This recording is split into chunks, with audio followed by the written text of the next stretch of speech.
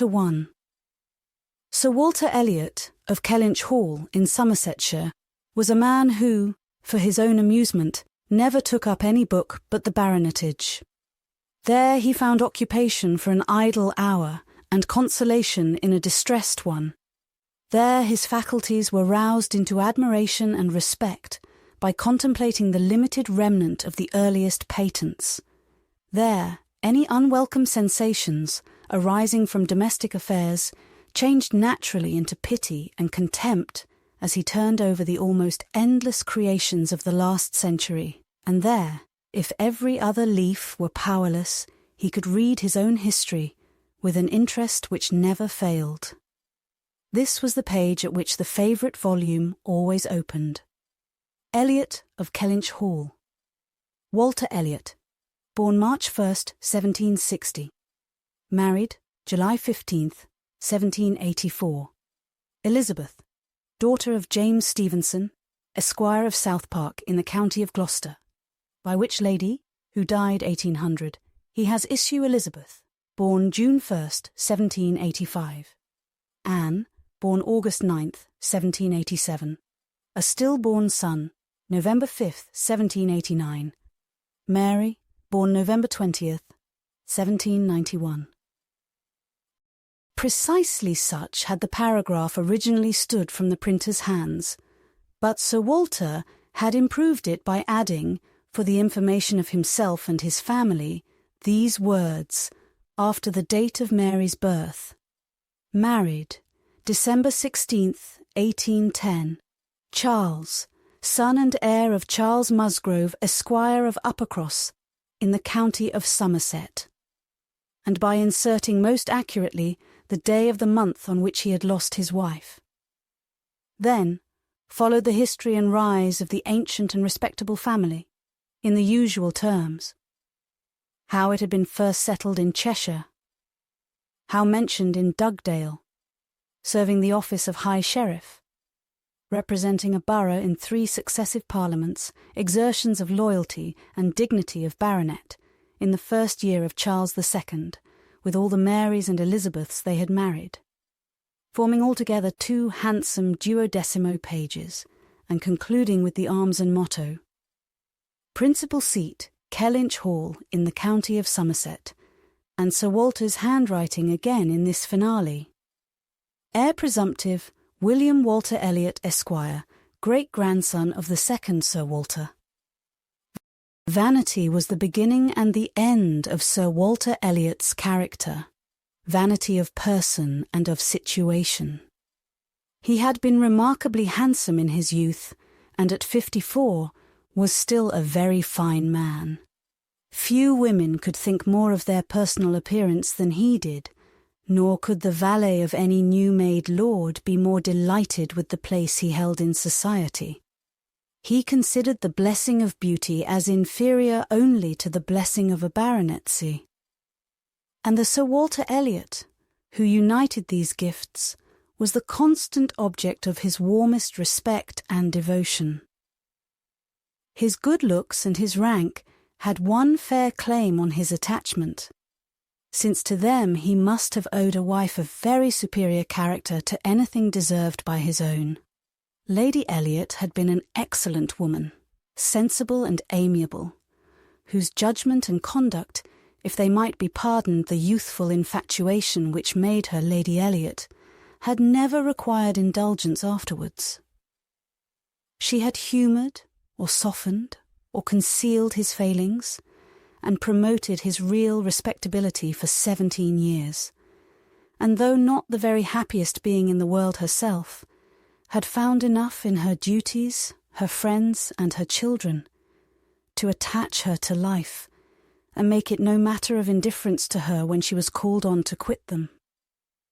3 girls, the 2 eldest 16 and 14, was an awful legacy for a mother to bequeath.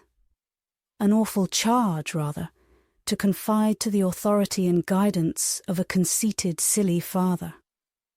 She had, however, one very intimate friend, a sensible, deserving woman, who had been brought, by strong attachment to herself, to settle close by her in the village of Kellynch, and on her kindness and advice, Lady Elliot mainly relied for the best help and maintenance of the good principles and instruction which she had been anxiously giving her daughters. This friend, and Sir Walter, did not marry, whatever might have been anticipated on that head by their acquaintance.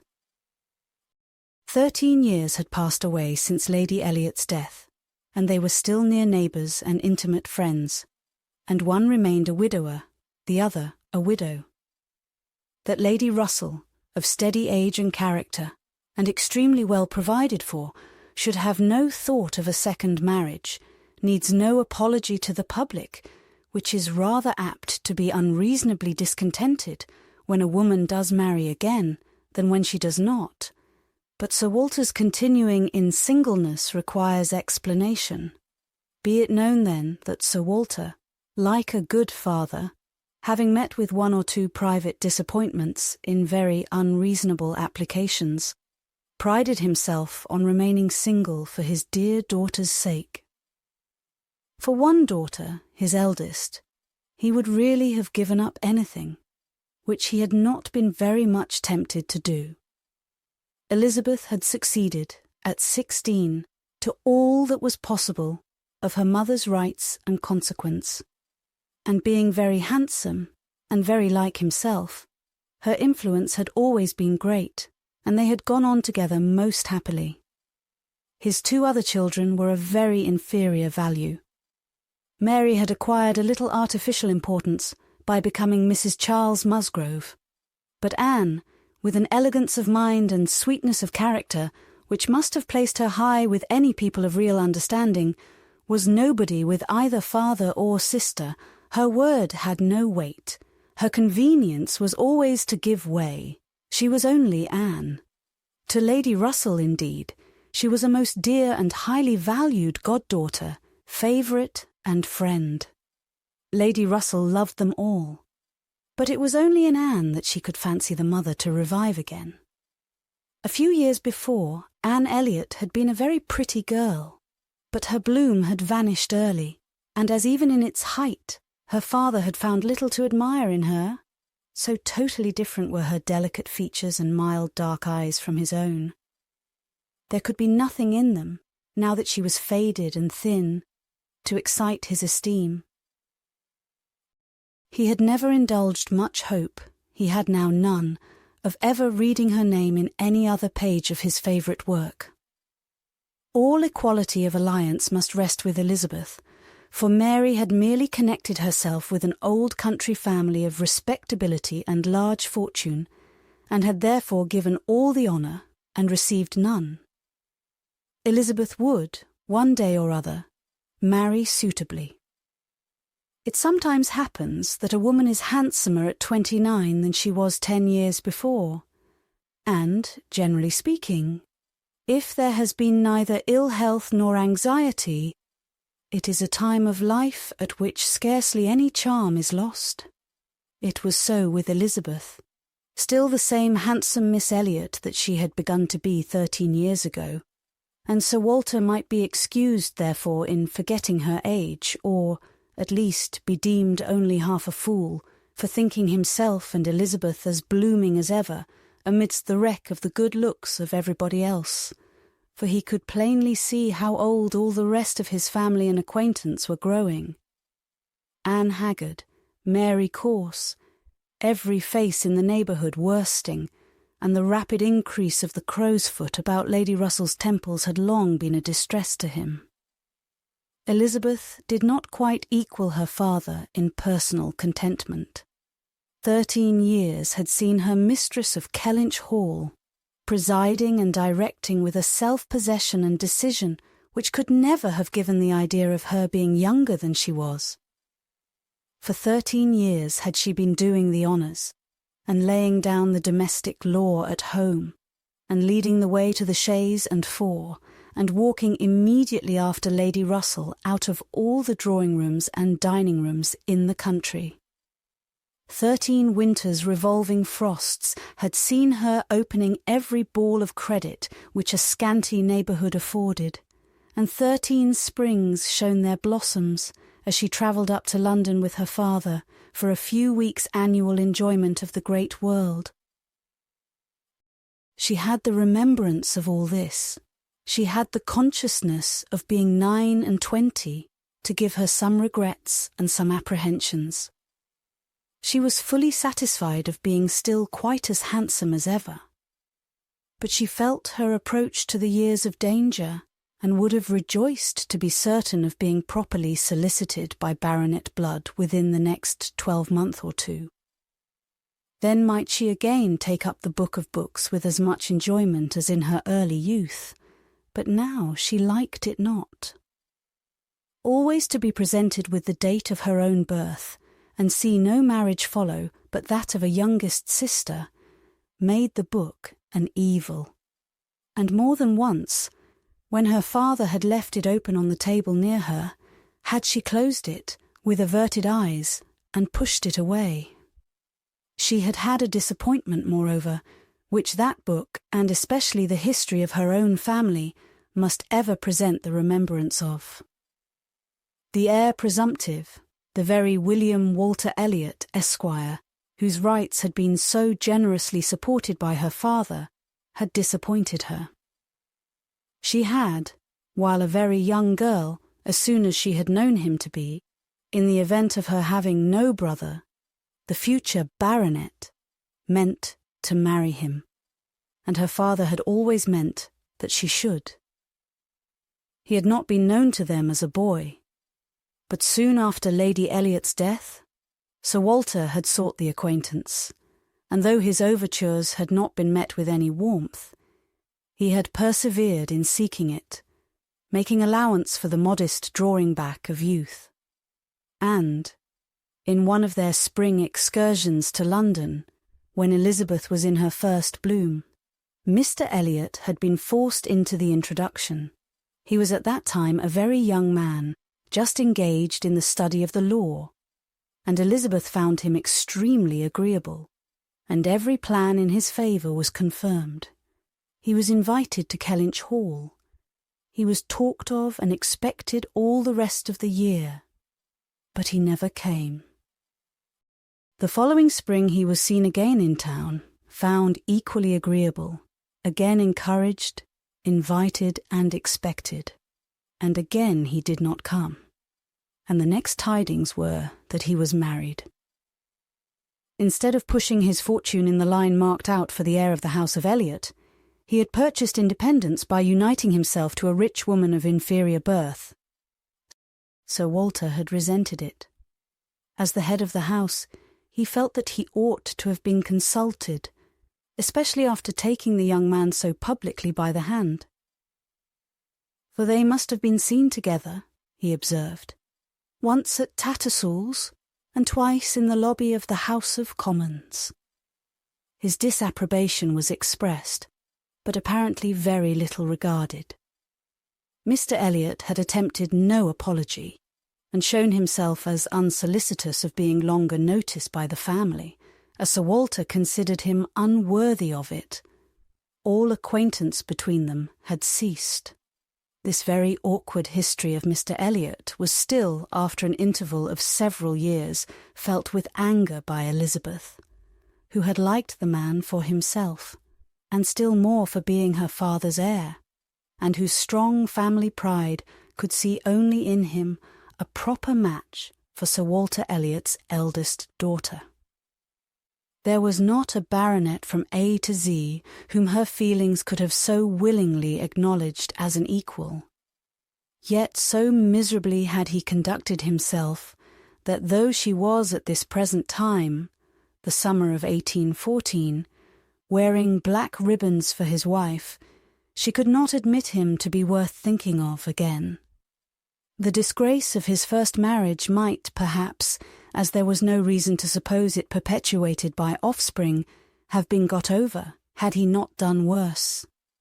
But he had, as by the customary intervention of kind friends, they had been informed, spoken most disrespectfully of them all, most slightingly and contemptuously of the very blood he belonged to, and the honours which were hereafter to be his own, This could not be pardoned. Such were Elizabeth Elliot's sentiments and sensations, such the cares to alloy, the agitations to vary, the sameness and the elegance, the prosperity and the nothingness of her scene of life. Such the feelings to give interest to a long, uneventful residence in one country circle, to fill the vacancies which there were no habits of utility abroad, no talents or accomplishments for home to occupy. But now, another occupation and solicitude of mind was beginning to be added to these. Her father was growing distressed for money. She knew that when he now took up the baronetage, it was to drive the heavy bills of his tradespeople and the unwelcome hints of Mr. Shepherd, his agent, from his thoughts. The Kellynch property was good, but not equal to Sir Walter's apprehension of the state required in its possessor. While Lady Elliot lived, there had been method, moderation, and economy, which had just kept him within his income. But with her had died all such right-mindedness, and from that period he had been constantly exceeding it. It had not been possible for him to spend less. He had done nothing but what Sir Walter Elliot was imperiously called on to do. But blameless as he was not only growing dreadfully in debt, but was hearing of it so often that it became vain to attempt concealing it longer, even partially, from his daughter. He had given her some hints of it the last spring in town. He had gone so far even as to say, "Can we retrench?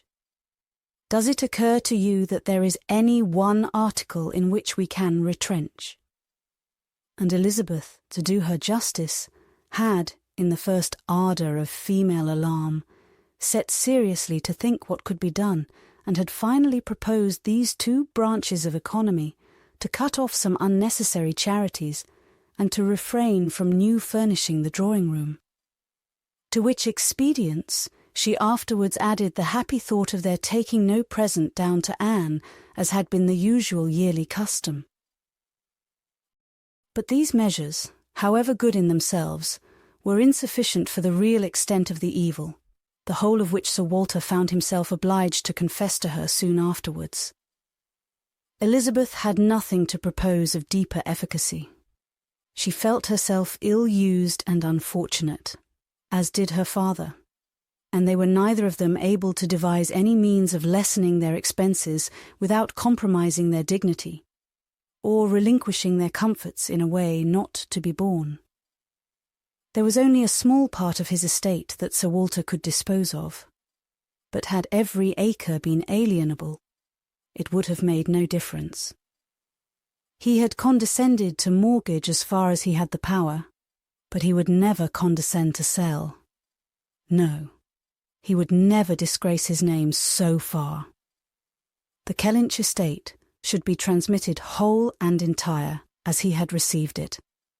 Their two confidential friends, Mr. Shepherd, who lived in the neighbouring market town, and Lady Russell, were called on to advise them, and both father and daughter seemed to expect that something should be struck out by one or the other to remove their embarrassments and reduce their expenditure without involving the loss of any indulgence of taste or pride. Chapter 2. Mr. Shepherd, a civil, cautious lawyer, who, whatever might be his hold or his views on Sir Walter, would rather have the disagreeable prompted by anybody else, excused himself from offering the slightest hint, and only begged leave to recommend an implicit reference to the excellent judgment of Lady Russell, from whose known good sense he fully expected to have just such resolute measures advised as he meant to see finally adopted.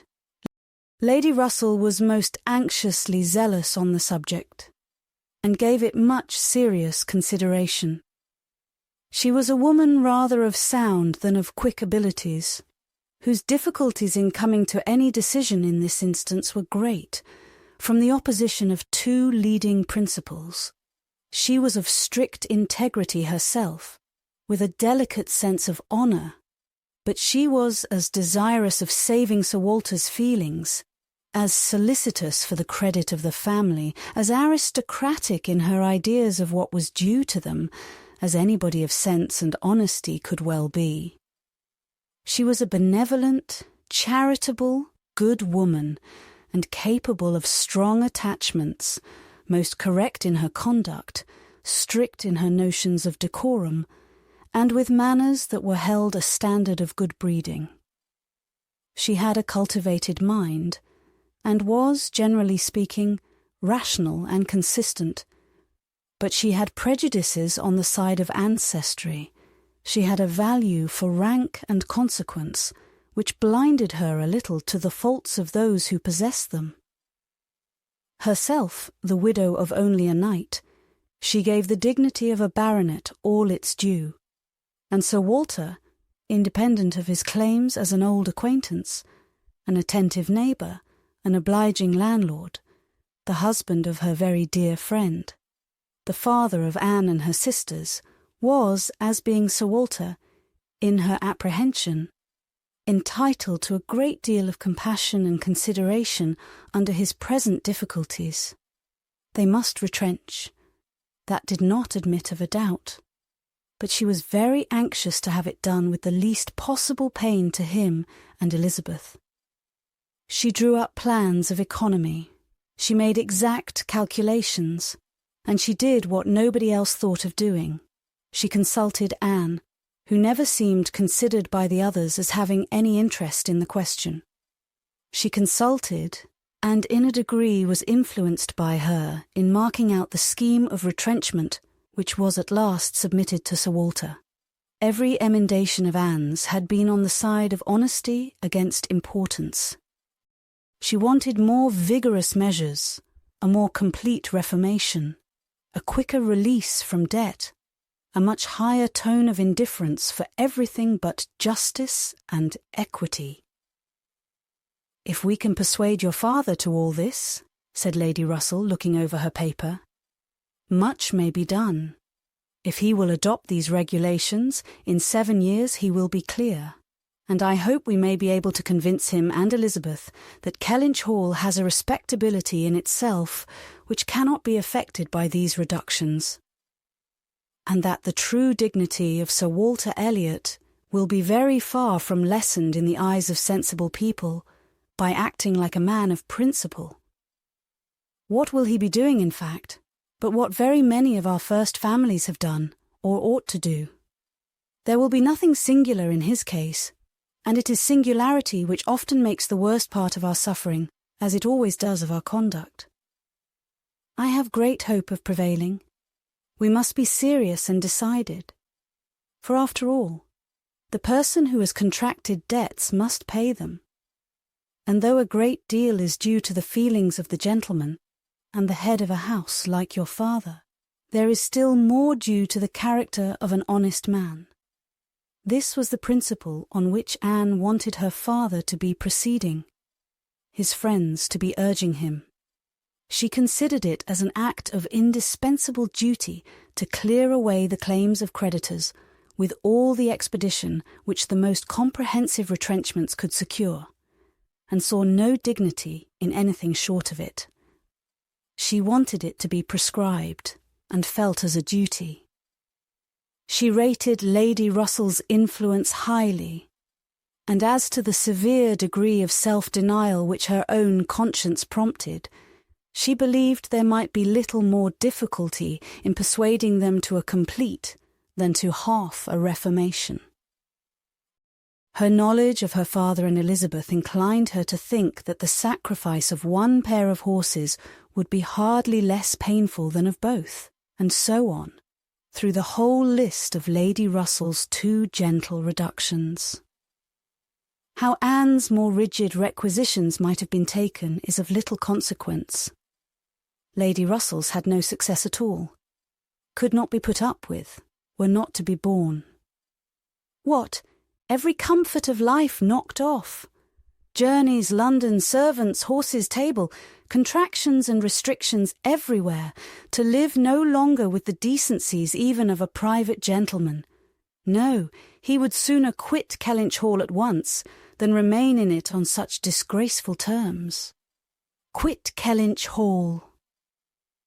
The hint was immediately taken up by Mr. Shepherd, whose interest was involved in the reality of Sir Walter's retrenching, and who was perfectly persuaded that nothing would be done without a change of abode. Since the idea had been started in the very quarter which ought to dictate, he had no scruple, he said, in confessing his judgment to be entirely on that side. It did not appear to him that Sir Walter could materially alter his style of living in a house which had such a character of hospitality and ancient dignity to support. In any other place, Sir Walter might judge for himself, and would be looked up to as regulating the modes of life in whatever way he might choose to model his household. Sir Walter would quit Kellynch Hall, and after a very few days more of doubt and indecision, the great question of whither he should go was settled, and the first outline of this important change made out. There had been 3 alternatives: London, Bath, or another house in the country. All Anne's wishes had been for the latter, a small house in their own neighbourhood where they might still have Lady Russell's society, still be near Mary, and still have the pleasure of sometimes seeing the lawns and groves of Kellynch, was the object of her ambition. But the usual fate of Anne attended her in having something very opposite from her inclination fixed on. She disliked Bath, and did not think it agreed with her, and Bath was to be her home. Sir Walter had at first thought more of London, but Mr. Shepherd felt that he could not be trusted in London, and had been skilful enough to dissuade him from it, and make Bath preferred. It was a much safer place for a gentleman in his predicament. He might there be important at comparatively little expense. 2 material advantages of Bath over London had of course been given all their weight: its more convenient distance from Kellynch, only 50 miles, and Lady Russell's spending some part of every winter there. And to the very great satisfaction of Lady Russell, whose first views on the projected change had been for Bath, Sir Walter and Elizabeth were induced to believe that they should lose neither consequence nor enjoyment by settling there. Lady Russell felt obliged to oppose her dear Anne's known wishes.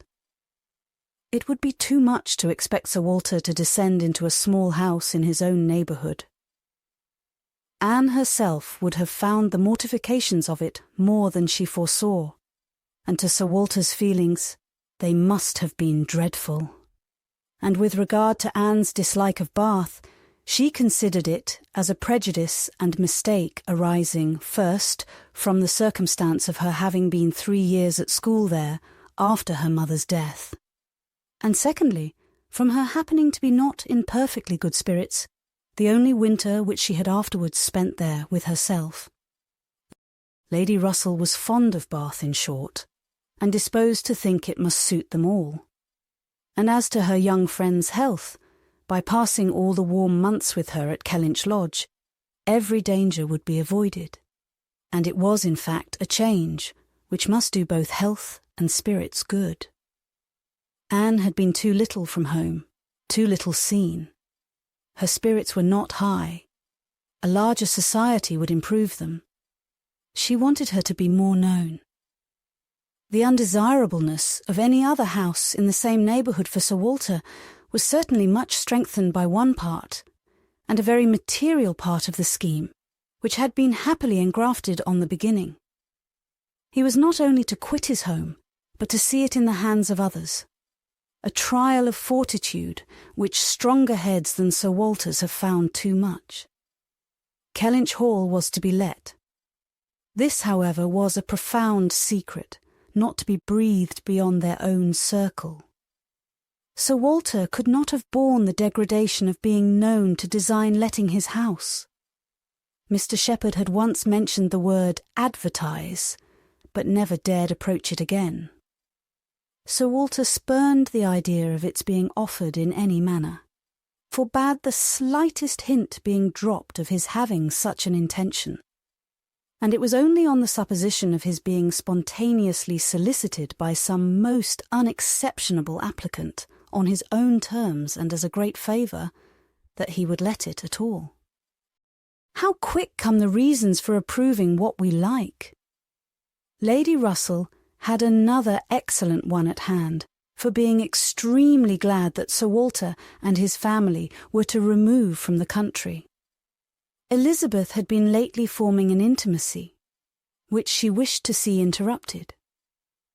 It was with the daughter of Mr. Shepherd, who had returned, after an unprosperous marriage, to her father's house, with the additional burden of 2 children. She was a clever young woman, who understood the art of pleasing, at least, at Kellynch Hall, and who had made herself so acceptable to Miss Elliot as to have been already staying there more than once, in spite of all that Lady Russell, who thought it a friendship quite out of place, could hint of caution and reserve. Lady Russell, indeed, had scarcely any influence with Elizabeth, and seemed to love her, rather because she would love her, than because Elizabeth deserved it. She had never received from her more than outward attention, nothing beyond the observances of complaisance, had never succeeded in any point which she wanted to carry, against previous inclination. She had been repeatedly very earnest in trying to get Anne included in the visit to London, sensibly open to all the injustice and all the discredit of the selfish arrangements which shut her out, and on many lesser occasions had endeavoured to give Elizabeth the advantage of her own better judgment and experience, but always in vain. Elizabeth would go her own way, and never had she pursued it in more decided opposition to Lady Russell than in this selection of Mrs. Clay.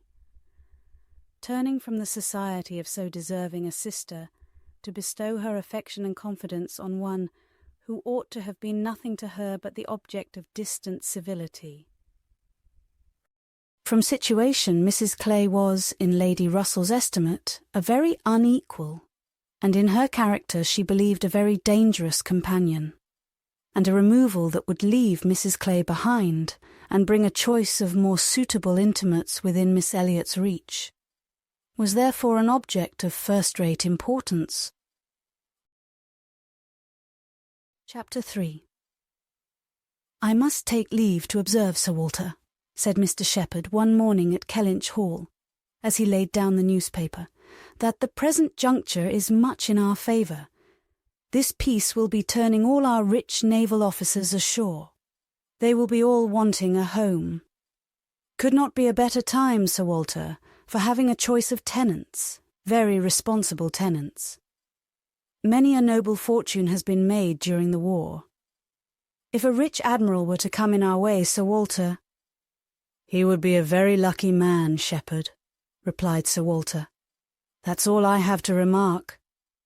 A prize indeed would Kellynch Hall be to him, rather the greatest prize of all. Let him have taken ever so many before. Hey, Shepherd?" Mr. Shepherd laughed, as he knew he must, at this wit, and then added, "I presume to observe, Sir Walter, that, in the way of business, gentlemen of the navy are well to deal with. I have had a little knowledge of their methods of doing business, and I am free to confess that they have very liberal notions, and are as likely to make desirable tenants as any set of people one should meet with. Therefore, Sir Walter, what I would take leave to suggest is, that if in consequence of any rumours getting abroad of your intention, which must be contemplated as a possible thing, because we know how difficult it is to keep the actions and designs of one part of the world from the notice and curiosity of the other, consequence has its tax. I, John Shepherd, might conceal any family matters that I chose, for nobody would think it worth their while to observe me. But Sir Walter Elliot has eyes upon him which it may be very difficult to elude, and therefore thus much I venture upon, that it will not greatly surprise me if, with all our caution, some rumour of the truth should get abroad, in the supposition of which, as I was going to observe, since applications will unquestionably follow, I should think any from our wealthy naval commanders particularly worth attending to, and beg leave to add that 2 hours will bring me over at any time to save you the trouble of replying."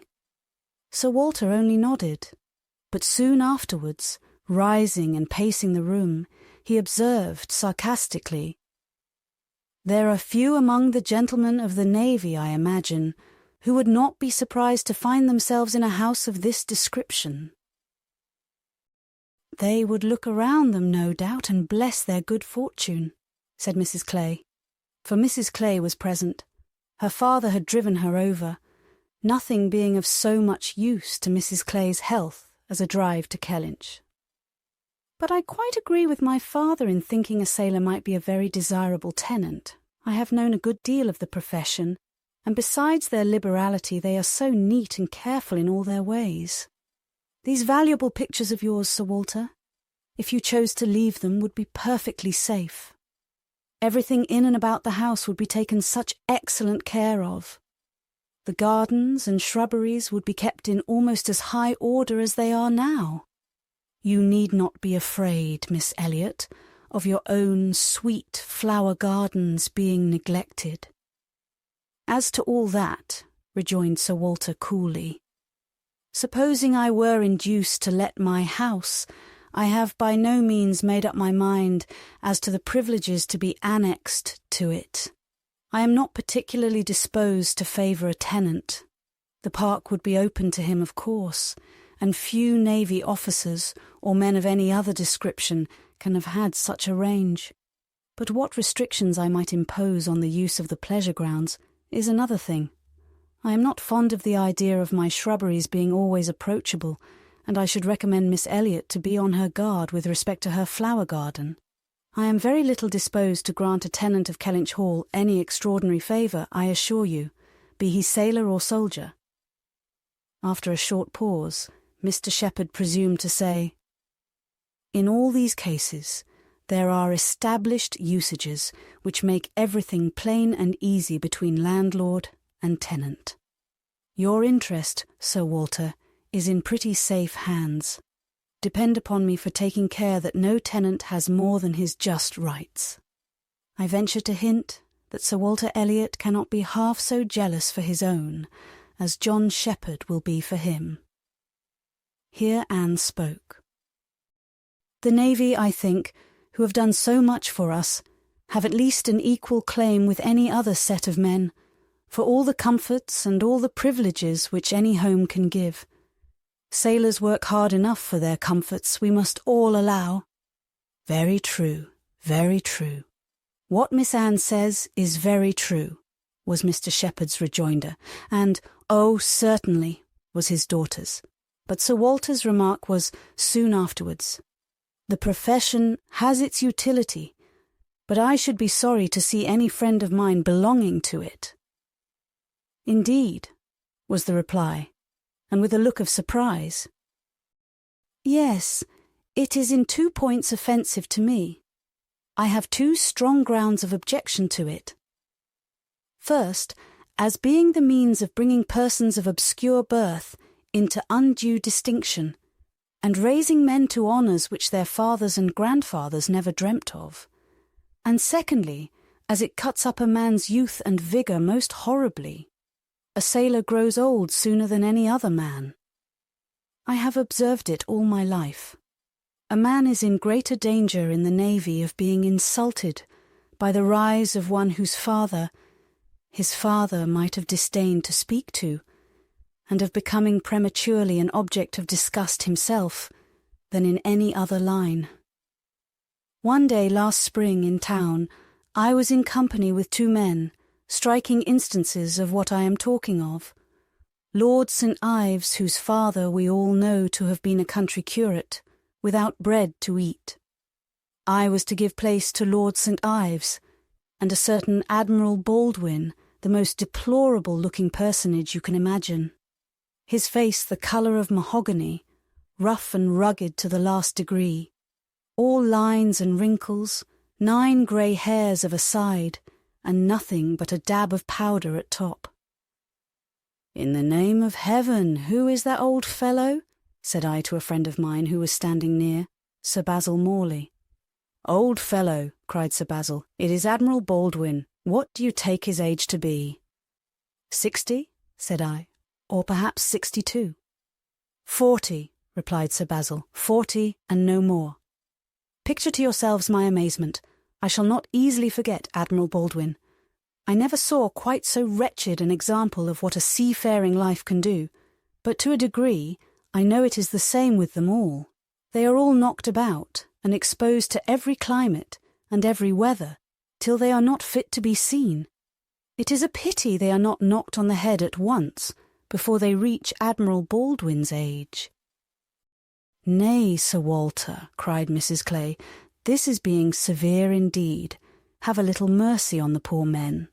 We are not all born to be handsome. The sea is no beautifier, certainly. Sailors do grow old betimes. I have observed it. They soon lose the look of youth. But then, is it not the same with many other professions, perhaps most other? Soldiers in active service are not at all better off, and even in the quieter professions there is a toil and a labour of the mind, if not of the body, which seldom leaves a man's looks to the natural effect of time. The lawyer plods, quite careworn.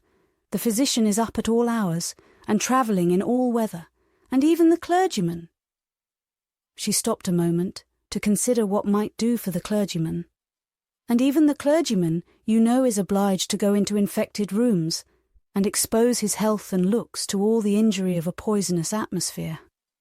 In fact, as I have long been convinced, though every profession is necessary and honourable in its turn, it is only the lot of those who are not obliged to follow any, who can live in a regular way, in the country, choosing their own hours, following their own pursuits, and living on their own property, without the torment of trying for more. It is only their lot, I say, to hold the blessings of health and a good appearance to the utmost. I know no other set of men but what lose something of their personableness when they cease to be quite young." It seemed as if Mr. Shepherd, in this anxiety to bespeak Sir Walter's goodwill towards a naval officer as tenant, had been gifted with foresight. For the very first application for the house was from an Admiral Croft, with whom he shortly afterwards fell into company in attending the quarter sessions at Taunton. And indeed, he had received a hint of the Admiral from a London correspondent, by the report which he hastened over to Kellynch to make. Admiral Croft was a native of Somersetshire, who, having acquired a very handsome fortune, was wishing to settle in his own country, and had come down to Taunton in order to look at some advertised places in that immediate neighbourhood, which, however, had not suited him. That accidentally hearing, it was just as he had foretold, Mr. Shepherd observed, Sir Walter's concerns could not be kept a secret. Accidentally hearing of the possibility of Kellynch Hall being to let, and understanding his, Mr. Shepherd's, connection with the owner, he had introduced himself to him in order to make particular inquiries, and had, in the course of a pretty long conference, expressed as strong an inclination for the place as a man who knew it only by description could feel, and given Mr. Shepherd, in his explicit account of himself, every proof of his being a most responsible, eligible tenant. "And who is Admiral Croft?" was Sir Walter's cold, suspicious inquiry. Mr. Shepherd answered for his being of a gentleman's family, and mentioned a place, and Anne, after the little pause which followed, added, "He is a rear admiral of the White. He was in the Trafalgar action, and has been in the East Indies since. He was stationed there, I believe, several years." "Then I take it for granted," observed Sir Walter, "that his face is about as orange as the cuffs and capes of my livery." Mr. Shepherd hastened to assure him that Admiral Croft was a very hale, hearty, well-looking man, a little weather-beaten to be sure, but not much, and quite the gentleman in all his notions and behaviour, not likely to make the smallest difficulty about terms, only wanted a comfortable home and to get into it as soon as possible, knew he must pay for his convenience, knew what rent a ready-furnished house of that consequence might fetch. Should not have been surprised if Sir Walter had asked more, had inquired about the manor, would be glad of the deputation certainly, but made no great point of it, said he sometimes took out a gun, but never killed. Quite the gentleman, Dot. Mr. Shepherd was eloquent on the subject, pointing out all the circumstances of the Admiral's family, which made him peculiarly desirable as a tenant. He was a married man, and without children, the very state to be wished for. A house was never taken good care of, Mr. Shepherd observed, without a lady. He did not know whether furniture might not be in danger of suffering as much where there was no lady as where there were many children. A lady, without a family, was the very best preserver of furniture in the world. He had seen Mrs. Croft, too. She was at Taunton with the Admiral, and had been present almost all the time they were talking the matter over. And a very well-spoken, genteel, shrewd lady she seemed to be, continued he. Asked more questions about the house, and terms and taxes, than the Admiral himself, and seemed more conversant with business. And moreover, Sir Walter, I found she was not quite unconnected in this country any more than her husband. That is to say, she is sister to a gentleman who did live amongst us once. She told me so herself. Sister to the gentleman who lived a few years back at Monkford. Bless me! What was his name? At this moment I cannot recollect his name, though I have heard it so lately. Penelope, my dear, can you help me to the name of the gentleman who lived at Monkford, Mrs. Croft's brother? But Mrs. Clay was talking so eagerly with Miss Elliot that she did not hear the appeal. I have no conception whom you can mean, Shepherd. I remember no gentleman resident at Monkford since the time of old Governor Trent.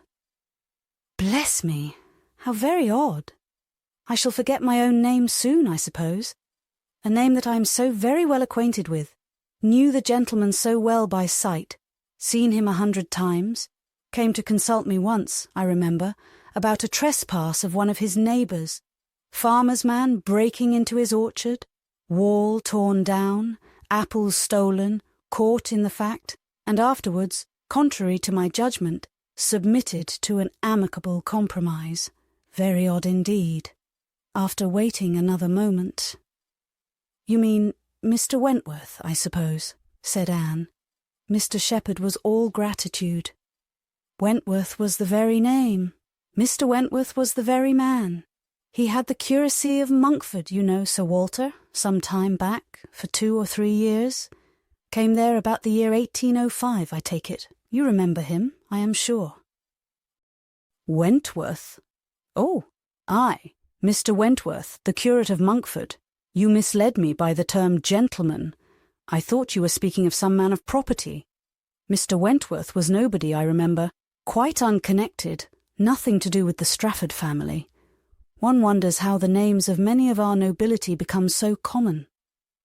As Mr. Shepherd perceived that this connection of the Crofts did them no service with Sir Walter, he mentioned it no more, returning with all his zeal to dwell on the circumstances more indisputably in their favour, their age and number and fortune, the high idea they had formed of Kellynch Hall, and extreme solicitude for the advantage of renting it, making it appear as if they ranked nothing beyond the happiness of being the tenants of Sir Walter Elliot. An extraordinary taste, certainly, could they have been supposed in the secret of Sir Walter's estimate of the dues of a tenant. It succeeded, however, and though Sir Walter must ever look with an evil eye on anyone intending to inhabit that house, and think them infinitely too well off in being permitted to rent it on the highest terms, he was talked into allowing Mr. Shepherd to proceed in the treaty, and authorising him to wait on Admiral Croft, who still remained at Taunton, and fix a day for the house being seen. Sir Walter was not very wise, but still he had experience enough of the world to feel that a more unobjectionable tenant in all essentials than Admiral Croft bid fair to be could hardly offer. So far went his understanding, and his vanity supplied a little additional soothing in the Admiral's situation in life, which was just high enough and not too high. "I have let my house to Admiral Croft" would sound extremely well, very much better than to any mere Mr. A Mr., save perhaps some half-dozen in the nation, always needs a note of explanation. An admiral speaks his own consequence, and, at the same time, can never make a baronet look small. In all their dealings and intercourse, Sir Walter Elliot must ever have the precedence dot. Nothing could be done without a reference to Elizabeth, but her inclination was growing so strong for a removal that she was happy to have it fixed and expedited by a tenant at hand, and not a word to suspend decision was uttered by her. Mr. Shepherd was completely empowered to act, and no sooner had such an end been reached than Anne, who had been a most attentive listener to the whole, left the room to seek the comfort of cool air for her flushed cheeks, and as she walked along a favourite grove, said, with a gentle sigh, "A few months more, and he, perhaps, may be walking here." Chapter 4. He was not Mr. Wentworth, the former curate of Monkford, however suspicious appearances may be, but a Captain Frederick Wentworth, his brother, who, being made commander in consequence of the action off St. Domingo, and not immediately employed, had come into Somersetshire in the summer of 1806, and having no parent living, found a home for half a year at Monkford. He was, at that time, a remarkably fine young man, with a great deal of intelligence, spirit, and brilliancy, and Anne, an extremely pretty girl, with gentleness, modesty, taste, and feeling. Half the sum of attraction on either side might have been enough, for he had nothing to do, and she had hardly anybody to love. But the encounter of such lavish recommendations could not fail. They were gradually acquainted, and when acquainted, rapidly and deeply in love. It would be difficult to say which had seen highest perfection in the other, or which had been the happiest, she, in receiving his declarations and proposals, or he, in having them accepted. A short period of exquisite felicity followed, and but a short one. Troubles soon arose. Sir Walter, on being applied to, without actually withholding his consent, or saying it should never be, gave it all the negative of great astonishment, great coldness, great silence, and a professed resolution of doing nothing for his daughter. He thought it a very degrading alliance, and Lady Russell, though with more tempered and pardonable pride, received it as a most unfortunate one.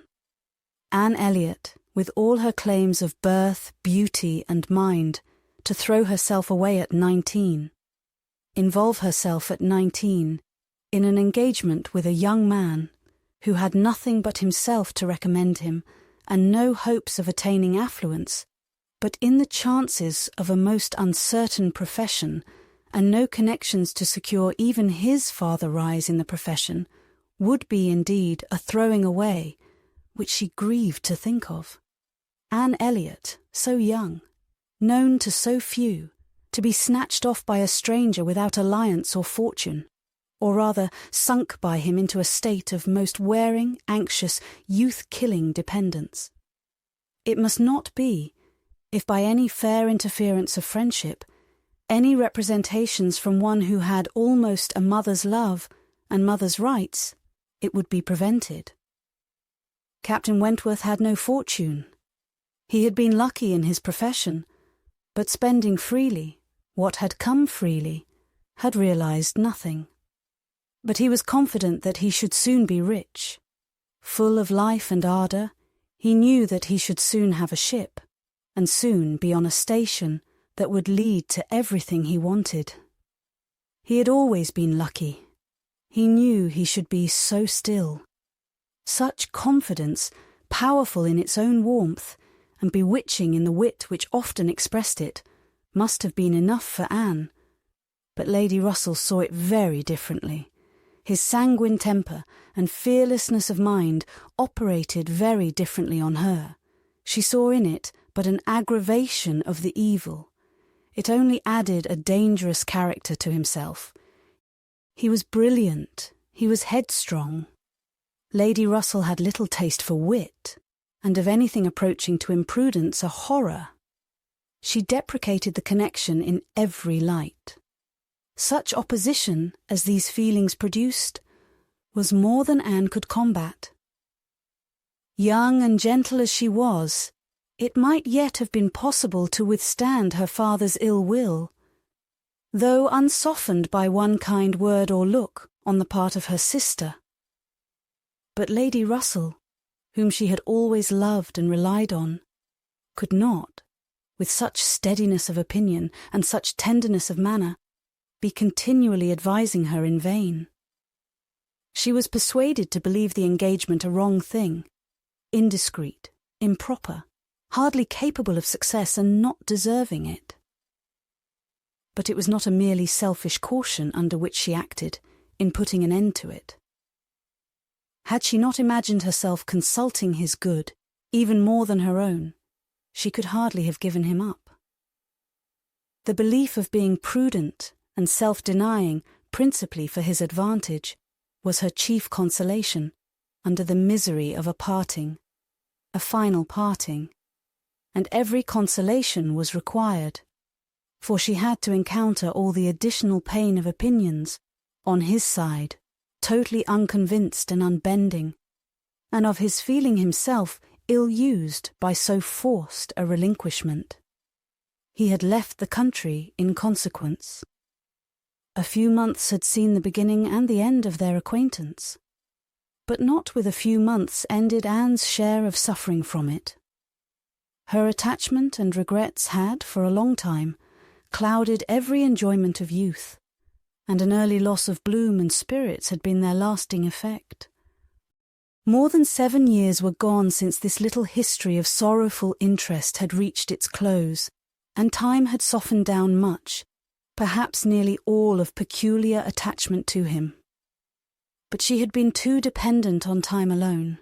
No aid had been given in change of place, except in one visit to Bath soon after the rupture, or in any novelty or enlargement of society. No one had ever come within the Kellynch circle who could bear a comparison with Frederick Wentworth, as he stood in her memory. No second attachment, the only thoroughly natural, happy and sufficient cure at her time of life, had been possible to the nice tone of her mind, the fastidiousness of her taste, in the small limits of the society around them. She had been solicited, when about 22, to change her name by the young man, who not long afterwards found a more willing mind in her younger sister. And Lady Russell had lamented her refusal, for Charles Musgrove was the eldest son of a man whose landed property and general importance were second in that country, only to Sir Walter's, and of good character and appearance, and however Lady Russell might have asked yet for something more, while Anne was 19, she would have rejoiced to see her at 22 so respectably removed from the partialities and injustice of her father's house, and settled so permanently near herself.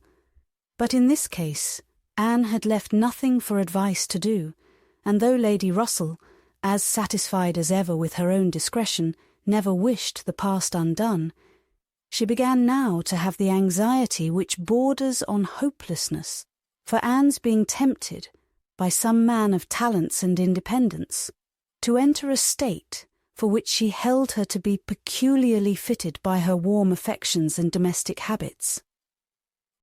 They knew not each other's opinion, either its constancy or its change, on the one leading point of Anne's conduct, for the subject was never alluded to. But Anne, at 27, thought very differently from what she had been made to think at 19. She did not blame Lady Russell. She did not blame herself for having been guided by her. But she felt that were any young person in similar circumstances to apply to her for counsel, they would never receive any of such certain immediate wretchedness, such uncertain future good. She was persuaded that under every disadvantage of disapprobation at home, and every anxiety attending his profession, all their probable fears, delays, and disappointments, she should yet have been a happier woman in maintaining the engagement than she had been in the sacrifice of it, and this, she fully believed, had the usual share. Had even more than the usual share of all such solicitudes and suspense been theirs, without reference to the actual results of their case, which, as it happened, would have bestowed earlier prosperity than could be reasonably calculated on. All his sanguine expectations, all his confidence had been justified. His genius and ardour had seemed to foresee and to command his prosperous path. He had very soon after their engagement ceased, got employ, and all that he had told her would follow had taken place. He had distinguished himself, and early gained the other step in rank, and must now, by successive captures, have made a handsome fortune. She had only navy lists and newspapers for her authority, but she could not doubt his being rich, and in favour of his constancy, she had no reason to believe him married. How eloquent could Anne Elliot have been? How eloquent, at least, were her wishes on the side of early warm attachment, and a cheerful confidence in futurity, against that over-anxious caution which seems to insult exertion and distrust Providence. She had been forced into prudence in her youth. She learned romance as she grew older, the natural sequel of an unnatural beginning. With all these circumstances, recollections and feelings, she could not hear that Captain Wentworth's sister was likely to live at Kellynch without a revival of former pain, and many a stroll and many a sigh were necessary to dispel the agitation of the idea. She often told herself it was folly, before she could harden her nerves sufficiently to feel the continual discussion of the Crofts and their business no evil. She was assisted, however, by that perfect indifference and apparent unconsciousness among the only three of her own friends in the secret of the past, which seemed almost to deny any recollection of it. She could do justice to the superiority of Lady Russell's motives in this, over those of her father and Elizabeth. She could honour all the better feelings of her calmness, but the general air of oblivion among them was highly important from whatever it sprung, and in the event of Admiral Croft's really taking Kellynch Hall, she rejoiced anew over the conviction which had always been most grateful to her, of the past being known to those three only among her connections, by whom no syllables, she believed, would ever be whispered, and in the trust that among his, the brother only with whom he had been residing, had received any information of their short-lived engagement. That brother had been long removed from the country, and being a sensible man, and moreover a single man at the time, she had a fond dependence on no human creature's having heard of it from him. The sister, Mrs. Croft, had then been out of England, accompanying her husband on a foreign station, and her own sister, Mary, had been at school while it all occurred, and never admitted by the pride of some and the delicacy of others to the smallest knowledge of it afterwards. With these supports, she hoped that the acquaintance between herself and the Crofts, which, with Lady Russell, still resident in Kellynch, and Mary fixed only 3 miles off, must be anticipated, need not involve any particular awkwardness. Chapter 5. On the morning appointed for Admiral and Mrs. Croft's seeing Kellynch Hall, Anne found it most natural to take her almost daily walk to Lady Russell's, and keep out of the way till all was over, when she found it most natural to be sorry that she had missed the opportunity of seeing them. This meeting of the two parties proved highly satisfactory, and decided the whole business at once. Each lady was previously well disposed for an agreement, and saw nothing, therefore, but good manners in the other. And with regard to the gentleman, there was such a hearty good humour, such an open, trusting liberality on the Admiral's side, as could not but influence Sir Walter, who had besides been flattered into his very best and most polished behaviour by Mr. Shepherd's assurances of his being known, by report, to the Admiral, as a model of good breeding. The house and grounds and furniture were approved, the crofts were approved, terms, time, everything, and everybody was right, and Mr. Shepherd's clerks were set to work, without there having been a single preliminary difference, to modify of all that this indenture showeth. Sir Walter, without hesitation, declared the Admiral to be the best-looking sailor he had ever met with, and went so far as to say that if his own man might have had the arranging of his hair, he should not be ashamed of being seen with him anywhere. And the Admiral, with sympathetic cordiality, observed to his wife as they drove back through the park, "I thought we should soon come to a deal, my dear, in spite of what they told us at Taunton. The Baronet will never set the Thames on fire, but there seems to be no harm in him." Reciprocal compliments, which would have been esteemed about equal. The Crofts were to have possession at Michaelmas, and as Sir Walter proposed removing to Bath in the course of the preceding month, there was no time to be lost in making every dependent arrangement.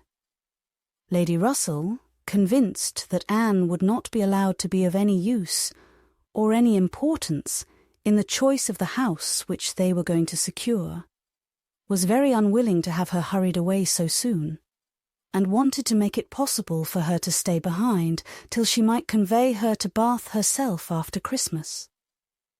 But having engagements of her own, which must take her from Kellynch for several weeks, she was unable to give the full invitation she wished, and Anne, though dreading the possible heats of September, in all the white glare of Bath, and grieving to forego all the influence so sweet and so sad of the autumnal months in the country, did not think that, everything considered, she wished to remain. It would be most right and most wise, and, therefore, must involve the least suffering to go with the others. Something occurred, however, to give her a different duty.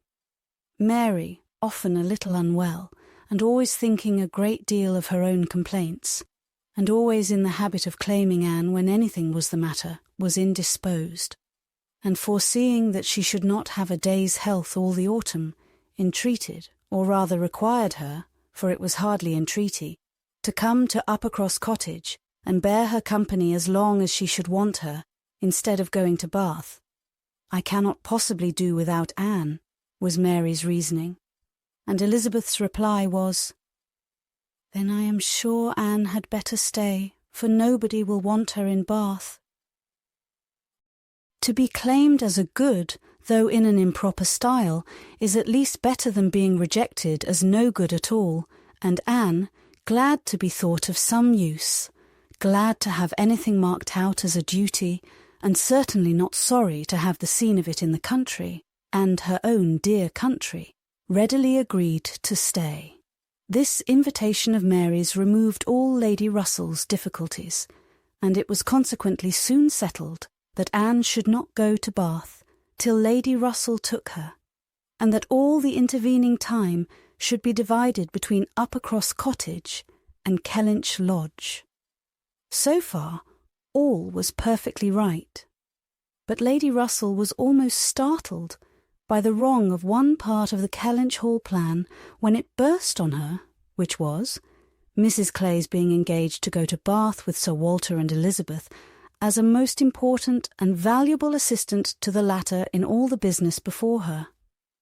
Lady Russell was extremely sorry that such a measure should have been resorted to at all, wondered, grieved, and feared, and the affront it contained to Anne, in Mrs. Clay's being of so much use, while Anne could be of none, was a very sore aggravation. Anne herself was become hardened to such affronts, but she felt the imprudence of the arrangement quite as keenly as Lady Russell. With a great deal of quiet observation, and a knowledge, which she often wished less, of her father's character, she was sensible that results the most serious to his family from the intimacy were more than possible. She did not imagine that her father had at present an idea of the kind. Mrs. Clay had freckles, and a projecting tooth, and a clumsy wrist, which he was continually making severe remarks upon, in her absence, but she was young, and certainly altogether well-looking, and possessed, in an acute mind and assiduous pleasing manners, infinitely more dangerous attractions than any merely personal might have been. Anne was so impressed by the degree of their danger that she could not excuse herself from trying to make it perceptible to her sister. She had little hope of success. But Elizabeth, who in the event of such a reverse would be so much more to be pitied than herself, should never, she thought, have reason to reproach her for giving no warning. She spoke, and seemed only to offend. Elizabeth could not conceive how such an absurd suspicion should occur to her, and indignantly answered for each party's perfectly knowing their situation. "Mrs. Clay," said she warmly, "never forgets who she is, and as I am rather better acquainted with her sentiments than you can be, I can assure you that upon the subject of marriage they are particularly nice, and that she reprobates all inequality of condition and rank more strongly than most people. And as to my father, I really should not have thought that he, who has kept himself single so long for our sakes, need be suspected now. If Mrs. Clay were a very beautiful woman, I grant you, it might be wrong to have her so much with me. Not that anything in the world, I am sure, would induce my father to make a degrading match, but he might be rendered unhappy. But poor Mrs. Clay, who, with all her merits, can never have been reckoned tolerably pretty. I really think poor Mrs. Clay may be staying here in perfect safety. One would imagine you had never heard my father speak of her personal misfortunes, though I know you must 50 times. That tooth of hers and those freckles. Freckles do not disgust me so very much as they do him. I have known a face not materially disfigured by a few, but he abominates them. You must have heard him notice Mrs. Clay's freckles. There is hardly any personal defect, replied Anne, which an agreeable manner might not gradually reconcile one to. I think very differently, answered Elizabeth shortly. An agreeable manner may set off handsome features, but can never alter plain ones. However, at any rate, as I have a great deal more at stake on this point than anybody else can have, I think it rather unnecessary in you to be advising me. Anne had done, glad that it was over, and not absolutely hopeless of doing good. Elizabeth, though resenting the suspicion, might yet be made observant by it. The last office of the 4 carriage horses was to draw Sir Walter, Miss Elliot, and Mrs. Clay to Bath. The party drove off in very good spirits. Sir Walter prepared with condescending bows for all the afflicted tenantry and cottagers who might have had a hint to show themselves, and Anne walked up at the same time in a sort of desolate tranquillity to the lodge where she was to spend the first week. Her friend was not in better spirits than herself. Lady Russell felt this break-up of the family exceedingly. Their respectability was as dear to her as her own, and a daily intercourse had become precious by habit.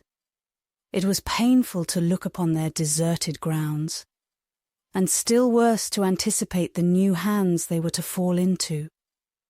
and to escape the solitariness and the melancholy of so altered a village, and be out of the way when Admiral and Mrs. Croft first arrived, she had determined to make her own absence from home begin when she must give up Anne.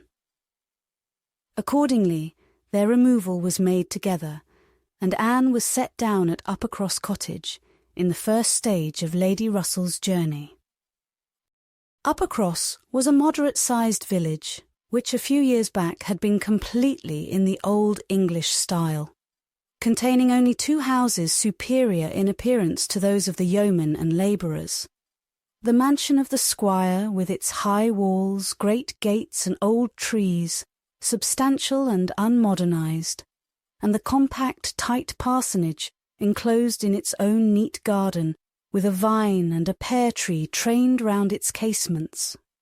But upon the marriage of the young squire, it had received the improvement of a farmhouse elevated into a cottage for his residence, and Uppercross Cottage, with its veranda, French windows, and other prettiness, was quite as likely to catch the traveller's eye as the more consistent and considerable aspect and premises of the great house, about 1/4 of a mile farther on. Here Anne had often been staying. She knew the ways of Uppercross as well as those of Kellynch. The 2 families were so continually meeting, so much in the habit of running in and out of each other's houses at all hours, that it was rather a surprise to her to find Mary alone. But being alone, her being unwell and out of spirits was almost a matter of course. Though better endowed than the elder sister, Mary had not Anne's understanding nor temper. While well and happy and properly attended to, she had great good humour and excellent spirits, but any indisposition sunk her completely. She had no resources for solitude, and inheriting a considerable share of the Elliot self-importance, was very prone to add to every other distress that of fancying herself neglected and ill-used. In person, she was inferior to both sisters, and had, even in her bloom, only reached the dignity of being a fine girl. She was now lying on the faded sofa of the pretty little drawing-room, the once elegant furniture of which had been gradually growing shabby, under the influence of 4 summers and 2 children, and on Anne's appearing greeted her with, "So, you are come at last?" "I began to think I should never see you. I am so ill I can hardly speak. I have not seen a creature the whole morning." "I am sorry to find you unwell," replied Anne. "You sent me such a good account of yourself on Thursday." "Yes, I made the best of it. I always do, but I was very far from well at the time, and I do not think I ever was so ill in my life as I have been all this morning, very unfit to be left alone, I'm sure. Suppose I were to be seized of a sudden in some dreadful way, and not able to ring the bell. So Lady Russell would not get out. I do not think she has been in this house 3 times this summer." Anne said what was proper, and inquired after her husband. "Oh, Charles is out shooting.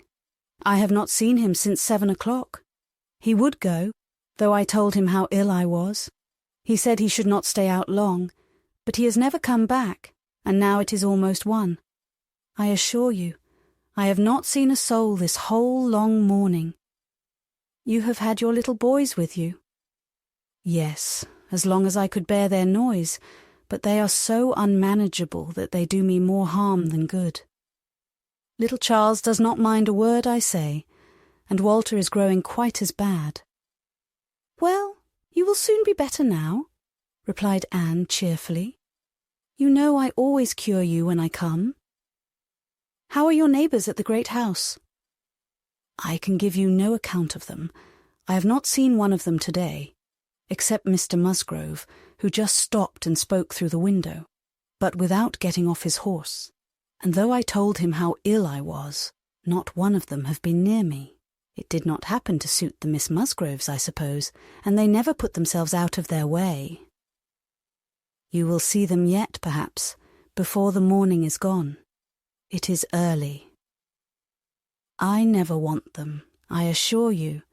They talk and laugh a great deal too much for me. Oh, Anne, I am so very unwell. It was quite unkind of you not to come on Thursday. My dear Mary, recollect what a comfortable account you sent me of yourself. You wrote in the cheerfullest manner, and said you were perfectly well, and in no hurry for me. And that being the case, you must be aware that my wish would be to remain with Lady Russell to the last. And besides, what I felt on her account, I have really been so busy, have had so much to do, that I could not very conveniently have left Kellynch sooner. Dear me, what can you possibly have to do? A great many things, I assure you. More than I can recollect in a moment, but I can tell you some. I have been making a duplicate of the catalogue of my father's books and pictures. I have been several times in the garden with Mackenzie, trying to understand and make him understand which of Elizabeth's plants are for Lady Russell. I have had all my own little concerns to arrange, books and music to divide, and all my trunks to repack, from not having understood in time what was intended as to the wagons. And one thing I have had to do, Mary, of a more trying nature, going to almost every house in the parish, as a sort of take-leave. I was told that they wished it, but all these things took up a great deal of time. Oh, well, and after a moment's pause, but you have never asked me one word about our dinner at the Pools yesterday. Did you go then? I have made no inquiries because I concluded you must have been obliged to give up the party. Oh yes, I went. I was very well yesterday. Nothing at all the matter with me till this morning. It would have been strange if I had not gone. I'm very glad you were well enough, and I hope you had a pleasant party. Nothing remarkable. One always knows beforehand what the dinner will be and who will be there, and it is so very uncomfortable not having a carriage of one's own. Mr. and Mrs. Musgrove took me, and we were so crowded. They are both so very large and take up so much room, and Mr. Musgrove always sits forward. So there was I, crowded into the back seat with Henrietta and Louisa, and I think it very likely that my illness today may be owing to it. A little further perseverance in patience and forced cheerfulness on Anne's side produced nearly a cure on Mary's. She could soon sit upright on the sofa and began to hope she might be able to leave it by dinner time. Then, forgetting to think of it, she was at the other end of the room, beautifying a nosegay. Then she ate her cold meat, and then she was well enough to propose a little walk. "Where shall we go?" said she when they were ready. "I suppose you will not like to call at the great house before they have been to see you." "I have not the smallest objection on that account," replied Anne. "I should never think of standing on such ceremony with people I know so well as Mrs. and the Miss Musgroves." "Oh, but they ought to call upon you as soon as possible. They ought to feel what is due to you as my sister. However, we may as well go and sit with them a little while, and when we have that over, we can enjoy our walk." Anne had always thought such a style of intercourse highly imprudent, but she had ceased to endeavour to check it, from believing that, though there were on each side continual subjects of offence, neither family could now do without it. To the great house accordingly they went, to sit the full half-hour in the old-fashioned square parlour, with a small carpet and shining floor, to which the present daughters of the house were gradually giving the proper air of confusion by a grand pianoforte and a harp, flower-stands and little tables placed in every direction. Oh, could the originals of the portraits against the wainscot, could the gentlemen in brown velvet and the ladies in blue satin have seen what was going on, have been conscious of such an overthrow of all order and neatness, the portraits themselves seemed to be staring in astonishment. The Musgroves, like their houses, were in a state of alteration, perhaps of improvement. The father and mother were in the old English style, and the young people in the new. Mr. and Mrs. Musgrove were a very good sort of people, friendly and hospitable, not much educated and not at all elegant. Their children had more modern minds and manners. There was a numerous family, but the only two grown up, excepting Charles, were Henrietta and Louisa, young ladies of 19 and 20, who had brought from school at Exeter all the usual stock of accomplishments, and were now like thousands of other young ladies, living to be fashionable, happy, and merry. Their dress had every advantage, their faces were rather pretty, their spirits extremely good, their manner unembarrassed and pleasant. They were of consequence at home, and favourites abroad. Anne always contemplated them as some of the happiest creatures of her acquaintance. But still, saved as we all are, by some comfortable feeling of superiority from wishing for the possibility of exchange, she would not have given up her own more elegant and cultivated mind for all their enjoyments, and envied them nothing but that seemingly perfect good understanding and agreement together, that good-humoured mutual affection, of which she had known so little herself with either of her sisters. They were received with great cordiality.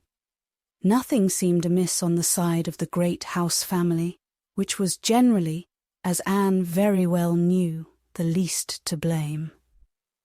The half-hour was chatted away pleasantly enough, and she was not at all surprised, at the end of it, to have their walking party joined by both the Miss Musgroves, at Mary's particular invitation. Chapter 6. Anne had not wanted this visit to Uppercross, to learn that a removal from one set of people to another, though at a distance of only 3 miles, will often include a total change of conversation, opinion, and idea. She had never been staying there before, without being struck by it, or without wishing that other Elliots could have her advantage in seeing how unknown or unconsidered there were the affairs which at Kellynch Hall were treated as of such general publicity and pervading interest. Yet with all this experience, she believed she must now submit to feel that another lesson in the art of knowing our own nothingness beyond our own circle was become necessary for her. For certainly, coming as she did, with a heart full of the subject which had been completely occupying both houses in Kellynch for many weeks, she had expected rather more curiosity and sympathy than she found in the separate but very similar remark of Mr. and Mrs. Musgrove.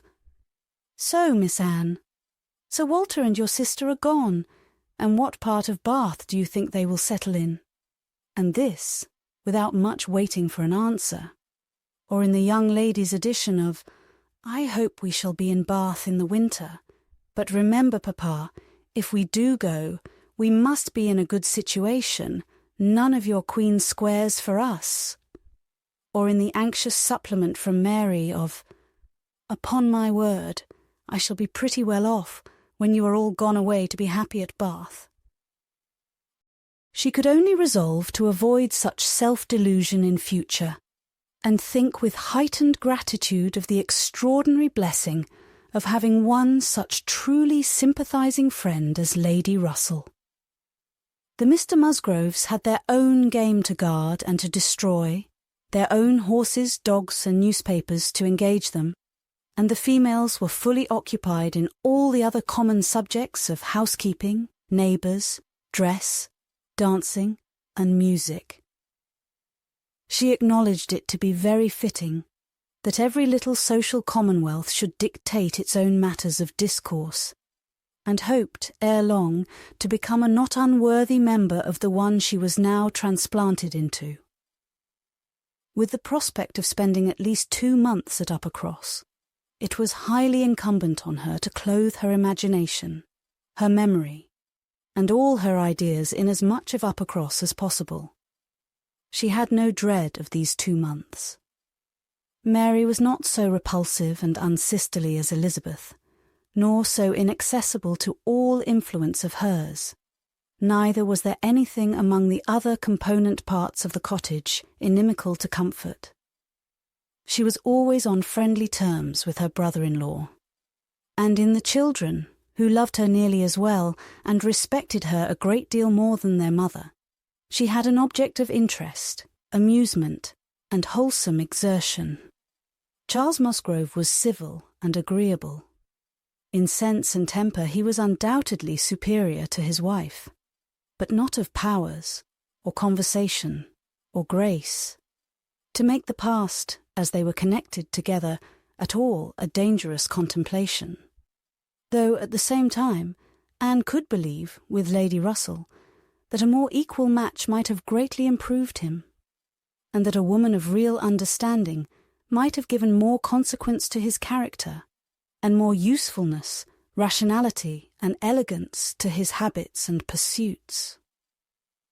As it was, he did nothing with much zeal, but sport, and his time was otherwise trifled away, without benefit from books or anything else.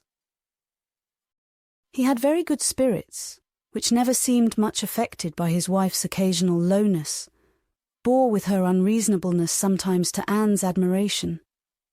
And upon the whole, though there was very often a little disagreement, in which she had sometimes more share than she wished, being appealed to by both parties, they might pass for a happy couple. They were always perfectly agreed in the want of more money, and a strong inclination for a handsome present from his father. But here, as on most topics, he had the superiority. For while Mary thought it a great shame that such a present was not made, he always contended for his father's having many other uses for his money, and a right to spend it as he liked.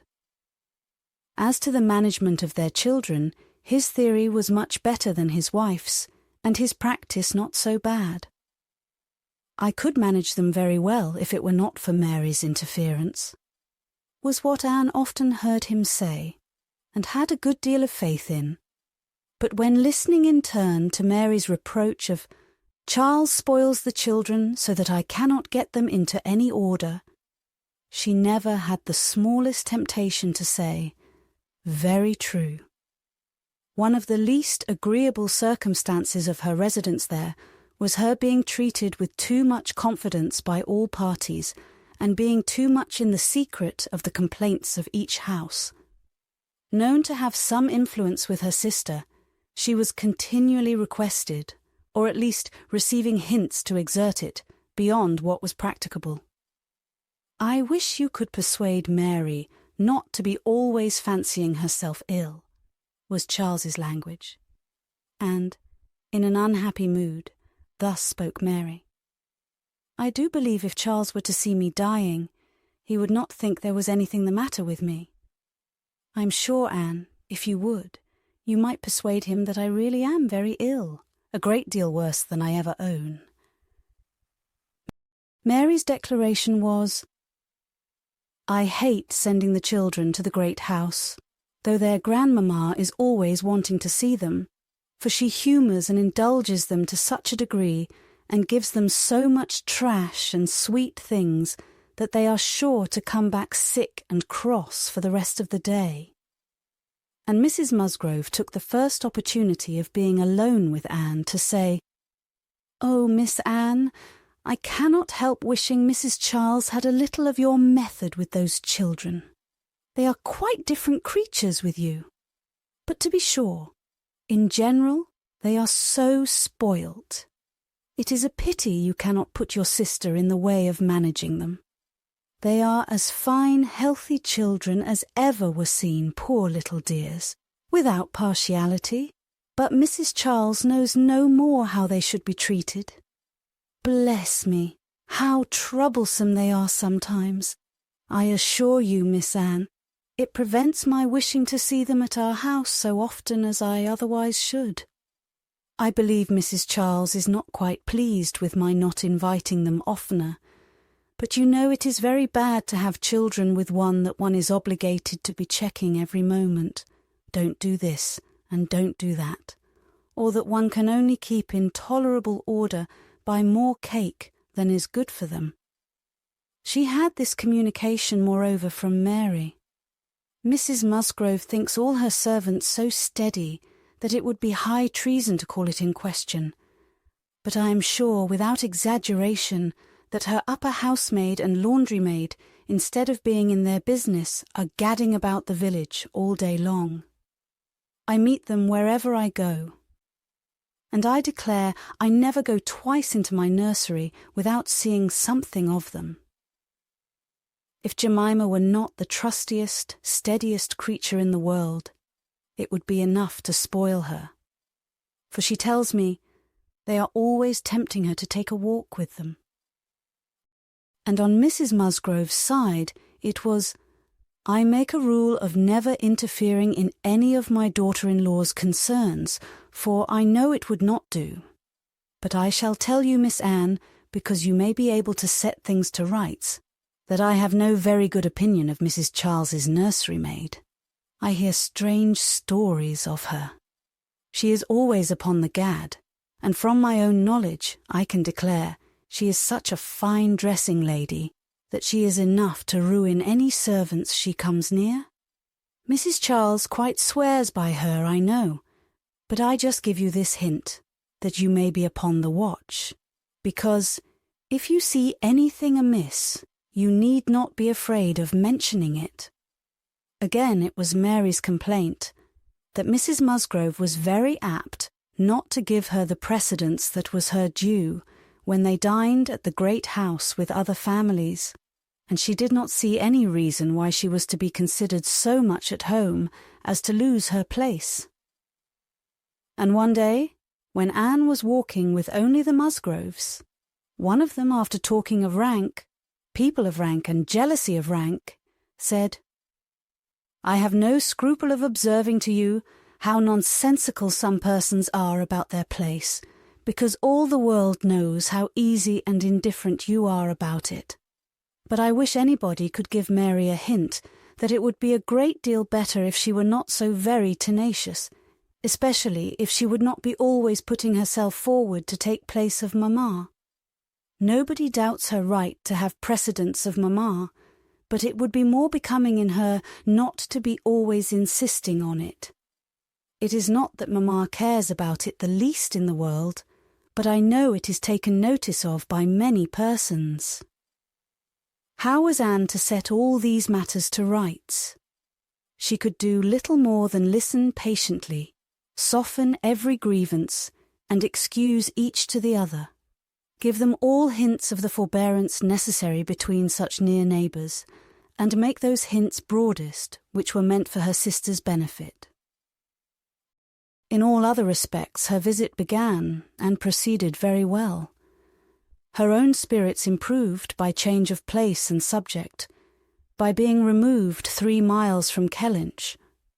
Mary's ailments lessened by having a constant companion, and their daily intercourse with the other family, since there was neither superior affection, confidence, nor employment in the cottage, to be interrupted by it, was rather an advantage. It was certainly carried nearly as far as possible, for they met every morning and hardly ever spent an evening asunder. But she believed they should not have done so well without the sight of Mr. and Mrs. Musgrove's respectable forms in the usual places, or without the talking, laughing, and singing of their daughters. She played a great deal better than either of the Miss Musgroves, but having no voice, no knowledge of the harp, and no fond parents to sit by and fancy themselves delighted, her performance was little thought of, only out of civility, or to refresh the others, as she was well aware. She knew that when she played, she was giving pleasure only to herself, but this was no new sensation. Excepting one short period of her life, she had never, since the age of 14, never since the loss of her dear mother, known the happiness of being listened to or encouraged by any just appreciation or real taste. In music, she had been always used to feel alone in the world, and Mr. and Mrs. Musgrove's fond partiality for their own daughter's performance and total indifference to any other persons, gave her much more pleasure for their sakes than mortification for her own. The party at the great house was sometimes increased by other company. The neighbourhood was not large, but the Musgroves were visited by everybody and had more dinner parties and more callers, more visitors by invitation and by chance than any other family. They were more completely popular. The girls were wild for dancing, and the evenings ended occasionally in an unpremeditated little ball. There was a family of cousins within a walk of Upper Cross, in less affluent circumstances, who depended on the Musgroves for all their pleasures. They would come at any time and help play at anything or dance anywhere. And Anne, very much preferring the office of musician to a more active post, played country dances to them by the hour together. A kindness which always recommended her musical powers to the notice of Mr. and Mrs. Musgrove more than anything else, and often drew this compliment. "Well done, Miss Anne. Very well done indeed. Lord bless me, how those little fingers of yours fly about." So passed the first 3 weeks. Michaelmas came, and now Anne's heart must be in Kellynch again. A beloved home made over to others, all the precious rooms and furniture, groves and prospects, beginning to own other eyes and other limbs. She could not think of much else on the 29th of September, and she had this sympathetic touch in the evening from Mary, who, on having occasion to note down the day of the month, exclaimed, "Dear me, is not this the day the Crofts were to come to Kellynch? I'm glad I did not think of it before. How low it makes me." The Crofts took possession with true naval alertness and were to be visited. Mary deplored the necessity for herself. Nobody knew how much she should suffer. She should put it off as long as she could. But was not easy till she had talked Charles into driving her over on an early day, and was in a very animated, comfortable state of imaginary agitation when she came back. Anne had very sincerely rejoiced in there being no means of her going. She wished, however, to see the Crofts, and was glad to be within when the visit was returned. They came. The master of the house was not at home, but the two sisters were together, and as it chanced that Mrs. Croft fell to the share of Anne, while the Admiral sat by Mary and made himself very agreeable by his good-humoured notice of her little boys, she was well able to watch for a likeness, and if it failed her in the features, to catch it in the voice or in the turn of sentiment and expression. Mrs. Croft, though neither tall nor fat, had a squareness, uprightness, and vigour of form, which gave importance to her person. She had bright dark eyes, good teeth, and altogether an agreeable face, though her reddened and weather-beaten complexion, the consequence of her having been almost as much at sea as her husband, made her seem to have lived some years longer in the world than her real 38. Her manners were open, easy, and decided, like one who had no distrust of herself, and no doubts of what to do, without any approach to coarseness, however, or any want of good humour. Anne gave her credit indeed for feelings of great consideration towards herself in all that related to Kellynch, and it pleased her, especially as she had satisfied herself in the very first half-minute, in the instant even of introduction, that there was not the smallest symptom of any knowledge or suspicion on Mrs. Croft's side to give a bias of any sort.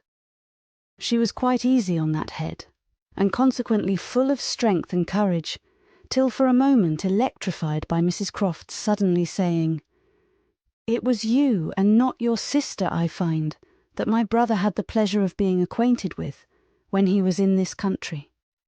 Anne hoped she had outlived the age of blushing, but the age of emotion she certainly had not. "Perhaps you may not have heard that he is married," added Mrs. Croft. She could now answer as she ought. and was happy to feel, when Mrs. Croft's next words explained it to be Mr. Wentworth of whom she spoke, that she had said nothing which might not do for either brother. She immediately felt how reasonable it was that Mrs. Croft should be thinking and speaking of Edward, and not of Frederick, and with shame at her own forgetfulness, applied herself to the knowledge of their former neighbour's present state with proper interest. The rest was all tranquillity, till, just as they were moving, she heard the Admiral say to Mary, "We are expecting a brother of Mrs. Croft's here soon. I dare say you know him by name." He was cut short by the eager attacks of the little boys, clinging to him like an old friend, and declaring he should not go, and being too much engrossed by proposals of carrying them away in his coat pockets, etc., to have another moment for finishing or recollecting what he had begun.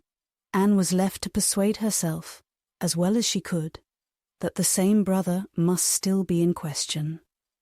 She could not, however, reach such a degree of certainty as not to be anxious to hear whether anything had been said on the subject at the other house, where the Crofts had previously been calling.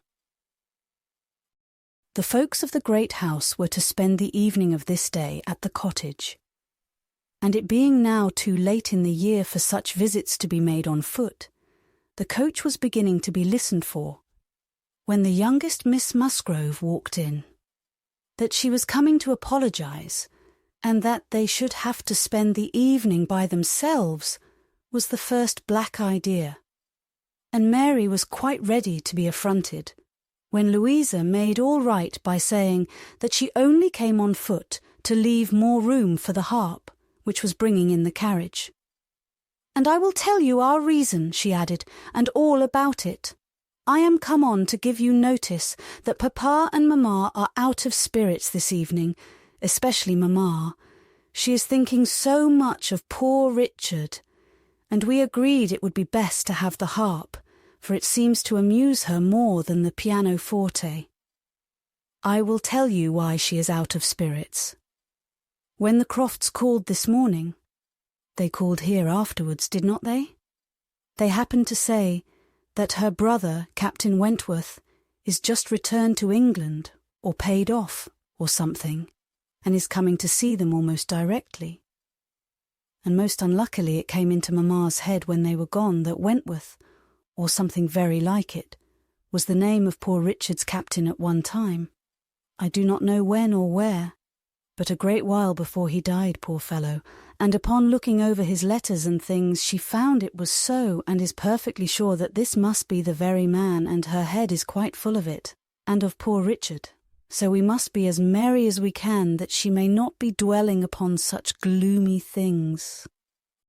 The real circumstances of this pathetic piece of family history were that the Musgroves had had the ill fortune of a very troublesome, hopeless son, and the good fortune to lose him before he reached his 20th year. That he had been sent to sea because he was stupid and unmanageable on shore. That he had been very little cared for at any time by his family, though quite as much as he deserved. Seldom heard of, and scarcely at all regretted, when the intelligence of his death abroad had worked its way to Uppercross 2 years before. He had, in fact, though his sisters were now doing all they could for him, by calling him poor Richard, been nothing better than a thick-headed, unfeeling, unprofitable Dick Musgrove, who had never done anything to entitle himself to more than the abbreviation of his name, living or dead. He had been several years at sea, and had, in the course of those removals to which all midshipmen are liable, and especially such midshipmen as every captain wishes to get rid of, been 6 months on board Captain Frederick Wentworth's frigate, the Laconia. And from the Laconia he had, under the influence of his captain, written the only 2 letters which his father and mother had ever received from him during the whole of his absence. That is to say, the only 2 disinterested letters. All the rest had been mere applications for money.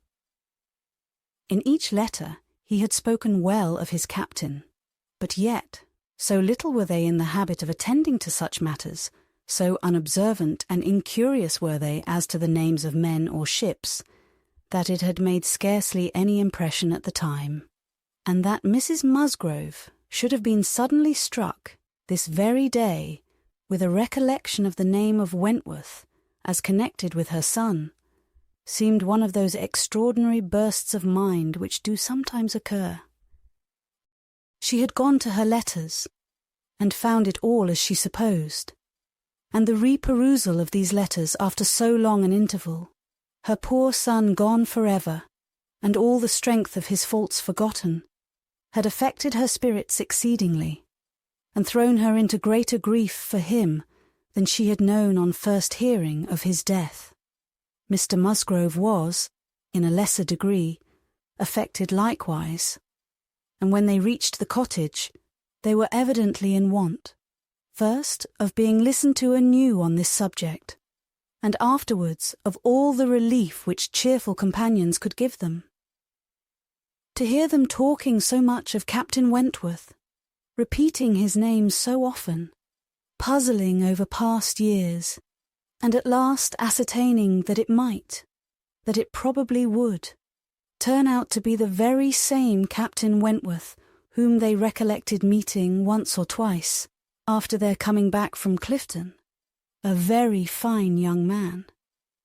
But they could not say whether it was 7 or 8 years ago, was a new sort of trial to Anne's nerves. She found, however, that it was one to which she must inure herself. Since he actually was expected in the country, she must teach herself to be insensible on such points.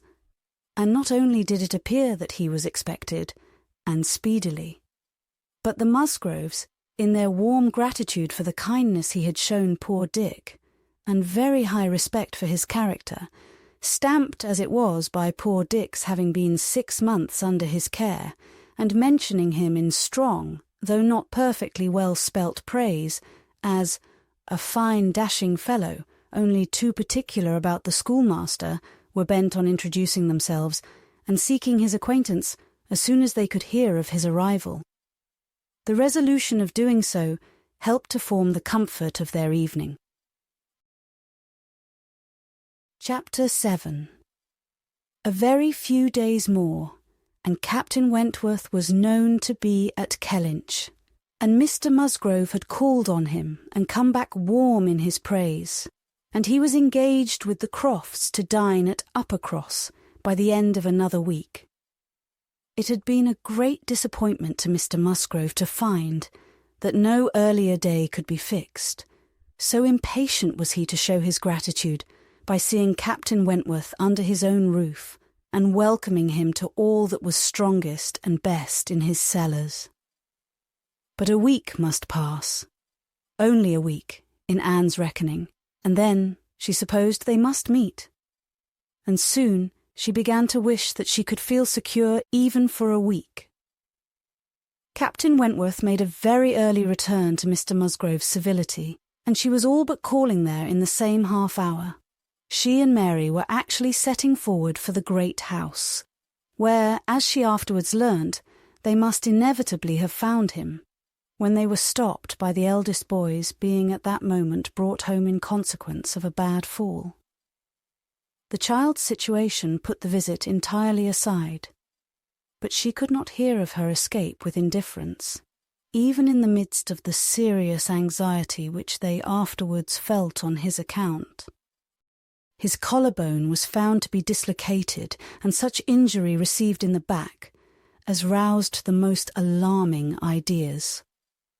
It was an afternoon of distress, and Anne had everything to do at once, the apothecary to send for, the father to have pursued and informed, the mother to support and keep from hysterics, the servants to control, the youngest child to banish, and the poor suffering one to attend and soothe. Besides sending, as soon as she recollected it, proper notice to the other house, which brought her an accession rather of frightened inquiring companions than of very useful assistance. Her brother's return was the first comfort. He could take best care of his wife. And the second blessing was the arrival of the apothecary. Till he came and had examined the child, their apprehensions were the worse for being vague. They suspected great injury, but knew not where. But now the collarbone was soon replaced, and though Mr. Robinson felt and rubbed and looked grave, and spoke low words both to the father and the aunt, still they were all to hope the best, and to be able to part and eat their dinner in tolerable ease of mind. And then it was, just before they parted, that the two young aunts were able so far to digress from their nephew's state as to give the information of Captain Wentworth's visit, staying 5 minutes behind their father and mother, to endeavour to express how perfectly delighted they were with him, how much handsomer, how infinitely more agreeable they thought him than any individual among their male acquaintance, who had been at all a favourite before. How glad they had been to hear Papa invite him to stay dinner, how sorry when he said it was quite out of his power, and how glad again when he had promised in reply to Papa and Mamma's farther pressing invitations to come and dine with them on the morrow. Actually on the morrow, and he had promised it in so pleasant a manner, as if he felt all the motive of their attention just as he ought. And in short, he had looked and said everything with such exquisite grace that they could assure them all their heads were both turned by him. And off they ran, quite as full of glee as of love, and apparently more full of Captain Wentworth than of little Charles. The same story and the same raptures were repeated when the two girls came with their father through the gloom of the evening to make inquiries, and Mr. Musgrove, no longer under the first uneasiness about his heir, could add his confirmation and praise, and hope there would be now no occasion for putting Captain Wentworth off, and only be sorry to think that the cottage party probably would not like to leave the little boy to give him the meeting. Oh no. As to leaving the little boy, both father and mother were in much too strong and recent alarm to bear the thought, and Anne, in the joy of the escape, could not help adding her warm protestations to theirs. Charles Musgrove, indeed, afterwards showed more of inclination. The child was going on so well, and he wished so much to be introduced to Captain Wentworth, that perhaps he might join them in the evening. He would not dine from home, but he might walk in for half an hour. But in this he was eagerly opposed by his wife with, "Oh, no, indeed, Charles, I cannot bear to have you go away. Only think if anything should happen." The child had a good night, and was going on well the next day. It must be a work of time to ascertain that no injury had been done to the spine, but Mr. Robinson found nothing to increase alarm, and Charles Musgrove began, consequently, to feel no necessity for longer confinement. The child was to be kept in bed and amused as quietly as possible, but what was there for a father to do? This was quite a female case, and it would be highly absurd in him, who could be of no use at home, to shut himself up. His father very much wished him to meet Captain Wentworth, and there being no sufficient reason against it, he ought to go, and it ended in his making a bold, public declaration when he came in from shooting, of his meaning to dress directly and dine at the other house. "Nothing can be going on better than the child," said he. "So I told my father just now that I would come, and he thought me quite right. Your sister being with you, my love, I have no scruple at all. You would not like to leave him yourself, but you see I can be of no use. Anne will send for me if anything is the matter. Husbands and wives generally understand when opposition will be vain. Mary knew, from Charles's manner of speaking, that he was quite determined on going, and that it would be of no use to tease him. She said nothing, therefore, till he was out of the room, but as soon as there was only Anne to hear. So you and I are to be left to shift by ourselves, with this poor sick child, and not a creature coming near us all the evening. I knew how it would be. This is always my luck. If there is anything disagreeable going on, men are always sure to get out of it. And Charles is as bad as any of them. Very unfeeling. I must say it is very unfeeling of him to be running away from his poor little boy. Talks of his being going on so well. How does he know that he is going on well? Or that there may not be a sudden change half an hour hence? I did not think Charles would have been so unfeeling. So here he is to go away and enjoy himself. And because I am the poor mother, I am not to be allowed to stir, and yet I am sure I am more unfit than anybody else to be about the child. My being the mother is the very reason why my feelings should not be tried. I am not at all equal to it. You saw how hysterical I was yesterday. But that was only the effect of the suddenness of your alarm, of the shock. You will not be hysterical again. I dare say we shall have nothing to distress us. I perfectly understand Mr. Robinson's directions and have no fears, and indeed, Mary, I cannot wonder at your husband. Nursing does not belong to a man, it is not his province. A sick child is always the mother's property. Her own feelings generally make it so. I hope I am as fond of my child as any mother, but I do not know that I am of any more use in the sick room than Charles, for I cannot be always scolding and teasing the poor child when it is ill. And you saw this morning that if I told him to keep quiet, he was sure to begin kicking about. I have not nerves for the sort of thing. But could you be comfortable yourself to be spending the whole evening away from the poor boy? Yes. You see his papa can, and why should not I? Jemima is so careful, and she could send us word every hour how he was. I really think Charles might as well have told his father we would all come. I am not more alarmed about little Charles now than he is. I was dreadfully alarmed yesterday, but the case is very different today. Well, if you do not think it too late to give notice for yourself, suppose you were to go, as well as your husband. Leave little Charles to my care. Mr. and Mrs. Musgrove cannot think it wrong, while I remain with him. Are you serious? Cried Mary, her eyes brightening. Dear me, that's a very good thought, very good indeed. To be sure, I may just as well go as not, for I am of no use at home, am I? And it only harasses me. You, who have not a mother's feelings, are a great deal the properest person. You can make little Charles do anything. He always minds you at a word. It will be a great deal better than leaving him only with Jemima. Oh, I shall certainly go. I am sure I ought if I can, quite as much as Charles, for they want me excessively to be acquainted with Captain Wentworth, and I know you do not mind being left alone. An excellent thought of yours indeed, Anne. I will go and tell Charles and get ready directly. You can send for us, you know, at a moment's notice if anything is the matter. But I dare say there will be nothing to alarm you. I should not go, you may be sure, if I did not feel quite at ease about my dear child.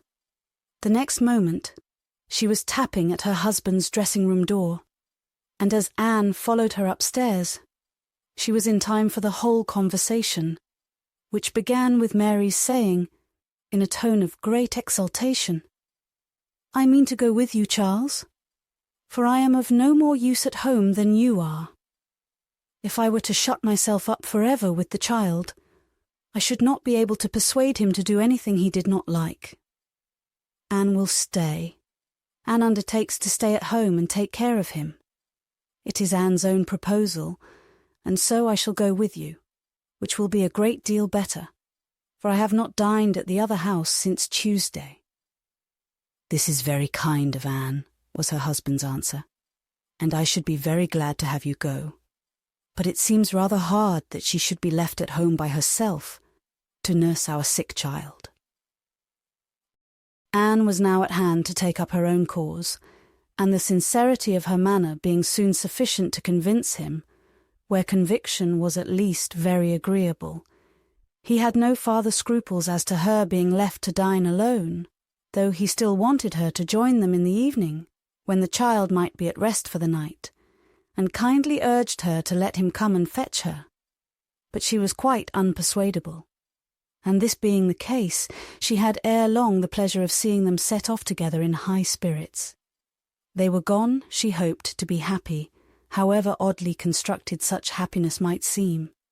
As for herself, she was left with as many sensations of comfort as were, perhaps, ever likely to be hers. She knew herself to be of the first utility to the child, and what was it to her if Frederick Wentworth were only half a mile distant, making himself agreeable to others? She would have liked to know how he felt as to a meeting. Perhaps indifferent, if indifference could exist under such circumstances. He must be either indifferent or unwilling. Had he wished ever to see her again, he need not have waited till this time. He would have done what she could not but believe that in his place she should have done long ago, when events had been early giving him the independence which alone had been wanting. Her brother and sister came back delighted with their new acquaintance and their visit in general. There had been music, singing, talking, laughing, all that was most agreeable, charming manners in Captain Wentworth, no shyness or reserve. They seemed all to know each other perfectly, and he was coming the very next morning to shoot with Charles. He was to come to breakfast, but not at the cottage, though that had been proposed at first. But then he had been pressed to come to the great house instead, and he seemed afraid of being in Mrs. Charles Musgrove's way on account of the child, and therefore somehow, they hardly knew how, it ended in Charles's being to meet him to breakfast at his father's. Anne understood it. He wished to avoid seeing her.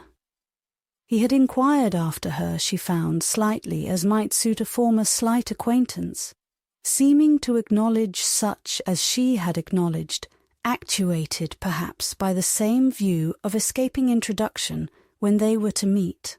The morning hours of the cottage were always later than those of the other house, and on the morrow the difference was so great that Mary and Anne were not more than beginning breakfast when Charles came in to say that they were just setting off, that he had come for his dogs, that his sisters were following with Captain Wentworth, his sisters meaning to visit Mary and the child, and Captain Wentworth proposing also to wait on her for a few minutes, if not inconvenient. And though Charles had answered for the child's being in no such state as could make it inconvenient, Captain Wentworth would not be satisfied without his running on to give notice. Mary, very much gratified by this attention, was delighted to receive him, while 1,000 feelings rushed on Anne, of which this was the most consoling, that it would soon be over. And it was soon over. In 2 minutes after Charles's preparation, the others appeared. They were in the drawing-room. Her eye half met Captain Wentworth's, a bow, a curtsy passed. She heard his voice. He talked to Mary, said all that was right, said something to the Miss Musgroves, enough to mark an easy footing. The room seemed full of persons and voices, but a few minutes ended it. Charles showed himself at the window. All was ready. Their visitor had bowed and was gone. The Miss Musgroves were gone too, suddenly resolving to walk to the end of the village with the sportsmen. The room was cleared, and Anne might finish her breakfast as she could. "It is over! It is over!" she repeated to herself again and again in nervous gratitude. "The worst is over." Mary talked, but she could not attend. She had seen him. They had met. They had been once more in the same room. Soon, however, she began to reason with herself and try to be feeling less. 8 years, almost 8 years had passed since all had been given up. How absurd to be resuming the agitation which such an interval had banished into distance and indistinctness. What might not 8 years do? Events of every description, changes, alienations, removals, all must be comprised in it, and oblivion of the past. How natural, how certain too. It included nearly a third part of her own life. Alas, with all her reasoning, she found, that to retentive feelings 8 years may be little more than nothing. Now how were his sentiments to be read? Was this like wishing to avoid her? And the next moment she was hating herself for the folly which asked the question. On one other question which perhaps her utmost wisdom might not have prevented, she was soon spared all suspense, for, after the Miss Musgroves had returned and finished their visit at the cottage, she had this spontaneous information from Mary. "Captain Wentworth is not very gallant by you, Anne, though he was so attentive to me. Henrietta asked him what he thought of you when they went away, and he said, 'You were so altered he should not have known you again.'" Mary had no feelings to make her respect her sisters in a common way, but she was perfectly unsuspicious of being inflicting any peculiar wound. Altered beyond his knowledge. Anne fully submitted, in silent, deep mortification. Doubtless it was so, and she could take no revenge, for he was not altered, or not for the worse. She had already acknowledged it to herself, and she could not think differently, let him think of her as he would. No, the years which had destroyed her youth and bloom had only given him a more glowing, manly, open look, in no respect lessening his personal advantages. She had seen the same Frederick Wentworth. So altered that he should not have known her again.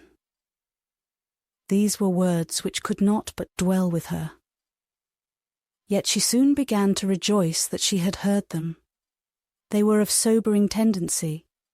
They allayed agitation.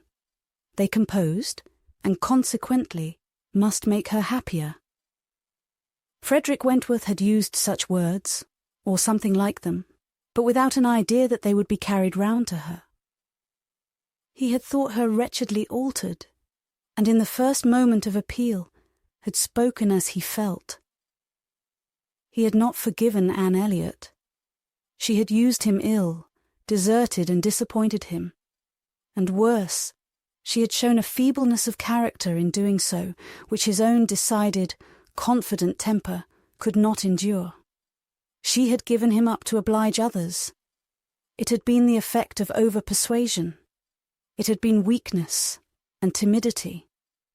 He had been most warmly attached to her, and had never seen a woman since whom he thought her equal, but, except from some natural sensation of curiosity, he had no desire of meeting her again. Her power with him was gone forever. It was now his object to marry. He was rich, and being turned on shore, fully intended to settle as soon as he could be properly tempted, actually looking round, ready to fall in love with all the speed which a clear head and a quick taste could allow. He had a heart for either of the Miss Musgroves, if they could catch it. A heart, in short, for any pleasing young woman who came in his way, excepting Anne Elliot. This was his only secret exception.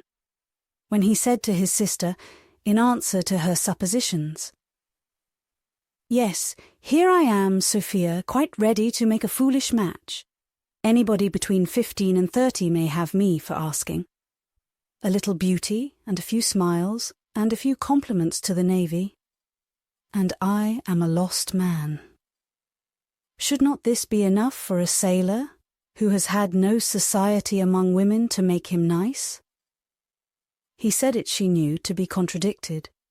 His bright, proud eye spoke the conviction that he was nice, and Anne Elliot was not out of his thoughts, when he more seriously described the woman he should wish to meet with. A strong mind, with sweetness of manner, made the first and the last of the description. "That is the woman I want," said he. "Something a little inferior I shall of course put up with, but it must not be much. If I am a fool, I shall be a fool indeed, for I have thought on the subject more than most men." Chapter 8. From this time, Captain Wentworth and Anne Elliot were repeatedly in the same circle. They were soon dining in company together at Mr. Musgrove's, for the little boy's state could no longer supply his aunt with a pretence for absenting herself, and this was but the beginning of other dinings and other meetings. Whether former feelings were to be renewed must be brought to the proof. Former times must undoubtedly be brought to the recollection of each. They could not but be reverted to. The year of their engagement could not but be named by him, in the little narratives or descriptions which conversation called forth. His profession qualified him, his disposition led him, to talk.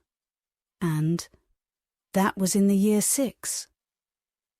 That happened before I went to sea in the year 6, occurred in the course of the first evening they spent together, and though his voice did not falter, and though she had no reason to suppose his eye wandering towards her while he spoke, Anne felt the utter impossibility, from her knowledge of his mind, that he could be unvisited by remembrance any more than herself.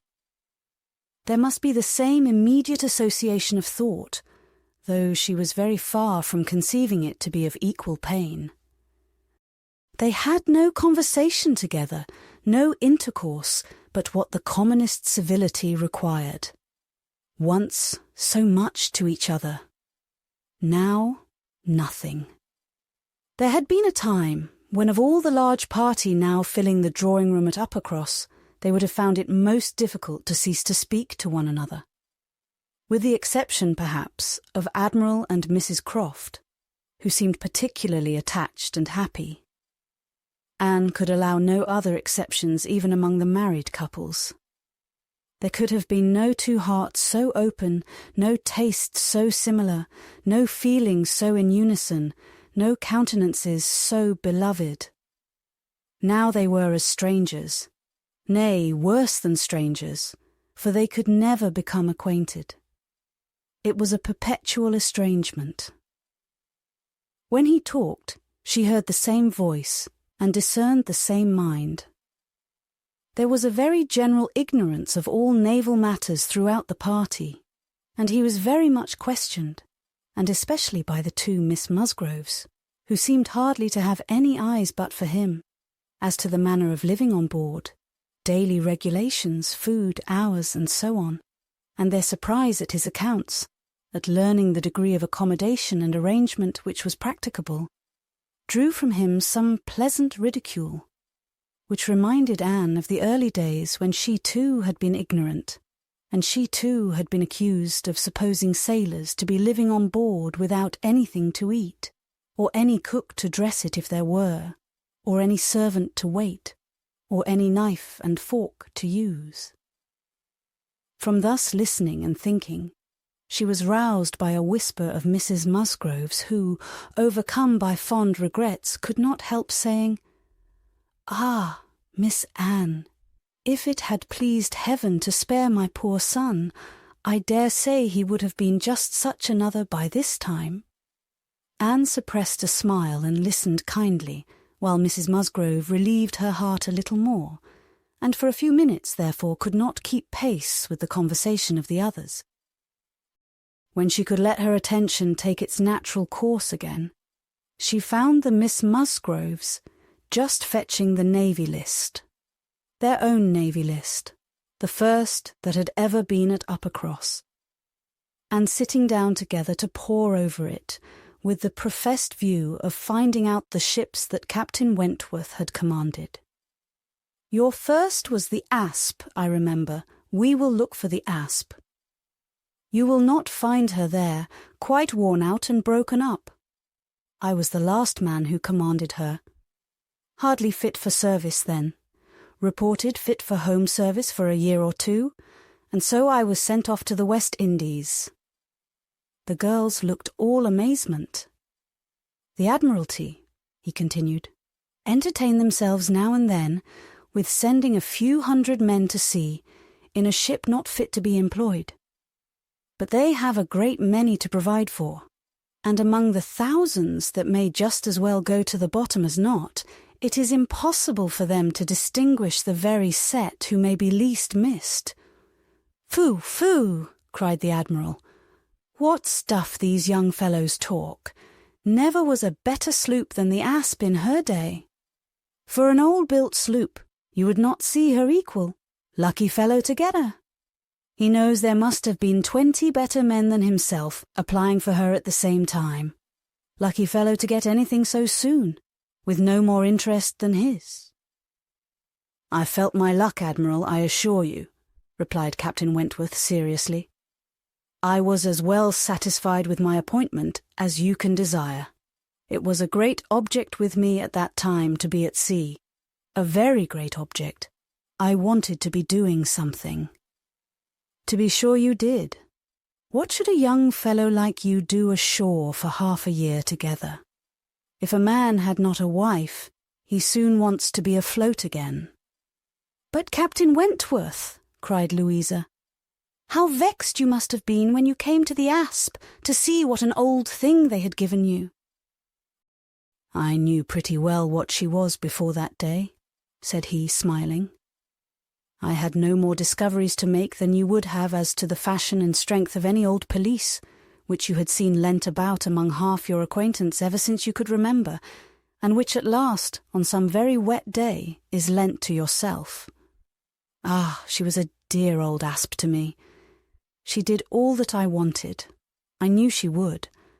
I knew that we should either go to the bottom together, or that she would be the making of me, and I never had 2 days of foul weather all the time I was at sea in her, and after taking privateers enough to be very entertaining, I had the good luck in my passage home the next autumn to fall in with the very French frigate I wanted. I brought her into Plymouth, and here another instance of luck. We had not been 6 hours in the Sound when a gale came on, which lasted 4 days and nights, and which would have done for poor old Asp in half the time, our touch with the great nation not having much improved our condition. 24 hours later, and I should only have been a gallant Captain Wentworth in a small paragraph at one corner of the newspapers, and being lost in only a sloop, nobody would have thought about me. Anne's shudderings were to herself alone, but the Miss Musgroves could be as open as they were sincere in their exclamations of pity and horror. "And so then, I suppose," said Mrs. Musgrove in a low voice, as if thinking aloud, "so then he went away to the Laconia, and there he met with our poor boy. Charles, my dear," beckoning him to her, "do ask Captain Wentworth where it was he first met with your poor brother. I always forgot." "It was at Gibraltar, mother, I know. Dick had been left ill at Gibraltar, with a recommendation from his former captain to Captain Wentworth." "Oh, but, Charles, tell Captain Wentworth. He need not be afraid of mentioning poor Dick before me, for it would be rather a pleasure to hear him talked of by such a good friend." Charles, being somewhat more mindful of the probabilities of the case, only nodded in reply and walked away. The girls were now hunting for the Laconia, and Captain Wentworth could not deny himself the pleasure of taking the precious volume into his own hands to save them the trouble, and once more read aloud the little statement of her name and rate and present non-commissioned class, observing over it that she too had been one of the best friends man ever had.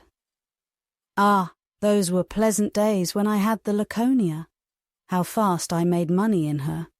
A friend of mine and I had such a lovely cruise together off the Western Islands.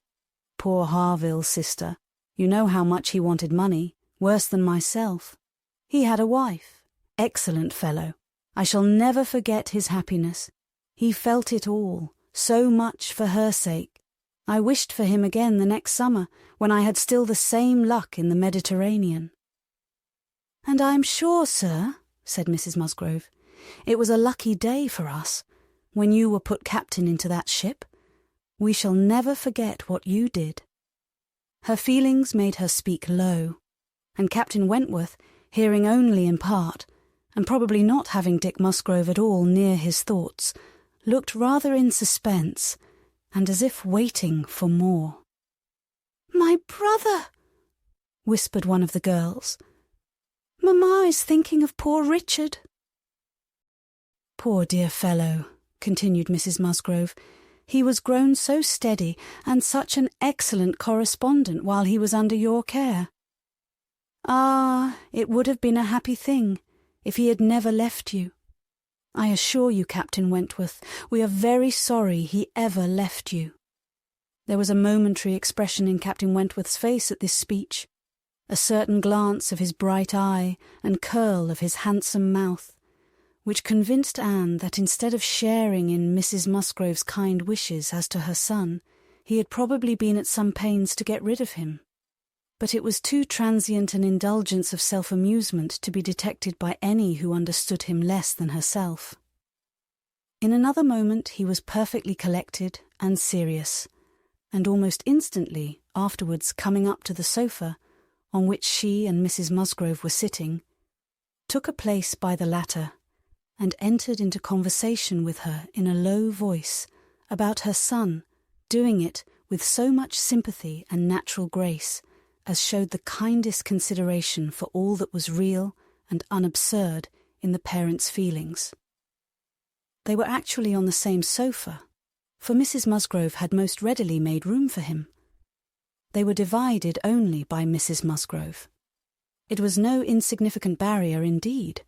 Mrs. Musgrove was of a comfortable, substantial size, infinitely more fitted by nature to express good cheer and good humour than tenderness and sentiment.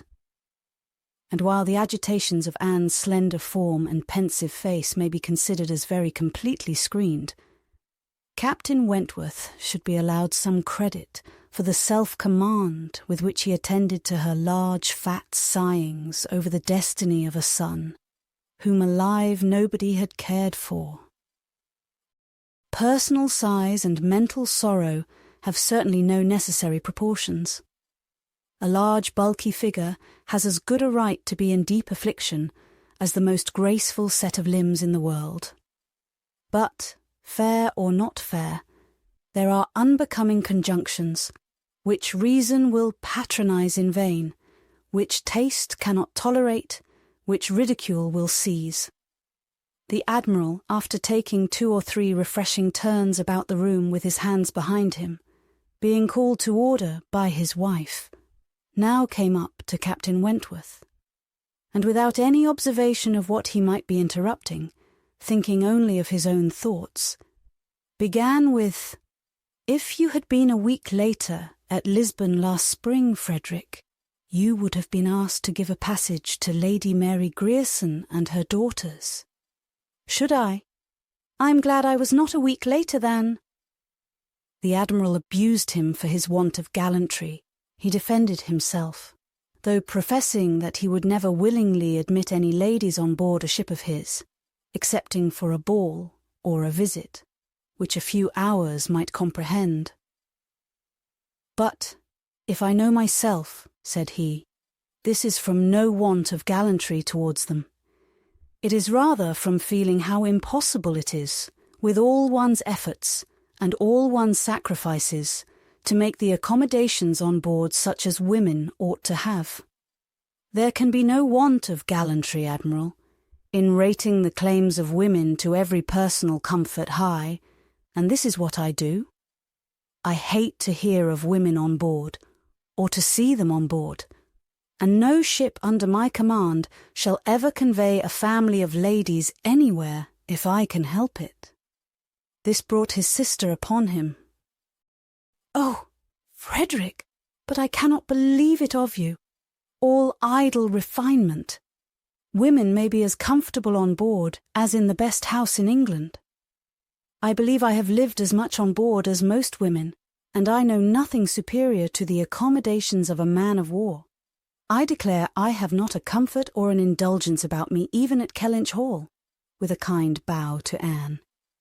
"Beyond what I always had in most of the ships I have lived in, and they have been 5 altogether." "Nothing to the purpose," replied her brother. "You were living with your husband, and were the only woman on board. But you yourself brought Mrs. Harville, her sister, her cousin, and 3 children round from Portsmouth to Plymouth. Where was this superfine, extraordinary sort of gallantry of yours then? All merged in my friendship, Sophia.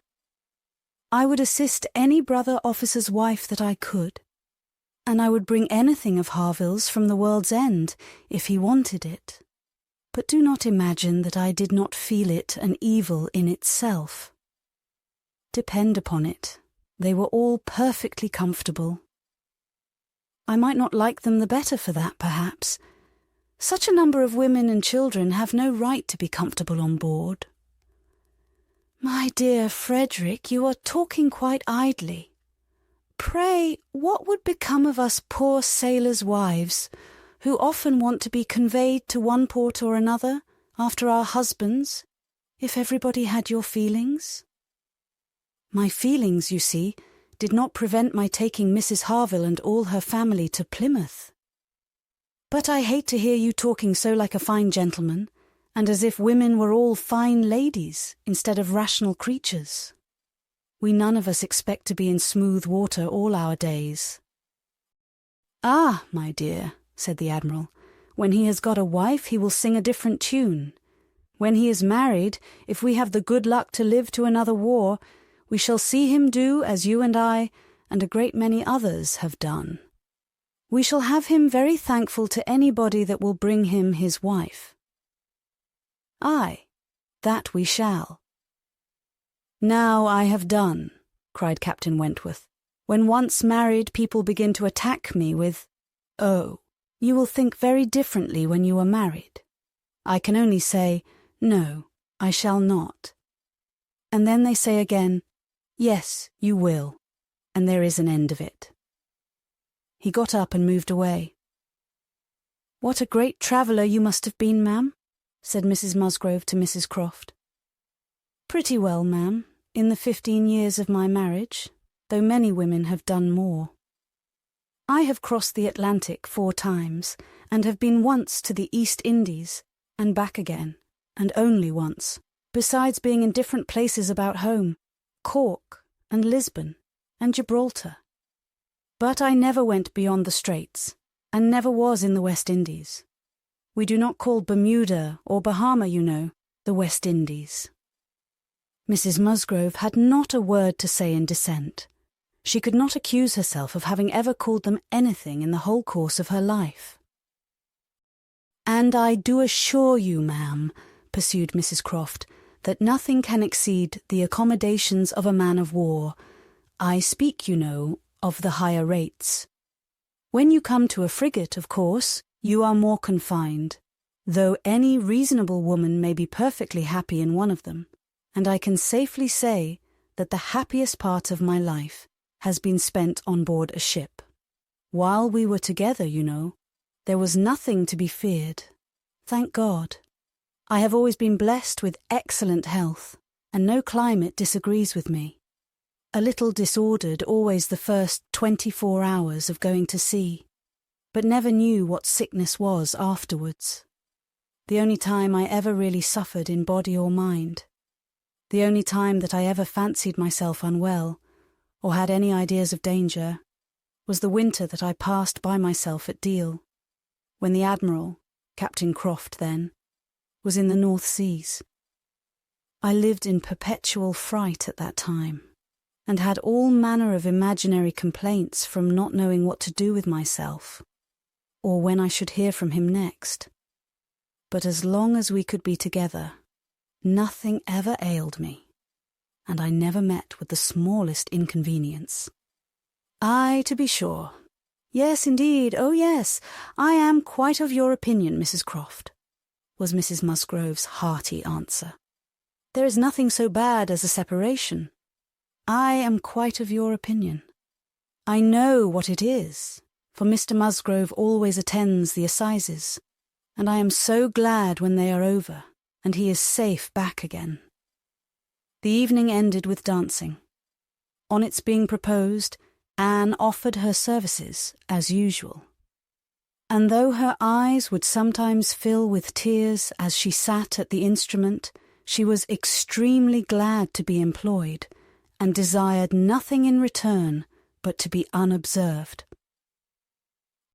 It was a merry, joyous party, and no one seemed in higher spirits than Captain Wentworth. She felt that he had everything to elevate him, which general attention and deference, and especially the attention of all the young women, could do. The Miss Hayters, the females of the family of cousins already mentioned, were apparently admitted to the honour of being in love with him, and as for Henrietta and Louisa, they both seemed so entirely occupied by him that nothing but the continued appearance of the most perfect goodwill between themselves could have made it credible that they were not decided rivals. If he were a little spoiled by such universal, such eager admiration, who could wonder?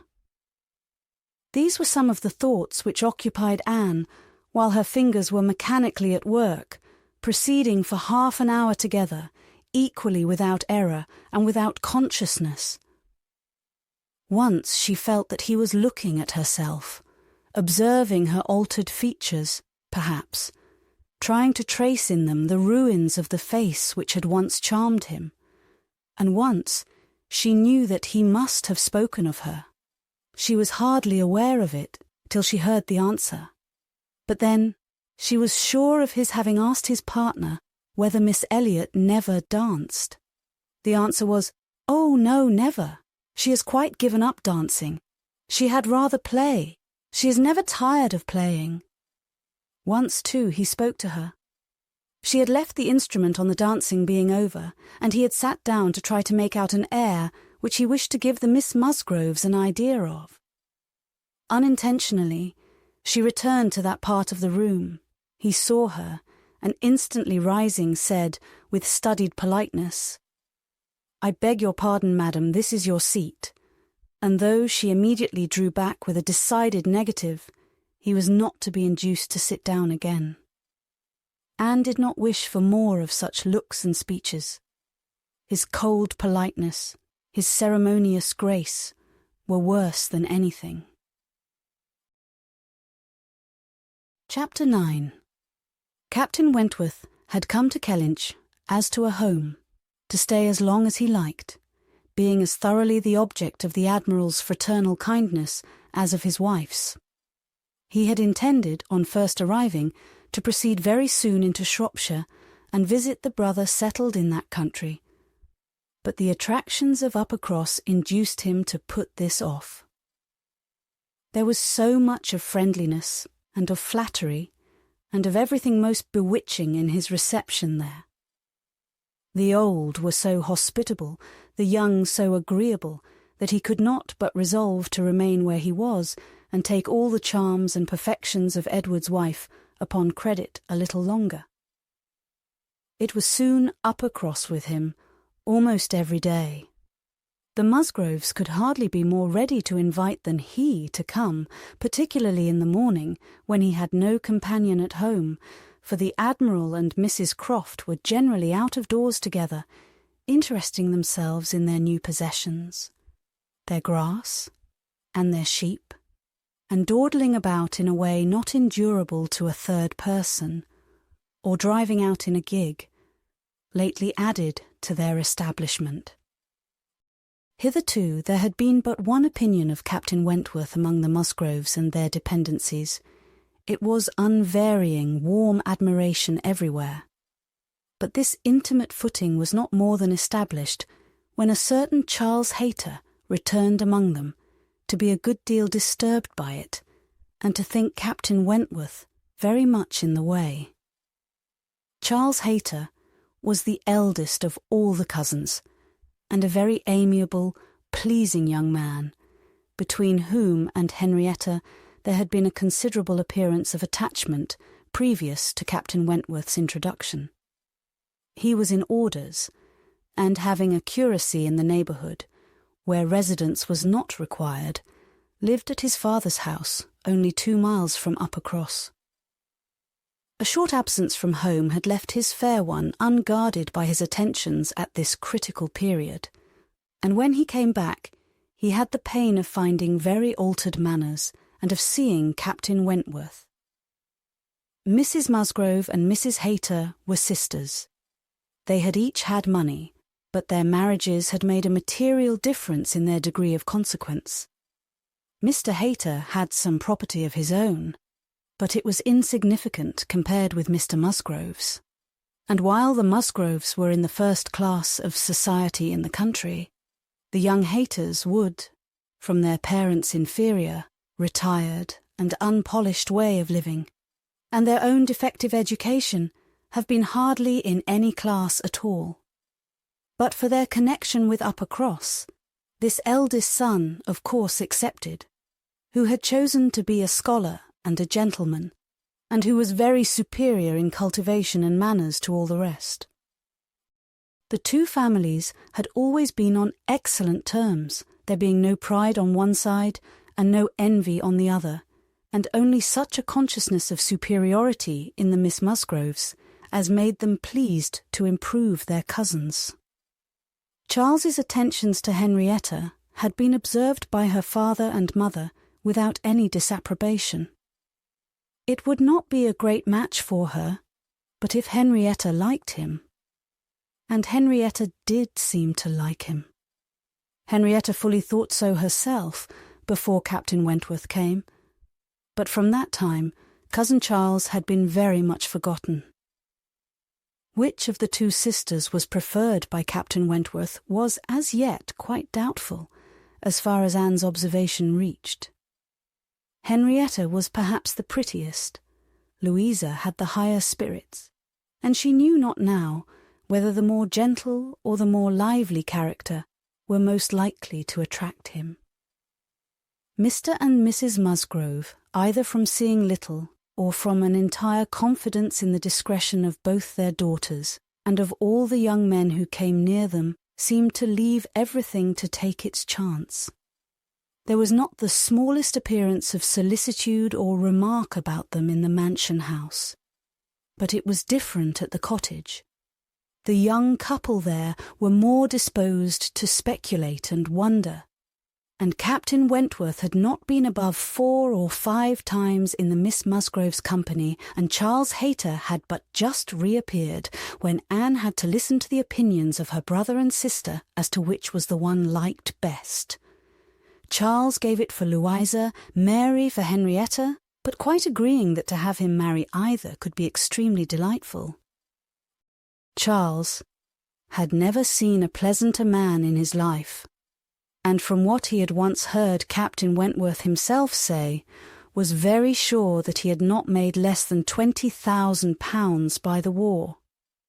Here was a fortune at once. Besides which, there would be the chance of what might be done in any future war, and he was sure Captain Wentworth was as likely a man to distinguish himself as any officer in the navy. Oh, it would be a capital match for either of his sisters. "Upon my word it would," replied Mary. "Dear me, if he should rise to any very great honours, if he should ever be made a baronet." "Lady Wentworth sounds very well. That would be a noble thing indeed for Henrietta. She would take place of me then, and Henrietta would not dislike that. Sir Frederick and Lady Wentworth. It would be but a new creation, however, and I never think much of your new creations." It suited Mary best to think Henrietta the one preferred on the very account of Charles Hayter, whose pretensions she wished to see put an end to. She looked down very decidedly upon the Hayters, and thought it would be quite a misfortune to have the existing connection between the families renewed. Very sad for herself and her children. "You know," said she, "I cannot think him at all a fit match for Henrietta, and considering the alliances which the Musgroves have made, she has no right to throw herself away.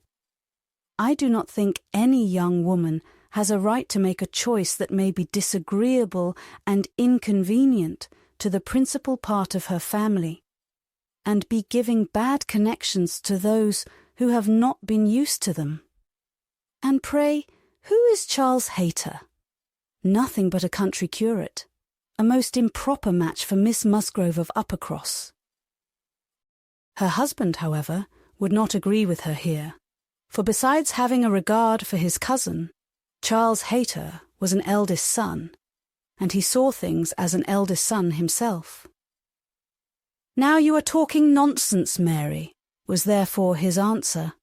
"It would not be a great match for Henrietta, but Charles has a very fair chance, through the Spicers, of getting something from the bishop in the course of a year or two, and you will please to remember that he is the eldest son. Whenever my uncle dies, he steps into very pretty property. The estate at Winthrop is not less than 250 acres, besides the farm near Taunton, which is some of the best land in the country. I grant you that any of them but Charles would be a very shocking match for Henrietta, and indeed it could not be. He is the only one that could be possible, but he is a very good-natured, good sort of a fellow, and whenever Winthrop comes into his hands, he will make a different sort of place of it, and live in a very different sort of way, and with that property he will never be a contemptible man. Good, freehold property. No, no. Henrietta might do worse than marry Charles Hayter, and if she has him, and Louisa can get Captain Wentworth, I shall be very well satisfied." "Charles may say what he pleases," cried Mary to Anne as soon as he was out of the room. "But it would be shocking to have Henrietta marry Charles Hayter. A very bad thing for her, and still worse for me, and therefore it is very much to be wished that Captain Wentworth may soon put him quite out of her head, and I have very little doubt that he has.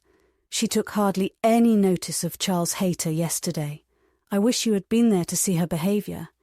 And as to Captain Wentworth's liking Louisa as well as Henrietta, it is nonsense to say so, for he certainly does like Henrietta a great deal the best. But Charles is so positive. I wish you had been with us yesterday, for then you might have decided between us. And I am sure you would have thought as I did, unless you had been determined to give it against me." A dinner at Mr. Musgrove's had been the occasion when all these things should have been seen by Anne, but she had stayed at home, under the mixed plea of a headache of her own, and some return of indisposition in little Charles. She had thought only of avoiding Captain Wentworth, but an escape from being appealed to as umpire was now added to the advantages of a quiet evening.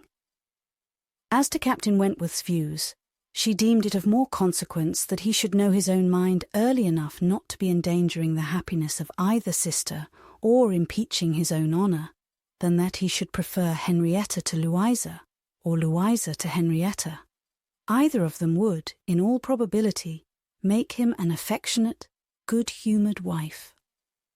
With regard to Charles Hayter, she had delicacy which must be pained by any lightness of conduct in a well-meaning young woman, and a heart to sympathise in any of the sufferings it occasioned. But if Henrietta found herself mistaken in the nature of her feelings, the alteration could not be understood too soon. Charles Hayter had met with much to disquiet and mortify him in his cousin's behaviour. She had too old a regard for him to be so wholly estranged as might in 2 meetings extinguish every past hope, and leave him nothing to do but to keep away from Uppercross. But there was such a change as became very alarming, when such a man as Captain Wentworth was to be regarded as the probable cause. He had been absent only 2 Sundays, and when they parted, had left her interested even to the height of his wishes, in his prospect of soon quitting his present curacy, and obtaining that of Uppercross instead. It had then seemed the object nearest her heart that Dr. Shirley the rector, who for more than 40 years had been zealously discharging all the duties of his office, but was now growing too infirm for many of them, should be quite fixed on engaging a curate, should make his curacy quite as good as he could afford, and should give Charles Hayter the promise of it.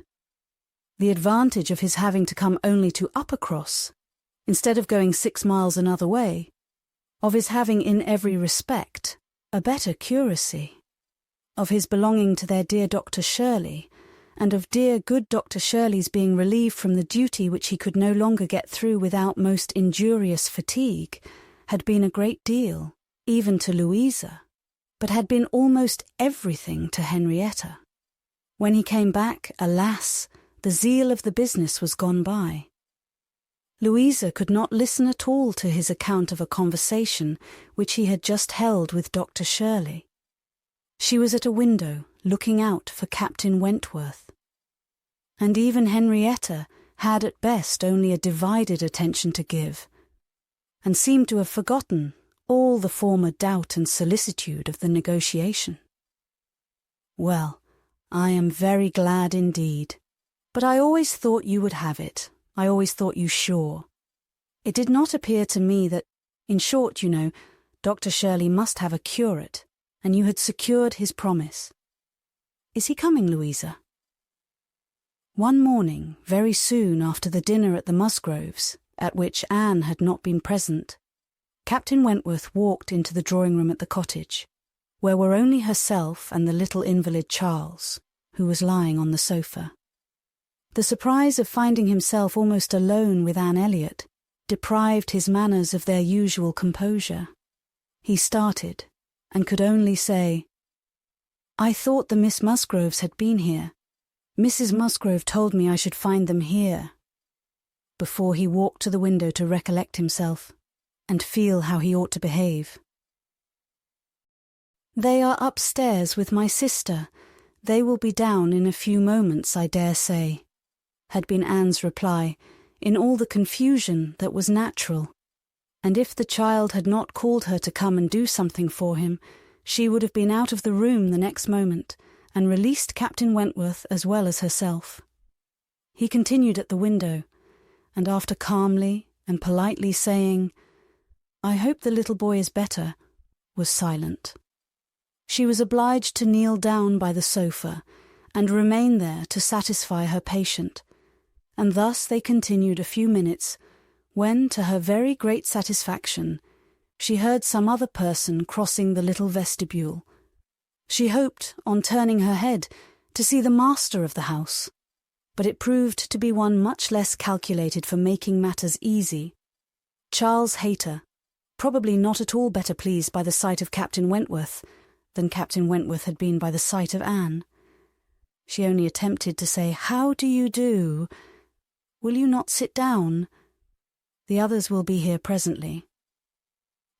Captain Wentworth, however, came from his window, apparently not ill-disposed for conversation, but Charles Hayter soon put an end to his attempts by seating himself near the table and taking up the newspaper, and Captain Wentworth returned to his window. Another minute brought another addition. The younger boy, a remarkable stout, forward child of 2 years old, having got the door opened for him by someone without, made his determined appearance among them, and went straight to the sofa to see what was going on, and put in his claim to anything good that might be giving away.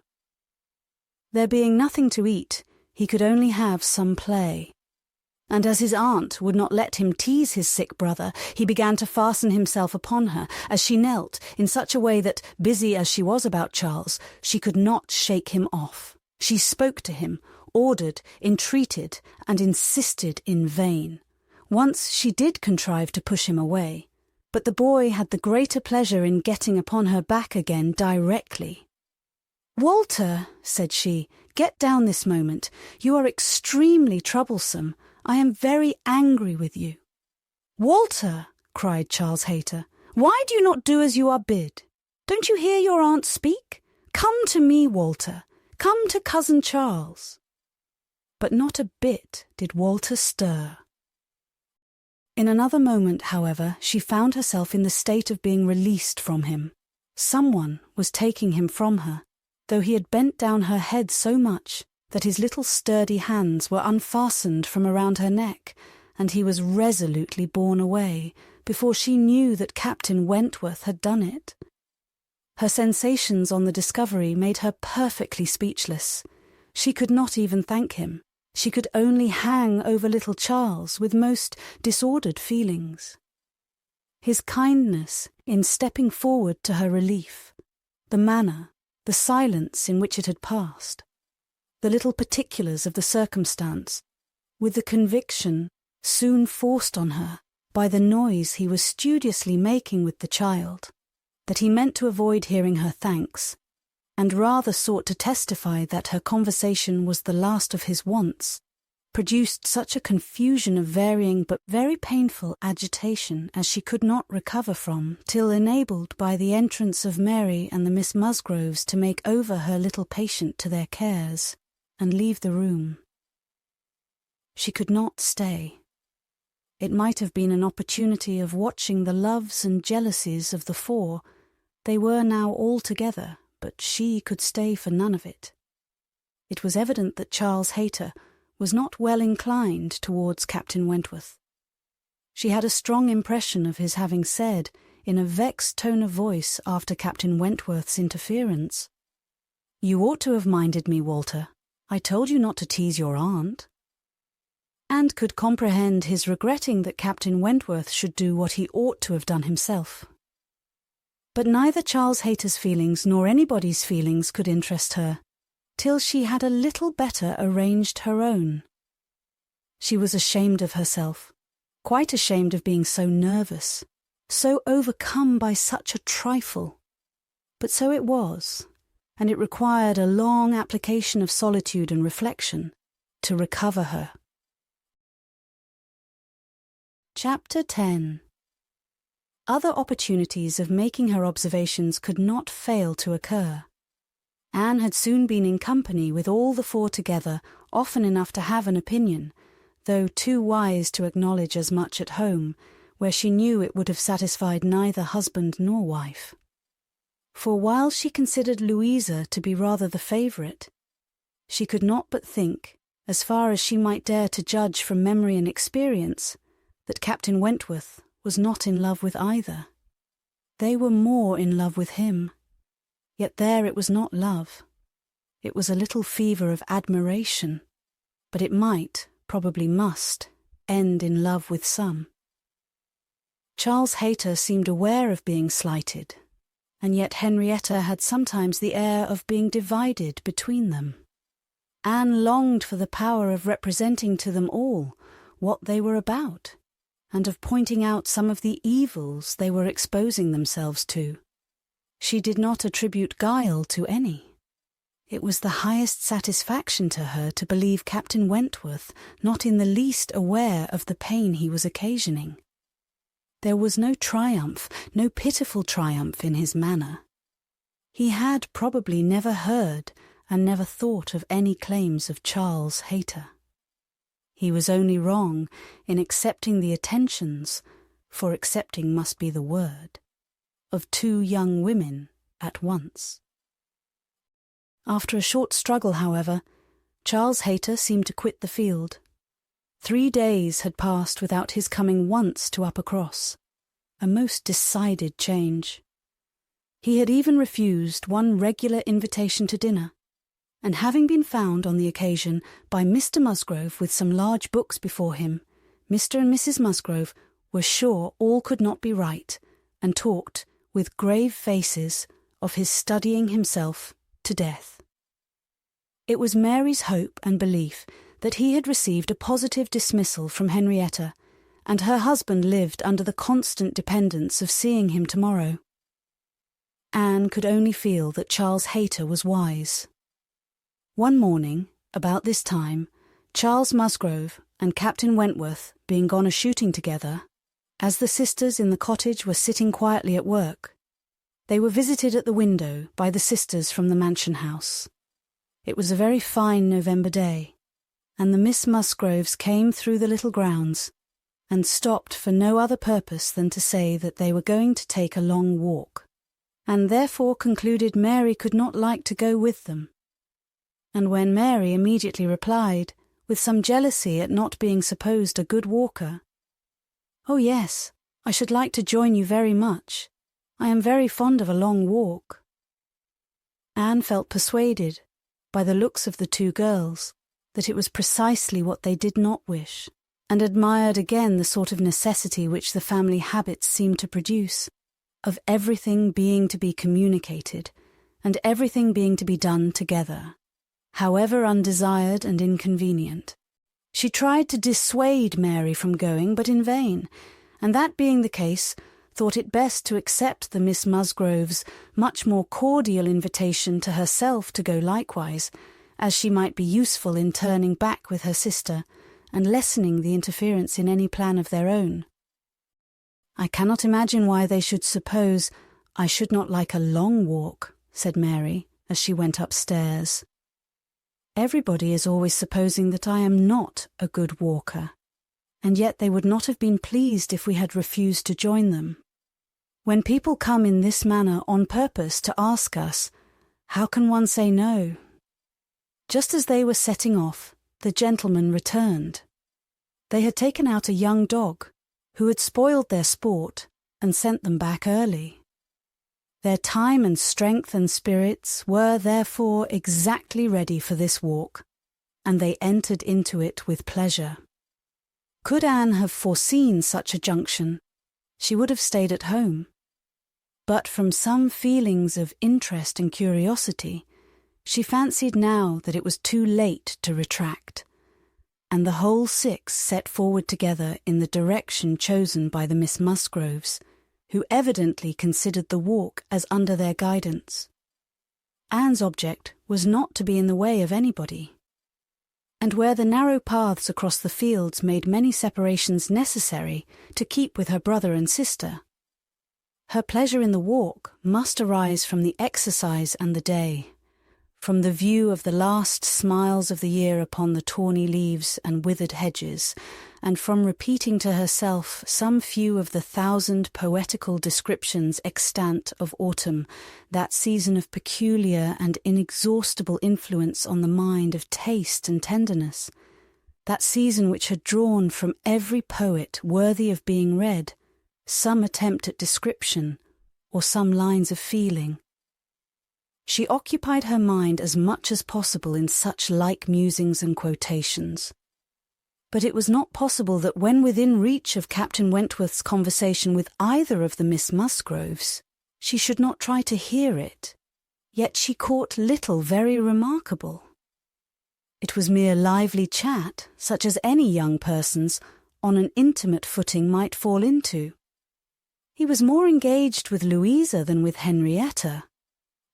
Louisa certainly put more forward for his notice than her sister.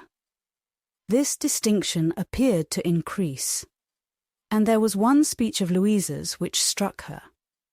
After one of the many praises of the day, which were continually bursting forth, Captain Wentworth added, "What glorious weather for the Admiral and my sister! They meant to take a long drive this morning. Perhaps we may hail them from some of these hills. They talked of coming into this side of the country. I wonder whereabouts they will upset today.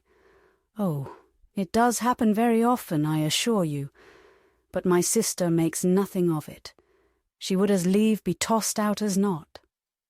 "Ah, you make the most of it, I know," cried Louisa, "but if it were really so, I should do just the same in her place. If I loved a man as she loves the Admiral, I would always be with him. Nothing should ever separate us, and I would rather be overturned by him than driven safely by anybody else." It was spoken with enthusiasm. "Had you?" cried he, catching the same tone. "I honour you." And there was silence between them for a little while. Anne could not immediately fall into a quotation again. The sweet scenes of autumn were for a while put by, unless some tender sonnet, fraught with the apt analogy of the declining year, with declining happiness, and the images of youth and hope, and spring, all gone together, blessed her memory. she roused herself to say, as they struck by order into another path, "Is not this one of the ways to Winthrop?" But nobody heard, or at least nobody answered her. Winthrop, however, or its environs, for young men are sometimes to be met with strolling about near home, was their destination. And after another half-mile of gradual ascent through large enclosures, where the ploughs at work and the fresh-made path spoke the farmer counteracting the sweets of poetical despondence and meaning to have spring again, they gained the summit of the most considerable hill, which parted Uppercross and Winthrop, and soon commanded a full view of the latter at the foot of the hill on the other side. Winthrop, without beauty and without dignity, was stretched before them, an indifferent house standing low and hemmed in by the barns and buildings of a farmyard. Mary exclaimed, "Bless me, here is Winthrop. I declare I had no idea. Well now, I think we had better turn back. I am excessively tired." Henrietta, conscious and ashamed, and seeing no cousin Charles walking along any path or leaning against any gate, was ready to do as Mary wished. "But no," said Charles Musgrove, and "No, no," cried Louisa more eagerly, and taking her sister aside seemed to be arguing the matter warmly. Charles, in the meanwhile, was very decidedly declaring his resolution of calling on his aunt, now that he was so near, and very evidently, though more fearfully, trying to induce his wife to go too. But this was one of the points on which the lady showed her strength. And when he recommended the advantage of resting herself a quarter of an hour at Winthrop, as she felt so tired, she resolutely answered, "Oh, no, indeed. Walking up that hill again would do her more harm than any sitting down could do her good." And, in short, her look and manner declared that go she would not. After a little succession of these sort of debates and consultations, it was settled between Charles and his two sisters that he and Henrietta should just run down for a few minutes to see their aunt and cousins, while the rest of the party waited for them at the top of the hill. Louisa seemed the principal arranger of the plan, and as she went a little way with them, down the hill, still talking to Henrietta, Mary took the opportunity of looking scornfully around her and saying to Captain Wentworth, "It is very unpleasant having such connections, but I assure you I have never been in the house above twice in my life." She received no other answer than an artificial assenting smile, followed by a contemptuous glance, as he turned away, which Anne perfectly knew the meaning of. The brow of the hill, where they remained, was a cheerful spot. Louisa returned, and Mary, finding a comfortable seat for herself on the step of a stile, was very well satisfied so long as the others all stood about her. But when Louisa drew Captain Wentworth away to try for a gleaning of nuts in an adjoining hedgerow, and they were gone by degrees quite out of sight and sound, Mary was happy no longer. She quarrelled with her own seat, was sure Louisa had got a much better somewhere, and nothing could prevent her from going to look for a better also. She turned through the same gate, but could not see them. Anne found a nice seat for her on a dry sunny bank, under the hedgerow, in which she had no doubt of their still being in some spot or other. Mary sat down for a moment, but it would not do. She was sure Louisa had found a better seat somewhere else, and she would go on till she overtook her. Anne, really tired herself, was glad to sit down, and she very soon heard Captain Wentworth and Louisa in the hedgerow, behind her, as if making their way back along the rough, wild sort of channel down the centre. They were speaking as they drew near. Louisa's voice was the first distinguished. She seemed to be in the middle of some eager speech. What Anne first heard was, "And so I made her go." I could not bear that she should be frightened from the visit by such nonsense. What? Would I be turned back from doing a thing that I had determined to do, and that I knew to be right, by the airs and interference of such a person, or of any person, I may say? No, I have no idea of being so easily persuaded. When I have made up my mind, I have made it, and Henrietta seemed entirely to have made up hers to call at Winthrop today. And yet she was as near giving it up, out of nonsensical complacence. She would have turned back then, but for you. She would indeed. I am almost ashamed to say it. Happy for her, to have such a mind as yours at hand. After the hints you gave just now, which did but confirm my own observations, the last time I was in company with him, I need not affect to have no comprehension of what is going on. I see that more than a mere dutiful morning visit to your aunt was in question, and woe betide him, and her too, when it comes to things of consequence, when they are placed in circumstances requiring fortitude and strength of mind. If she have not resolution enough to resist idle interference in such a trifle as this. Your sister is an amiable creature, but yours is the character of decision and firmness, I see. If you value her conduct or happiness, infuse as much of your own spirit into her as you can. But this, no doubt, you have been always doing. It is the worst evil of too yielding and indecisive a character, that no influence over it can be depended on. You are never sure of a good impression being durable. Everybody may sway it. Let those who would be happy be firm. Here is a nut, said he, catching one down from an upper bough, to exemplify, a beautiful glossy nut, which, blessed with original strength, has outlived all the storms of autumn, not a puncture, not a weak spot anywhere. This nut, he continued, with playful solemnity, while so many of his brethren have fallen and been trodden under foot, is still in possession of all the happiness that a hazelnut can be supposed capable of. Then returning to his former earnest tone, my first wish for all whom I am interested in is that they should be firm.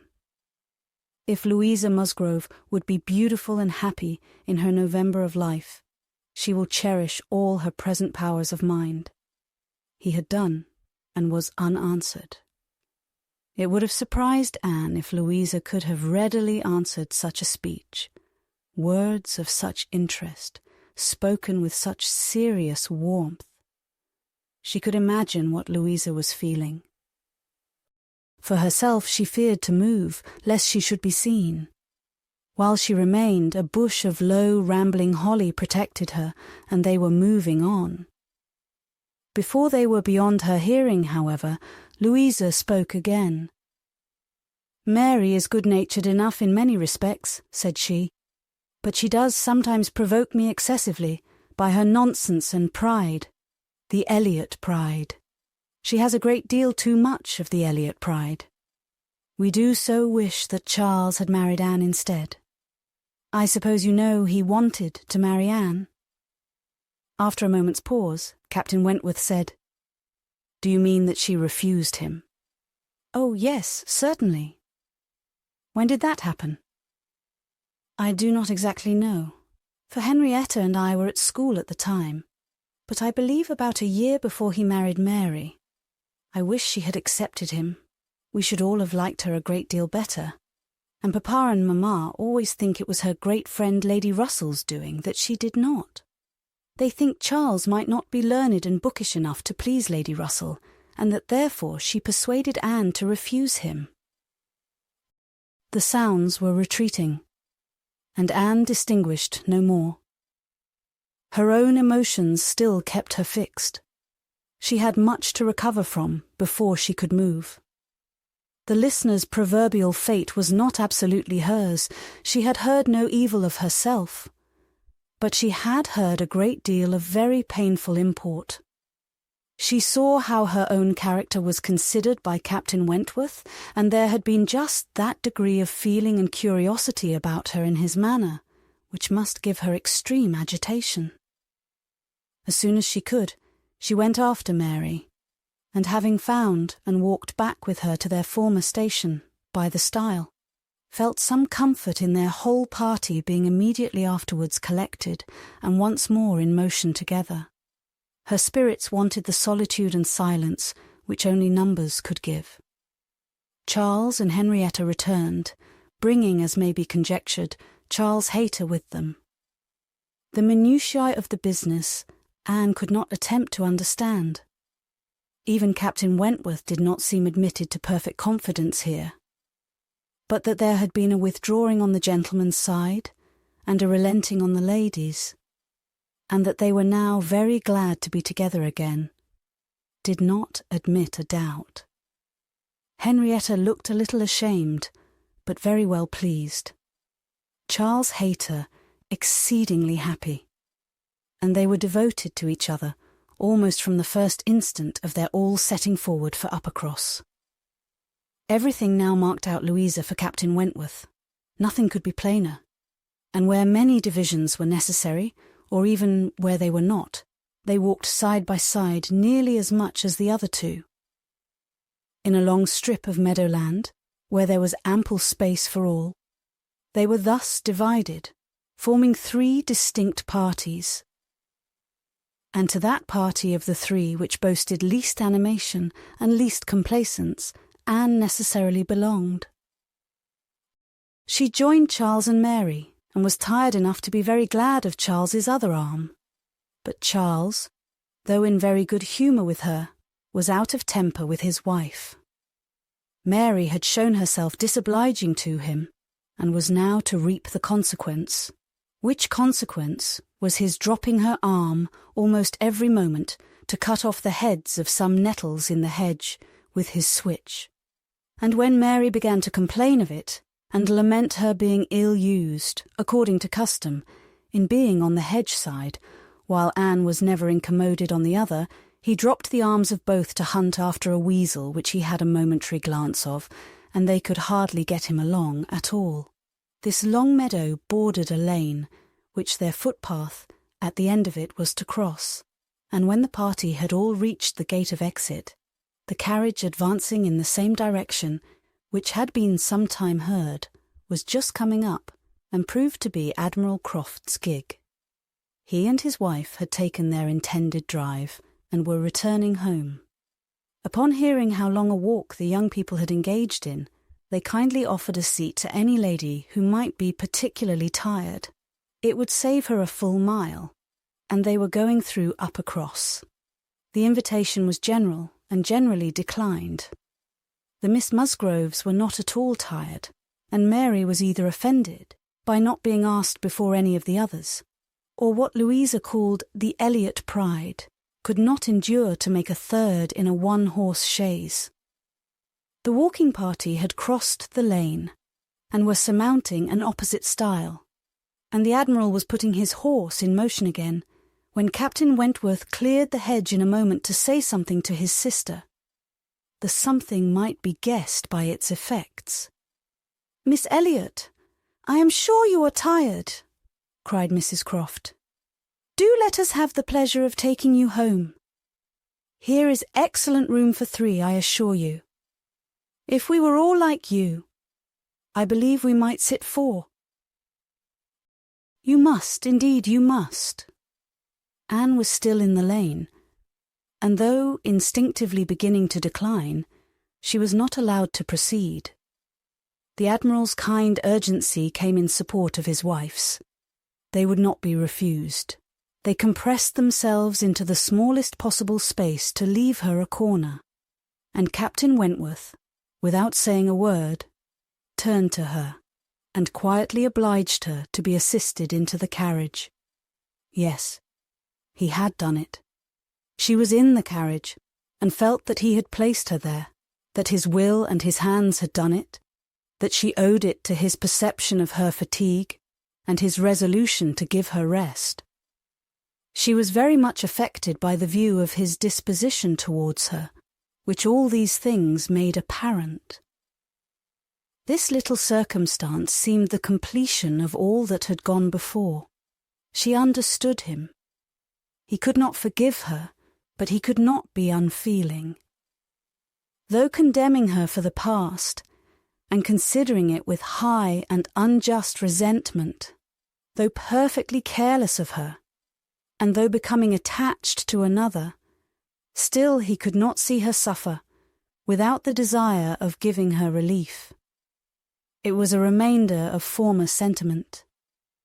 It was an impulse of pure though unacknowledged friendship. It was a proof of his own warm and amiable heart, which she could not contemplate without emotions so compounded of pleasure and pain that she knew not which prevailed. Her answers to the kindness and the remarks of her companions were at first unconsciously given. They had travelled half their way along the rough lane before she was quite awake to what they said. She then found them talking of Frederick. "He certainly means to have one or other of those 2 girls, Sophie," said the Admiral, "but there is no saying which. He has been running after them too long enough, one would think, to make up his mind. Aye, this comes of the peace. If it were war now, he would have settled it long ago. We sailors, Miss Elliot, cannot afford to make long courtships in time of war. How many days was it, my dear, between the first time of my seeing you and our sitting down together in our lodgings at North Yarmouth?" "We had better not talk about it, my dear," replied Mrs. Croft pleasantly, "for if Miss Elliot were to hear how soon we came to an understanding, she would never be persuaded that we could be happy together. I had known you by character, however, long before." "Well, and I had heard of you as a very pretty girl, and what were we to wait for besides? I do not like having such things so long in hand.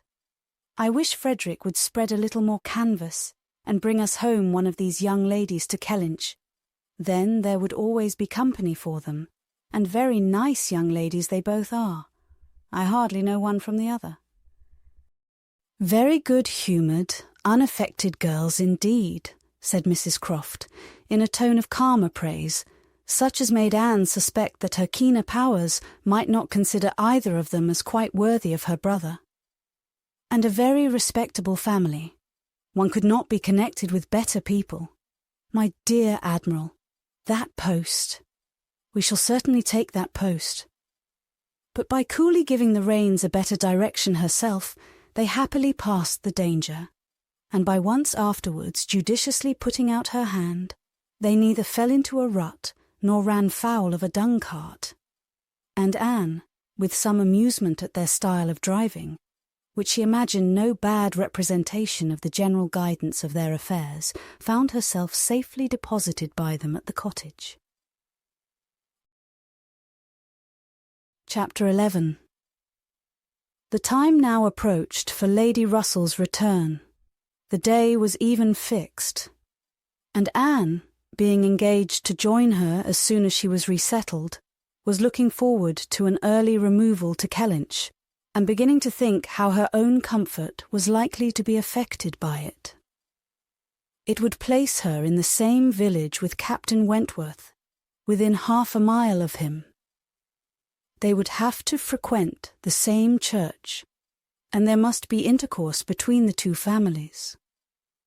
This was against her, but on the other hand, he spent so much of his time at Uppercross that in removing thence she might be considered rather as leaving him behind than as going towards him.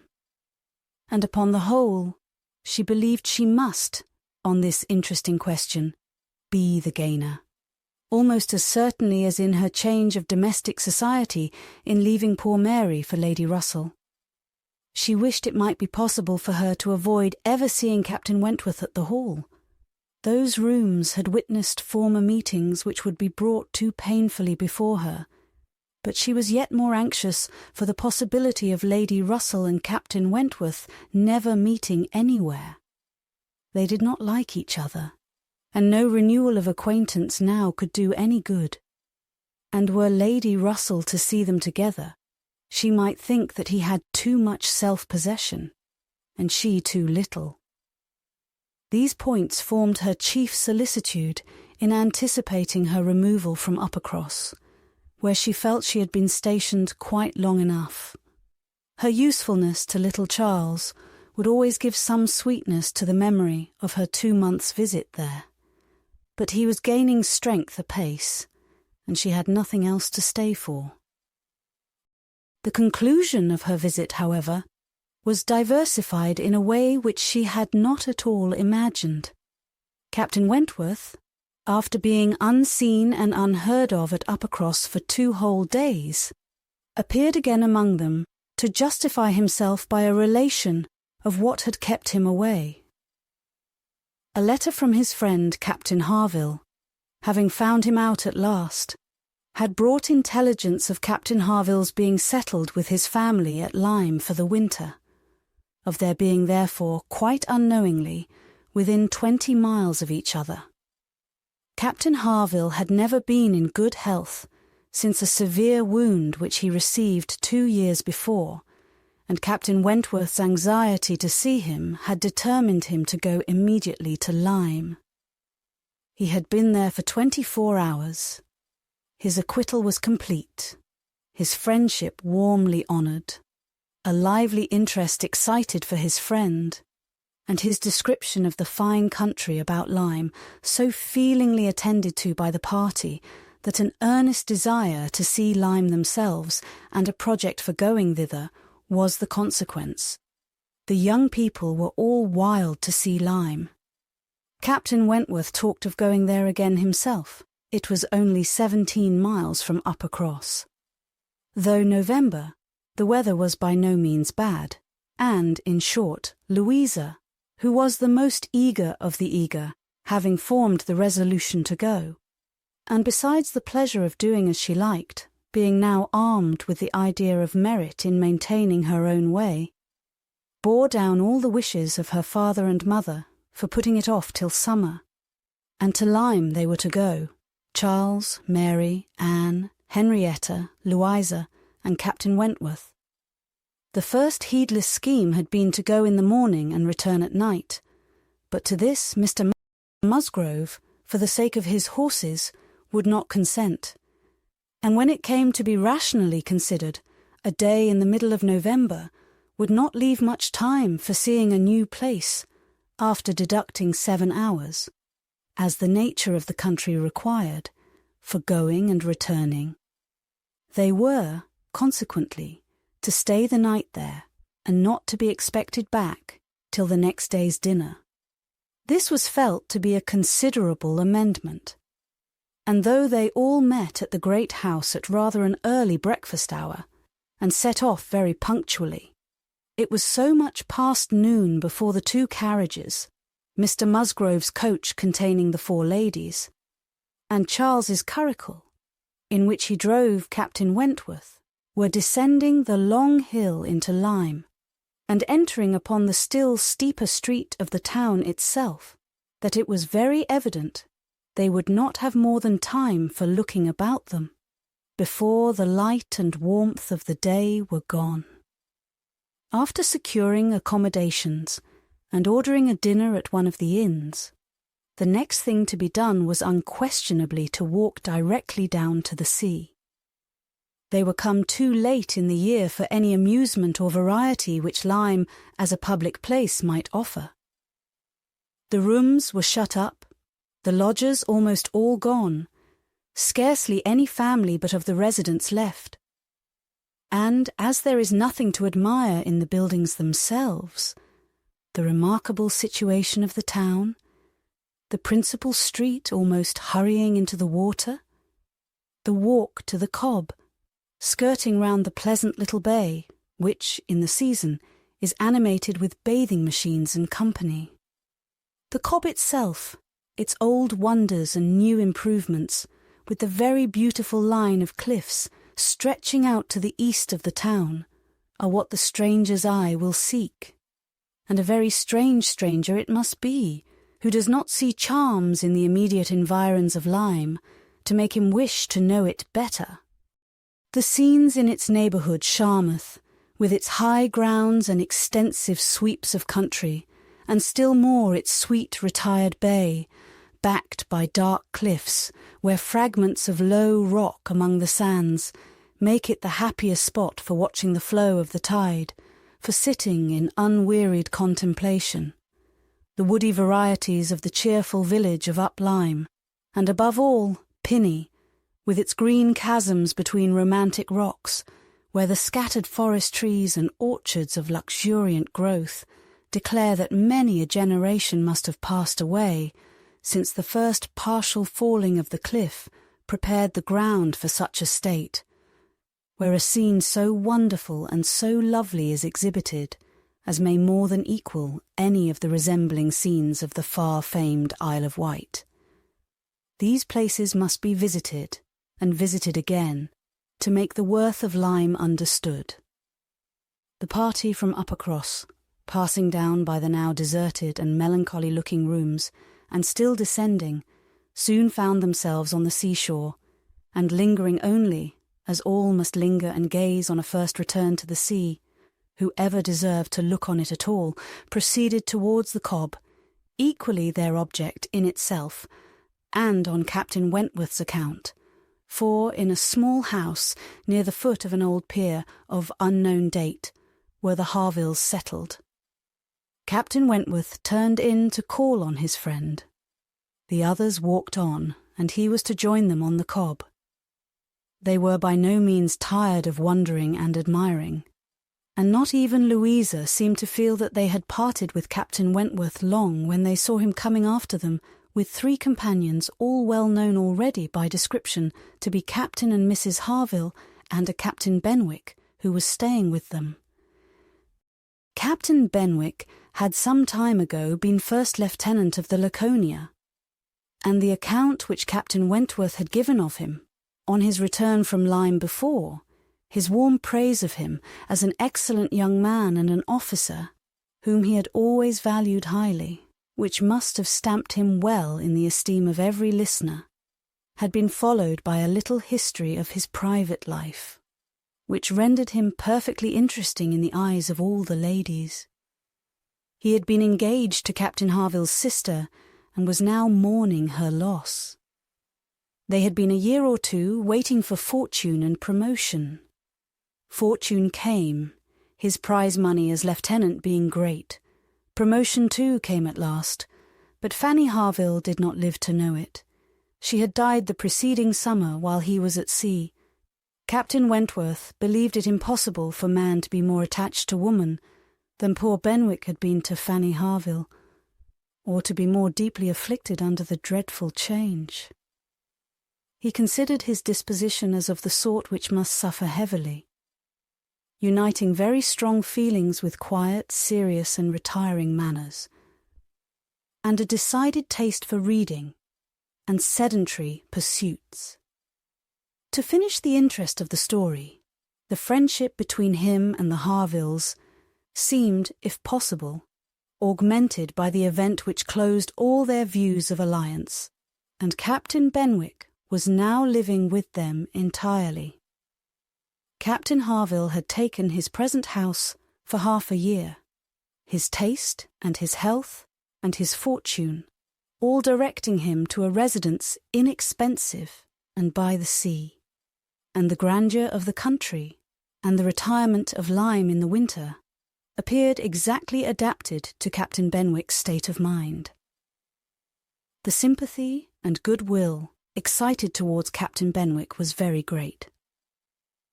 And yet, said Anne to herself, as they now moved forward to meet the party, he has not, perhaps, a more sorrowing heart than I have. I cannot believe his prospects so blighted forever. He is younger than I am. Younger in feeling, if not in fact, younger as a man. He will rally again, and be happy with another. They all met, and were introduced. Captain Harville was a tall, dark man, with a sensible, benevolent countenance, a little lame, and from strong features and want of health, looking much older than Captain Wentworth. Captain Benwick looked and was the youngest of the three, and, compared with either of them, a little man. He had a pleasing face and a melancholy air, just as he ought to have, and drew back from conversation. Captain Harville, though not equalling Captain Wentworth in manners, was a perfect gentleman, unaffected, warm, and obliging. Mrs. Harville, a degree less polished than her husband, seemed, however, to have the same good feelings, and nothing could be more pleasant than their desire of considering the whole party as friends of their own, because the friends of Captain Wentworth, or more kindly hospitable than their entreaties for their all promising to dine with them. The dinner, already ordered at the inn, was at last, though unwillingly, accepted as an excuse. But they seemed almost hurt that Captain Wentworth should have brought any such party to Lyme, without considering it as a thing of course that they should dine with them. There was so much attachment to Captain Wentworth in all this, and such a bewitching charm in a degree of hospitality so uncommon, so unlike the usual style of give-and-take invitations and dinners of formality and display, that Anne felt her spirits not likely to be benefited by an increasing acquaintance among his brother officers. These would have been all my friends, was her thought, and she had to struggle against a great tendency to lowness. On quitting the Cobb, they all went indoors with their new friends, and found rooms so small as none but those who invite from the heart could think capable of accommodating so many.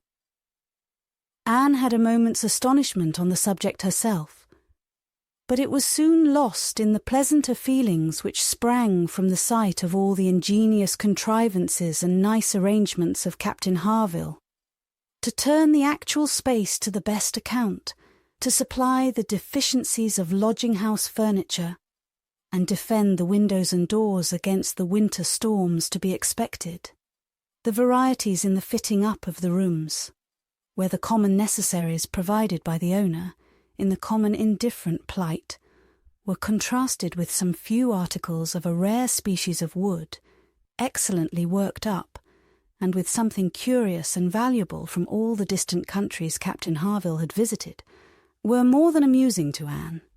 Connected as it all was with his profession, the fruit of its labours, the effect of its influence on his habits, the picture of repose and domestic happiness it presented, made it to her a something more or less than gratification.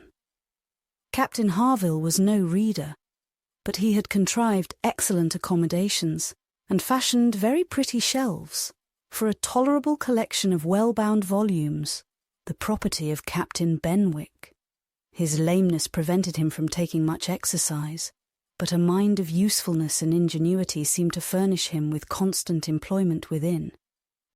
He drew, he varnished, he carpentered, he glued. He made toys for the children.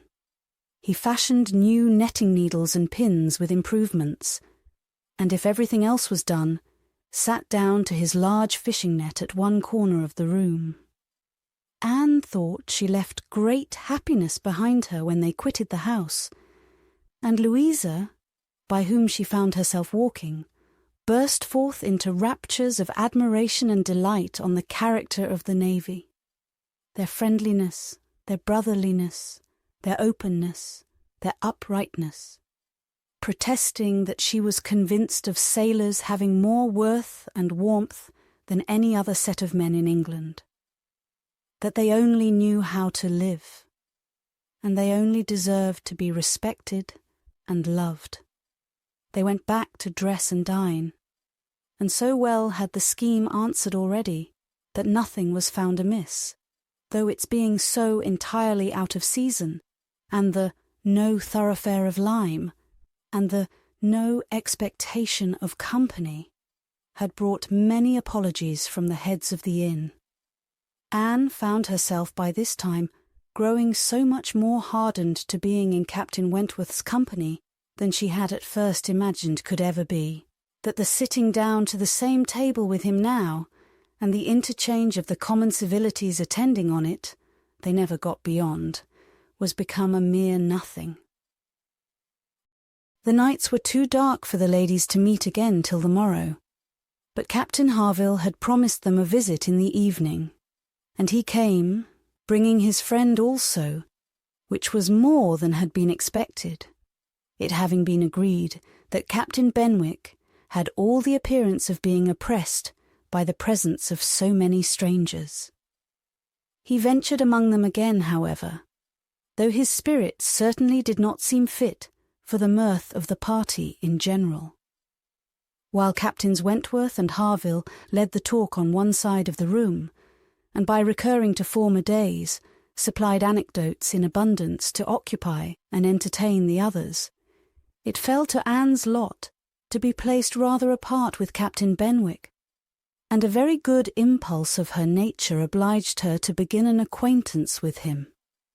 He was shy and disposed to abstraction, but the engaging mildness of her countenance and gentleness of her manners soon had their effect, and Anne was well repaid the first trouble of exertion.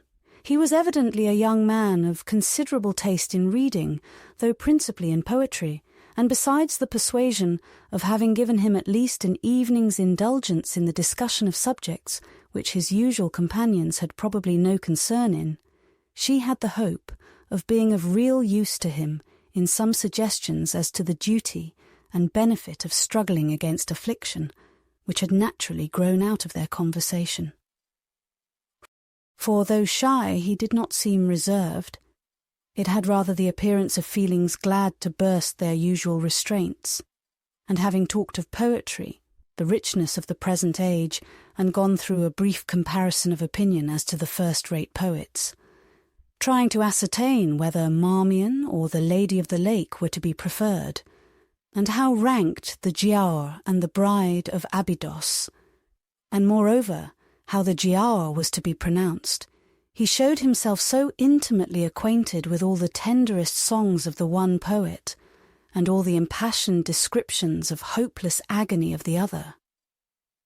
He repeated, with such tremulous feeling, the various lines which imaged a broken heart, or a mind destroyed by wretchedness, and looked so entirely as if he meant to be understood, that she ventured to hope he did not always read only poetry, and to say that she thought it was the misfortune of poetry to be seldom safely enjoyed by those who enjoyed it completely, and that the strong feelings which alone could estimate it truly were the very feelings which ought to taste it but sparingly.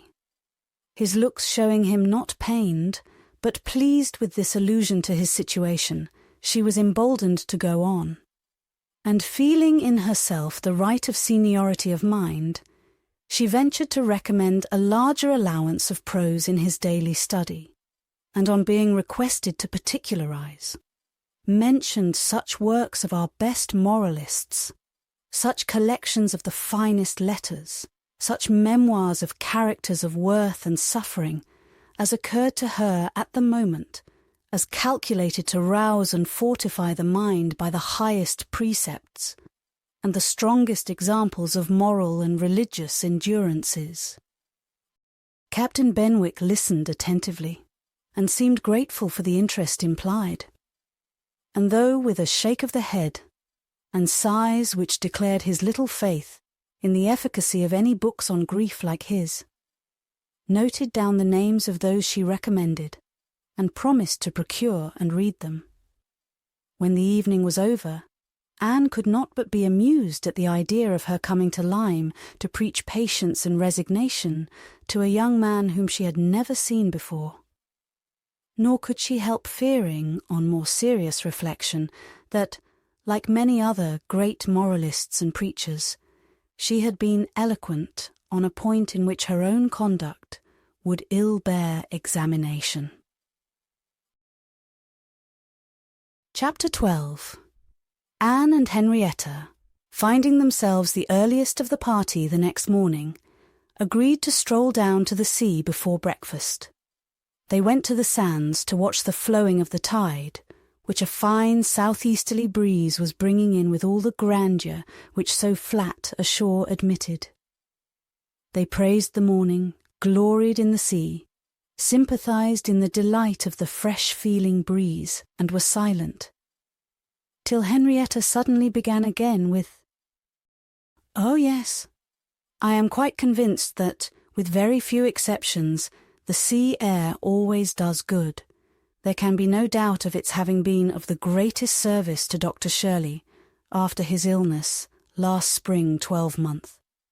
He declares himself that coming to Lyme for a month did him more good than all the medicine he took, and that being by the sea always makes him feel young again.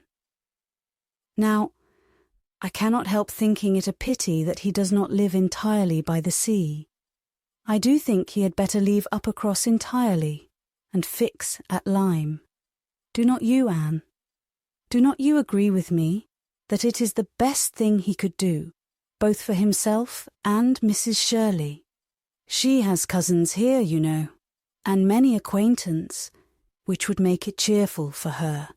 And I am sure she would be glad to get to a place where she could have medical attendance at hand, in case of his having another seizure. Indeed, I think it quite melancholy to have such excellent people as Dr. and Mrs. Shirley, who have been doing good all their lives, wearing out their last days in a place like Uppercross, where, excepting our family, they seem shut out from all the world. I wish his friends would propose it to him. I really think they ought. And as to procuring a dispensation, there could be no difficulty at his time of life, and with his character. My only doubt is whether anything could persuade him to leave his parish. He is so very strict and scrupulous in his notions. Over-scrupulous, I must say. Do not you think, Anne, it is being over-scrupulous? Do not you think it is quite a mistaken point of conscience when a clergyman sacrifices his health for the sake of duties, which may be just as well performed by another person?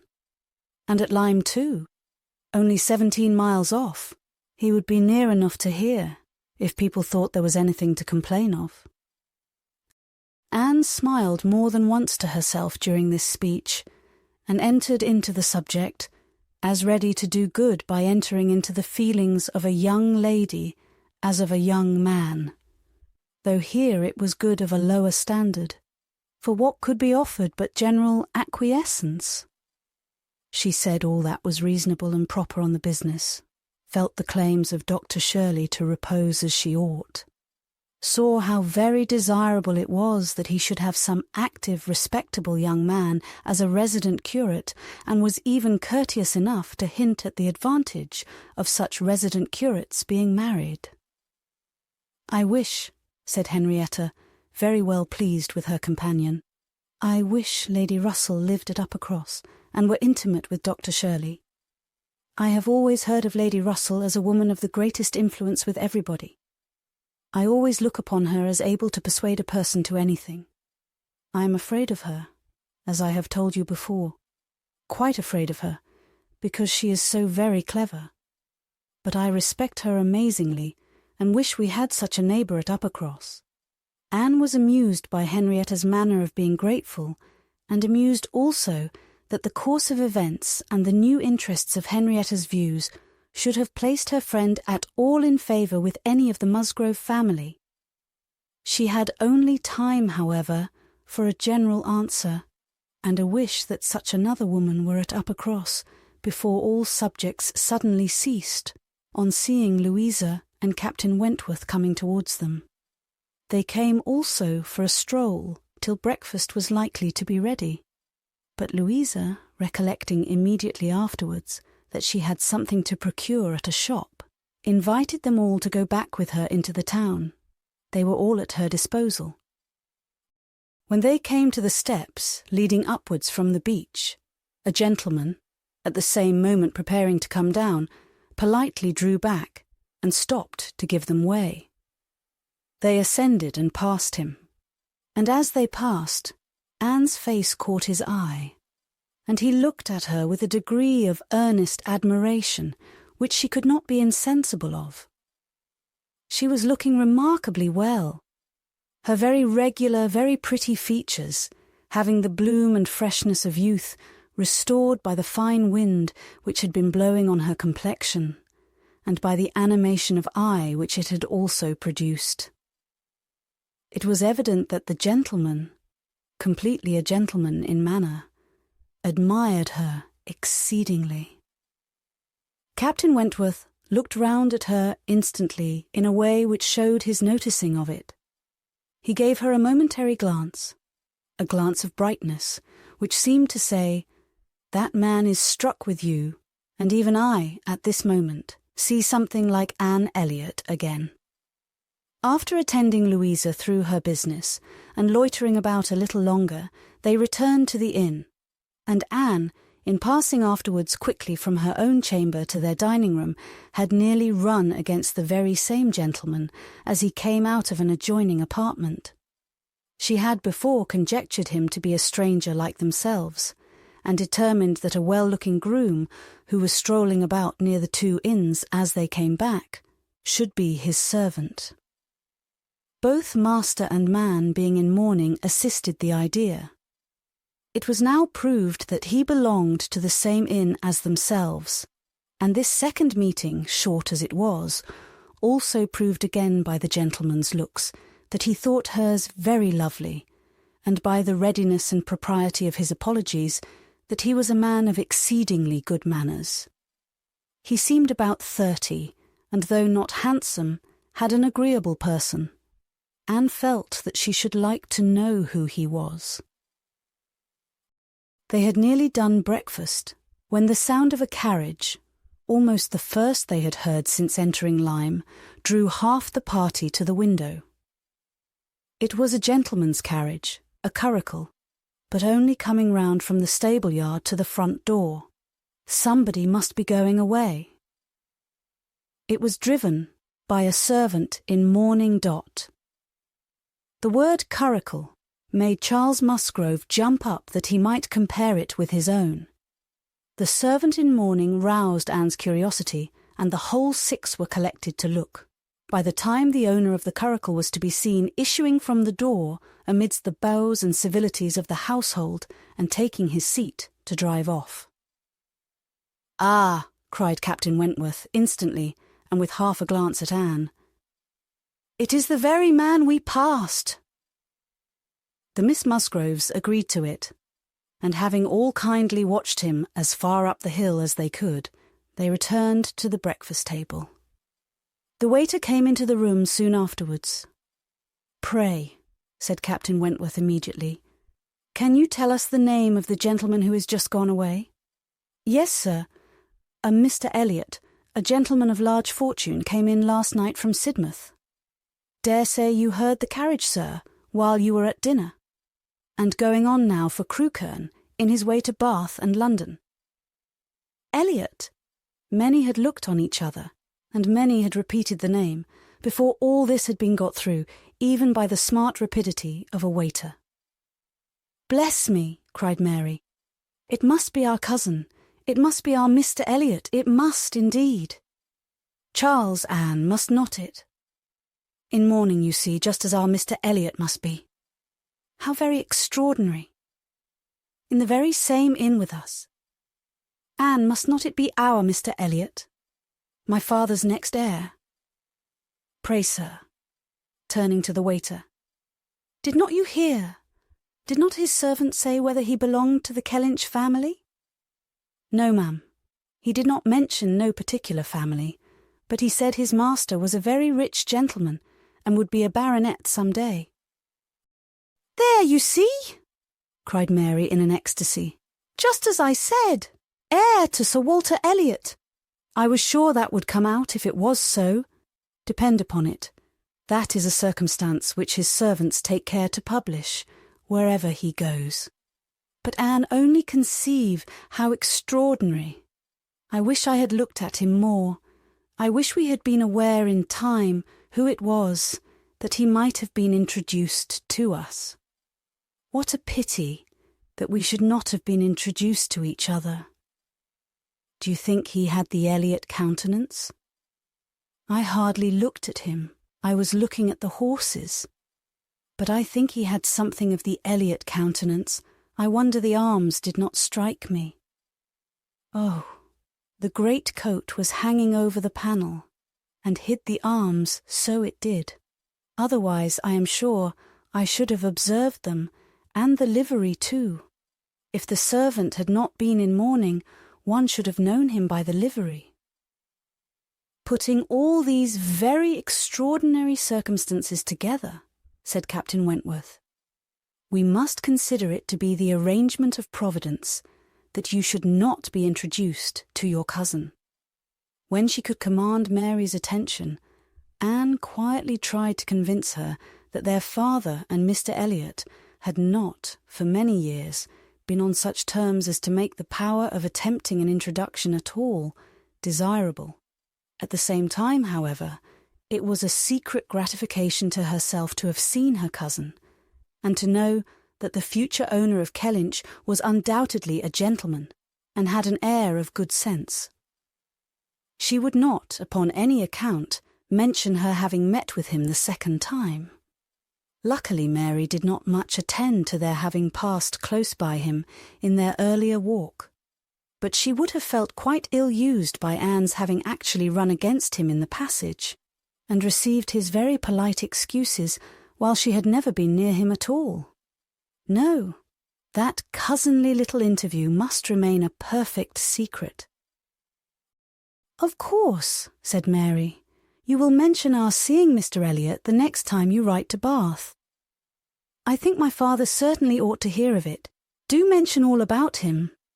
Anne avoided a direct reply, but it was just the circumstance which she considered as not merely unnecessary to be communicated, but as what ought to be suppressed.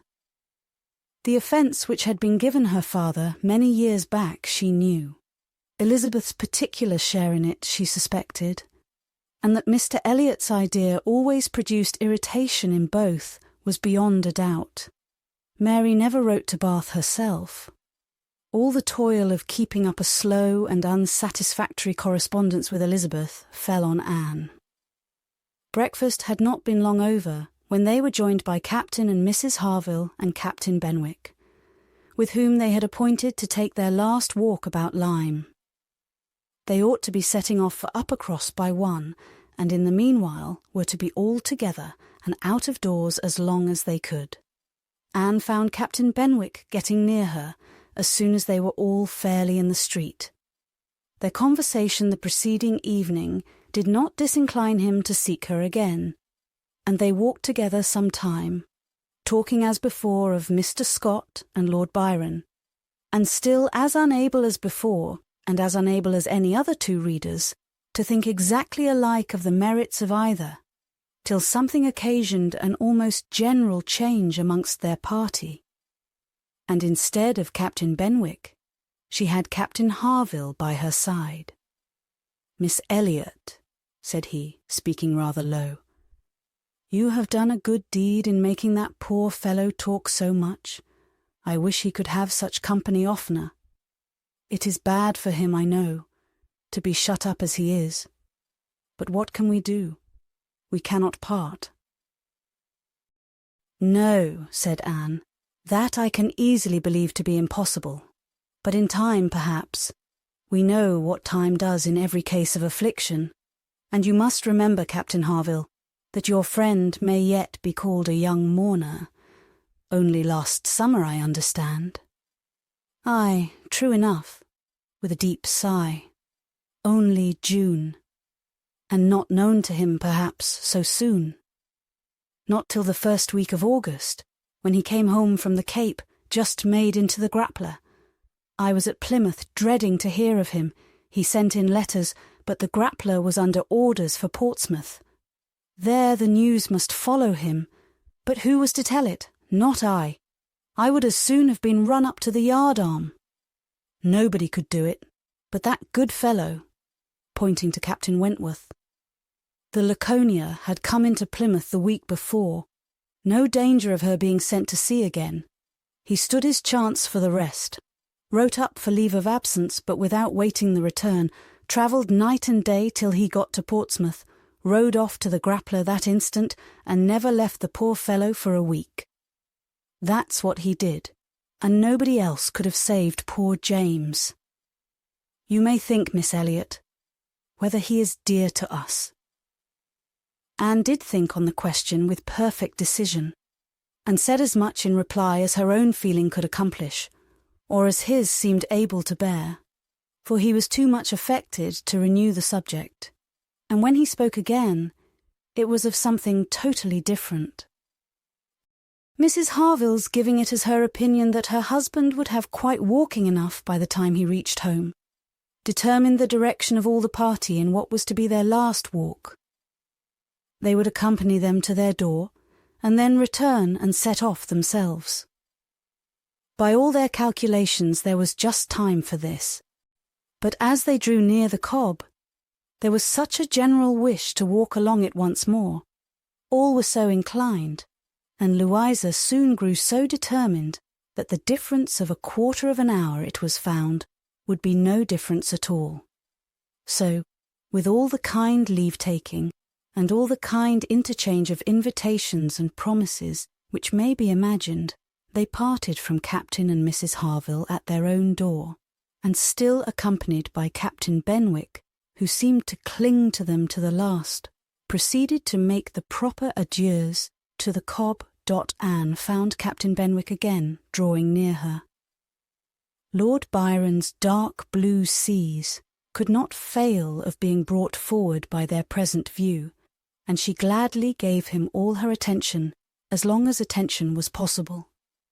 It was soon drawn perforce another way. There was too much wind to make the high part of the new cob pleasant for the ladies, and they agreed to get down the steps to the lower, and all were contented to pass quietly and carefully down the steep flight, excepting Louisa. She must be jumped down them by Captain Wentworth. In all their walks he had had to jump her from the stiles. The sensation was delightful to her.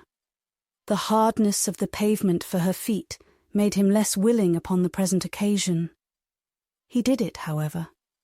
She was safely down, and instantly, to show her enjoyment, ran up the steps to be jumped down again. He advised her against it, thought the jar too great. But no, he reasoned and talked in vain. She smiled and said, "I am determined I will." He put out his hands. She was too precipitate by half a second. She fell on the pavement on the lower cob, and was taken up lifeless. There was no wound, no blood, no visible bruise. But her eyes were closed, she breathed not. Her face was like death. The horror of the moment to all who stood around. Captain Wentworth, who had caught her up, knelt with her in his arms, looking on her with a face as pallid as her own, in an agony of silence. "She is dead! She is dead!" screamed Mary, catching hold of her husband, and contributing with his own horror to make him immovable. And in another moment, Henrietta, sinking under the conviction, lost her senses too, and would have fallen on the steps, but for Captain Benwick and Anne, who caught and supported her between them. "Is there no one to help me?" were the first words which burst from Captain Wentworth in a tone of despair, and as if all his own strength were gone. Go to him, cried Anne. "For heaven's sake, go to him. I can support her myself. Leave me and go to him. Rub her hands, rub her temples. Here are salts. Take them, take them." Captain Benwick obeyed, and Charles at the same moment disengaging himself from his wife, they were both with him, and Louisa was raised up and supported more firmly between them, and everything was done that Anne had prompted, but in vain, while Captain Wentworth, staggering against the wall for his support, exclaimed in the bitterest agony, "Oh God, her father and mother!" "A surgeon," said Anne. He caught the word. It seemed to rouse him at once, and saying only, "True, true, a surgeon this instant," was darting away when Anne eagerly suggested, "Captain Benwick, would not it be better for Captain Benwick? He knows where a surgeon is to be found." Everyone capable of thinking felt the advantage of the idea, and in a moment it was all done in rapid moments. Captain Benwick had resigned the poor corpse-like figure entirely to the brothers' care, and was off for the town with the utmost rapidity. As to the wretched party left behind, it could scarcely be said which of the three, who were completely rational, was suffering most. Captain Wentworth, Anne, or Charles, who, really a very affectionate brother, hung over Louisa with sobs of grief, and could only turn his eyes from one sister to see the other in a state as insensible, or to witness the hysterical agitations of his wife, calling on him for help which he could not give. Anne, attending with all the strength and zeal and thought which instinct supplied to Henrietta, still tried, at intervals, to suggest comfort to the others, tried to quiet Mary, to animate Charles, to assuage the feelings of Captain Wentworth. Both seemed to look to her for directions. "Anne, Anne!" cried Charles. "What is to be done next? What, in heaven's name, is to be done next?" Captain Wentworth's eyes were also turned towards her. Had not she better be carried to the inn? Yes, I am sure. Carry her gently to the inn. "Yes, yes, to the inn," repeated Captain Wentworth, comparatively collected and eager to be doing something. "I will carry her myself. Musgrove, take care of the others." By this time the report of the accident had spread among the workmen and boatmen about the Cobb, and many were collected near them, to be useful if wanted, at any rate, to enjoy the sight of a dead young lady, nay, 2 dead young ladies, for it proved twice as fine as the first report. To some of the best-looking of these good people Henrietta was consigned, for, though partially revived, she was quite helpless, and in this manner, Anne walking by her side and Charles attending to his wife, they set forward, treading back with feelings unutterable, the ground which so lately, so very lately, and so light of heart they had passed along. They were not off the Cobb before the Harvilles met them. Captain Benwick had been seen flying by their house, with a countenance which showed something to be wrong, and they had set off immediately, informed and directed as they passed towards the spot.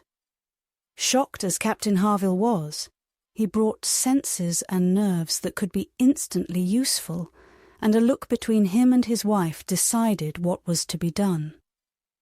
She must be taken to their house, all must go to their house, and await the surgeon's arrival there. They would not listen to scruples. He was obeyed. They were all beneath his roof, and while Louisa, under Mrs. Harville's direction, was conveyed upstairs and given possession of her own bed, assistance, cordials, restoratives were supplied by her husband to all who needed them. Louisa had once opened her eyes, but soon closed them again, without apparent consciousness. This had been a proof of life, however, of service to her sister, and Henrietta, though perfectly incapable of being in the same room with Louisa, was kept by the agitation of hope and fear from a return of her own insensibility. Mary, too, was growing calmer. The surgeon was with them almost before it had seemed possible. They were sick with horror while he examined, but he was not hopeless. The head had received a severe contusion, but he had seen greater injuries recovered from. He was by no means hopeless. He spoke cheerfully, that he did not regard it as a desperate case, that he did not say a few hours must end it, was at first felt beyond the hope of most, and the ecstasy of such a reprieve, the rejoicing, deep and silent, after a few fervent ejaculations of gratitude to heaven had been offered, may be conceived. The tone, the look, with which, thank God, was uttered by Captain Wentworth, Anne was sure could never be forgotten by her. nor the sight of him afterwards, as he sat near a table, leaning over it with folded arms and face concealed, as if overpowered by the various feelings of his soul, and trying by prayer and reflection to calm them. Louisa's limbs had escaped. There was no injury but to the head. It now became necessary for the party to consider what was best to be done, as to their general situation. They were now able to speak to each other and consult. That Louisa must remain where she was, however distressing to her friends to be involving the Harvilles in such trouble, did not admit a doubt. Her removal was impossible. The Harvilles silenced all scruples, and, as much as they could, all gratitude. They had looked forward and arranged everything before the others began to reflect. Captain Benwick must give up his room to them and get another bed elsewhere, and the whole was settled. They were only concerned that the house could accommodate no more, and yet perhaps by putting the children away in the maid's room or swinging a cot somewhere, they could hardly bear to think of not finding room for 2 or 3 besides, supposing they might wish to stay. Though, with regard to any attendance on Miss Musgrove, there need not be the least uneasiness in leaving her to Mrs. Harville's care entirely. Mrs. Harville was a very experienced nurse, and her nursery maid, who had lived with her long and gone about with her everywhere, was just such another. Between these two, she could want no possible attendance by day or night. And all this was said with a truth and sincerity of feeling irresistible. Charles, Henrietta, and Captain Wentworth were the 3 in consultation, and for a little while it was only an interchange of perplexity and terror. Uppercross, the necessity of someone's going to Uppercross, the news to be conveyed, how it could be broken to Mr. and Mrs. Musgrove, the lateness of the morning, an hour already gone since they ought to have been off, the impossibility of being in tolerable time. At first, they were capable of nothing more to the purpose than such exclamations. But, after a while, Captain Wentworth, exerting himself, said, "We must be decided, and without the loss of another minute. Every minute is valuable. Someone must resolve on being off for Uppercross instantly. Musgrove, either you or I must go." Charles agreed, but declared his resolution of not going away. He would be as little encumbrance as possible to Captain and Mrs. Harville. But as to leaving his sister in such a state, he neither ought nor would. So far it was decided, and Henrietta at first declared the same. She, however, was soon persuaded to think differently. The usefulness of her staying. She who had not been able to remain in Louisa's room ought to look at her without sufferings which made her worse than helpless. She was forced to acknowledge that she could do no good, yet was still unwilling to be away. Till, touched by the thought of her father and mother, she gave it up. She consented. She was anxious to be at home. The plan had reached this point when Anne, coming quietly down from Louisa's room, could not but hear what followed, for the parlour door was open. "Then it is settled, Musgrove," cried Captain Wentworth, "that you stay, and that I take care of your sister home. But as to the rest, as to the others, if one stays to assist Mrs. Harville, I think it need be only one. Mrs. Charles Musgrove will, of course, wish to get back to her children. But if Anne will stay, no one so proper, so capable as Anne." She paused a moment to recover from the emotion of hearing herself so spoken of. The other 2 warmly agreed with what he said, and she then appeared. "You will stay, I am sure. You will stay and nurse her," cried he, turning to her and speaking with a glow, and yet a gentleness, which seemed almost restoring the past. She coloured deeply, and he recollected himself and moved away. She expressed herself most willing, ready, happy to remain. It was what she had been thinking of, and wishing to be allowed to do. A bed on the floor in Louisa's room would be sufficient for her, if Mrs. Harville would but think so. One thing more, and all seemed arranged, though it was rather desirable that Mr. and Mrs. Musgrove should be previously alarmed by some share of delay. Yet the time required by the Uppercross horses to take them back would be a dreadful extension of suspense. And Captain Wentworth proposed, and Charles Musgrove agreed, that it would be much better for him to take a chaise from the inn, and leave Mr. Musgrove's carriage and horses to be sent home the next morning early, when there would be the farther advantage of sending an account of Louisa's night. Captain Wentworth now hurried off to get everything ready on his part, and to be soon followed by the two ladies. When the plan was made known to Mary, however, there was an end of all peace in it. She was so wretched and so vehement, complained so much of injustice in being expected to go away instead of Anne. Anne, who was nothing to Louisa, while she was her sister, and had the best right to stay in Henrietta's stead. Why was not she to be as useful as Anne, and to go home without Charles too, without her husband? No, it was too unkind. And in short, she said more than her husband could long withstand, and as none of the others could oppose when he gave way, there was no help for it. The change of Mary for Anne was inevitable. Anne had never submitted more reluctantly to the jealous and ill-judging claims of Mary. But so it must be, and they set off for the town, Charles taking care of his sister and Captain Benwick attending to her. She gave a moment's recollection, as they hurried along, to the little circumstances which the same spots had witnessed earlier in the morning. There she had listened to Henrietta's schemes for Dr. Shirley's leaving Uppercross. Farther on, she had first seen Mr. Elliot. A moment seemed all that could now be given to anyone but Louisa, or those who were wrapped up in her welfare.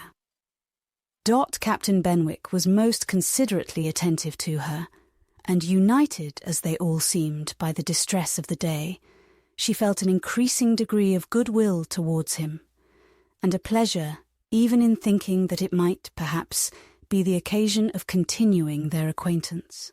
Captain Wentworth was on the watch for them, and a chaise and 4 in waiting, stationed for their convenience in the lowest part of the street. But his evident surprise and vexation at the substitution of one sister for the other, the change in his countenance, the astonishment, the expressions begun and suppressed with which Charles was listened to, made but a mortifying reception of Anne, or must at least convince her that she was valued only as she could be useful to Louisa. She endeavoured to be composed and to be just. Without emulating the feelings of an Emma towards her Henry, she would have attended on Louisa with a zeal above the common claims of regard for his sake. And she hoped he would not long be so unjust as to suppose she would shrink unnecessarily from the office of a friend. In the meanwhile, she was in the carriage. He had handed them both in, and placed himself between them, and in this manner, under these circumstances, full of astonishment and emotion to Anne, she quitted Lyme. How the long stage would pass, how it was to affect their manners, what was to be their sort of intercourse, she could not foresee. It was all quite natural, however. He was devoted to Henrietta, always turning towards her, and when he spoke at all, always with the view of supporting her hopes and raising her spirits. In general, his voice and manner were studiously calm. To spare Henrietta from agitation seemed the governing principle. Once only, when she had been grieving over the last ill-judged, ill-fated walk to the Cobb, bitterly lamenting that it ever had been thought of, he burst forth, as if wholly overcome. "Don't talk of it, don't talk of it," he cried. "Oh God, that I had not given way to her at the fatal moment, had I done as I ought. But so eager and so resolute, dear sweet Louisa. Anne wondered whether it ever occurred to him now to question the justness of his own previous opinion as to the universal felicity and advantage of firmness of character, and whether it might not strike him that, like all other qualities of the mind, it should have its proportions and limits. She thought it could scarcely escape him to feel that a persuadable temper might sometimes be as much in favour of happiness as a very resolute character. They got on fast. Anne was astonished to recognise the same hills and the same objects so soon. Their actual speed, heightened by some dread of the conclusion, made the road appear but half as long as on the day before. It was growing quite dusk, however, before they were in the neighbourhood of Uppercross, and there had been total silence among them for some time, Henrietta leaning back in the corner, with a shawl over her face, giving the hope of her having cried herself to sleep. When, as they were going up their last hill, Anne found herself all at once addressed by Captain Wentworth. In a low, cautious voice he said, "I have been considering what we had best do. She must not appear at first. She could not stand it. I have been thinking whether you had not better remain in the carriage with her, while I go in and break it to Mr. and Mrs. Musgrove. Do you think this is a good plan?" She did. He was satisfied and said no more. But the remembrance of the appeal remained a pleasure to her, as a proof of friendship and of deference for her judgment, a great pleasure, and when it became a sort of parting proof, its value did not lessen. When the distressing communication at Uppercross was over, and he had seen the father and mother quite as composed as could be hoped, and the daughter all the better for being with them, he announced his intention of returning in the same carriage to Lyme, and when the horses were baited, he was off. Chapter 13. The remainder of Anne's time at Uppercross, comprehending only 2 days, was spent entirely at the mansion house, and she had the satisfaction of knowing herself extremely useful there, both as an immediate companion and as assisting in all those arrangements for the future, which, in Mr. and Mrs. Musgrove's distressed state of spirits, would have been difficulties. They had an early account from Lyme the next morning. Louisa was much the same. No symptoms worse than before had appeared. Charles came a few hours afterwards, to bring a later and more particular account. He was tolerably cheerful. A speedy cure must not be hoped, but everything was going on as well as the nature of the case admitted. In speaking of the Harvilles, he seemed unable to satisfy his own sense of their kindness, especially of Mrs. Harville's exertions as a nurse. She really left nothing for Mary to do. He and Mary had been persuaded to go early to their inn last night. Mary had been hysterical again this morning. When he came away, she was going to walk out with Captain Benwick, which he hoped would do her good. He almost wished she had been prevailed on to come home the day before. But the truth was that Mrs. Harville left nothing for anybody to do. Charles was to return to Lyme the same afternoon, and his father had at first half a mind to go with him, but the ladies could not consent. It would be going only to multiply trouble to the others, and increase his own distress, and a much better scheme followed and was acted upon. A chaise was sent for from Crewkerne, and Charles conveyed back a far more useful person in the old nursery maid of the family, one who, having brought up all the children, and seen the very last, the lingering and long-petted Master Harry, sent to school after his brothers, was now living in her deserted nursery to mend stockings and dress all the blains and bruises she could get near her, and who, consequently, was only too happy in being allowed to go and help nurse dear Miss Louisa.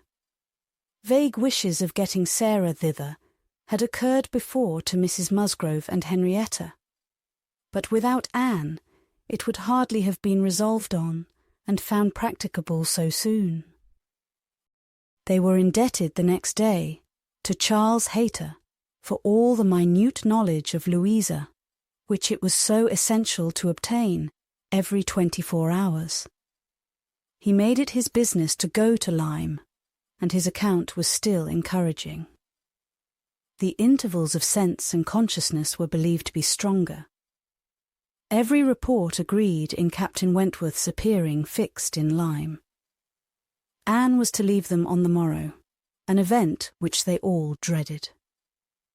What should they do without her? They were wretched comforters for one another. And so much was said in this way, that Anne thought she could not do better than impart among them the general inclination to which she was privy, and persuaded them all to go to Lyme at once. She had little difficulty. It was soon determined that they would go. Go tomorrow, fix themselves at the inn, or get into lodgings, as it suited, and there remain till dear Louisa could be moved. They must be taking off some trouble from the good people she was with. They might at least relieve Mrs. Harville from the care of her own children. And in short, they were so happy in the decision that Anne was delighted with what she had done, and felt that she could not spend her last morning at Uppercross better than in assisting their preparations, and sending them off at an early hour, though her being left to the solitary range of the house was the consequence. She was the last, excepting the little boys at the cottage. She was the very last, the only remaining one of all that had filled and animated both houses, of all that had given Uppercross its cheerful character. A few days had made a change indeed. If Louisa recovered, it would all be well again. More than former happiness would be restored. There could not be a doubt, to her mind there was none, of what would follow her recovery.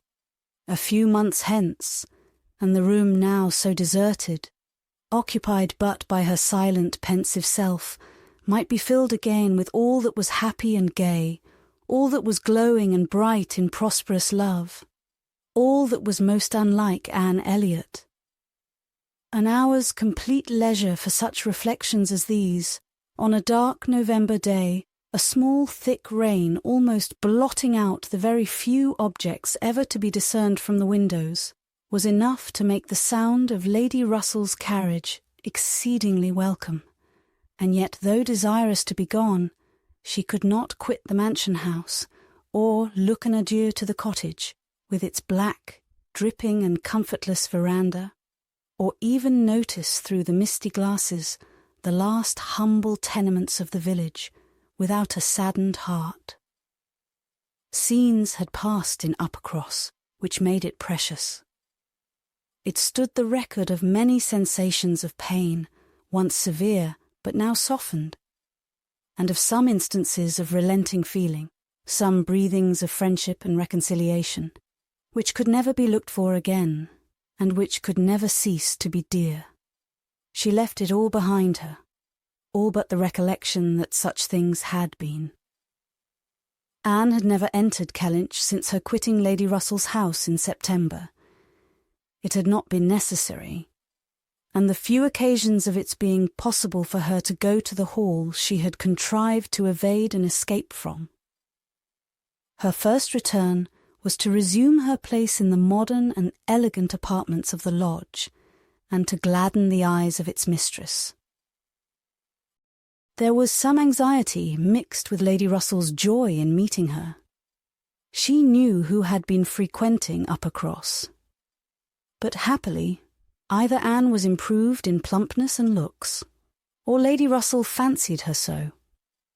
And Anne, in receiving her compliments on the occasion, had the amusement of connecting them with the silent admiration of her cousin, and of hoping that she was to be blessed with a second spring of youth and beauty.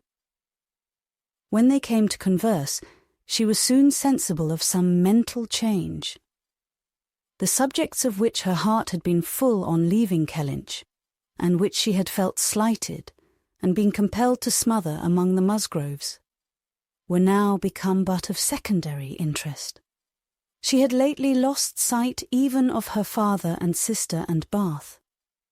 Their concerns had been sunk under those of Uppercross, and when Lady Russell reverted to their former hopes and fears, and spoke her satisfaction in the house in Camden Place, which had been taken, and her regret that Mrs. Clay should still be with them, Anne would have been ashamed to have it known how much more she was thinking of Lyme and Louisa Musgrove, and all her acquaintance there. How much more interesting to her was the home and the friendship of the Harvilles and Captain Benwick than her own father's house in Camden Place, or her own sister's intimacy with Mrs. Clay. She was actually forced to exert herself to meet Lady Russell with anything like the appearance of equal solicitude, on topics which had by nature the first claim on her. There was a little awkwardness at first in their discourse on another subject. They must speak of the accident at Lyme. Lady Russell had not been arrived 5 minutes the day before, when a full account of the whole had burst on her. But still it must be talked of. She must make inquiries. She must regret the imprudence, lament the result, and Captain Wentworth's name must be mentioned by both. Anne was conscious of not doing it so well as Lady Russell. She could not speak the name, and look straight forward to Lady Russell's eye, till she had adopted the expedient of telling her briefly what she thought of the attachment between him and Louisa. When this was told, his name distressed her no longer. Lady Russell had only to listen composedly and wish them happy, but internally her heart revelled in angry pleasure, in pleased contempt, that the man who at 23 had seemed to understand somewhat of the value of an Anne Elliot should, 8 years afterwards, be charmed by a Louisa Musgrove. The first 3 or 4 days passed most quietly, with no circumstance to mark them excepting the receipt of a note or two from Lyme, which found their way to Anne, she could not tell how, and brought a rather improving account of Louisa. At the end of that period, Lady Russell's politeness could repose no longer, and the fainter self-threatenings of the past became in a decided tone, "I must call on Mrs. Croft. I really must call upon her soon. Anne, have you courage to go with me and pay a visit in that house? It will be some trial to us both." Anne did not shrink from it. On the contrary, she truly felt as she said in observing, "I think you are very likely to suffer the most of the two. Your feelings are less reconciled to the change than mine. By remaining in the neighbourhood, I am become inured to it." She could have said more on the subject, for she had in fact so high an opinion of the Crofts, and considered her father so very fortunate in his tenants, felt the parish to be so sure of a good example, and the poor of the best attention and relief, that however sorry and ashamed for the necessity of the removal, she could not but in conscience feel that they were gone who deserved not to stay, and that Kellynch Hall had passed into better hands than its owners. These convictions must unquestionably have their own pain, and severe was its kind. But they precluded that pain which Lady Russell would suffer in entering the house again and returning through the well-known apartments. In such moments Anne had no power of saying to herself, "These rooms ought to belong only to us. Oh, how fallen in their destination, how unworthily occupied, an ancient family to be so driven away, strangers filling their place." No, except when she thought of her mother and remembered where she had been used to sit and preside, she had no sigh of that description to heave. Mrs. Croft always met her with a kindness which gave her the pleasure of fancying herself a favourite, and on the present occasion receiving her in that house, there was particular attention. The sad accident at Lyme was soon the prevailing topic, and on comparing their latest accounts of the invalid, it appeared that each lady dated her intelligence from the same hour of yestermorn. That Captain Wentworth had been in Kellynch yesterday, the first time since the accident, had brought Anne the last note, which she had not been able to trace the exact steps of, had stayed a few hours, and then returned again to Lyme, and without any present intention of quitting it any more. He had inquired after her, she found particularly, had expressed his hope of Miss Elliot's not being the worse for her exertions, and had spoken of those exertions as great. This was handsome, and gave her more pleasure than almost anything else could have done. As to the sad catastrophe itself, it could be canvassed only in one style, by a couple of steady, sensible women, whose judgments had to work on ascertained events, and it was perfectly decided that it had been the consequence of much thoughtlessness and much imprudence, that its effects were most alarming, and that it was frightful to think how long Miss Musgrove's recovery might yet be doubtful, and how liable she would still remain to suffer from the concussion hereafter. The Admiral wound it up summarily by exclaiming, "Aye, a very bad business indeed. A new sort of way this, for a young fellow to be making love by breaking his mistress's head, is not it, Miss Elliot. This is breaking a head and giving a plaster, truly." Admiral Croft's manners were not quite of the tone to suit Lady Russell, but they delighted Anne. His goodness of heart and simplicity of character were irresistible. "Now this must be very bad for you," said he, suddenly rousing from a little reverie, "to be coming and finding us here. I had not recollected it before, I declare, but it must be very bad. But now, do not stand upon ceremony. Get up and go over all the rooms in the house if you like it." "Another time, sir. I thank you, not now." "Well, whenever it suits you. You can slip in from the shrubbery at any time, and there you will find we keep our umbrellas hanging up by that door. A good place, is not it? But," checking himself, "you will not think it a good place, for yours were always kept in the butler's room." "Aye, so it always is, I believe. One man's ways may be as good as another's, but we all like our own best, and so you must judge for yourself, whether it would be better for you to go about the house or not." Anne, finding she might decline it, did so, very gratefully. "We have made very few changes either," continued the Admiral, after thinking a moment. "Very few. We told you about the laundry door at Upper Cross. That has been a very great improvement. The wonder was how any family upon earth could bear with the inconvenience of its opening as it did, so long. You will tell Sir Walter what we have done, and that Mr. Shepherd thinks it the greatest improvement the house ever had. Indeed, I must do ourselves the justice to say that the few alterations we have made have been all very much for the better. My wife should have the credit of them, however. I have done very little besides sending away some of the large looking-glasses from my dressing-room, which was your father's.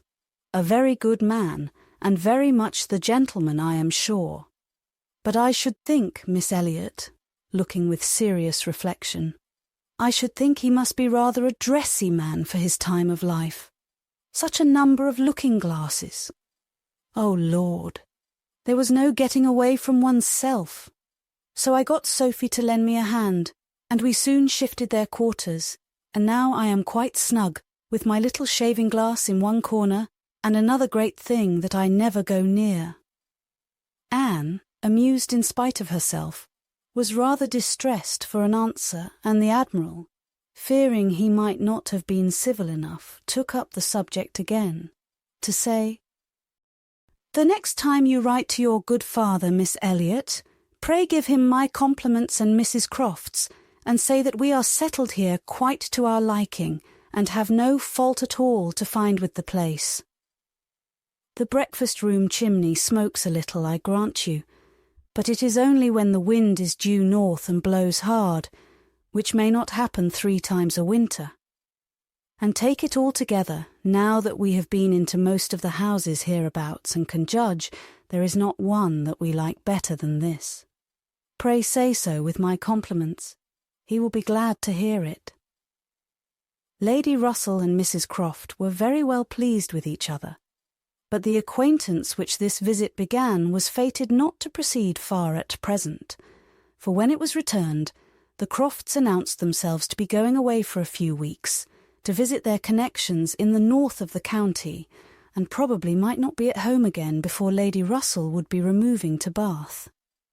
So ended all danger to Anne of meeting Captain Wentworth at Kellynch Hall, or of seeing him in company with her friend. Everything was safe enough, and she smiled over the many anxious feelings she had wasted on the subject. Chapter 14. Though Charles and Mary had remained at Lyme much longer after Mr. and Mrs. Musgrove's going than Anne conceived they could have been at all wanted, they were yet the first of the family to be at home again, and as soon as possible after their return to Uppercross, they drove over to the lodge. They had left Louisa beginning to sit up, but her head, though clear, was exceedingly weak, and her nerves susceptible to the highest extreme of tenderness. And though she might be pronounced to be altogether doing very well, it was still impossible to say when she might be able to bear the removal home. And her father and mother, who must return in time to receive their younger children for the Christmas holidays, had hardly a hope of being allowed to bring her with them. They had been all in lodgings together. Mrs. Musgrove had got Mrs. Harville's children away as much as she could. Every possible supply from Uppercross had been furnished, to lighten the inconvenience to the Harvilles, while the Harvilles had been wanting them to come to dinner every day, and in short, it seemed to have been only a struggle on each side as to which should be most disinterested and hospitable. Mary had had her evils, but upon the whole, as was evident by her staying so long, she had found more to enjoy than to suffer. Charles Hayter had been at Lyme oftener than suited her, and when they dined with the Harvilles, there had been only a maidservant to wait. And at first Mrs. Harville had always given Mrs. Musgrove precedence. But then she had received so very handsome an apology from her on finding out whose daughter she was. And there had been so much going on every day. There had been so many walks between their lodgings and the Harvilles, and she had got books from the library, and changed them so often that the balance had certainly been much in favour of Lyme. She had been taken to Charmouth too, and she had bathed, and she had gone to church, and there were a great many more people to look at in the church at Lyme than at Uppercross. And all this, joined to the sense of being so very useful, had made really an agreeable fortnight. Anne inquired after Captain Benwick. Mary's face was clouded directly. Charles laughed. "Oh, Captain Benwick is very well, I believe, but he is a very odd young man. I do not know what he would be at. We asked him to come home with us for a day or two. Charles undertook to give him some shooting, and he seemed quite delighted, and for my part, I thought it was all settled, when behold, on Tuesday night, he made a very awkward sort of excuse. He never shot, and he had been quite misunderstood. And he had promised this, and he had promised that, and the end of it was, I found, that he did not mean to come. I suppose he was afraid of finding it dull, but upon my word I should have thought we were lively enough at the cottage for such a heart-broken man as Captain Benwick." Charles laughed again and said, "Now, Mary, you know very well how it really was. It was all your doing." Turning to Anne, "He fancied that if he went with us, he should find you close by. He fancied everybody to be living in Uppercross. And when he discovered that Lady Russell lived 3 miles off, his heart failed him, and he had not courage to come. That is the fact, upon my honour. Mary knows it is. But Mary did not give in to it very graciously, whether from not considering Captain Benwick entitled by birth and situation to be in love with an Elliot, or from not wanting to believe Anne a greater attraction to Uppercross than herself, must be left to be guessed. Anne's goodwill, however, was not to be lessened by what she heard. She boldly acknowledged herself flattered and continued her inquiries. "Oh, he talks of you," cried Charles, "in such terms." Mary interrupted him. "I declare, Charles, I never heard him mention Anne twice all the time I was there. I declare, Anne, he never talks of you at all." "No," admitted Charles, "I do not know that he ever does, in a general way, but however, it is a very clear thing that he admires you exceedingly. His head is full of some books that he is reading upon your recommendation, and he wants to talk to you about them. He has found out something or other in one of them which he thinks— oh, I cannot pretend to remember it, but it was something very fine. I overheard him telling Henrietta all about it, and then Miss Elliot was spoken of in the highest terms. Now, Mary, I declare it was so. I heard it myself, and you were in the other room. Elegance, sweetness, beauty. Oh, there was no end of Miss Elliot's charms. And I am sure, cried Mary warmly, it was a very little to his credit if he did. Miss Harville only died last June. Such a heart is very little worth having. Is it, Lady Russell? I am sure you will agree with me. I must see Captain Benwick before I decide, said Lady Russell, smiling. And that you are very likely to do very soon, I can tell you, ma'am, said Charles, though he had not nerves for coming away with us and setting off again afterwards to pay a formal visit here. He will make his way over to Kellynch one day by himself. You may depend on it. I told him the distance and the road, and I told him of the churches being so very well worth seeing. For as he has a taste for those sort of things, I thought that would be a good excuse. And he listened with all his understanding and soul. And I am sure from his manner that you will have him calling here soon. So I give you notice, Lady Russell. Any acquaintance of Anne's will always be welcome to me, was Lady Russell's kind answer. Oh, as to being Anne's acquaintance, said Mary, I think he is rather my acquaintance, for I have been seeing him every day this last fortnight. Well, as your joint acquaintance, then, I shall be very happy to see Captain Benwick. You will not find anything very agreeable in him, I assure you, ma'am. He is one of the dullest young men that ever lived. He has walked with me sometimes, from one end of the sands to the other, without saying a word. He is not at all a well-bred young man. I am sure you will not like him. There we differ, Mary, said Anne. I think Lady Russell would like him. I think she would be so much pleased with his mind that she would very soon see no deficiency in his manner. So do I, Anne, said Charles. I am sure Lady Russell would like him. He is just Lady Russell's sort. Give him a book, and he will read all day long. Yes, that he will, exclaimed Mary tauntingly. He will sit poring over his book and not know when a person speaks to him, or when one drops one's scissors, or anything that happens. Do you think Lady Russell would like that? Lady Russell could not help laughing. Upon my word, said she, I should not have supposed that my opinion of anyone could have admitted of such difference of conjecture, steady and matter-of-fact as I may call myself. I have really a curiosity to see the person who can give occasion to such directly opposite notions.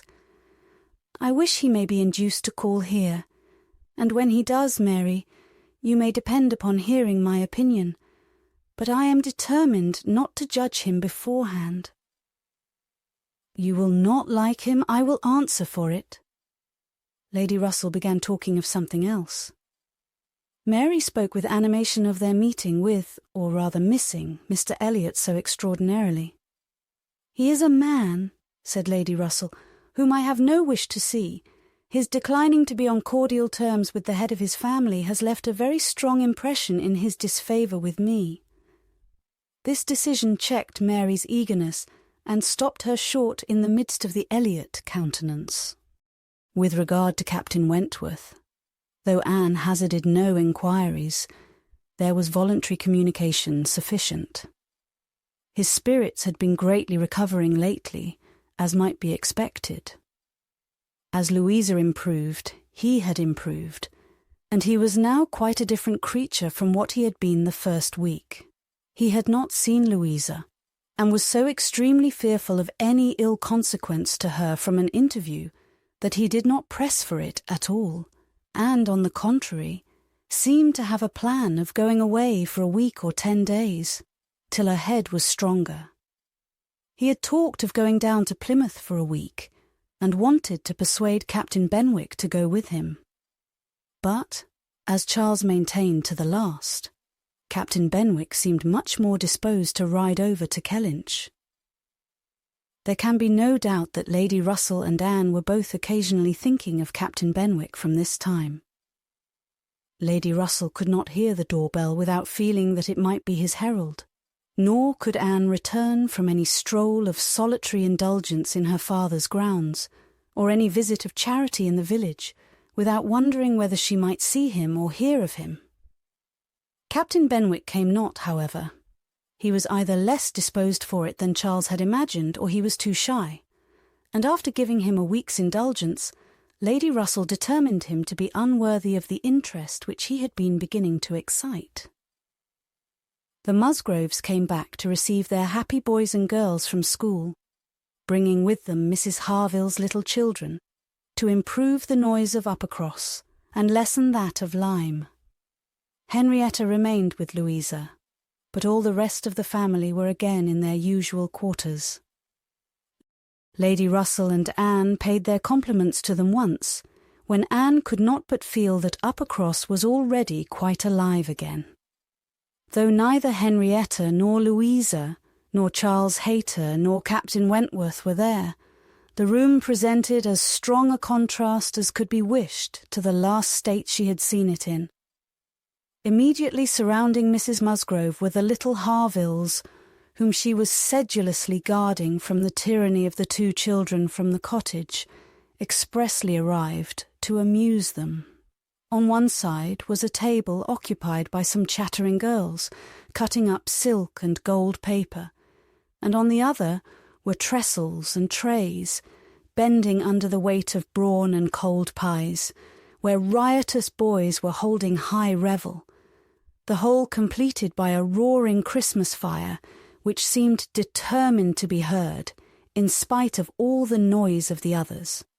Charles and Mary also came in, of course, during their visit, and Mr. Musgrove made a point of paying his respects to Lady Russell, and sat down close to her for 10 minutes, talking with a very raised voice, but from the clamour of the children on his knees, generally in vain.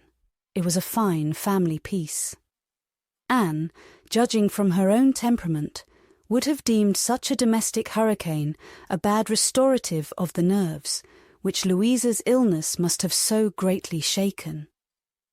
But Mrs. Musgrove, who got Anne near her on purpose to thank her most cordially, again and again for all her attentions to them, concluded a short recapitulation of what she had suffered herself by observing, with a happy glance round the room, that after all she had gone through, nothing was so likely to do her good as a little quiet cheerfulness at home. Louisa was now recovering apace. Her mother could even think of her being able to join their party at home before her brothers and sisters went to school again. The Harvilles had promised to come with her and stay at Uppercross whenever she returned. Captain Wentworth was gone for the present to see his brother in Shropshire. "I hope I shall remember in future," said Lady Russell, as soon as they were reseated in the carriage, not to call at Uppercross in the Christmas holidays.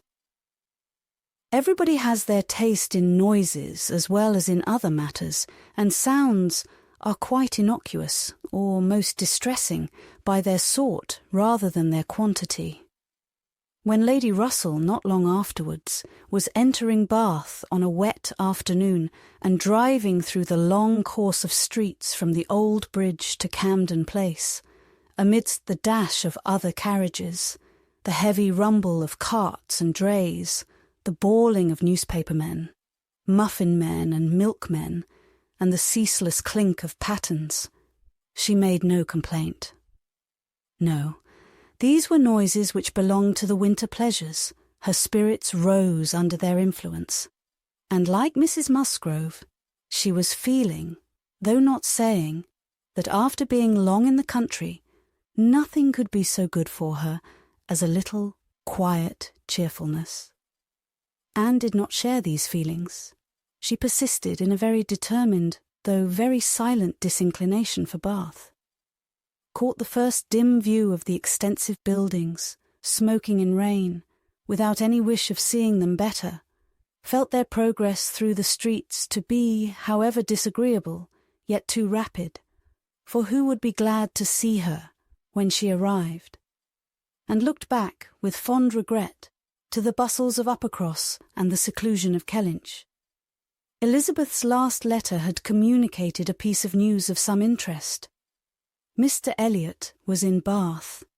He had called in Camden Place, had called a second time, a third, had been pointedly attentive. If Elizabeth and her father did not deceive themselves, had been taking much pains to seek the acquaintance and proclaim the value of the connection, as he had formerly taken pains to show neglect. This was very wonderful if it were true, and Lady Russell was in a state of very agreeable curiosity and perplexity about Mr. Elliot, already recanting the sentiment she had so lately expressed to Mary, of his being a man whom she had no wish to see. She had a great wish to see him. If he really sought to reconcile himself like a dutiful branch, he must be forgiven for having dismembered himself from the paternal tree. Anne was not animated to an equal pitch by the circumstance, but she felt that she would rather see Mr. Elliot again than not, which was more than she could say for many other persons in Bath. She was put down in Camden Place, and Lady Russell then drove to her own lodgings in Rivers Street. Chapter 15. Sir Walter had taken a very good house in Camden Place, a lofty, dignified situation, such as becomes a man of consequence, and both he and Elizabeth were settled there, much to their satisfaction. Anne entered it with a sinking heart, anticipating an imprisonment of many months, and anxiously saying to herself, "Oh, when shall I leave you again?" A degree of unexpected cordiality, however, in the welcome she received, did her good. Her father and sister were glad to see her, for the sake of showing her the house and furniture, and met her with kindness. Her making a fourth, when they sat down to dinner, was noticed as an advantage. Mrs. Clay was very pleasant and very smiling, but her courtesies and smiles were more a matter of course.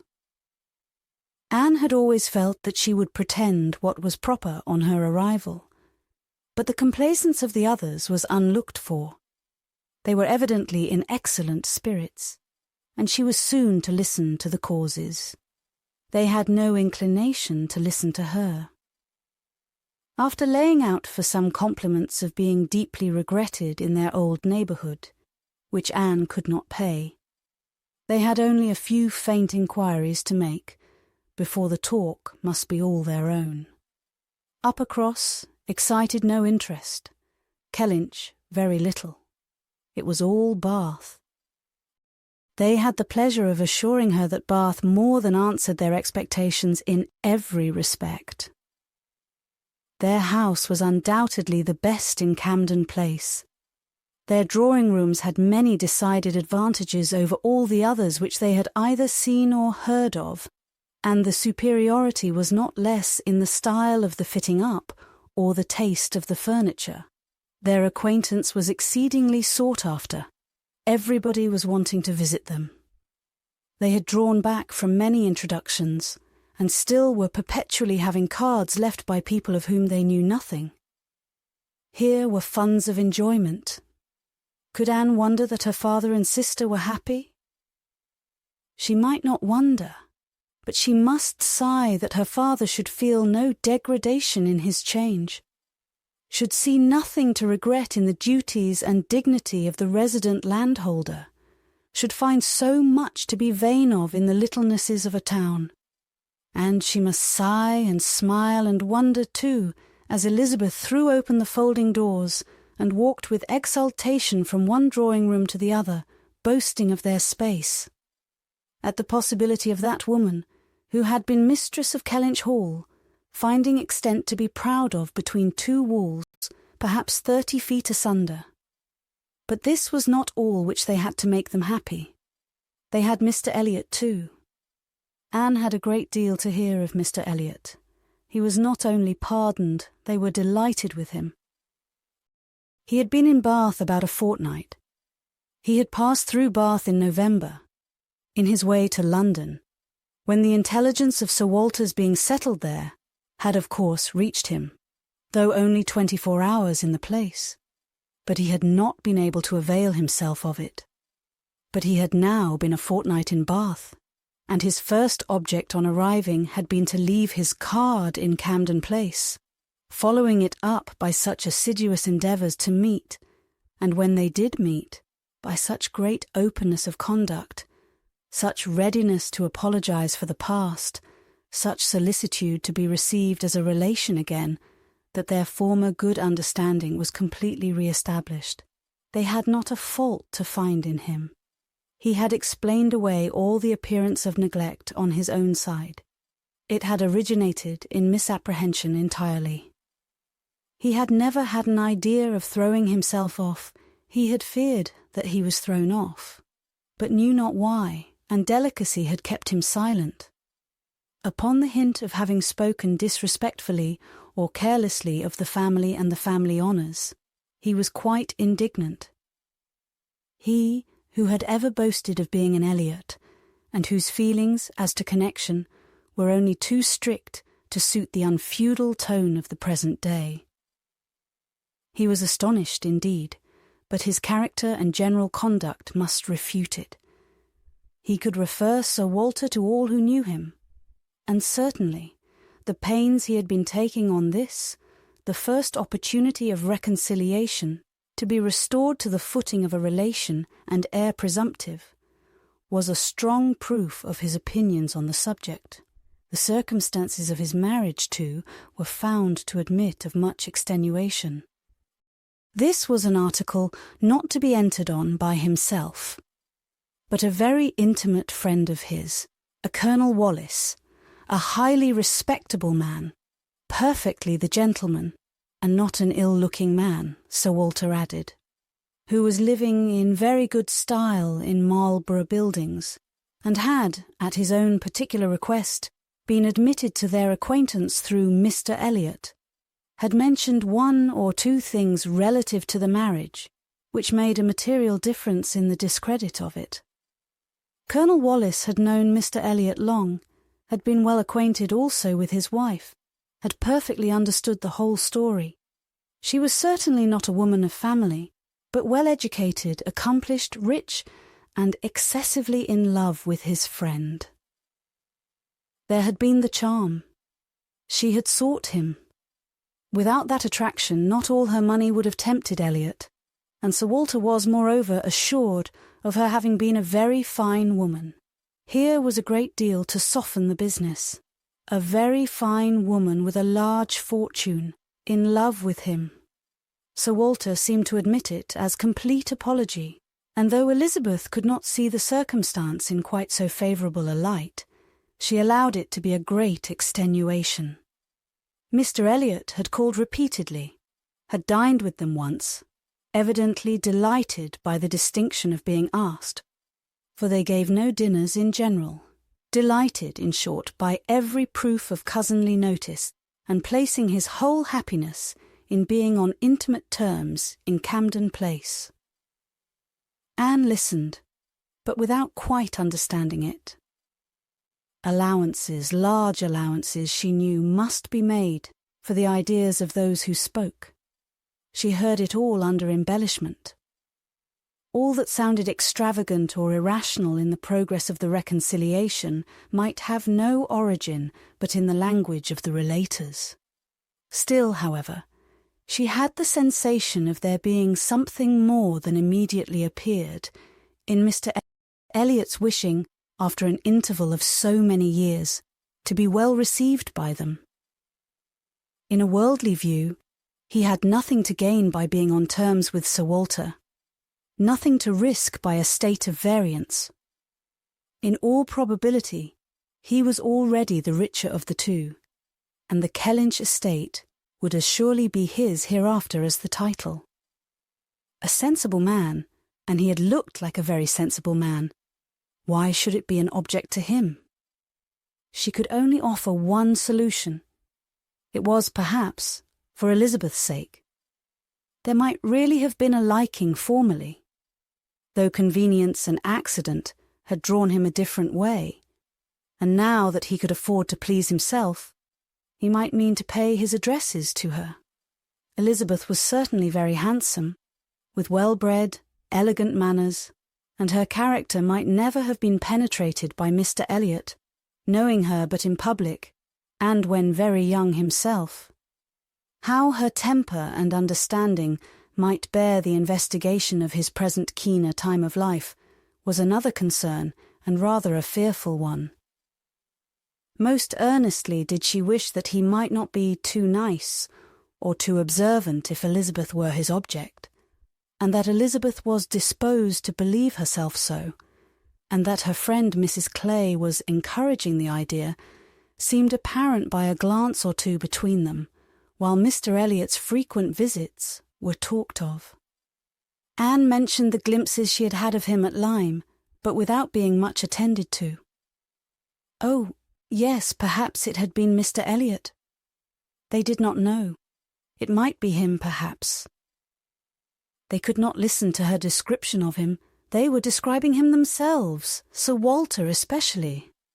He did justice to his very gentlemanlike appearance, his air of elegance and fashion, his good-shaped face, his sensible eye, but, at the same time, must lament his being very much underhung, a defect which time seemed to have increased, nor could he pretend to say that 10 years had not altered almost every feature for the worse. Mr. Elliot appeared to think that he, Sir Walter, was looking exactly as he had done when they last parted. But Sir Walter had not been able to return the compliment entirely, which had embarrassed him. He did not mean to complain, however. Mr. Elliot was better to look at than most men, and he had no objection to being seen with him anywhere. Mr. Elliot and his friends in Marlborough Buildings were talked of the whole evening. Colonel Wallis had been so impatient to be introduced to them, and Mr. Elliot so anxious that he should. And there was a Mrs. Wallis, at present known only to them by description, as she was in daily expectation of her confinement. But Mr. Elliot spoke of her as a most charming woman, quite worthy of being known in Camden Place, and as soon as she recovered, they were to be acquainted. Sir Walter thought much of Mrs. Wallis. She was said to be an excessively pretty woman, beautiful. He longed to see her. He hoped she might make some amends for the many very plain faces he was continually passing in the streets. The worst of Bath was the number of its plain women. He did not mean to say that there were no pretty women, but the number of the plain was out of all proportion. He had frequently observed as he walked that one handsome face would be followed by 30 or 35 frights. And once, as he had stood in a shop on Bond Street, he had counted 87 women go by, one after another, without there being a tolerable face among them. It had been a frosty morning, to be sure, a sharp frost, which hardly one woman in 1,000 could stand the test of, but still there certainly were a dreadful multitude of ugly women in Bath, and as for the men, they were infinitely worse. Such scarecrows as the streets were full of. It was evident how little the women were used to the sight of anything tolerable, by the effect which a man of decent appearance produced. He had never walked anywhere arm in arm with Colonel Wallis, who was a fine military figure, though sandy-haired, without observing that every woman's eye was upon him. Every woman's eye was sure to be upon Colonel Wallis. Modest Sir Walter. He was not allowed to escape, however, his daughter and Mrs. Clare united in hinting that Colonel Wallis's companion might have as good a figure as Colonel Wallis, and certainly was not sandy-haired. "How is Mary looking?" said Sir Walter, in the height of his good humour. "The last time I saw her she had a red nose, but I hope that may not happen every day." "Oh, no, that must have been quite accidental. In general, she has been in very good health and very good looks since Michaelmas. If I thought it would not tempt her to go out in sharp winds and grow coarse, I would send her a new hat and pelisse." Anne was considering whether she should venture to suggest that a gown or a cap would not be liable to any such misuse, when a knock at the door suspended everything. A knock at the door, and so late. It was 10 o'clock. Could it be Mr. Elliot? They knew he was to dine in Lansdowne Crescent. It was possible that he might stop in his way home to ask them how they did. They could think of no one else. Mrs. Clay decidedly thought it Mr. Elliot's knock. Mrs. Clay was right. With all the state which a butler and footboy could give, Mr. Elliot was ushered into the room. It was the very same man, with no difference but of dress. Anne drew a little back, while the others received his compliments, and her sister his apologies, for calling at so unusual an hour. But he could not be so near without wishing to know that neither she nor her friend had taken cold the day before, etc., which was all as politely done and as politely taken as possible. But her part must follow then. Sir Walter talked of his youngest daughter. Mr. Elliot must give him leave to present him to his youngest daughter.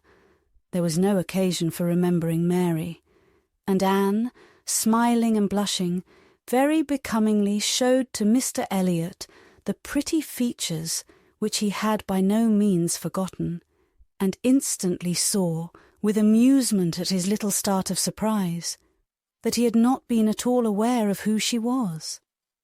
He looked completely astonished, but not more astonished than pleased. His eyes brightened, and with the most perfect alacrity he welcomed the relationship, alluded to the past, and entreated to be received as an acquaintance already. He was quite as good-looking as he had appeared at Lyme, his countenance improved by speaking, and his manners were so exactly what they ought to be, so polished, so easy, so particularly agreeable, that she could compare them in excellence to only one person's manners. They were not the same, but they were, perhaps, equally good. He sat down with them, and improved their conversation very much. There could be no doubt of his being a sensible man. 10 minutes were enough to certify that. His tone, his expressions, his choice of subject, his knowing where to stop, it was all the operation of a sensible, discerning mind. As soon as he could, he began to talk to her of Lyme, wanting to compare opinions respecting the place, but especially wanting to speak of the circumstance of their happening to be guests in the same inn at the same time, to give his own route, understand something of hers, and regret that he should have lost such an opportunity of paying his respects to her. She gave him a short account of her party and business at Lyme. His regret increased as he listened.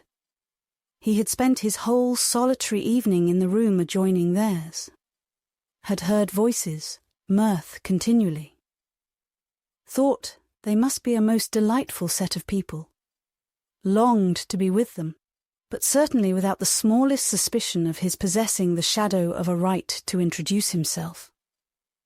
If he had but asked who the party were, the name of Musgrove would have told him enough. Well, it would serve to cure him of an absurd practice of never asking a question at an inn, which he had adopted when quite a young man, on the principle of its being very ungenteel to be curious. The notions of a young man of 1 or 22, said he, as to what is necessary in manners to make him quite the thing, are more absurd, I believe, than those of any other set of beings in the world. The folly of the means they often employ is only to be equalled by the folly of what they have in view. But he must not be addressing his reflections to Anne alone. He knew it. He was soon diffused again among the others, and it was only at intervals that he could return to Lyme. His inquiries, however, produced at length an account of the scene she had been engaged in there, soon after his leaving the place. Having alluded to an accident, he must hear the whole. When he questioned, Sir Walter and Elizabeth began to question also, but the difference in their manner of doing it could not be unfelt. She could only compare Mr. Elliot to Lady Russell, in the wish of really comprehending what had passed, and in the degree of concern for what she must have suffered in witnessing it. He stayed an hour with them. The elegant little clock on the mantelpiece had struck 11 with its silver sounds, and the watchman was beginning to be heard at a distance telling the same tale, before Mr. Elliot or any of them seemed to feel that he had been there long. Anne could not have supposed it possible that her first evening in Camden Place could have passed so well. Chapter 16. There was one point which Anne, on returning to her family, would have been more thankful to ascertain even than Mr. Elliot's being in love with Elizabeth, which was her father's not being in love with Mrs. Clay, and she was very far from easy about it when she had been at home a few hours. On going down to breakfast the next morning, she found there had just been a decent pretence on the ladies' side of meaning to leave them. She could imagine Mrs. Clay to have said that, now Miss Anne was come, she could not suppose herself at all wanted, for Elizabeth was replying in a sort of whisper, "That must not be any reason indeed. I assure you I feel it none. She is nothing to me compared with you." And she was in full time to hear her father say, "My dear madam, this must not be. As yet you have seen nothing of Bath. You have been here only to be useful. You must not run away from us now. You must stay to be acquainted with Mrs. Wallis, the beautiful Mrs. Wallis. To your fine mind, I well know the sight of beauty is a real gratification." He spoke and looked so much in earnest that Anne was not surprised to see Mrs. Clay stealing a glance at Elizabeth and herself. Her countenance, perhaps, might express some watchfulness, but the praise of the fine mind did not appear to excite a thought in her sister. The lady could not but yield to such joint entreaties and promised to stay. In the course of the same morning, Anne and her father chancing to be alone together, he began to compliment her on her improved looks. He thought her less thin in her person, in her cheeks, her skin, her complexion greatly improved, clearer, fresher. Had she been using anything in particular? No, nothing. Merely Gowland, he supposed. No, nothing at all. Ha! He was surprised at that, and added, "Certainly you cannot do better than to continue as you are. You cannot be better than well, or I should recommend Gowland, the constant use of Gowland during the spring months. Mrs. Clay has been using it at my recommendation, and you see what it has done for her. You see how it has carried away her freckles.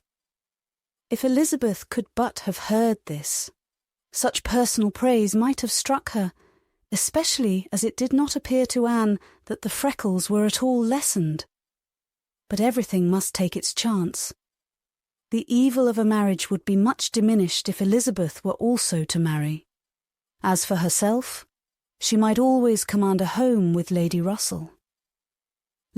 Lady Russell's composed mind and polite manners were put to some trial on this point in her intercourse in Camden Place. The sight of Mrs. Clay in such favour and of Anne so overlooked was a perpetual provocation to her there, and vexed her as much when she was away as a person in Bath who drinks the water, gets all the new publications, and has a very large acquaintance, has time to be vexed. As Mr. Elliot became known to her, she grew more charitable or more indifferent towards the others. His manners were an immediate recommendation, and on conversing with him, she found the solid so fully supporting the superficial that she was at first, as she told Anne, almost ready to exclaim, "Can this be Mr. Elliot?" and could not seriously picture to herself a more agreeable or estimable man.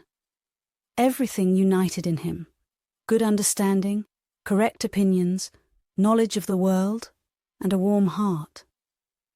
He had strong feelings of family attachment and family honour, without pride or weakness. He lived with the liberality of a man of fortune, without display. He judged for himself in everything essential, without defying public opinion in any point of worldly decorum. He was steady, observant, moderate, candid, never run away with by spirits or by selfishness, which fancied itself strong feeling, and yet with a sensibility to what was amiable and lovely, and a value for all the felicities of domestic life, which characters of fancied enthusiasm and violent agitation seldom really possess. She was sure that he had not been happy in marriage. Colonel Wallis said it, and Lady Russell saw it, but it had been no unhappiness to sour his mind, nor, she began pretty soon to suspect, to prevent his thinking of a second choice. Her satisfaction in Mr. Elliot outweighed all the plague of Mrs. Clay. It was now some years since Anne had begun to learn that she and her excellent friend could sometimes think differently, and it did not surprise her, therefore, that Lady Russell should see nothing suspicious or inconsistent, nothing to require more motives than appeared, in Mr. Elliot's great desire of a reconciliation. In Lady Russell's view, it was perfectly natural that Mr. Elliot, at a mature time of life, should feel it a most desirable object, and what would very generally recommend him among all sensible people to be on good terms with the head of his family. The simplest process in the world of time upon a head naturally clear, and only erring in the heyday of youth. Anne presumed, however, still to smile about it, and at last to mention Elizabeth. Lady Russell listened and looked, and made only this cautious reply: "Elizabeth, very well, time will explain." It was a reference to the future which Anne, after a little observation, felt she must submit to. She could determine nothing at present. In that house Elizabeth must be first, and she was in the habit of such general observance as Miss Elliot that any particularity of attention seemed almost impossible. Mr. Elliot, too, it must be remembered, had not been a widower 7 months. A little delay on his side might be very excusable. In fact, Anne could never see the crape round his hat without fearing that she was the inexcusable one in attributing to him such imaginations. For though his marriage had not been very happy, still it had existed so many years that she could not comprehend a very rapid recovery from the awful impression of its being dissolved. However it might end, he was without any question their pleasantest acquaintance in Bath. She saw nobody equal to him, and it was a great indulgence now and then to talk to him about Lyme, which he seemed to have as lively a wish to see again, and to see more of, as herself. They went through the particulars of their first meeting a great many times. He gave her to understand that he had looked at her with some earnestness. She knew it well, and she remembered another person's look also. They did not always think alike. His value for rank and connection, she perceived, was greater than hers. It was not merely complaisance, it must be a liking to the cause, which made him enter warmly into her father and sister's solicitudes on a subject which she thought unworthy to excite them. The Bath paper one morning announced the arrival of the Dowager Viscountess Dalrymple and her daughter, the Honourable Miss Carteret, and all the comfort of No. Camden Place was swept away for many days, for the Dalrymples, in Anne's opinion, most unfortunately, were cousins of the Elliots, and the agony was how to introduce themselves properly. Anne had never seen her father and sister before in contact with nobility, and she must acknowledge herself disappointed. She had hoped better things from their high ideas of their own situation in life, and was reduced to form a wish which she had never foreseen, a wish that they had more pride. For our cousins Lady Dalrymple and Miss Carteret, our cousins the Dalrymples, sounded in her ears all day long. Sir Walter had once been in company with the late Viscount, but had never seen any of the rest of the family, and the difficulties of the case arose from there having been a suspension of all intercourse by letters of ceremony, ever since the death of that said late Viscount, when, in consequence of a dangerous illness of Sir Walter's at the same time, there had been an unlucky omission at Kellynch. No letter of condolence had been sent to Ireland. The neglect had been visited on the head of the sinner. For when poor Lady Elliot died herself, no letter of condolence was received at Kellynch, and consequently there was but too much reason to apprehend that the Dalrymples considered the relationship as closed. How to have this anxious business set to rights and be admitted as cousins again was the question. And it was a question which, in a more rational manner, neither Lady Russell nor Mr. Elliot thought unimportant. Family connections were always worth preserving, good company always worth seeking. Lady Dalrymple had taken a house for 3 months in Laura Place, and would be living in style. She had been at Bath the year before, and Lady Russell had heard her spoken of as a charming woman. It was very desirable that the connection should be renewed, if it could be done without any compromise of propriety on the side of the Elliots. Sir Walter, however, would choose his own means, and at last wrote a very fine letter of ample explanation, regret, and entreaty to his right honourable cousin. Neither Lady Russell nor Mr. Elliot could admire the letter, but it did all that was wanted in bringing 3 lines of scrawl from the Dowager Viscountess. She was very much honoured, and should be happy in their acquaintance. The toils of the business were over. The sweets began. They visited in Laura Place. They had the cards of Dowager Viscountess Dalrymple and the Honourable Miss Carteret to be arranged wherever they might be most visible, and our cousins in Laura Place, our cousin Lady Dalrymple and Miss Carteret were talked of to everybody. Anne was ashamed. Had Lady Dalrymple and her daughter even been very agreeable, she would still have been ashamed of the agitation they created, but they were nothing. There was no superiority of manner, accomplishment, or understanding. Lady Dalrymple had acquired the name of a charming woman because she had a smile and a civil answer for everybody. Miss Carteret, with still less to say, was so plain and so awkward that she would never have been tolerated in Camden Place but for her birth. Lady Russell confessed she had expected something better, but yet it was an acquaintance worth having.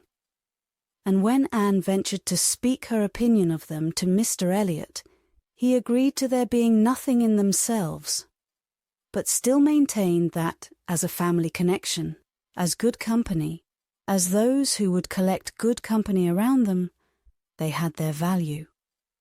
Anne smiled and said, "My idea of good company, Mr. Elliot, is the company of clever, well-informed people who have a great deal of conversation. That is what I call good company." "You are mistaken," said he gently. "That is not good company.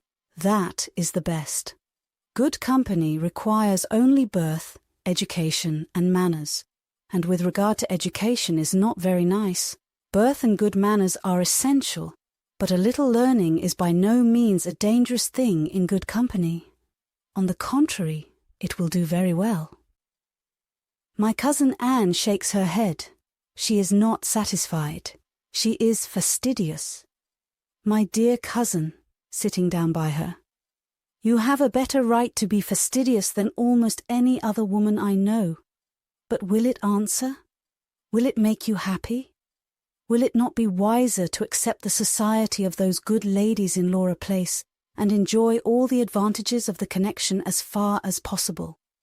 You may depend upon it that they will move in the first set in Bath this winter, and as rank is rank, your being known to be related to them will have its use in fixing your family, our family, let me say, in that degree of consideration which we must all wish for."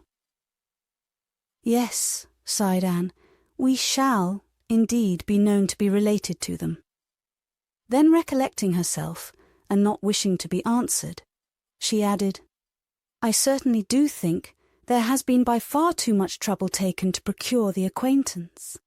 I suppose," smiling, "I have more pride than any of you, but I confess it does vex me that we should be so solicitous to have the relationship acknowledged, which we may be very sure is a matter of perfect indifference to them." "Pardon me, dear cousin, you are unjust in your own claims.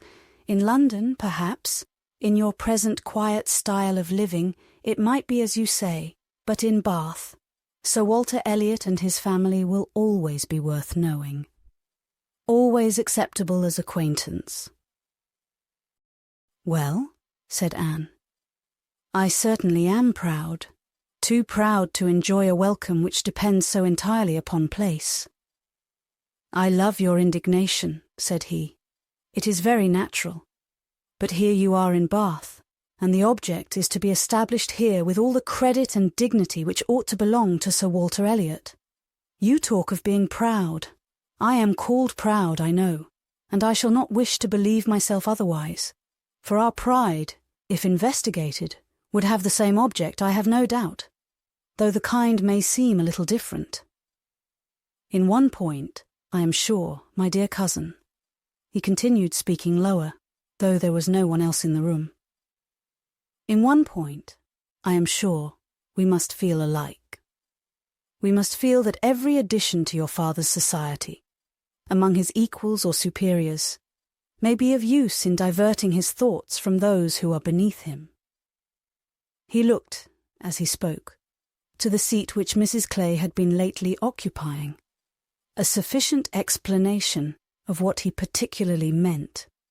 And though Anne could not believe in their having the same sort of pride, she was pleased with him for not liking Mrs. Clay, and her conscience admitted that his wishing to promote her father's getting great acquaintance was more than excusable in the view of defeating her. Chapter 17. While Sir Walter and Elizabeth were assiduously pushing their good fortune in Laura Place, Anne was renewing an acquaintance of a very different description. She had called on her former governess, and had heard from her of there being an old schoolfellow in Bath, who had the two strong claims on her attention of past kindness and present suffering. Miss Hamilton, now Mrs. Smith, had shown her kindness in one of those periods of her life when it had been most valuable. Anne had gone unhappy to school, grieving for the loss of a mother whom she had dearly loved, feeling her separation from home, and suffering as a girl of 14, of strong sensibility and not high spirits, must suffer at such a time. And Miss Hamilton, 3 years older than herself, but still from the want of near relations and a settled home, remaining another year at school, had been useful and good to her in a way which had considerably lessened her misery, and could never be remembered with indifference. Miss Hamilton had left school, had married not long afterwards, was said to have married a man of fortune, and this was all that Anne had known of her, till now that their governess's account brought her situation forward in a more decided but very different form. She was a widow and poor. Her husband had been extravagant, and at his death, about 2 years before, had left his affairs dreadfully involved. She had had difficulties of every sort to contend with, and in addition to these distresses, had been afflicted with a severe rheumatic fever, which, finally settling in her legs, had made her for the present a cripple. She had come to Bath on that account, and was now in lodgings near the hot baths, living in a very humble way, unable even to afford herself the comfort of a servant, and of course almost excluded from society.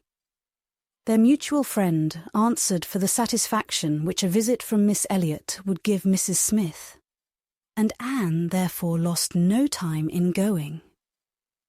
She mentioned nothing of what she had heard, or what she intended, at home. It would excite no proper interest there. She only consulted Lady Russell, who entered thoroughly into her sentiments, and was most happy to convey her as near to Mrs. Smith's lodgings in Westgate Buildings as Anne chose to be taken. The visit was paid, their acquaintance re-established, their interest in each other more than rekindled. The first 10 minutes had its awkwardness and its emotion. 12 years were gone since they had parted, and each presented a somewhat different person from what the other had imagined. 12 years had changed Anne from the blooming, silent, unformed girl of 15 to the elegant little woman of 27, with every beauty except bloom, and with manners as consciously right as they were invariably gentle. And 12 years had transformed the fine-looking, well-grown Miss Hamilton in all the glow of health and confidence of superiority into a poor, infirm, helpless widow, receiving the visit of her former protégé as a favour. But all that was uncomfortable in the meeting had soon passed away, and left only the interesting charm of remembering former partialities and talking over old times. Anne found in Mrs. Smith the good sense and agreeable manners which she had almost ventured to depend on, and a disposition to converse and be cheerful beyond her expectation. Neither the dissipations of the past, and she had lived very much in the world, nor the restrictions of the present, neither sickness nor sorrow seemed to have closed her heart or ruined her spirits. In the course of a second visit, she talked with great openness, and Anne's astonishment increased. She could scarcely imagine a more cheerless situation in itself than Mrs. Smith's. She had been very fond of her husband. She had buried him. She had been used to affluence. It was gone. She had no child to connect her with life and happiness again. No relations to assist in the arrangement of perplexed affairs. No health to make all the rest supportable. Her accommodations were limited to a noisy parlour and a dark bedroom behind, with no possibility of moving from one to the other without assistance, which there was only one servant in the house to afford, and she never quitted the house but to be conveyed into the warm bath. Yet, in spite of all this, Anne had reason to believe that she had moments only of languor and depression, to hours of occupation and enjoyment. How could it be? She watched, observed, reflected, and finally determined that this was not a case of fortitude or of resignation only. A submissive spirit might be patient, a strong understanding would supply resolution. But here was something more. Here was that elasticity of mind, that disposition to be comforted, that power of turning readily from evil to good, and of finding employment which carried her out of herself, which was from nature alone. It was the choicest gift of heaven. And Anne viewed her friend as one of those instances in which, by a merciful appointment, it seems designed to counterbalance almost every other want. There had been a time, Mrs. Smith told her, when her spirits had nearly failed. She could not call herself an invalid now, compared with her state on first reaching Bath. Then she had indeed been a pitiable object, for she had caught cold on the journey and had hardly taken possession of her lodgings before she was again confined to her bed and suffering under severe and constant pain. And all this among strangers, with the absolute necessity of having a regular nurse, and finances at that moment particularly unfit to meet any extraordinary expense. She had weathered it, however, and could truly say that it had done her good. It had increased her comforts by making her feel herself to be in good hands. She had seen too much of the world to expect sudden or disinterested attachment anywhere. But her illness had proved to her that her landlady had a character to preserve and would not use her ill. And she had been particularly fortunate in her nurse, as a sister of her landlady, a nurse by profession, and who had always a home in that house when unemployed, chanced to be at liberty just in time to attend her. "And she," said Mrs. Smith, "besides nursing me most admirably, has really proved an invaluable acquaintance. As soon as I could use my hands, she taught me to knit, which has been a great amusement. And she put me in the way of making these little thread cases, pin cushions and card racks, which you always find me so busy about, and which supply me with the means of doing a little good to one or two very poor families in this neighbourhood." She had a large acquaintance, of course professionally, among those who can afford to buy, and she disposes of my merchandise. She always takes the right time for applying. Everybody's heart is open, you know, when they have recently escaped from severe pain, or are recovering the blessing of health, and Nurse Rooke thoroughly understands when to speak. She is a shrewd, intelligent, sensible woman. Hers is a line for seeing human nature, and she has a fund of good sense and observation which, as a companion, make her infinitely superior to thousands of those who, having only received the best education in the world, know nothing worth attending to. Call it gossip, if you will.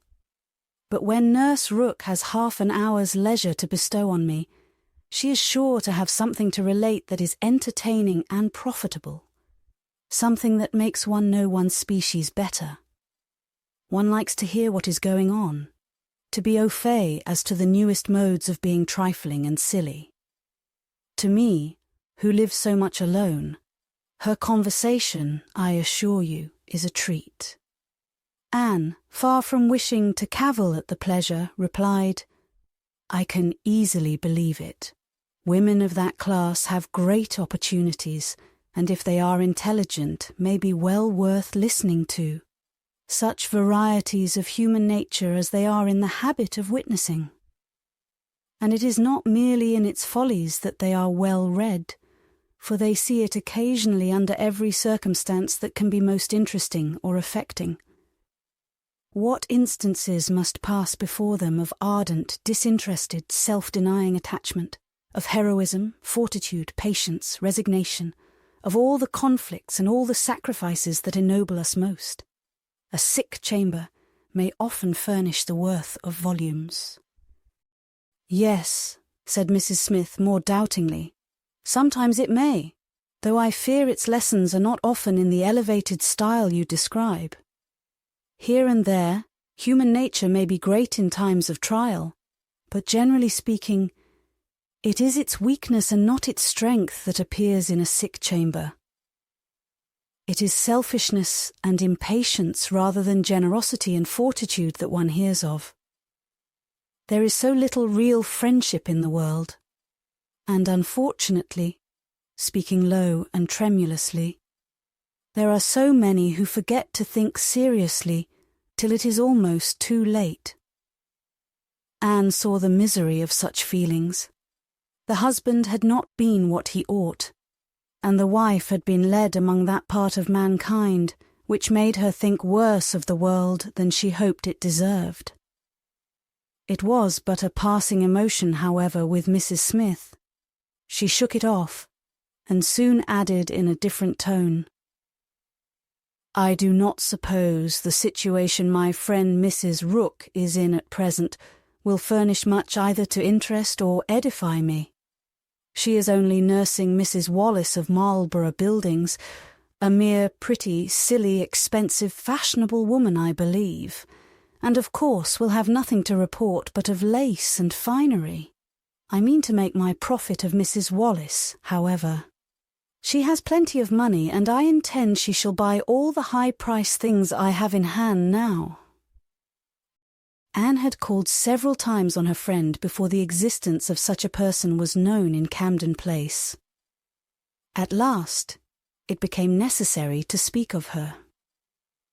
Sir Walter, Elizabeth, and Mrs. Clay returned one morning from Laura Place, with a sudden invitation from Lady Dalrymple for the same evening, and Anne was already engaged to spend that evening in Westgate Buildings. She was not sorry for the excuse. They were only asked, she was sure, because Lady Dalrymple, being kept at home by a bad cold, was glad to make use of the relationship which had been so pressed on her, and she declined on her own account with great alacrity. She was engaged to spend the evening with an old schoolfellow. They were not much interested in anything relative to Anne, but still there were questions enough asked to make it understood what this old schoolfellow was, and Elizabeth was disdainful, and Sir Walter severe. "Westgate Buildings," said he. "And who is Miss Anne Elliot to be visiting in Westgate Buildings?" "A Mrs. Smith, a widow Mrs. Smith. And who was her husband? One of 5,000 Mr. Smiths, whose names are to be met with everywhere. And what is her attraction? That she is old and sickly. Upon my word, Miss Anne Elliot, you have the most extraordinary taste. Everything that revolts other people, low company, poultry rooms, foul air, disgusting associations are inviting to you. But surely you may put off this old lady till tomorrow. She is not so near her end, I presume, but that she may hope to see another day. What is her age? 40? No, sir, she is not 31. But I do not think I can put off my engagement because it is the only evening for some time which will at once suit her and myself. She goes into the warm bath tomorrow, and for the rest of the week, you know, we are engaged." "But what does Lady Russell think of this acquaintance?" asked Elizabeth. "She sees nothing to blame in it," replied Anne. "On the contrary, she approves it, and has generally taken me when I have called on Mrs. Smith." Westgate Buildings must have been rather surprised by the appearance of a carriage drawn up near its pavement, observed Sir Walter. Sir Henry Russell's widow, indeed, has no honours to distinguish her arms, but still it is a handsome equipage, and no doubt is well known to convey a Miss Elliot. A widow, Mrs. Smith, lodging in Westgate Buildings. a poor widow barely able to live between 30 and 40, a mere Mrs. Smith, an everyday Mrs. Smith, of all people and all names in the world, to be the chosen friend of Miss Anne Elliot, and to be preferred by her to her own family connections among the nobility of England and Ireland. Mrs. Smith, such a name! Mrs. Clay, who had been present while all this passed, now thought it advisable to leave the room, and Anne could have said much, and did long to say a little in defence of her friend's not very dissimilar claims to theirs. But her sense of personal respect to her father prevented her. She made no reply. She left it to himself to recollect that Mrs. Smith was not the only widow in Bath between 30 and 40, with little to live on, and no surname of dignity. Anne kept her appointment, the others kept theirs, and of course she heard the next morning that they had had a delightful evening. She had been the only one of the set absent, for Sir Walter and Elizabeth had not only been quite at her ladyship's service themselves, but had actually been happy to be employed by her in collecting others, and had been at the trouble of inviting both Lady Russell and Mr. Elliot, and Mr. Elliot had made a point of leaving Colonel Wallis early, and Lady Russell had fresh arranged all her evening engagements in order to wait on her.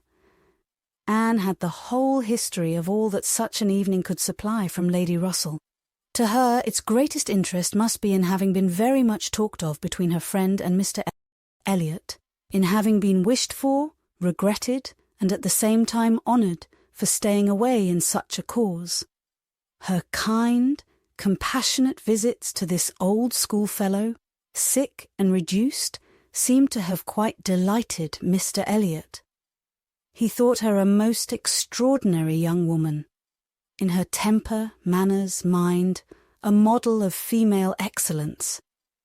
He could meet even Lady Russell in a discussion of her merits, and Anne could not be given to understand so much by her friend, could not know herself to be so highly rated by a sensible man, without many of those agreeable sensations which her friend meant to create.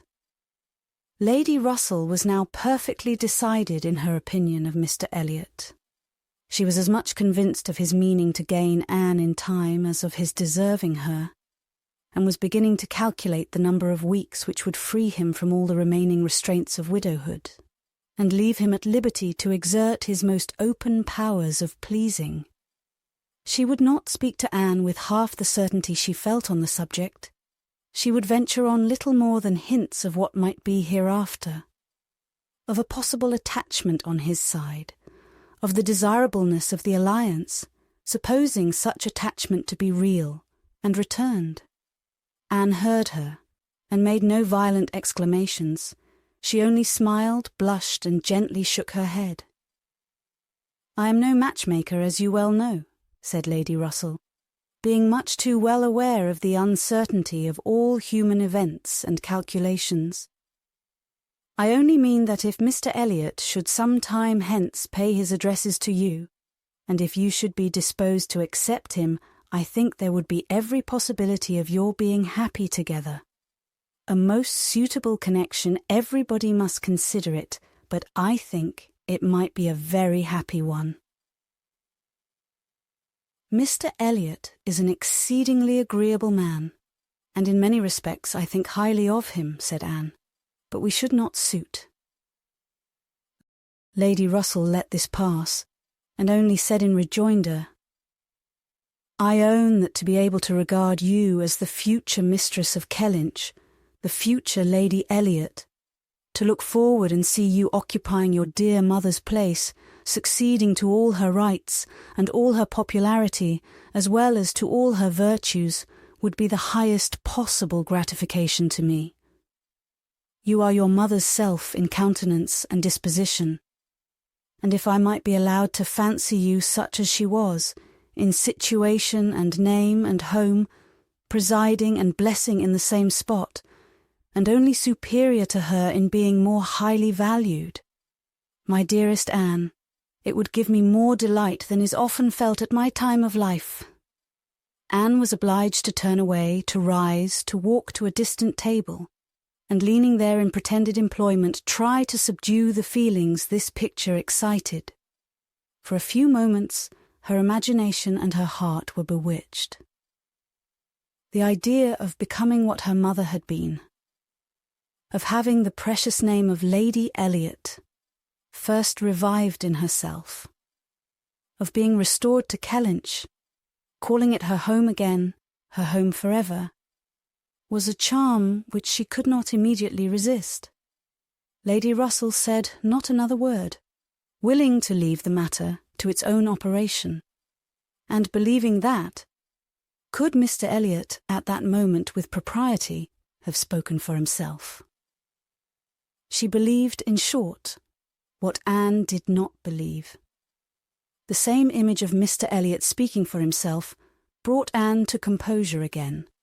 The charm of Kellynch and of Lady Elliot all faded away. She never could accept him.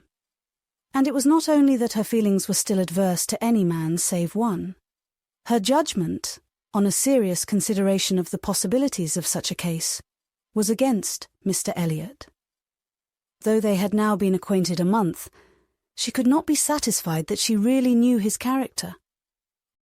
That he was a sensible man, an agreeable man, that he talked well, professed good opinions, seemed to judge properly, and as a man of principle, this was all clear enough.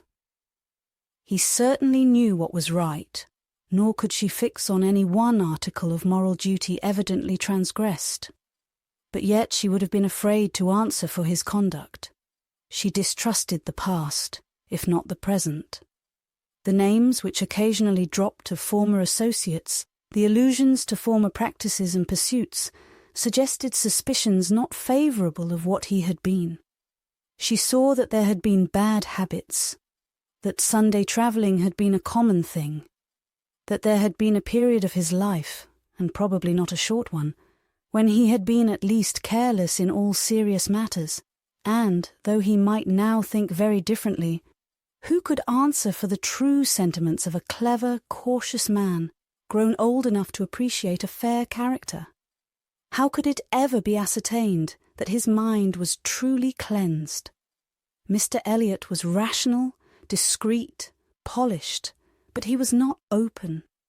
There was never any burst of feeling, any warmth of indignation or delight at the evil or good of others.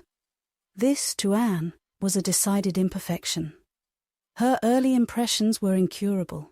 She prized the frank, the open-hearted, the eager character beyond all others. Warmth and enthusiasm did captivate her still. She felt that she could so much more depend upon the sincerity of those who sometimes looked or said a careless or a hasty thing, than of those whose presence of mind never varied, whose tongue never slipped. Mr. Elliot was too generally agreeable. Various as were the tempers in her father's house, he pleased them all. He endured too well, stood too well with everybody. He had spoken to her with some degree of openness of Mrs. Clay, had appeared completely to see what Mrs. Clay was about, and to hold her in contempt, and yet Mrs. Clay found him as agreeable as anybody. Lady Russell saw either less or more than her young friend, for she saw nothing to excite distrust. She could not imagine a man more exactly what he ought to be than Mr. Elliot, nor did she ever enjoy a sweeter feeling than the hope of seeing him receive the hand of her beloved Anne in Kellynch Church in the course of the following autumn. Chapter 18. It was the beginning of February, and Anne, having been a month in Bath, was growing very eager for news from Uppercross and Lyme. She wanted to hear much more than Mary had communicated. It was 3 weeks since she had heard at all. She only knew that Henrietta was at home again, and that Louisa, though considered to be recovering fast, was still in Lyme. And she was thinking of them all very intently one evening, when a thicker letter than usual from Mary was delivered to her, and, to quicken the pleasure and surprise, with Admiral and Mrs. Croft's compliments. The Crofts must be in Bath. A circumstance to interest her. They were people whom her heart turned to very naturally. "What is this?" cried Sir Walter. "The Crofts have arrived in Bath. The Crofts who rent Kellynch. What have they brought you?" "A letter from Uppercross Cottage, sir." "Oh, those letters are convenient passports. They secure an introduction. I should have visited Admiral Croft, however, at any rate. I know what is due to my tenant." Anne could listen no longer. She could not even have told how the poor Admiral's complexion escaped. Her letter engrossed her. It had been begun several days back. February 1st. My dear Anne, I make no apology for my silence, because I know how little people think of letters in such a place as Bath. You must be a great deal too happy to care for Uppercross, which, as you well know, affords little to write about. We have had a very dull Christmas. Mr. and Mrs. Musgrove have not had one dinner party all the holidays. I do not reckon the haters as anybody. The holidays, however, are over at last. I believe no children ever had such long ones. I am sure I had not. The house was cleared yesterday, except of the little Harvilles, but you will be surprised to hear they have never gone home. Mrs. Harville must be an odd mother to part with them so long. I do not understand it. They are not at all nice children, in my opinion, but Mrs. Musgrove seems to like them quite as well, if not better, than her grandchildren. Dot. What dreadful weather we have had. It may not be felt in Bath with your nice pavements, but in the country it is of some consequence. I have not had a creature call on me since the second week in January, except Charles Hayter, who had been calling much oftener than was welcome. Between ourselves, I think it a great pity Henrietta did not remain at Lyme as long as Louisa. It would have kept her a little out of his way. The carriage is gone today to bring Louisa and the Harvilles tomorrow. We are not asked to dine with them, however, till the day after. Mrs. Musgrove is so afraid of her being fatigued by the journey, which is not very likely, considering the care that will be taken of her, and it would be much more convenient to me to dine there tomorrow. I am glad you find Mr. Elliot so agreeable, and wish I could be acquainted with him too. But I have my usual luck. I am always out of the way when anything desirable is going on, always the last of my family to be noticed. What an immense time Mrs. Clay has been staying with Elizabeth. Does she never mean to go away? But perhaps if she were to leave the room vacant, we might not be invited. Let me know what you think of this. I do not expect my children to be asked, you know. I can leave them at the great house very well for a month or 6 weeks. I have this moment heard that the Crofts are going to Bath almost immediately. They think the Admiral gouty. Charles heard it quite by chance. They have not had the civility to give me any notice, or of offering to take anything. I do not think they improve at all as neighbours. We see nothing of them, and this is really an instance of gross inattention. Charles joins me in love, and everything proper. Yours affectionately, Mary M. I am sorry to say that I am very far from well, and Jemima has just told me that the butcher says there is a bad sore throat very much about. I dare say I shall catch it, and my sore throats, you know, are always worse than anybody's. So ended the first part, which had been afterwards put into an envelope, containing nearly as much more. I kept my letter open, that I might send you word how Louisa bore her journey, and now I am extremely glad I did, having a great deal to add. In the first place, I had a note from Mrs. Croft yesterday, offering to convey anything to you. A very kind, friendly note indeed, addressed to me, just as it ought. I shall therefore be able to make my letter as long as I like. The Admiral does not seem very ill, and I sincerely hope Bath will do him all the good he wants. I shall be truly glad to have them back again. Our neighbourhood cannot spare such a pleasant family. But now for Louisa. I have something to communicate that will astonish you not a little. She and the Harvilles came on Tuesday very safely, and in the evening we went to ask her how she did, when we were rather surprised not to find Captain Benwick of the party, for he had been invited as well as the Harvilles. And what do you think was the reason? Neither more nor less than his being in love with Louisa, and not choosing to venture to Uppercross till he had had an answer from Mr. Musgrove, for it was all settled between him and her before she came away, and he had written to her father by Captain Harville. True, upon my honour, are not you astonished? I shall be surprised at least if you ever received a hint of it, for I never did. Mrs. Musgrove protests solemnly that she knew nothing of the matter. We are all very well pleased, however, for though it is not equal to her marrying Captain Wentworth, it is infinitely better than Charles Hayter, and Mr. Musgrove has written his consent, and Captain Benwick is expected today. Mrs. Harville says her husband feels a good deal on his poor sister's account, but, however, Louisa is a great favourite with both Dot. Indeed, Mrs. Harville and I quite agree that we love her the better for having nursed her. Charles wonders what Captain Wentworth will say, but, if you remember, I never thought him attached to Louisa. I never could see anything of it. And this is the end, you see, of Captain Benwick's being supposed to be an admirer of yours. How Charles could take such a thing into his head was always incomprehensible to me. I hope he will be more agreeable now, certainly not a great match for Louisa Musgrove, but 1,000,000 times better than marrying among the Hayters. Mary need not have feared her sister's being in any degree prepared for the news. She had never in her life been more astonished.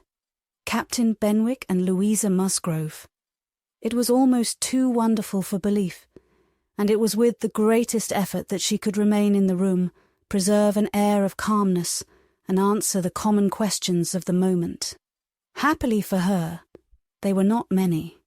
Sir Walter wanted to know whether the Crofts travelled with 4 horses, and whether they were likely to be situated in such a part of Bath as it might suit Miss Elliot and himself to visit in, but had little curiosity beyond. "How is Mary?"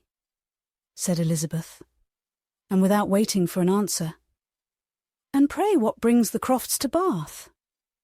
"They come on the Admiral's account. He is thought to be gouty." "Gout and decrepitude," said Sir Walter. "Poor old gentleman." "Have they any acquaintance here?" asked Elizabeth. "I do not know, but I can hardly suppose that, at Admiral Croft's time of life, and in his profession, he should not have many acquaintances in such a place as this." "I suspect," said Sir Walter coolly, "that Admiral Croft will be best known in Bath as the renter of Kellynch Hall. Elizabeth, may we venture to present him and his wife in Laura Place?" "Oh no, I think not. Situated as we are with Lady Dalrymple, cousins, we ought to be very careful not to embarrass her with acquaintance she might not approve. If we were not related, it would not signify. But as cousins, she would feel scrupulous as to any proposal of ours.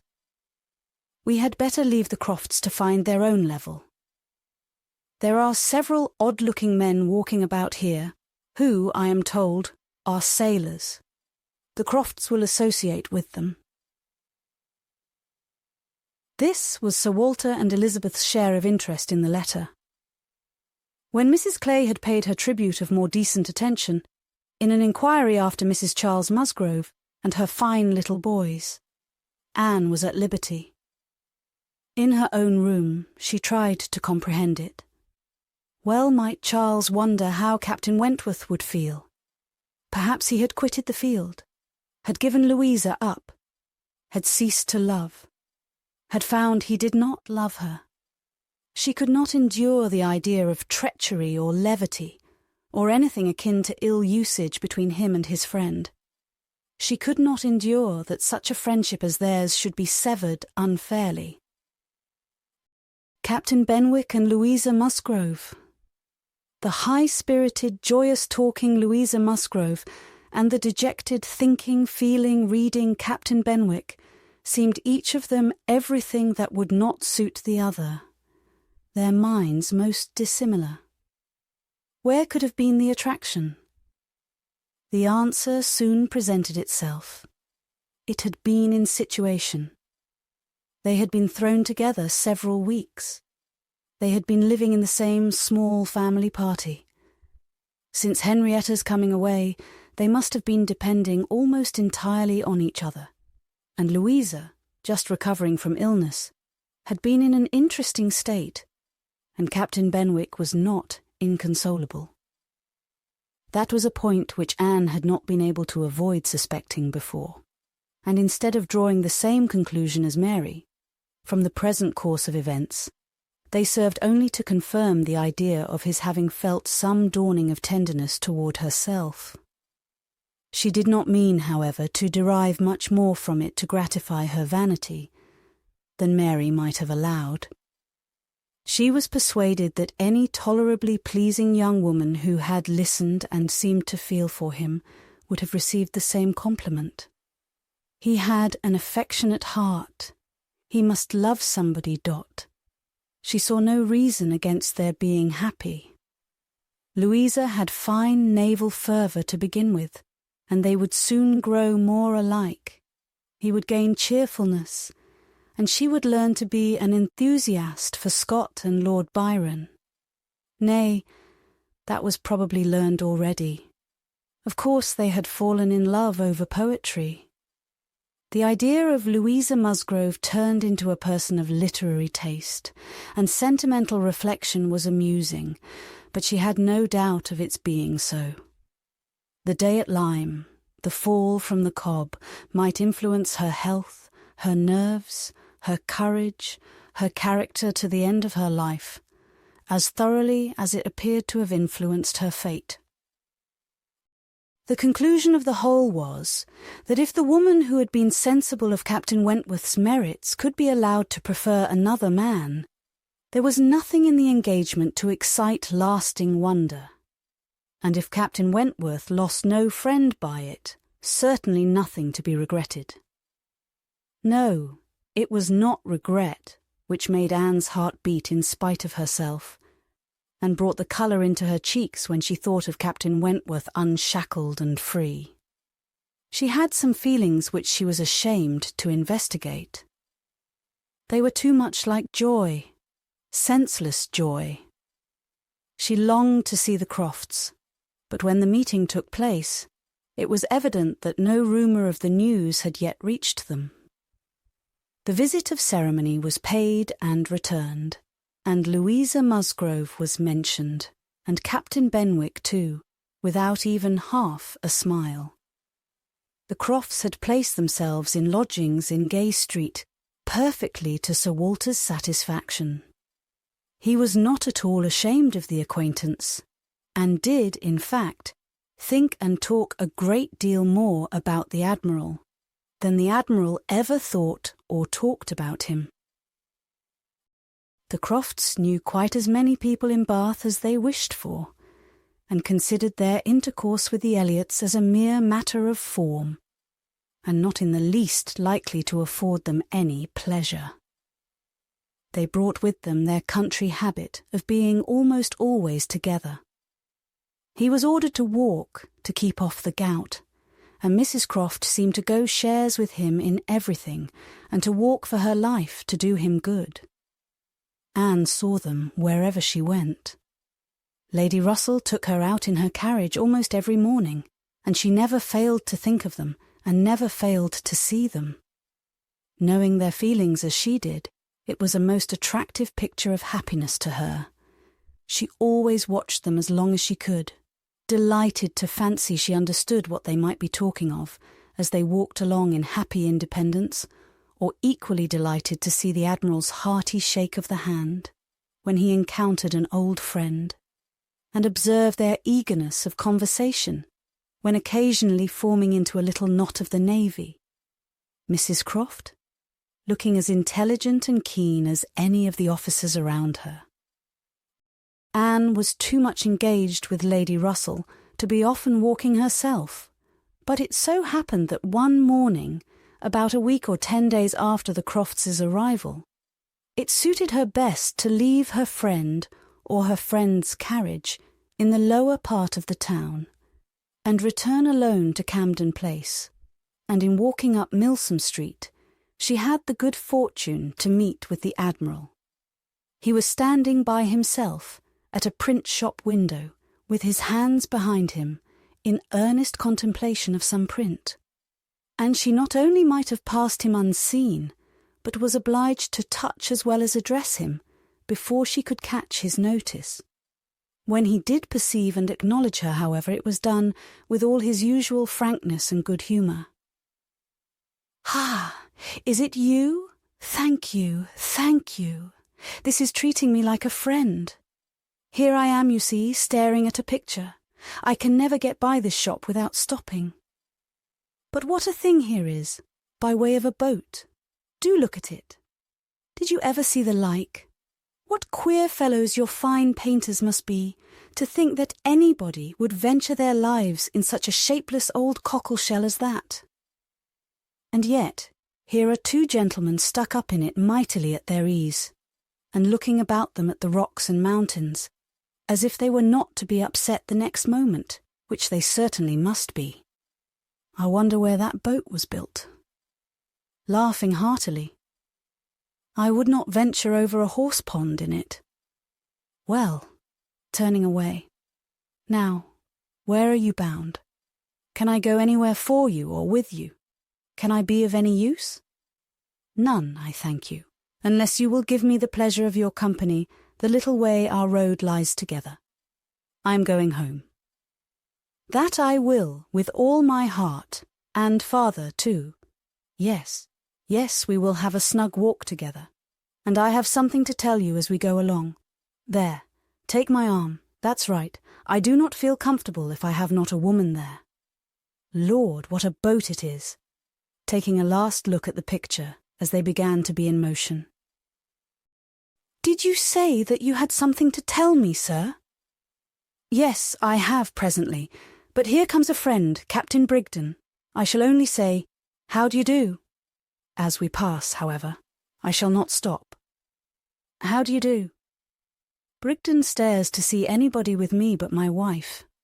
She, poor soul, is tied by the leg. She has a blister on one of her heels as large as a 3-shilling piece. If you look across the street, you will see Admiral Brand coming down and his brother. Shabby fellows, both of them. I am glad they are not on this side of the way. Sophie cannot bear them. They played me a pitiful trick once, got away with some of my best men. I will tell you the whole story another time.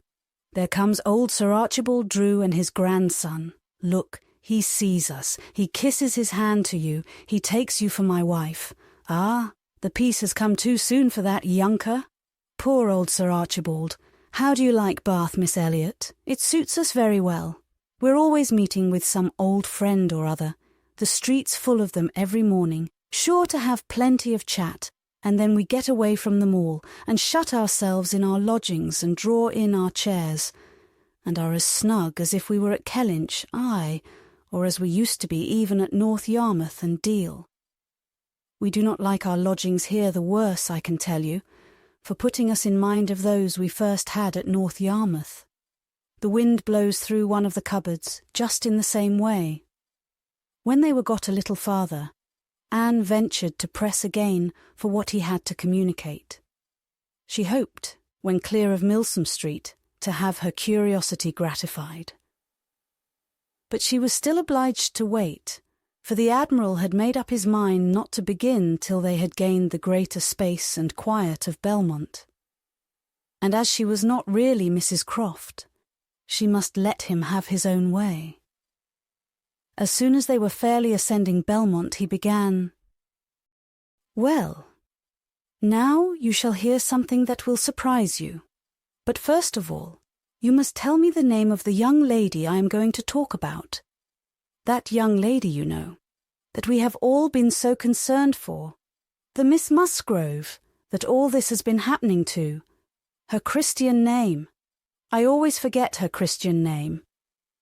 Anne had been ashamed to appear to comprehend so soon as she really did, but now she could safely suggest the name of Louisa. Aye, Miss Louisa Musgrove, that is the name. I wish young ladies had not such a number of fine Christian names. I should never be out if they were all Sophies or something of that sort. Well, this Miss Louisa, we all thought, was to marry Frederick. He was courting her week after week. The only wonder was what they could be waiting for till the business at Lyme came. Then, indeed, it was clear enough that they must wait till her brain was set to right. But even then there was something odd in their way of going on. Instead of staying at Lyme, he went off to Plymouth, and then he went off to see Edward. When we came back from Minehead, he was gone down to Edward's, and there he has been ever since. We have seen nothing of him since November. Even Sophie could not understand it. But now the matter has taken the strangest turn of all. For this young lady, the same Miss Musgrove, instead of being to marry Frederick, is to marry James Benwick. You know James Benwick? A little. I am a little acquainted with Captain Benwick. Well, she is to marry him. Nay, most likely they are married already, for I do not know what they should wait for. I thought Captain Benwick a very pleasing young man, said Anne, and I understand that he bears an excellent character. Oh, yes, there is not a word to be said against James Benwick. He is only a commander, it is true, made last summer, and these are bad times for getting on, but he has not another fault that I know of. An excellent, good-hearted fellow, I assure you. A very active, zealous officer, too, which is more than you would think for. Perhaps for that soft sort of manner does not do him justice. Indeed, you are mistaken there, sir. I should never augur want of spirit from Captain Benwick's manners. I thought them particularly pleasing, and I will answer for it, they would generally please. Well, ladies are the best judges, but James Benwick is rather too piano for me. And though very likely it is all our partiality, Sophie and I cannot help thinking Frederick's manners better than his. There is something about Frederick more to our taste. Anne was caught. She had only meant to oppose the too common idea of spirit and gentleness being incompatible with each other, not at all to represent Captain Benwick's manners as the very best that could possibly be. And, after a little hesitation, she was beginning to say, I was not entering into any comparison of the two friends, but the Admiral interrupted her with, And the thing is certainly true. It is not a mere bit of gossip. We have it from Frederick himself. His sister had a letter from him yesterday, in which he tells us of it, and he had just had it in a letter from Harville, written upon the spot, from Uppercross. I fancy they are all at Uppercross. This was an opportunity which Anne could not resist. She said, therefore, I hope, Admiral, I hope there is nothing in the style of Captain Wentworth's letter to make you and Mrs. Croft particularly uneasy. It did seem last autumn as if there were an attachment between him and Louisa Musgrove, but I hope it may be understood to have worn out on each side equally, and without violence. I hope his letter does not breathe the spirit of an ill-used man. Not at all, not at all. There is not an oath or a murmur from beginning to end. Anne looked down to hide her smile. No, Frederick is not a man to whine and complain. He has too much spirit for that. If the girl likes another man better, it is very fit she should have him. Certainly. But what I mean is that I hope there is nothing in Captain Wentworth's manner of writing to make you suppose he thinks himself ill-used by his friend, which might appear, without its being absolutely said. I should be very sorry that such a friendship as has subsisted between him and Captain Benwick should be destroyed or even wounded by a circumstance of this sort. Yes, I understand you, but there is nothing at all of that nature in the letter. He does not give the least fling at Benwick, does not so much as say, I wonder at it, I have a reason of my own for wondering at it. No, you would not guess from his way of writing that he had ever thought of this Miss, what's her name, for himself. He very handsomely hopes they will be happy together, and there's nothing very unforgiving in that, I think. Anne did not receive the perfect conviction which the Admiral meant to convey, but it would have been useless to press the inquiry farther. She therefore satisfied herself with commonplace remarks or quiet attention, and the Admiral had it all his own way. Poor Frederick, said he at last. Now he must begin all over again with somebody else. I think we must get him to Bath. Sophie must write and beg him to come to Bath. Here are pretty girls enough, I'm sure. It would be of no use to go to Uppercross again, for that other Miss Musgrove, I find, is bespoke by her cousin, the young parson. Do not you think, Miss Elliot, we had better try to get him to Bath? Chapter 19. While Admiral Croft was taking this walk with Anne, and expressing his wish of getting Captain Wentworth to Bath, Captain Wentworth was already on his way thither. Before Mrs. Croft had written, he had arrived, and the very next time Anne walked out, she saw him. Mr. Elliot was attending his two cousins and Mrs. Clay. They were in Milsom Street. It began to rain, not much, but enough to make shelter desirable for women, and quite enough to make it very desirable for Miss Elliot to have the advantage of being conveyed home in Lady Dalrymple's carriage, which was seen waiting at a little distance. She, Anne, and Mrs. Clay, therefore, turned into Mollen's, while Mr. Elliot stepped to Lady Dalrymple to request her assistance. He soon joined them again, successful, of course. Lady Dalrymple would be most happy to take them home, and would call for them in a few minutes. Her ladyship's carriage was a barouche, and did not hold more than 4 with any comfort. Miss Carteret was with her mother. Consequently, it was not reasonable to expect accommodation for all the 3 Camden Place ladies. There could be no doubt as to Miss Elliot. Whoever suffered inconvenience, she must suffer none. But it occupied a little time to settle the point of civility between the other 2. The rain was a mere trifle, and Anne was most sincere in preferring a walk with Mr. Elliot. But the rain was also a mere trifle to Mrs. Clay. She would hardly allow it even to drop at all, and her boots were so thick, much thicker than Miss Anne's, and in short, her civility rendered her quite as anxious to be left to walk with Mr. Elliot as Anne could be, and it was discussed between them with a generosity so polite and so determined that the others were obliged to settle it for them.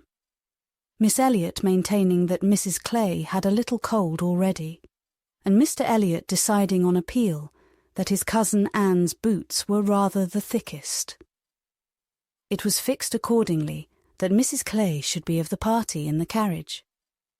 And they had just reached this point when Anne, as she sat near the window, descried most decidedly and distinctly Captain Wentworth walking down the street. Her start was perceptible only to herself, but she instantly felt that she was the greatest simpleton in the world, the most unaccountable and absurd. For a few minutes she saw nothing before her. It was all confusion. She was lost, and when she had scolded back her senses, she found the others still waiting for the carriage, and Mr. Elliot, always obliging, just setting off for Union Street on a commission of Mrs. Clay's.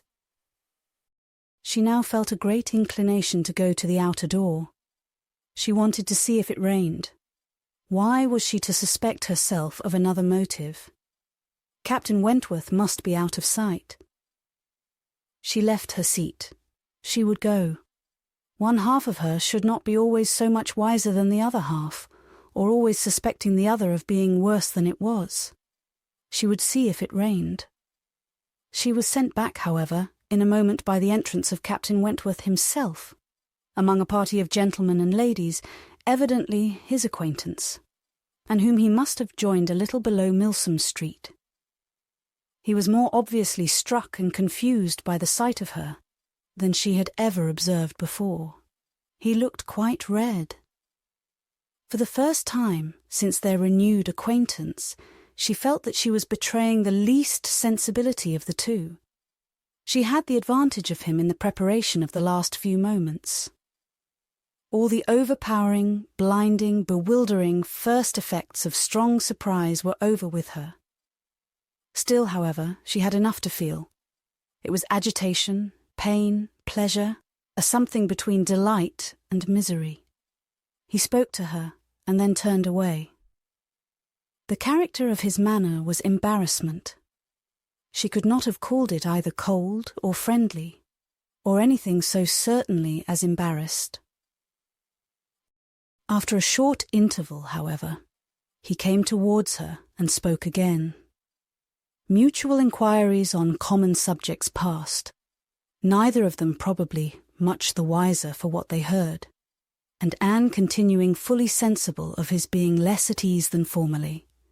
They had, by dint of being so very much together, got to speak to each other with a considerable portion of apparent indifference and calmness.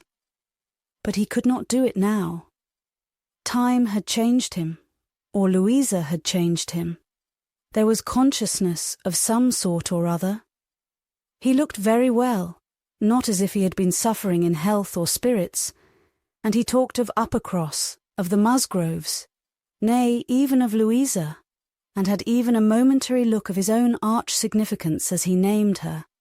But yet it was Captain Wentworth, not comfortable, not easy, not able to feign that he was.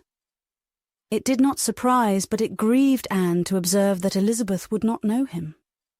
She saw that he saw Elizabeth, that Elizabeth saw him, that there was complete internal recognition on each side.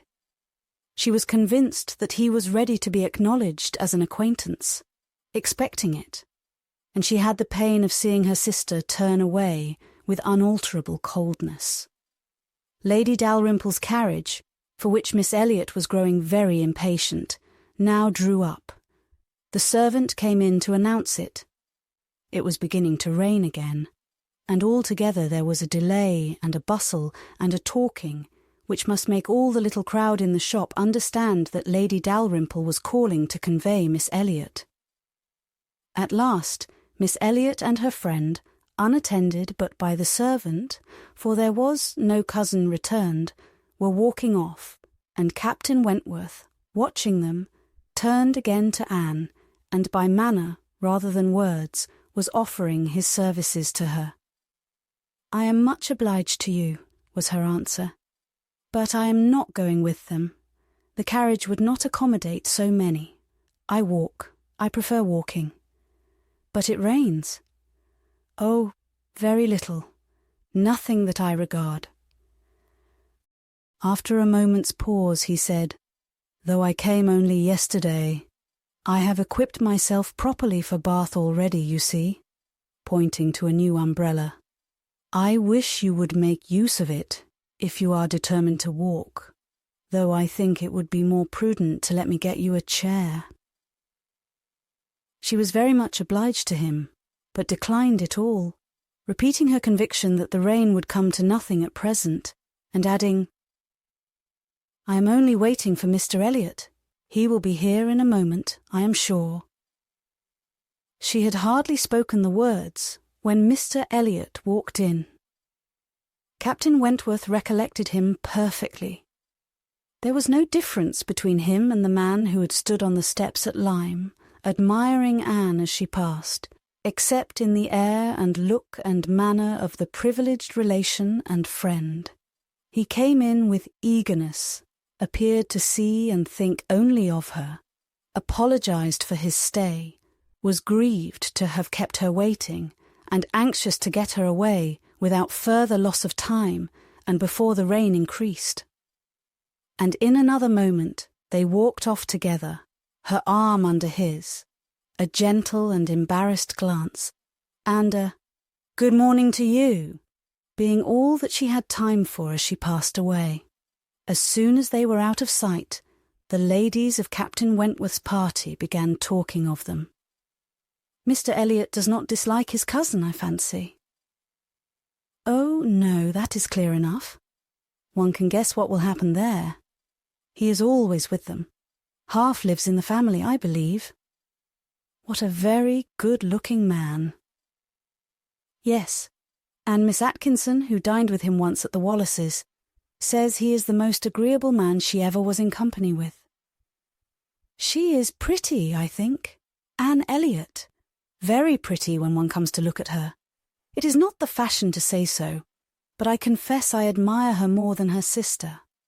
"Oh, so do I." "And so do I. No comparison. But the men are all wild after Miss Elliot. Anne is too delicate for them."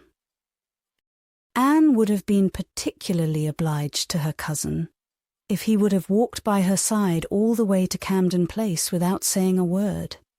She had never found it so difficult to listen to him, though nothing could exceed his solicitude and care, and though his subjects were principally such as were wont to be always interesting, praise, warm, just, and discriminating of Lady Russell, and insinuations highly rational against Mrs. Clay. But just now she could think only of Captain Wentworth. She could not understand his present feelings, whether he were really suffering much from disappointment or not. Until that point was settled, she could not be quite herself. She hoped to be wise and reasonable in time, but alas, alas, she must confess to herself that she was not wise yet. Another circumstance very essential for her to know was how long he meant to be in Bath. He had not mentioned it, or she could not recollect it. He might be only passing through, but it was more probable that he should be come to stay. In that case, so liable as everybody was to meet everybody in Bath, Lady Russell would in all likelihood see him somewhere. Would she recollect him? How would it all be? She had already been obliged to tell Lady Russell that Louisa Musgrove was to marry Captain Benwick. It had cost her something to encounter Lady Russell's surprise, and now, if she were by any chance to be thrown into company with Captain Wentworth, her imperfect knowledge of the matter might add another shade of prejudice against him. The following morning Anne was out with her friend, and for the first hour in an incessant and fearful sort of watch for him in vain. But at last, in returning down Pulteney Street, she distinguished him on the right-hand pavement, at such a distance as to have him in view the greater part of the street. There were many other men about him, many groups walking the same way, but there was no mistaking him. She looked instinctively at Lady Russell, but not from any mad idea of her recognizing him so soon as she did herself. No.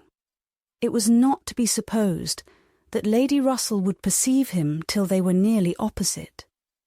She looked at her, however, from time to time anxiously, and when the moment approached which must point him out, though not daring to look again, for her own countenance she knew was unfit to be seen, she was yet perfectly conscious of Lady Russell's eyes being turned exactly in the direction for him, of her being, in short, intently observing him. She could thoroughly comprehend the sort of fascination he must possess over Lady Russell's mind, the difficulty it must be for her to withdraw her eyes, the astonishment she must be feeling that 8 or 9 years should have passed over him, and in foreign climes, and in active service too, without robbing him of one personal grace. At last, Lady Russell drew back her head. Now, how would she speak of him? "You will wonder," said she, "what has been fixing my eyes so long, but I was looking after some window curtains, which Lady Alicia and Mrs. Frankland were telling me of last night. They described the drawing-room window curtains of one of the houses on this side of the way and this part of the street as being the handsomest and best hung of any in Bath, but could not recollect the exact number, and I have been trying to find out which it could be. But I confess I can see no curtains hereabouts that answer their description. Anne sighed and blushed and smiled, in pity and disdain, either at her friend or herself. The part which provoked her most was that in all this waste of foresight and caution, she should have lost the right moment for seeing whether he saw them. A day or two passed without producing anything. The theatre or the rooms where he was most likely to be were not fashionable enough for the Elliots, whose evening amusements were solely in the elegant stupidity of private parties in which they were getting more and more engaged, and Anne, wearied of such a state of stagnation, sick of knowing nothing, and fancying herself stronger because her strength was not tried, was quite impatient for the concert evening. It was a concert for the benefit of a person patronised by Lady Dalrymple.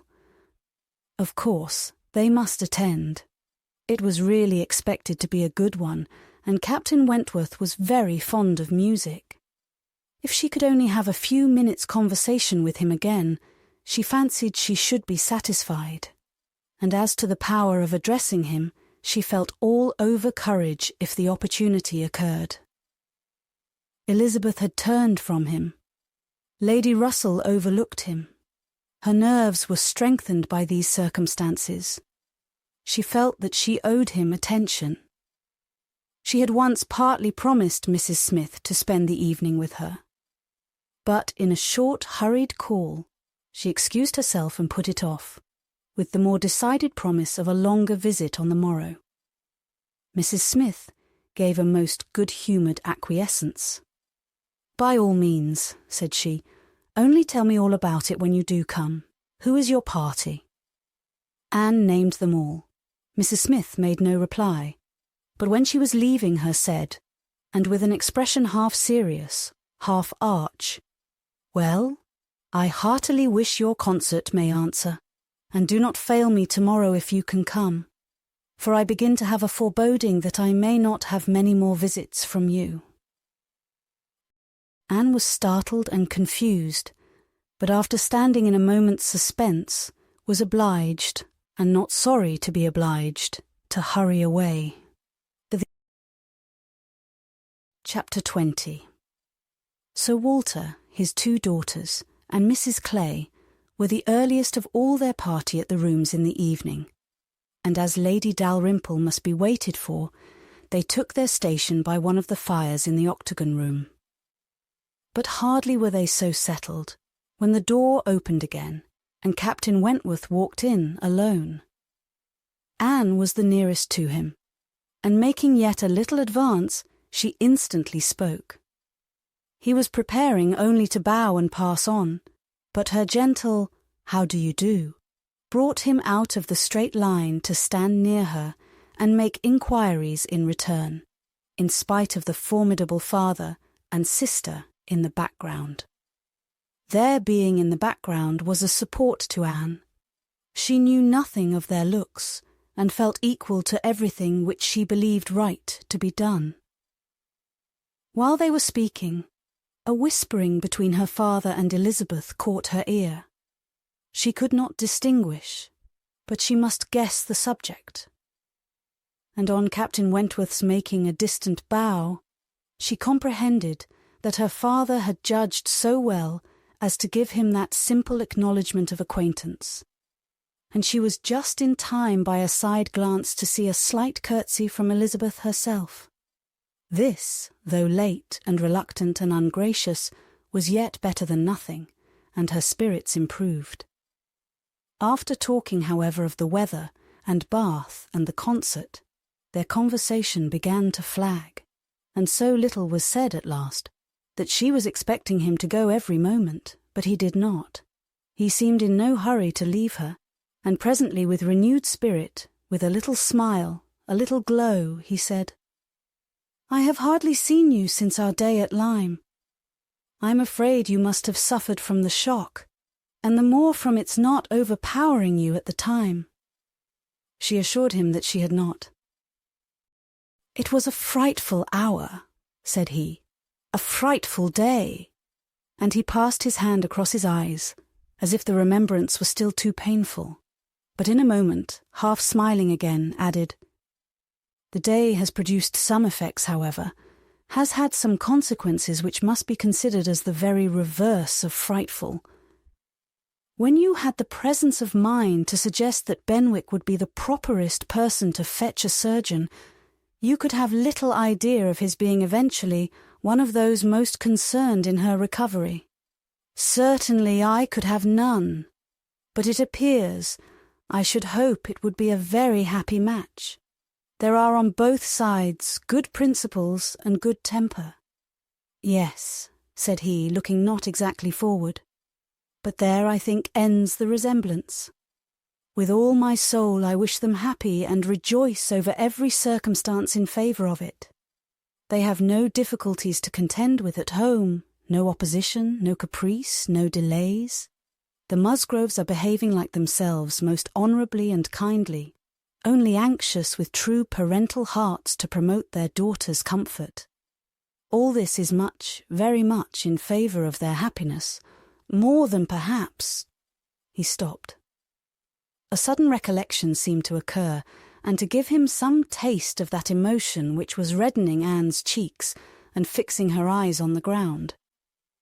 After clearing his throat, however, he proceeded thus. "I confess that I do think there is a disparity, too great a disparity, and in a point no less essential than mind. I regard Louisa Musgrove as a very amiable, sweet-tempered girl, and not deficient in understanding. But Benwick is something more. He is a clever man, a reading man, and I confess that I do consider his attaching himself to her with some surprise. Had it been the effect of gratitude, had he learnt to love her because he believed her to be preferring him, it would have been another thing. But I have no reason to suppose it so. It seems, on the contrary, to have been a perfectly spontaneous, untaught feeling on his side, and this surprises me. A man like him, in his situation, with a heart pierced, wounded, almost broken. Fanny Harville was a very superior creature, and his attachment to her was indeed attachment. A man does not recover from such a devotion of the heart to such a woman. He ought not. He does not. Either from the consciousness, however, that his friend had recovered, or from other consciousness, he went no farther.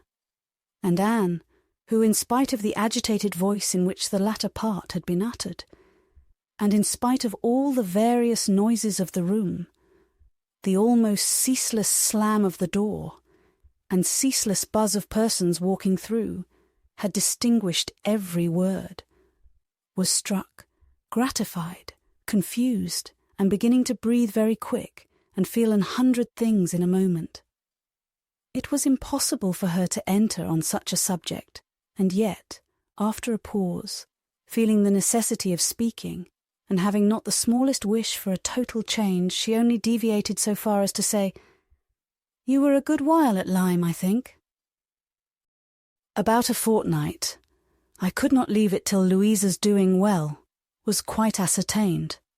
I had been too deeply concerned in the mischief to be soon at peace.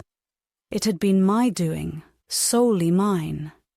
She would not have been obstinate if I had not been weak. The country round Lyme is very fine. I walked and rode a great deal, and the more I saw, the more I found to admire." "I should very much like to see Lyme again," said Anne.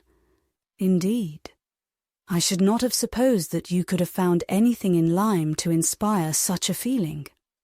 The horror and distress you were involved in, the stretch of mind, the wear of spirits. I should have thought your last impressions of Lyme must have been strong disgust."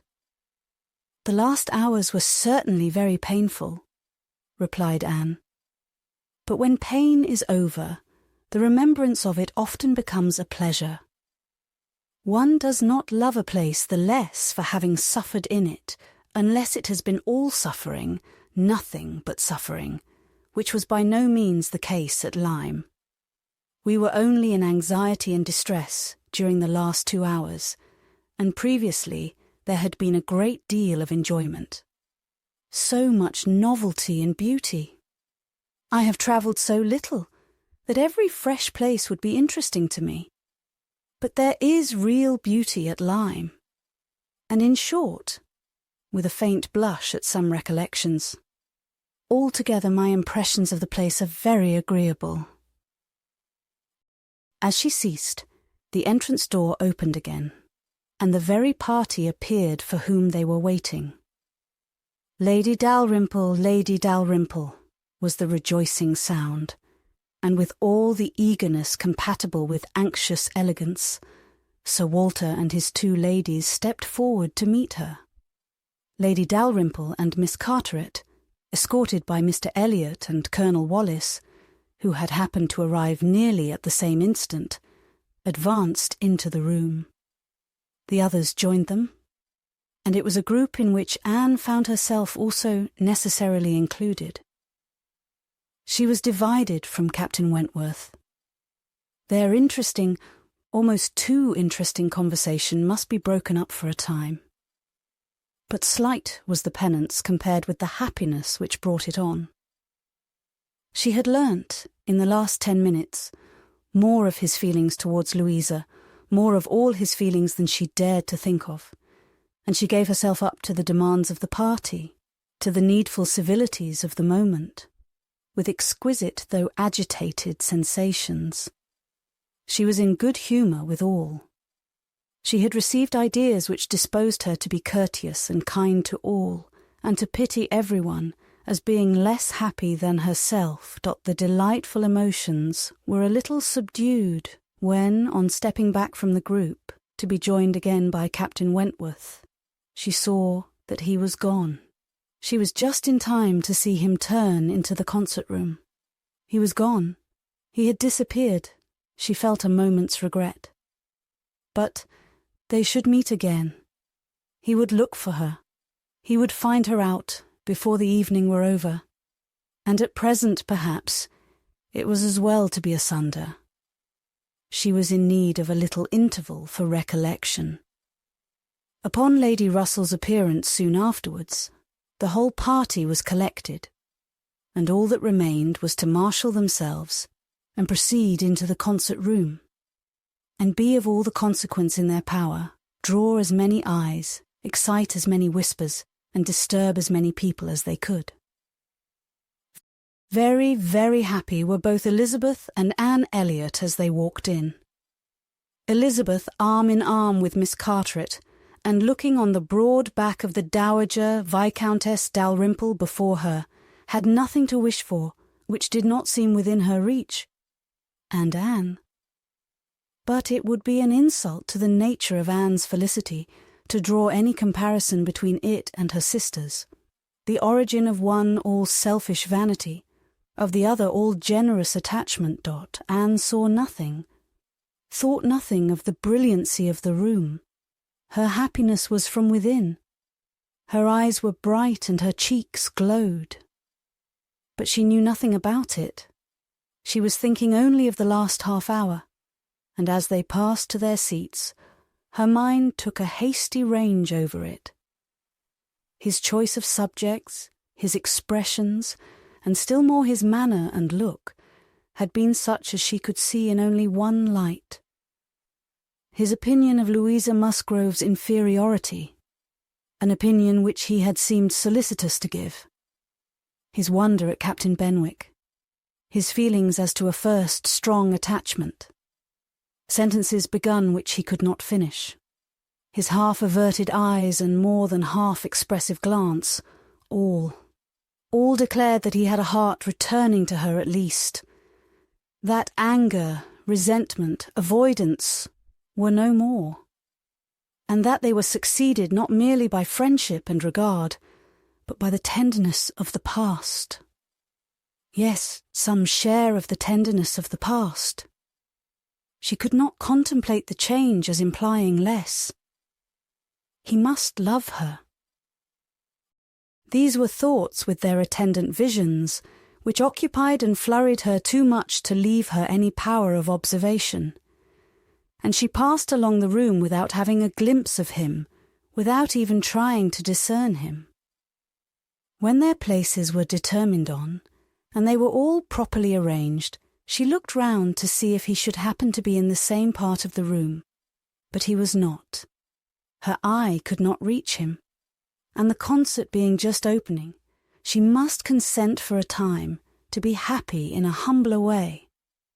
The party was divided and disposed of on 2 contiguous benches. Anne was among those on the foremost, and Mr. Elliot had manoeuvred so well, with the assistance of his friend Colonel Wallis, as to have a seat by her. Miss Elliot, surrounded by her cousins, and the principal object of Colonel Wallis's gallantry, was quite contented. Anne's mind was in a most favourable state for the entertainment of the evening. It was just occupation enough. She had feelings for the tender, spirits for the gay, attention for the scientific, and patience for the wearisome, and had never liked a concert better, at least during the first act. Towards the close of it, in the interval succeeding an Italian song, she explained the words of the song to Mr. Elliot. They had a concert bill between them. "This," said she, "is nearly the sense, or rather the meaning of the words, for certainly the sense of an Italian love song must not be talked of, but it is as nearly the meaning as I can give, for I do not pretend to understand the language. I am a very poor Italian scholar." Yes, I see you are. I see you know nothing of the matter. You have only knowledge enough of the language to translate at sight these inverted, transposed, curtailed Italian lines into clear, comprehensible, elegant English. You need not say anything more of your ignorance. Here is complete proof. I will not oppose such kind politeness, but I should be sorry to be examined by a real proficient.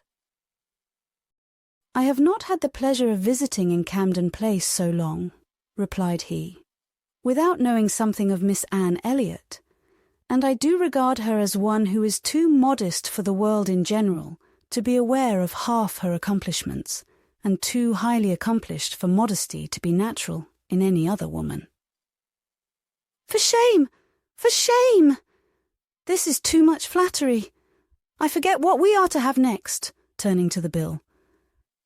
"Perhaps," said Mr. Elliot, speaking low, "I have had a longer acquaintance with your character than you are aware of." "Indeed? How so? You can have been acquainted with it only since I came to Bath, excepting as you might hear me previously spoken of in my own family. I knew you by report long before you came to Bath. I had heard you described by those who knew you intimately. I have been acquainted with you by character many years. Your person, your disposition, accomplishments, manner, they were all present to me." Mr. Elliot was not disappointed in the interest he hoped to raise. No one can withstand the charm of such a mystery. To have been described long ago to a recent acquaintance by nameless people is irresistible. And Anne was all curiosity. She wondered and questioned him eagerly, but in vain. He delighted in being asked, but he would not tell. No, some time or other perhaps, but not now. He would mention no names now, but such, he could assure her, had been the fact. He had many years ago received such a description of Miss Anne Elliot as had inspired him with the highest idea of her merit, and excited the warmest curiosity to know her. Anne could think of no one so likely to have spoken with partiality of her many years ago as the Mr. Wentworth of Monkford, Captain Wentworth's brother. He might have been in Mr. Elliot's company, but she had not courage to ask the question. "The name of Anne Elliot," said he, has long had an interesting sound to me. Very long has it possessed a charm over my fancy, and if I dared I would breathe my wishes that the name might never change. Such, she believed, were his words. But scarcely had she received their sound than her attention was caught by other sounds immediately behind her, which rendered everything else trivial. Her father and Lady Dalrymple were speaking. "A well-looking man," said Sir Walter, "a very well-looking man." "A very fine young man indeed," said Lady Dalrymple. "More air than one often sees in Bath. Irish, I dare say." "No, I just know his name. A bowing acquaintance. Wentworth. Captain Wentworth of the Navy. His sister married my tenant in Somersetshire, the Croft, who rents Kellynch." Before Sir Walter had reached this point, Anne's eyes had caught the right direction and distinguished Captain Wentworth standing among a cluster of men at a little distance. As her eyes fell on him, his seemed to be withdrawn from her. It had that appearance. It seemed as if she had been one moment too late, and as long as she dared observe, he did not look again, but the performance was recommencing, and she was forced to seem to restore her attention to the orchestra and look straight forward. When she could give another glance, he had moved away. He could not have come nearer to her if he would. She was so surrounded and shut in, but she would rather have caught his eye. Mr. Elliot's speech, too, distressed her. She had no longer any inclination to talk to him. She wished him not so near her. The first act was over. Now she hoped for some beneficial change, and after a period of nothing saying amongst the party, some of them did decide on going in quest of tea. Anne was one of the few who did not choose to move. She remained in her seat, and so did Lady Russell, but she had the pleasure of getting rid of Mr. Elliot, and she did not mean, whatever she might feel on Lady Russell's account, to shrink from conversation with Captain Wentworth if he gave her the opportunity. She was persuaded by Lady Russell's countenance that she had seen him dot. He did not come, however. Anne sometimes fancied she discerned him at a distance, but he never came. The anxious interval wore away unproductively.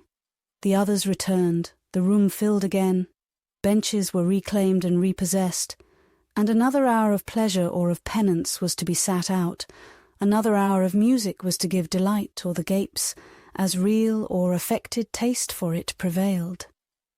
To Anne, it chiefly wore the prospect of an hour of agitation.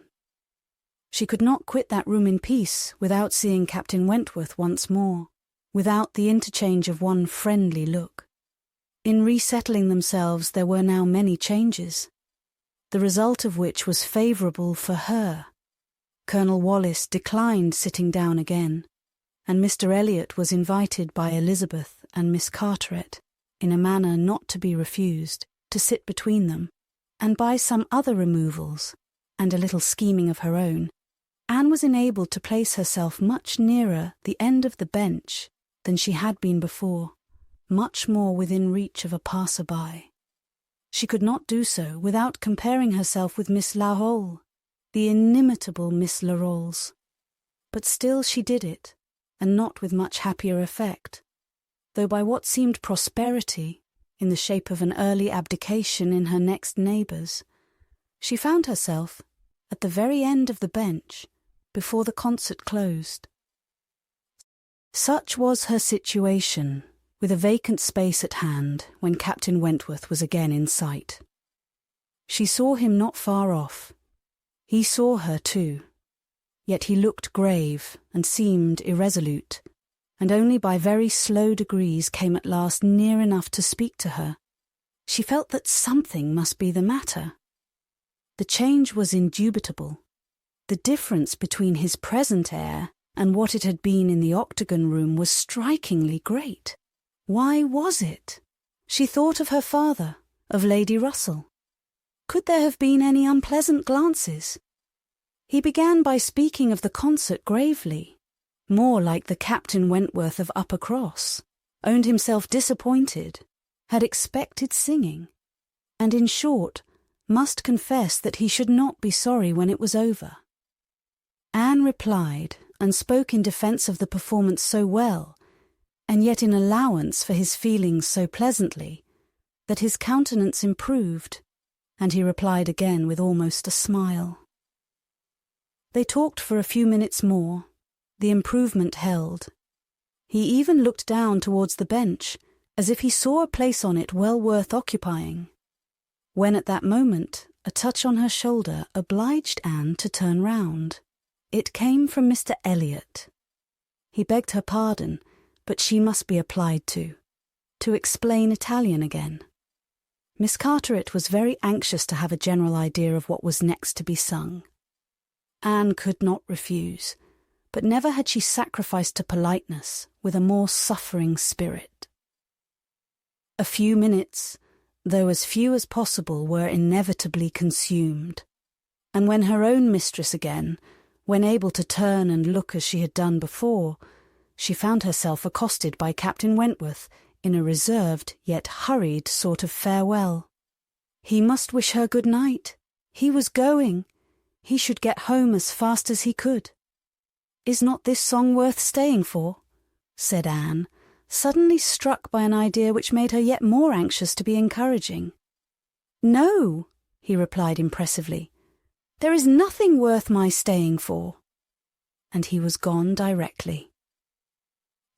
Jealousy of Mr. Elliot. It was the only intelligible motive. Captain Wentworth jealous of her affection. Could she have believed it a week ago? 3 hours ago? For a moment the gratification was exquisite. But alas, there were very different thoughts to succeed.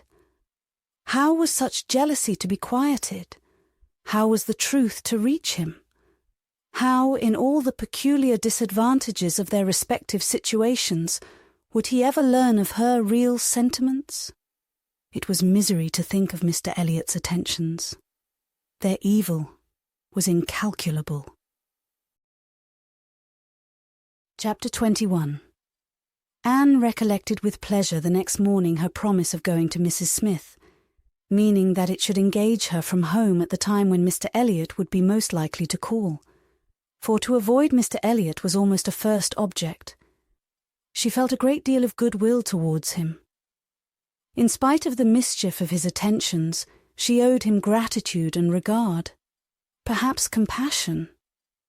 She could not help thinking much of the extraordinary circumstances attending their acquaintance, of the right which he seemed to have to interest her, by everything in situation, by his own sentiments, by his early prepossession. It was altogether very extraordinary, flattering but painful. There was much to regret. How she might have felt had there been no Captain Wentworth in the case was not worth inquiry, for there was a Captain Wentworth, and be the conclusion of the present suspense good or bad, her affection would be his forever. Their union, she believed, could not divide her more from other men than their final separation. Prettier musings of high-wrought love and eternal constancy could never have passed along the streets of Bath than Anne was sporting with from Camden Place to Westgate Buildings. It was almost enough to spread purification and perfume all the way. She was sure of a pleasant reception, and her friends seemed this morning particularly obliged to her for coming, seemed hardly to have expected her, though it had been an appointment. An account of the concert was immediately claimed, and Anne's recollections of the concert were quite happy enough to animate her features and make her rejoice to talk of it. All that she could tell, she told most gladly, but the all was little for one who had been there, and unsatisfactory for such an inquirer as Mrs. Smith, who had already heard, through the short cut of a laundress and a waiter, rather more of the general success and produce of the evening than Anne could relate, and who now asked in vain for several particulars of the company. Everybody of any consequence or notoriety in Bath was well known by name to Mrs. Smith. "The little Durans were there, I conclude," said she, "with their mouths open to catch the music, like unfledged sparrows ready to be fed. They never miss a concert." "Yes, I did not see them myself, but I heard Mr. Elliot say they were in the room. The Ibbotsons, were they there? And the two new beauties, with the tall Irish officer, who is talked of for one of them?" "I do not know. I do not think they were." "Old Lady Mary Maclean?" "I need not ask after her. She never misses, I know. And you must have seen her. She must have been in your own circle. For as you went with Lady Dalrymple, you were in the seats of grandeur, round the orchestra, of course." "No, that was what I dreaded.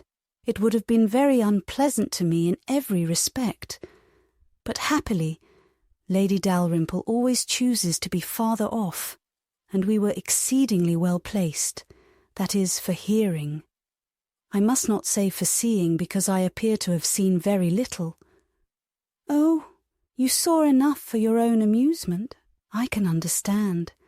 There is a sort of domestic enjoyment to be known even in a crowd, and this you had.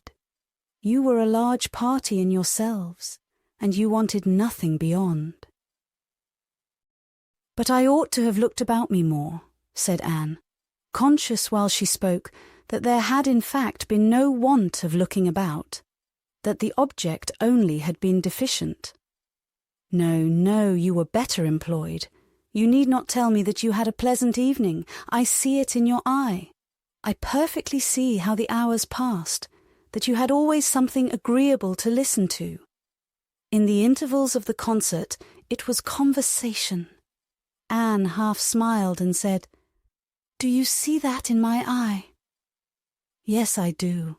Your countenance perfectly informs me that you were in company last night with the person whom you think the most agreeable in the world, the person who interests you at this present time more than all the rest of the world put together." A blush overspread Anne's cheeks. She could say nothing. "And such being the case," continued Mrs. Smith after a short pause, "I hope you believe that I do know how to value your kindness in coming to me this morning. It is really very good of you to come and sit with me, when you must have so many pleasanter demands upon your time." Anne heard nothing of this. She was still in the astonishment and confusion excited by her friend's penetration, unable to imagine how any report of Captain Wentworth could have reached her. After another short silence, "Pray," said Mrs. Smith, "is Mr. Elliot aware of your acquaintance with me? Does he know that I am in Bath?" "Mr. Elliot?" repeated Anne, looking up surprised. A moment's reflection showed her the mistake she had been under. She caught it instantaneously, and recovering her courage with the feeling of safety, soon added more composedly, "Are you acquainted with Mr. Elliot?" "I have been a good deal acquainted with him," replied Mrs. Smith gravely, "but it seems worn out now. It is a great while since we met." "I was not at all aware of this. You never mentioned it before. Had I known it, I would have had the pleasure of talking to him about you." "To confess the truth," said Mrs. Smith, assuming her usual air of cheerfulness, "that is exactly the pleasure I want you to have. I want you to talk about me to Mr. Elliot. I want your interest with him.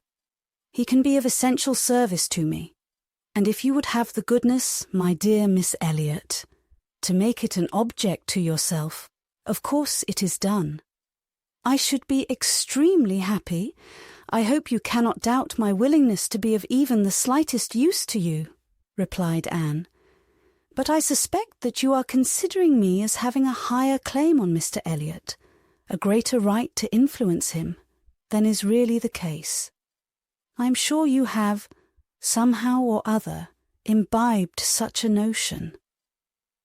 You must consider me only as Mr. Elliot's relation.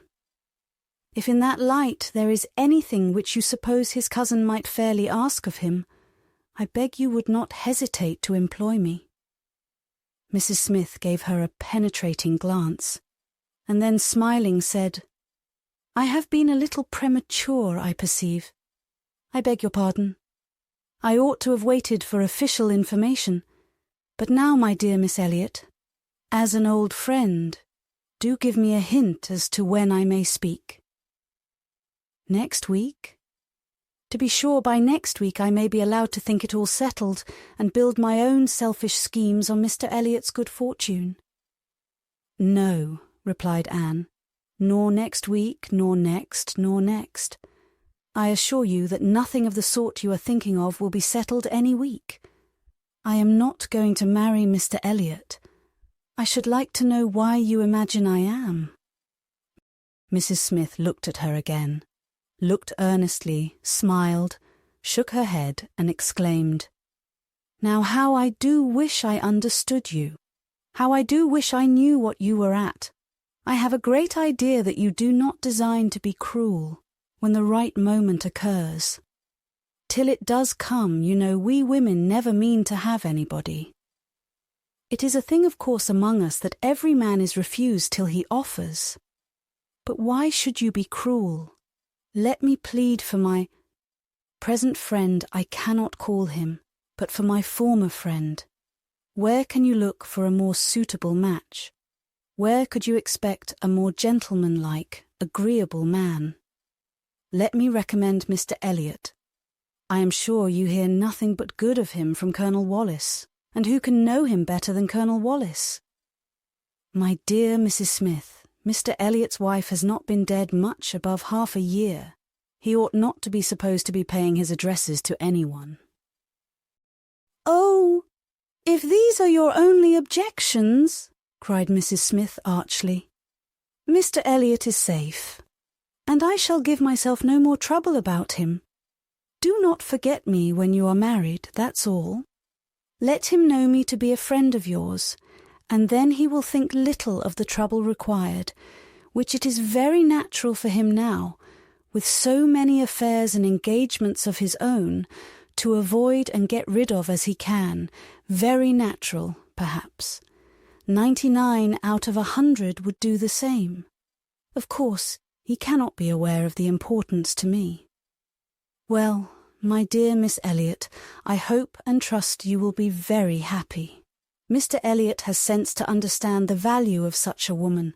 Your peace will not be shipwrecked as mine has been. You are safe in all worldly matters, and safe in his character. He will not be led astray. He will not be misled by others to his ruin." "No," said Anne, "I can readily believe all that of my cousin. He seems to have a calm, decided temper, not at all open to dangerous impressions. I consider him with great respect. I have no reason, from anything that has fallen within my observation, to do otherwise. But I have not known him long, and he is not a man, I think, to be known intimately soon. Will not this manner of speaking of him, Mrs. Smith, convince you that he is nothing to me? Surely this must be calm enough, and upon my word he is nothing to me. Should he ever propose to me, which I have very little reason to imagine he has any thought of doing, I shall not accept him. I assure you I shall not. I assure you, Mr. Elliot had not the share which you have been supposing in whatever pleasure the concert of last night might afford. Not Mr. Elliot. It is not Mr. Elliot that—" She stopped, regretting with a deep blush that she had implied so much. But less would hardly have been sufficient. Mrs. Smith would hardly have believed so soon in Mr. Elliot's failure, but from the perception of there being a somebody else. As it was, she instantly submitted, and with all the semblance of seeing nothing beyond. And Anne, eager to escape farther notice, was impatient to know why Mrs. Smith should have fancied she was to marry Mr. Elliot, where she could have received the idea, or from whom she could have heard it. "Do tell me how it first came into your head." "It first came into my head," replied Mrs. Smith, "upon finding how much you were together. and feeling it to be the most probable thing in the world to be wished for by everybody belonging to either of you. And you may depend upon it that all your acquaintance have disposed of you in the same way. But I never heard it spoken of till 2 days ago. And has it indeed been spoken of? Did you observe the woman who opened the door to you when you called yesterday? No. Was it not Mrs. Speed as usual, or the maid? I observed no one in particular. It was my friend Mrs. Rook, Nurse Rook, who, by the by, had a great curiosity to see you and was delighted to be in the way to let you in. She came away from Marlborough Buildings only on Sunday, and she it was who told me you were to marry Mr. Elliot. She had had it from Mrs. Wallace herself, which did not seem bad authority. She sat an hour with me on Monday evening and gave me the whole history. "The whole history," repeated Anne, laughing. "She could not make a very long history, I think, of one such little article of unfounded news." Mrs. Smith said nothing. "But," continued Anne presently, "though there is no truth in my having this claim on Mr. Elliot, I should be extremely happy to be of use to you in any way that I could. Shall I mention to him your being in Bath? Shall I take any message? No, I thank you. No, certainly not. In the warmth of the moment, and under a mistaken impression, I might perhaps have endeavoured to interest you in some circumstances, but not now. No, I thank you. I have nothing to trouble you with." "I think you spoke of having known Mr. Elliot many years." "I did." "Not before he was married, I suppose?" "Yes. He was not married when I knew him first." "And were you much acquainted?" "Intimately." "Indeed? Then do tell me what he was at that time of life. I have a great curiosity to know what Mr. Elliot was as a very young man. Was he at all such as he appears now?" "I have not seen Mr. Elliot these 3 years," was Mrs. Smith's answer, given so gravely that it was impossible to pursue the subject farther, and Anne felt that she had gained nothing but an increase of curiosity. They were both silent, Mrs. Smith very thoughtful. At last, "I beg your pardon, my dear Miss Elliot," she cried, in her natural tone of cordiality. "I beg your pardon for the short answers I have been giving you, but I have been uncertain what I ought to do. I have been doubting and considering as to what I ought to tell you. There were many things to be taken into the account. One hates to be officious, to be giving bad impressions, making mischief. Even the smooth surface of family union seems worth preserving, though there may be nothing durable beneath. However, I have determined. I think I am right. I think you ought to be made acquainted with Mr. Elliot's real character. Though I fully believe that, at present, you have not the smallest intention of accepting him. There is no saying what may happen.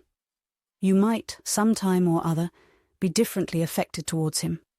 Hear the truth, therefore, now, while you are unprejudiced. Mr. Elliot is a man without heart or conscience, a designing, wary, cold-blooded being, who thinks only of himself, whom for his own interest or ease would be guilty of any cruelty or any treachery that could be perpetrated without risk of his general character. He has no feeling for others. Those whom he has been the chief cause of leading into ruin, he can neglect and desert without the smallest compunction.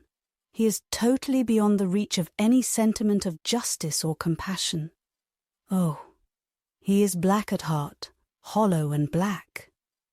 Anne's astonished air and exclamation of wonder made her pause, and in a calmer manner she added, "My expressions startle you. You must allow for an injured, angry woman.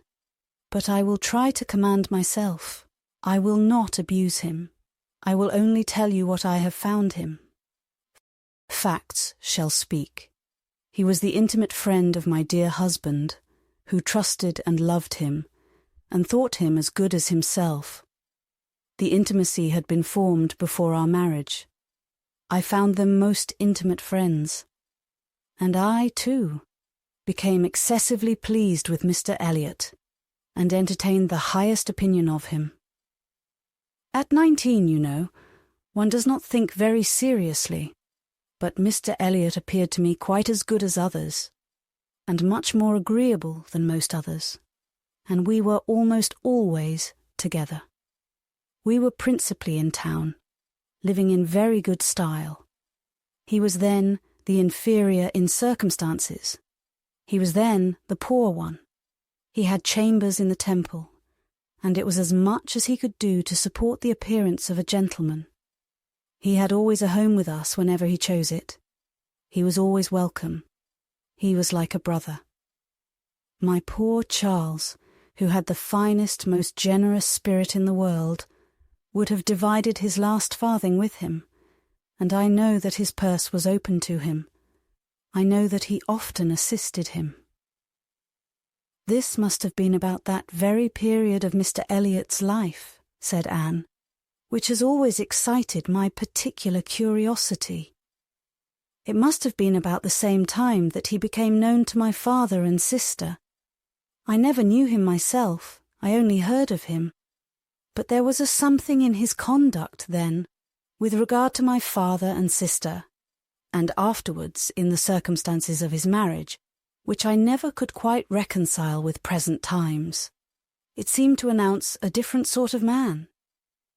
"I know it all, I know it all," cried Mrs. Smith. "He had been introduced to Sir Walter and your sister before I was acquainted with him, but I heard him speak of them forever. I know he was invited and encouraged, and I know he did not choose to go. I can satisfy you perhaps on points which you would little expect. And as to his marriage, I knew all about it at the time. I was privy to all the fors and againsts. I was the friend to whom he confided his hopes and plans, and though I did not know his wife previously, her inferior situation in society, indeed, rendered that impossible, yet I knew her all her life afterwards, or at least till within the last 2 years of her life, and can answer any question you may wish to put." "Nay," said Anne. "I have no particular inquiry to make about her. I have always understood they were not a happy couple. But I should like to know why, at that time of his life, he should slight my father's acquaintance as he did. My father was certainly disposed to take very kind and proper notice of him. Why did Mr. Elliot draw back?" "Mr. Elliot," replied Mrs. Smith, "at that period of his life had one object in view, to make his fortune, and by a rather quicker process than the law. He was determined to make it by marriage. He was determined, at least, not to mar it by an imprudent marriage. And I know it was his belief, whether justly or not, of course I cannot decide, that your father and sister, in their civilities and invitations, were designing a match between the heir and the young lady, and it was impossible that such a match should have answered his ideas of wealth and independence. That was his motive for drawing back, I can assure you. He told me the whole story. He had no concealments with me. It was curious that having just left you behind me in Bath, my first and principal acquaintance on marrying should be your cousin, and that through him I should be continually hearing of your father and sister. He described one Miss Elliot, and I thought very affectionately of the other." "Perhaps," cried Anne, struck by a sudden idea, "you sometimes spoke of me to Mr. Elliot?" "To be sure I did, very often. I used to boast of my own Anne Elliot, and vouch for your being a very different creature from—" She checked herself just in time. "This accounts for something which Mr. Elliot said last night," cried Anne. "This explains it. I found he had been used to hear of me. I could not comprehend how. What wild imaginations one forms where dear self is concerned. How sure to be mistaken. But I beg your pardon, I have interrupted you. Mr. Elliot married then completely for money. The circumstances probably which first opened your eyes to his character. Mrs. Smith hesitated a little here. Oh, those things are too common. When one lives in the world, a man or woman's marrying for money is too common to strike one as it ought. I was very young, and associated only with the young, and we were a thoughtless, gay set, without any strict rules of conduct. We lived for enjoyment. I think differently now. Time and sickness and sorrow have given me other notions. But at that period I must own I saw nothing reprehensible in what Mr. Elliot was doing. To do the best for himself passed as a duty. But was not she a very low woman? Yes, which I objected to, but he would not regard. Money, money, was all that he wanted. Her father was a grazier, her grandfather had been a butcher, but that was all nothing. She was a fine woman, had had a decent education, was brought forward by some cousins, thrown by chance into Mr. Elliot's company, and fell in love with him. And not a difficulty or a scruple was there on his side with respect to her birth. All his caution was spent in being secured of the real amount of her fortune before he committed himself. Depend upon it, whatever esteem Mr. Elliot may have for his own situation in life now, as a young man he had not the smallest value for it. His chance for the Kellynch estate was something, but all the honour of the family he held as cheap as dirt. I have often heard him declare that if baronetcies were saleable, anybody should have his for £50, arms and motto, name and livery included. But I will not pretend to repeat half that I used to hear him say on that subject. It would not be fair, and yet you ought to have proof, for what is all this but assertion, and you shall have proof. Indeed, my dear Mrs. Smith, I want none, cried Anne. You have asserted nothing contradictory to what Mr. Elliot appeared to be some years ago. This is all in confirmation rather of what we used to hear and believe. I am more curious to know why he should be so different now. But for my satisfaction, if you will have the goodness to ring for Mary, stay, I am sure you will have the still greater goodness of going yourself into my bedroom and bringing me the small inlaid box which you will find on the upper shelf of the closet. Anne, seeing her friend to be earnestly bent on it, did as she was desired. The box was brought and placed before her, and Mrs. Smith, sighing over it as she unlocked it, said, "This is full of papers belonging to him, to my husband, a small portion only of what I had to look over when I lost him. The letter I am looking for was one written by Mr. Elliot to him before our marriage, and happened to be saved. Why, one can hardly imagine. But he was careless and immethodical like other men about those things, and when I came to examine his papers, I found it with others still more trivial, from different people scattered here and there, while many letters and memorandums of real importance had been destroyed. Here it is. I would not burn it, because being even then very little satisfied with Mr. Elliot, I was determined to preserve every document of former intimacy. I have now another motive for being glad that I can produce it. This was the letter, directed to Charles Smith, Esquire, Tunbridge Wells, and dated from London as far back as July 1803. Dear Smith, I have received yours. Your kindness almost overpowers me. I wish nature had made such hearts as yours more common, but I have lived 23 years in the world, and have seen none like it. At present, believe me, I have no need of your services, being in cash again. Give me joy. I have got rid of Sir Walter and Miss. They are gone back to Kellynch, and almost made me swear to visit them this summer, but my first visit to Kellynch will be with a surveyor, to tell me how to bring it with best advantage to the hammer. The baronet, nevertheless, is not unlikely to marry again. He is quite fool enough. If he does, however, they will leave me in peace, which may be a decent equivalent for the reversion. He is worse than last year. I wish I had any name but Elliot. I am sick of it. The name of Walter I can drop, thank God, and I desire you will never insult me with my second W again, meaning, for the rest of my life, to be only yours truly, William Elliot.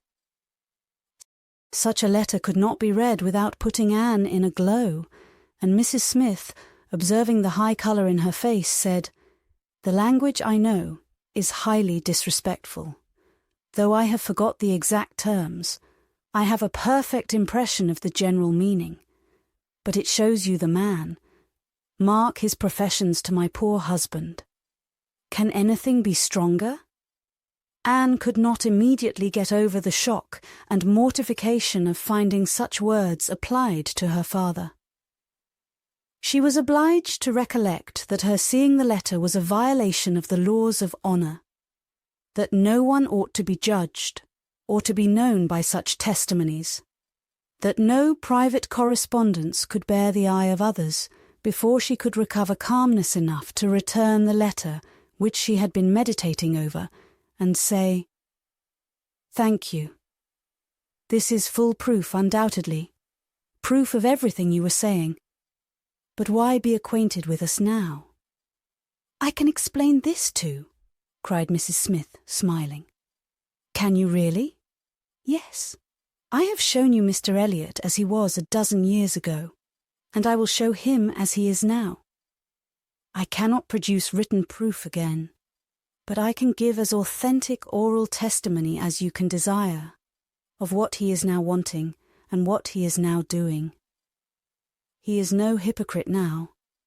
He truly wants to marry you. His present attentions to your family are very sincere, quite from the heart.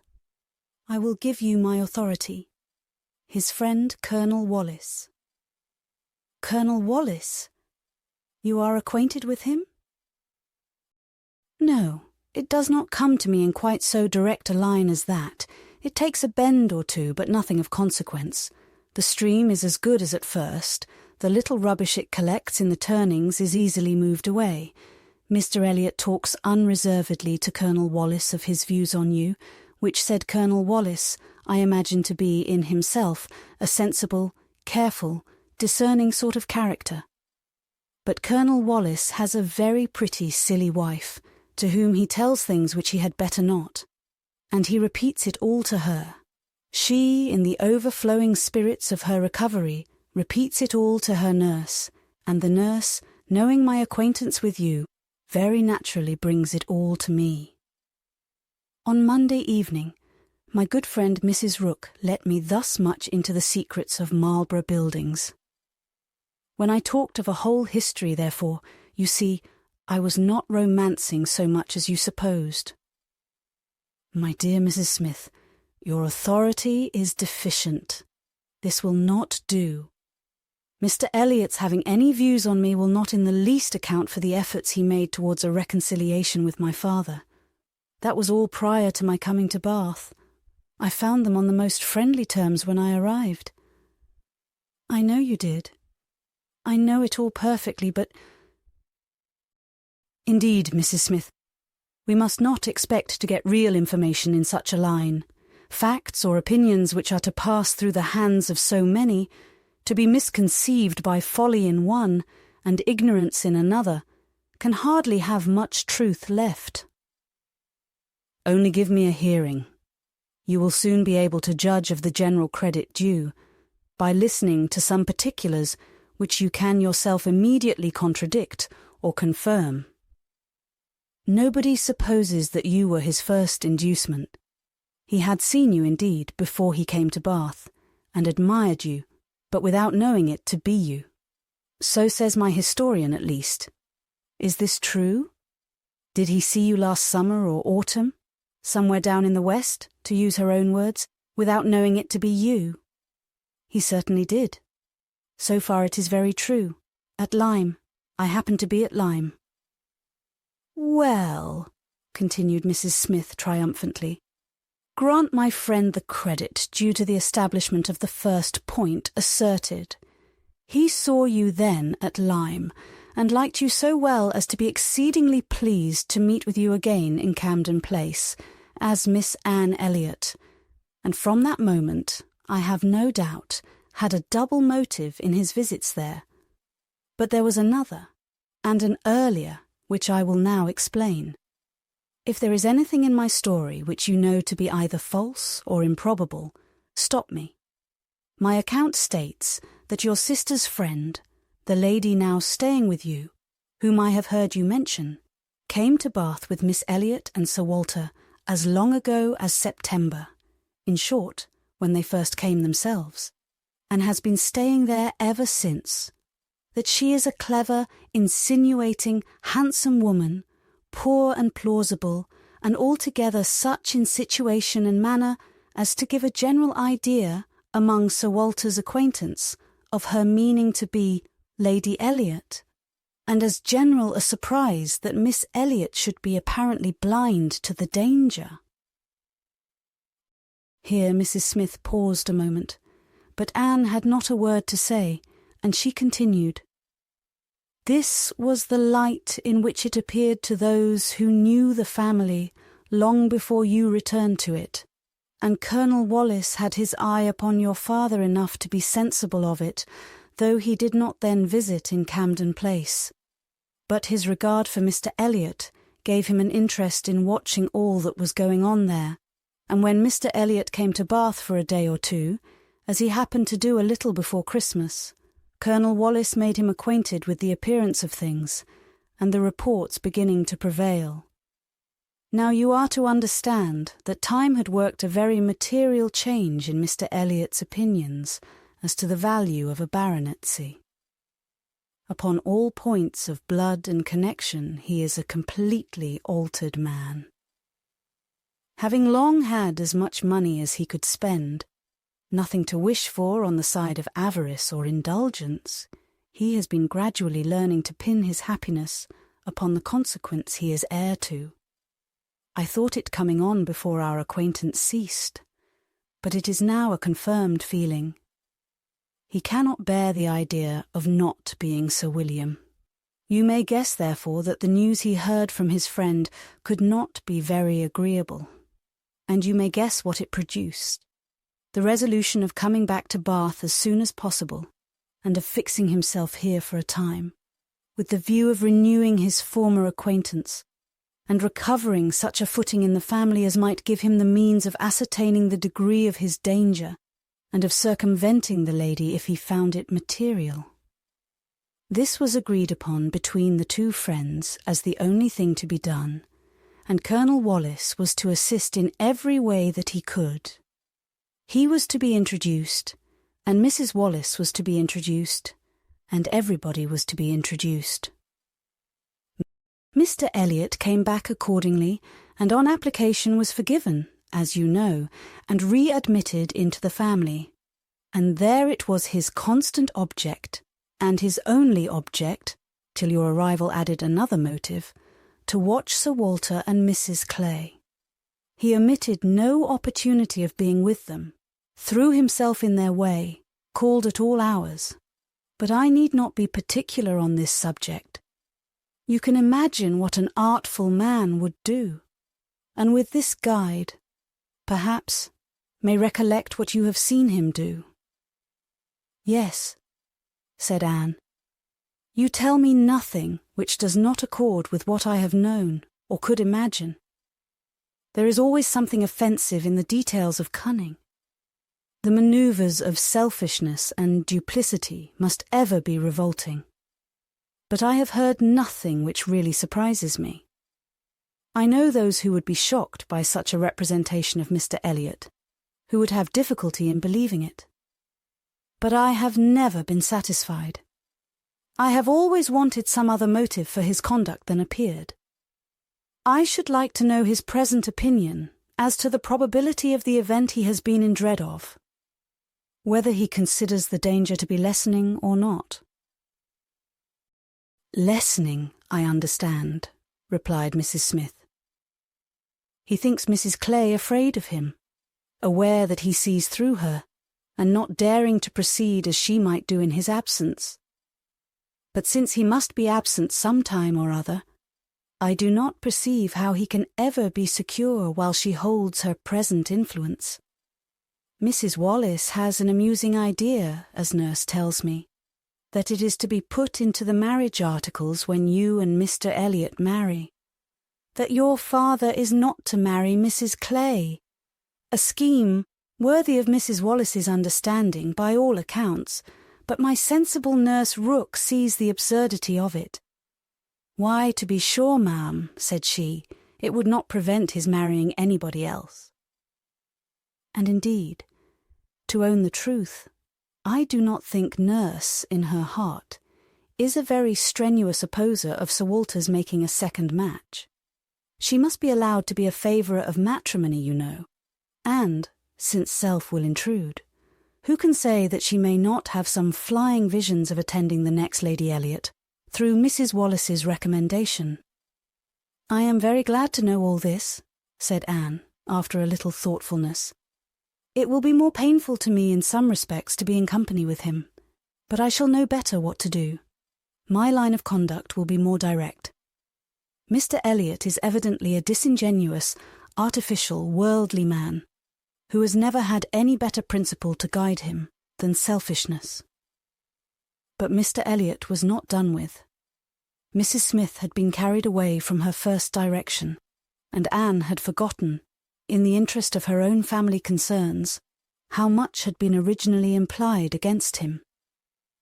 But her attention was now called to the explanation of those first hints, and she listened to a recital which, if it did not perfectly justify the unqualified bitterness of Mrs. Smith, proved him to have been very unfeeling in his conduct towards her, very deficient both in justice and compassion.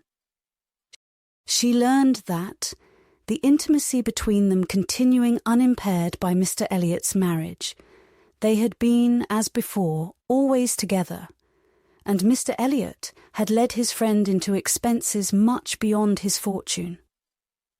Mrs. Smith did not want to take blame to herself, and was most tender of throwing any on her husband, but Anne could collect that their income had never been equal to their style of living, and that from the first there had been a great deal of general and joint extravagance.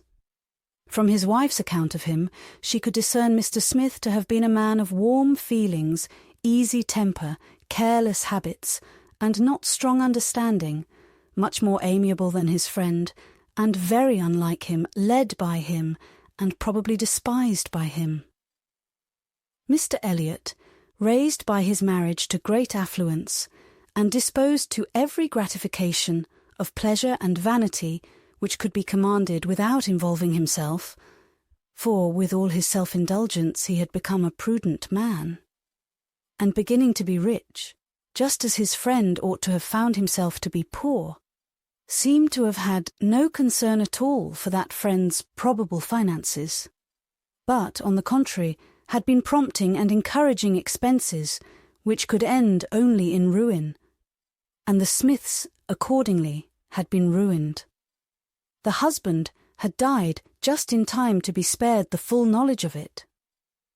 They had previously known embarrassments enough to try the friendship of their friends and to prove that Mr. Elliot's had better not be tried. But it was not till his death that the wretched state of his affairs was fully known. With a confidence in Mr. Elliot's regard, more creditable to his feelings than his judgment, Mr. Smith had appointed him the executor of his will. But Mr. Elliot would not act, and the difficulties and distress which this refusal had heaped on her, in addition to the inevitable sufferings of her situation, had been such as could not be related without anguish of spirit, or listened to without corresponding indignation.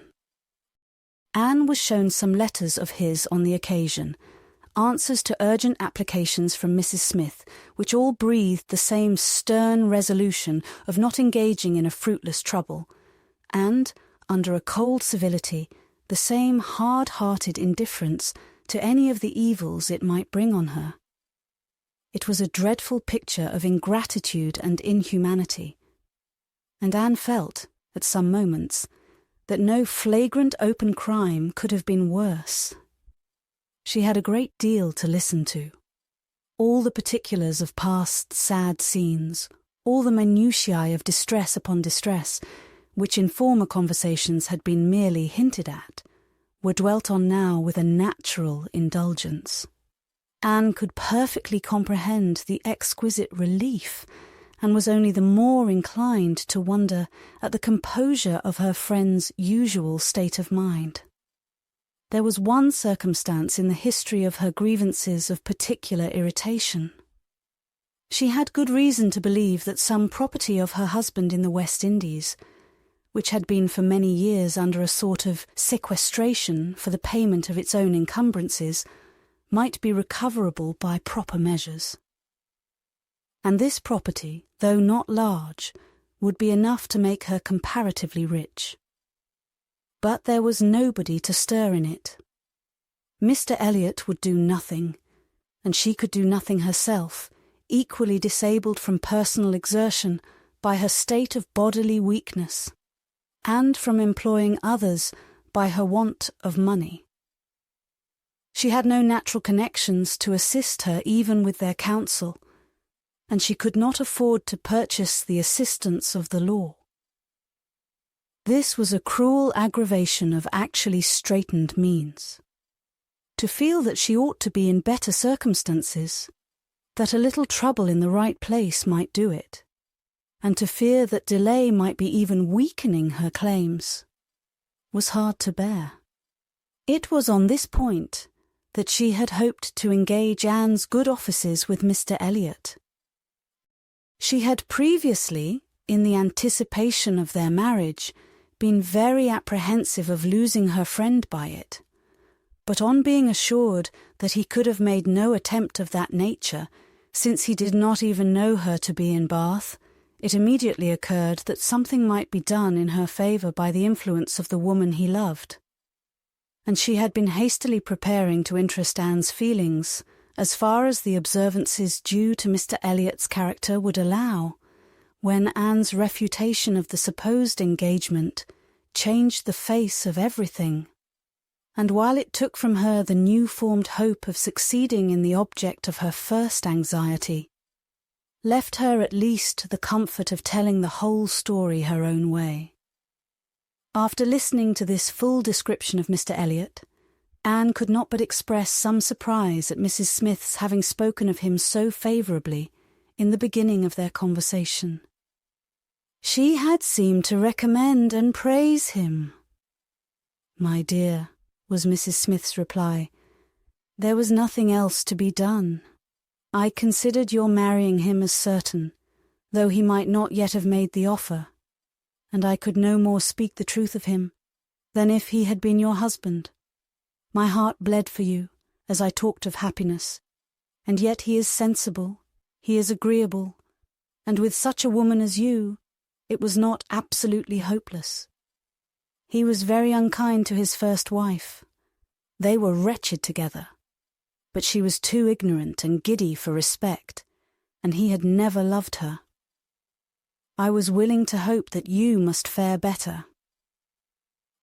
Anne could just acknowledge within herself such a possibility of having been induced to marry him, as made her shudder at the idea of the misery which must have followed.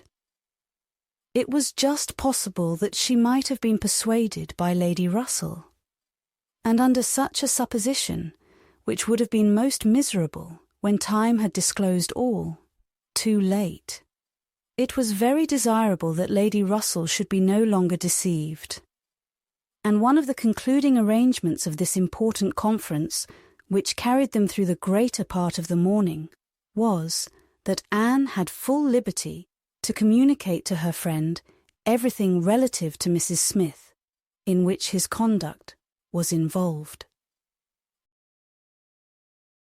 Chapter 22. Anne went home to think over all that she had heard. In one point, her feelings were relieved by this knowledge of Mr. Elliot. There was no longer anything of tenderness due to him. He stood, as opposed to Captain Wentworth, in all his own unwelcome obtrusiveness, and the evil of his attentions last night, the irremediable mischief he might have done, was considered, with sensations unqualified, unperplexed. Pity for him was all over, but this was the only point of relief. In every other respect, in looking around her, or penetrating forward, she saw more to distrust and to apprehend.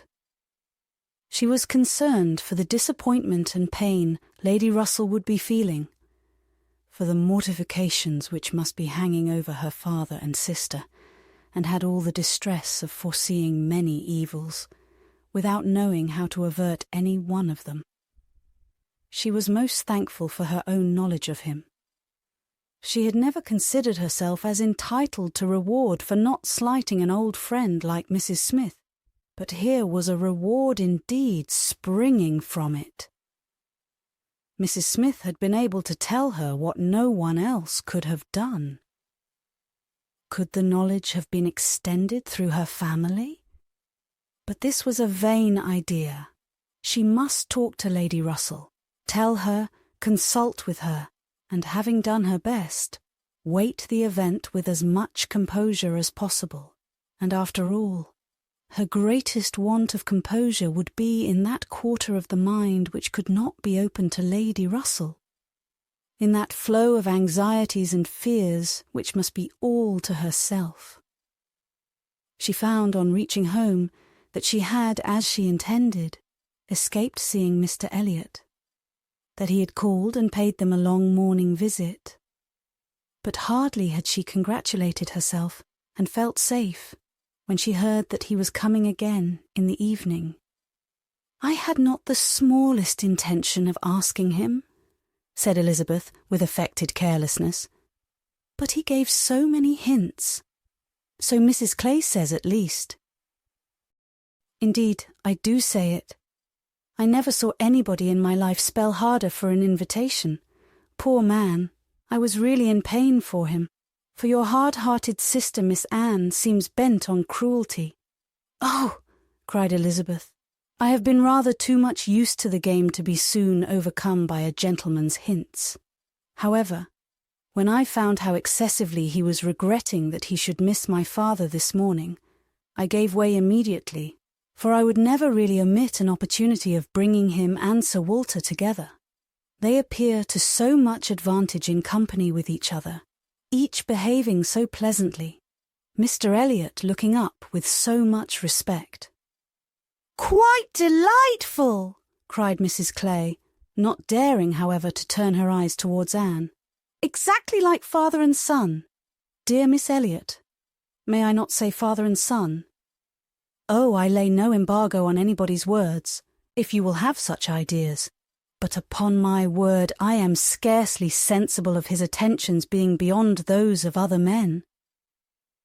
"My dear Miss Elliot," exclaimed Mrs. Clay, lifting her hands and eyes and sinking all the rest of her astonishment in a convenient silence. "Well, my dear Penelope, you need not be so alarmed about him. I did invite him, you know. I sent him away with smiles. When I found he was really going to his friends at Thornbury Park for the whole day tomorrow, I had compassion on him." Anne admired the good acting of the friend in being able to show such pleasure as she did, in the expectation and in the actual arrival of the very person whose presence must really be interfering with her prime object.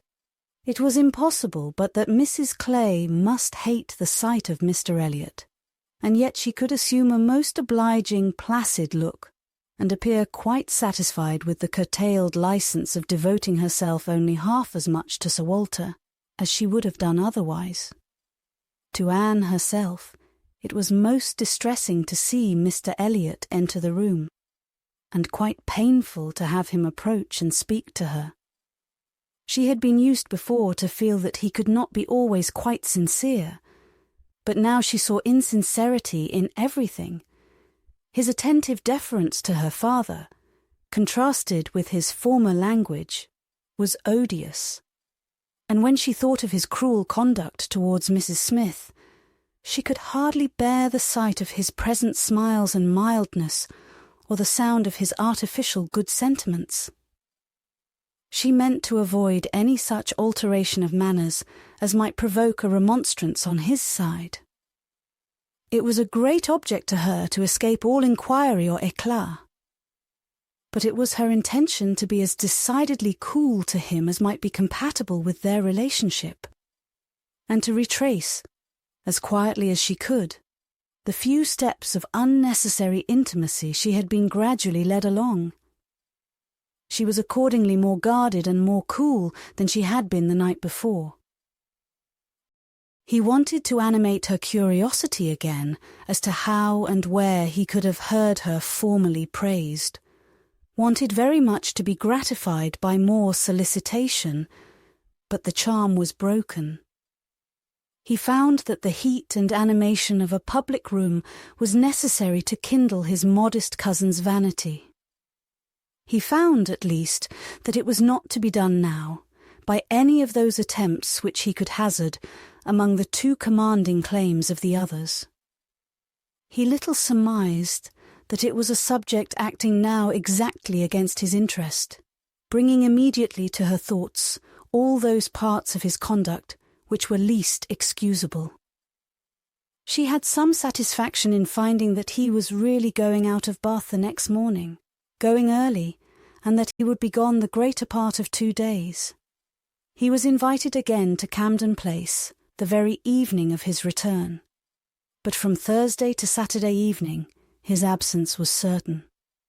It was bad enough that a Mrs. Clay should be always before her, but that a deeper hypocrite should be added to their party seemed the destruction of everything like peace and comfort. It was so humiliating to reflect on the constant deception practised on her father and Elizabeth, to consider the various sources of mortification preparing for them. Mrs. Clay's selfishness was not so complicated nor so revolting as his, and Anne would have compounded for the marriage at once, with all its evils, to be clear of Mr. Elliot's subtleties in endeavouring to prevent it. On Friday morning she meant to go very early to Lady Russell and accomplish the necessary communication, and she would have gone directly after breakfast, but that Mrs. Clay was also going out on some obliging purpose of saving her sister trouble, which determined her to wait till she might be safe from such a companion. She saw Mrs. Clay fairly off, therefore, before she began to talk of spending the morning in Rivers Street. "Very well," said Elizabeth. "I have nothing to send but my love. Oh, you may as well take back that tiresome book she would lend me and pretend I have read it through. I really cannot be plaguing myself forever with all the new poems and states of the nation that come out. Lady Russell quite bores one with her new publications. You need not tell her so, but I thought her dress hideous the other night.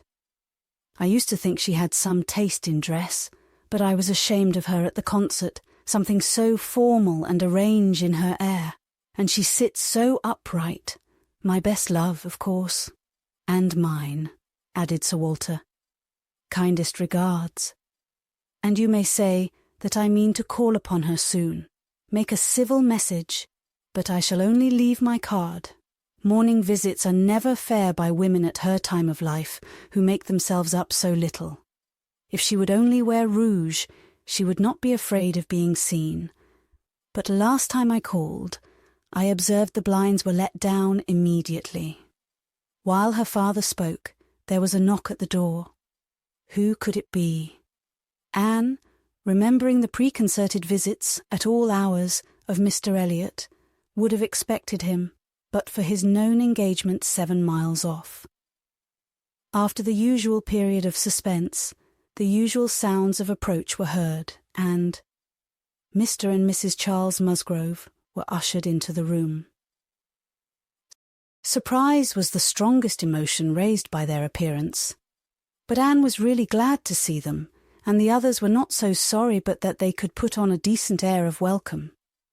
And as soon as it became clear that these, their nearest relations, were not arrived with any views of accommodation in that house, Sir Walter and Elizabeth were able to rise in cordiality and do the honours of it very well. They were come to Bath for a few days with Mrs. Musgrove, and were at the White Hart. So much was pretty soon understood, but till Sir Walter and Elizabeth were walking Mary into the other drawing-room, and regaling themselves with her admiration, Anne could not draw upon Charles's brain for a regular history of their coming, or an explanation of some smiling hints of particular business which had been ostentatiously dropped by Mary, as well as of some apparent confusion as to whom their party consisted of. She then found that it consisted of Mrs. Musgrove, Henrietta, and Captain Harville, beside their two selves. He gave her a very plain, intelligible account of the whole, a narration in which she saw a great deal of most characteristic proceeding. The scheme had received its first impulse by Captain Harville's wanting to come to Bath on business. He had begun to talk of it a week ago, and by way of doing something as shooting was over, Charles had proposed coming with him, and Mrs. Harville had seemed to like the idea of it very much, as an advantage to her husband. But Mary could not bear to be left, and had made herself so unhappy about it, that for a day or two everything seemed to be in suspense, or at an end. But then it had been taken up by his father and mother. His mother had some old friends in Bath whom she wanted to see. It was thought a good opportunity for Henrietta to come and buy wedding clothes for herself and her sister. And, in short, it ended in being his mother's party, that everything might be comfortable and easy to Captain Harville. And he and Mary were included in it by way of general convenience. They had arrived late the night before. Mrs. Harville, her children, and Captain Benwick remained with Mr. Musgrove and Louisa at Uppercross. Anne's only surprise was that affairs should be in forwardness enough for Henrietta's wedding clothes to be talked of.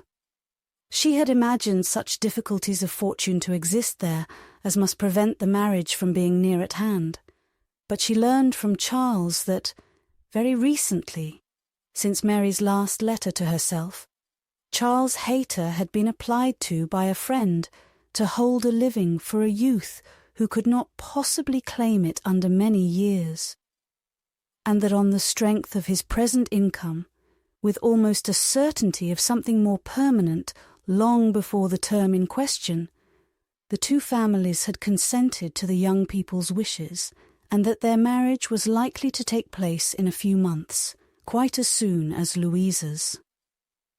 And a very good living it was, Charles added, only 25 miles from Uppercross, and in a very fine country, fine part of Dorsetshire, in the centre of some of the best preserves in the kingdom, surrounded by 3 great proprietors, each more careful and jealous than the other, and to 2 of the 3 at least, Charles Hayter might get a special recommendation.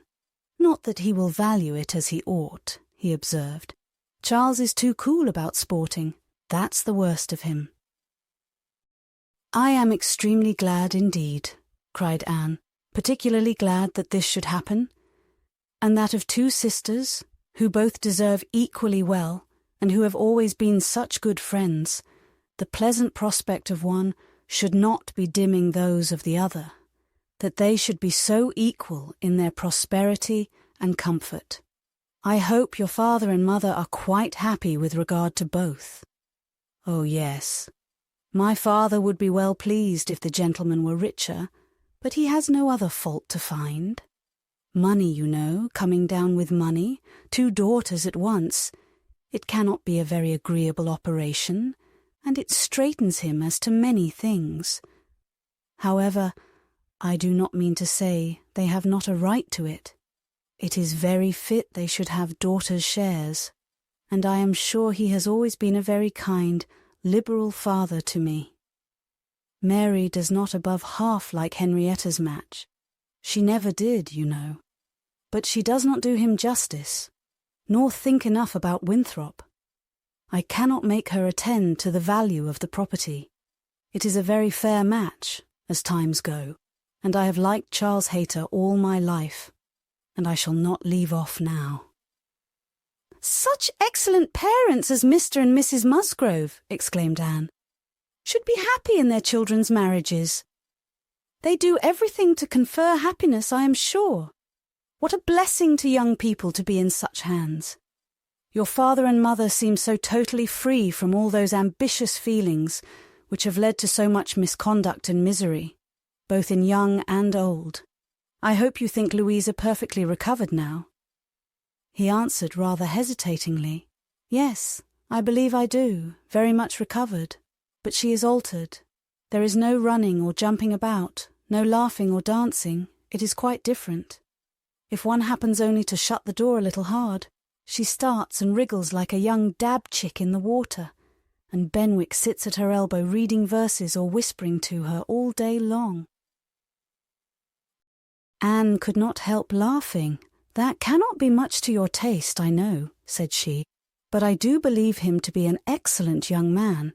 To be sure he is. Nobody doubts it, and I hope you do not think I am so illiberal as to want every man to have the same objects and pleasures as myself. I have a great value for Benwick, and when one can but get him to talk, he has plenty to say. His reading has done him no harm, for he has fought as well as read. He is a brave fellow. I got more acquainted with him last Monday than ever I did before. We had a famous set-to at rat hunting all the morning in my father's great barns, and he played his part so well that I have liked him the better ever since." Here they were interrupted by the absolute necessity of Charles's following the others to admire mirrors and china. But Anne had heard enough to understand the present state of Uppercross, and rejoice in its happiness. And though she sighed as she rejoiced, her sigh had none of the ill will of envy in it. She would certainly have risen to their blessings if she could, but she did not want to lessen theirs. The visit passed off altogether in high good humour. Mary was in excellent spirits, enjoying the gaiety and the change, and so well satisfied with the journey in her mother-in-law's carriage with 4 horses, and with her own complete independence of Camden Place, that she was exactly in a temper to admire everything as she ought, and enter most readily into all the superiorities of the house, as they were detailed to her. She had no demands on her father or sister, and her consequence was just enough increased by their handsome drawing-rooms. Elizabeth was, for a short time, suffering a good deal. She felt that Mrs. Musgrove and all her party ought to be asked to dine with them, but she could not bear to have the difference of style, the reduction of servants, which a dinner must betray, witnessed by those who had been always so inferior to the Elliots of Kellynch. It was a struggle between propriety and vanity. But vanity got the better, and then Elizabeth was happy again. These were her internal persuasions, old-fashioned notions, country hospitality. We do not profess to give dinners. Few people in Bath do. Lady Alicia never does. Did not even ask her own sister's family, though they were here a month. And I dare say it would be very inconvenient to Mrs. Musgrove, put her quite out of her way. I am sure she would rather not come. She cannot feel easy with us.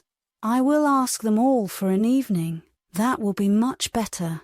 That will be a novelty and a treat. They have not seen 2 such drawing-rooms before. They will be delighted to come tomorrow evening. It shall be a regular party, small but most elegant. And this satisfied Elizabeth.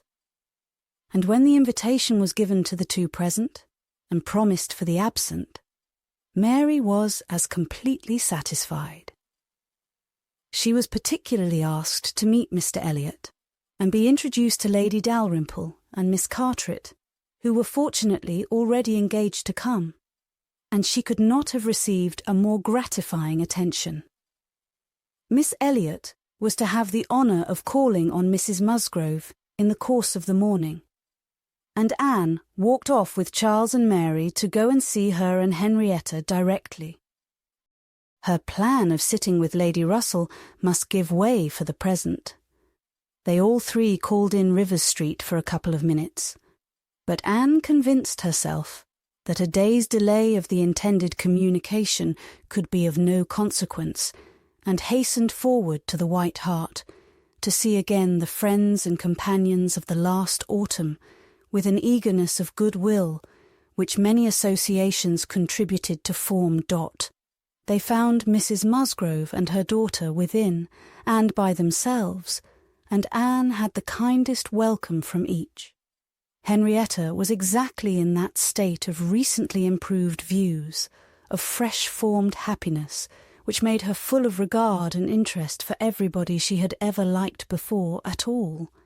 And Mrs. Musgrove's real affection had been won by her usefulness when they were in distress. It was a heartiness, and a warmth, and a sincerity, which Anne delighted in the more, from the sad want of such blessings at home. She was entreated to give them as much of her time as possible, invited for every day and all day long, or rather claimed as part of the family. And in return, she naturally fell into all her wonted ways of attention and assistance, and on Charles's leaving them together, was listening to Mrs. Musgrove's history of Louisa and to Henrietta's of herself, giving opinions on business and recommendations to shops, with intervals of every help which Mary required, from altering her ribbon to settling her accounts, from finding her keys and assorting her trinkets, to trying to convince her that she was not ill-used by anybody, which Mary, well amused as she generally was, in her station at a window overlooking the entrance to the pump-room, could not but have her moments of imagining. A morning of thorough confusion was to be expected. A large party in a hotel ensured a quick-changing, unsettled scene. 1 5 minutes brought a note, the next a parcel, and Anne had not been there half an hour, when their dining-room, spacious as it was, seemed more than half filled. A party of steady old friends were seated around Mrs. Musgrove, and Charles came back with Captains Harville and Wentworth. The appearance of the latter could not be more than the surprise of the moment. It was impossible for her to have forgotten to feel that this arrival of their common friends must be soon bringing them together again. Their last meeting had been most important in opening his feelings. She had derived from it a delightful conviction, but she feared from his looks that the same unfortunate persuasion which had hastened him away from the concert-room still governed.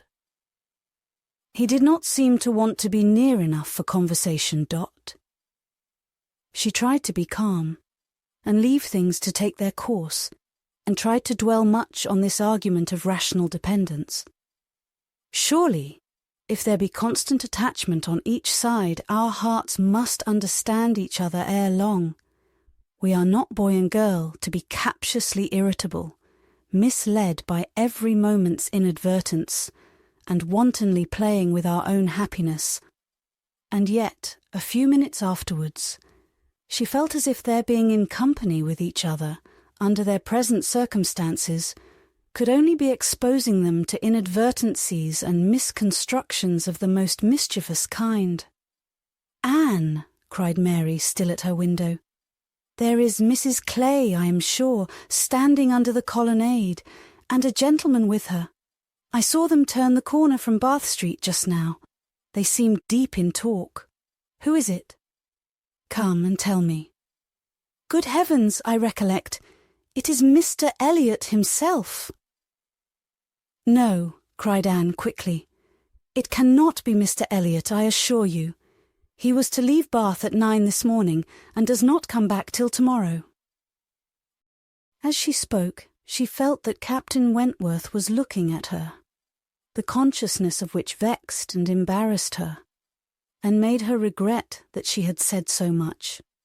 Simple as it was, Mary, resenting that she should be supposed not to know her own cousin, began talking very warmly about the family features and protesting still more positively that it was Mr. Elliot, calling again upon Anne to come and look for herself. But Anne did not mean to stir and tried to be cool and unconcerned. Her distress returned, however, on perceiving smiles and intelligent glances pass between 2 or 3 of the lady visitors, as if they believed themselves quite in the secret. It was evident that the report concerning her had spread, and a short pause succeeded, which seemed to ensure that it would now spread farther. "Do come, Anne," cried Mary. "Come and look yourself. You will be too late if you do not make haste. They are parting, they are shaking hands. He is turning away. Not know Mr. Elliot, indeed. You seem to have forgot all about Lyme." To pacify Mary, and perhaps screen her own embarrassment, Anne did move quietly to the window. She was just in time to ascertain that it really was Mr. Elliot, which she had never believed, before he disappeared on one side, as Mrs. Clay walked quickly off on the other, and checking the surprise which she could not but feel at such an appearance of friendly conference between 2 persons of totally opposite interest, she calmly said, "Yes, it is Mr. Elliot, certainly. He has changed his hour of going, I suppose, that is all. Or I may be mistaken, I might not attend." And walked back to her chair, recomposed, and with the comfortable hope of having acquitted herself well. The visitors took their leave, and Charles, having civilly seen them off, and then made a face at them and abused them for coming, began with, "Well, mother, I have done something for you that you will like. I have been to the theatre and secured a box for tomorrow night. Am I not a good boy? I know you love a play, and there is room for us all. It holds 9. I have engaged Captain Wentworth. Anne will not be sorry to join us, I'm sure. We all like a play. Have I not done well, mother?" Mrs. Musgrove was good-humouredly beginning to express her perfect readiness for the play, if Henrietta and all the others liked it, when Mary eagerly interrupted her by exclaiming, "Good heavens, Charles, how can you think of such a thing? Take a box for tomorrow night. Have you forgot that we are engaged to Camden Place tomorrow night, and that we were most particularly asked to meet Lady Dalrymple and her daughter and Mr. Elliot and all the principal family connections on purpose to be introduced to them? How can you be so forgetful?" "Phoo, phoo," replied Charles. "What's an evening party? Never worth remembering. Your father might have asked us to dinner, I think, if he had wanted to see us. You may do as you like, but I shall go to the play." "Oh, Charles, I declare it will be too abominable if you do, when you promised to go." "No, I did not promise. I only smirked and bowed and said the word happy. There was no promise. But you must go, Charles. It would be unpardonable to fail. We were asked on purpose to be introduced. There was always such a great connection between the Dalrymples and ourselves. Nothing ever happened on either side that was not announced immediately. We are quite near relations, you know. And Mr. Elliot, too, whom you ought so particularly to be acquainted with. Every attention is due to Mr. Elliot. Consider my father's heir, the future representative of the family." "Don't talk to me about heirs and representatives," cried Charles. "I am not one of those who neglect the reigning power to bow to the rising sun. If I would not go for the sake of your father, I should think it scandalous to go for the sake of his heir. What is Mr. Elliot to me?" The careless expression was life to Anne, who saw that Captain Wentworth was all attention, looking and listening with his whole soul, and that the last words brought his inquiring eyes from Charles to herself. Charles and Mary still talked on in the same style. He, half serious and half jesting, maintaining the scheme for the play, and she, invariably serious, most warmly opposing it, and not omitting to make it known that, however determined to go to Camden Place herself, she should not think herself very well used if they went to the play without her. Mrs. Musgrove interposed. "We had better put it off. Charles, you had much better go back and change the box for Tuesday. It would be a pity to be divided, and we should be losing Miss Anne too if there is a party at her father's, and I am sure neither Henrietta nor I should care at all for the play if Miss Anne could not be with us." Anne felt truly obliged to her for such kindness, and quite as much so for the opportunity it gave her of decidedly saying, "If it depended only on my inclination, ma'am, the party at home, excepting on Mary's account, would not be the smallest impediment. I have no pleasure in the sort of meeting, and should be too happy to change it for a play, and with you. But it had better not be attempted, perhaps." She had spoken it, but she trembled when it was done, conscious that her words were listened to, and daring not even to try to observe their effect. It was soon generally agreed that Tuesday should be the day, Charles only reserving the advantage of still teasing his wife by persisting that he would go to the play tomorrow if nobody else would. Captain Wentworth left his seat and walked to the fireplace, probably for the sake of walking away from it soon afterwards, and taking a station, with less barefaced design, by Anne. "You have not been long enough in Bath," said he, "to enjoy the evening parties of the place." "Oh no, the usual character of them has nothing for me. I am no card player. You were not formerly, I know. You did not used to like cards, but time makes many changes." "I am not yet so much changed," cried Anne, and stopped, fearing she hardly knew what misconstruction. After waiting a few moments he said, and as if it were the result of immediate feeling, "It is a period indeed. 8 years and a half is a period." Whether he would have proceeded farther was left to Anne's imagination to ponder over in a calmer hour. For while still hearing the sounds he had uttered, she was startled to other subjects by Henrietta, eager to make use of the present leisure for getting out, and calling on her companions to lose no time, lest somebody else should come in. They were obliged to move. Anne talked of being perfectly ready and tried to look it, but she felt that could Henrietta have known the regret and reluctance of her heart in quitting that chair, in preparing to quit the room, she would have found, in all her own sensations for her cousin, in the very security of his affection, wherewith to pity her. Their preparations, however, were stopped short. Alarming sounds were heard, other visitors approached, and the door was thrown open for Sir Walter and Miss Elliot, whose entrance seemed to give a general chill. Anne felt an instant oppression, and wherever she looked saw symptoms of the same. The comfort, the freedom, the gaiety of the room was over, hushed into cold composure, determined silence, or insipid talk, to meet the heartless elegance of her father and sister.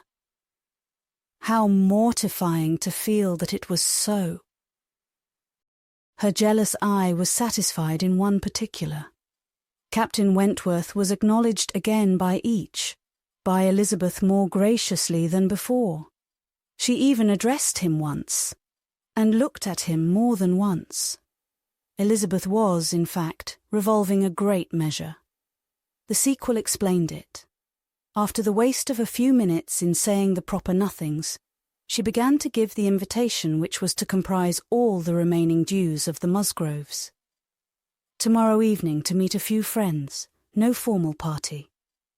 It was all said very gracefully, and the cards with which she had provided herself, the Miss Elliot at home, were laid on the table, with a courteous, comprehensive smile to all, and one smile and one card more decidedly for Captain Wentworth.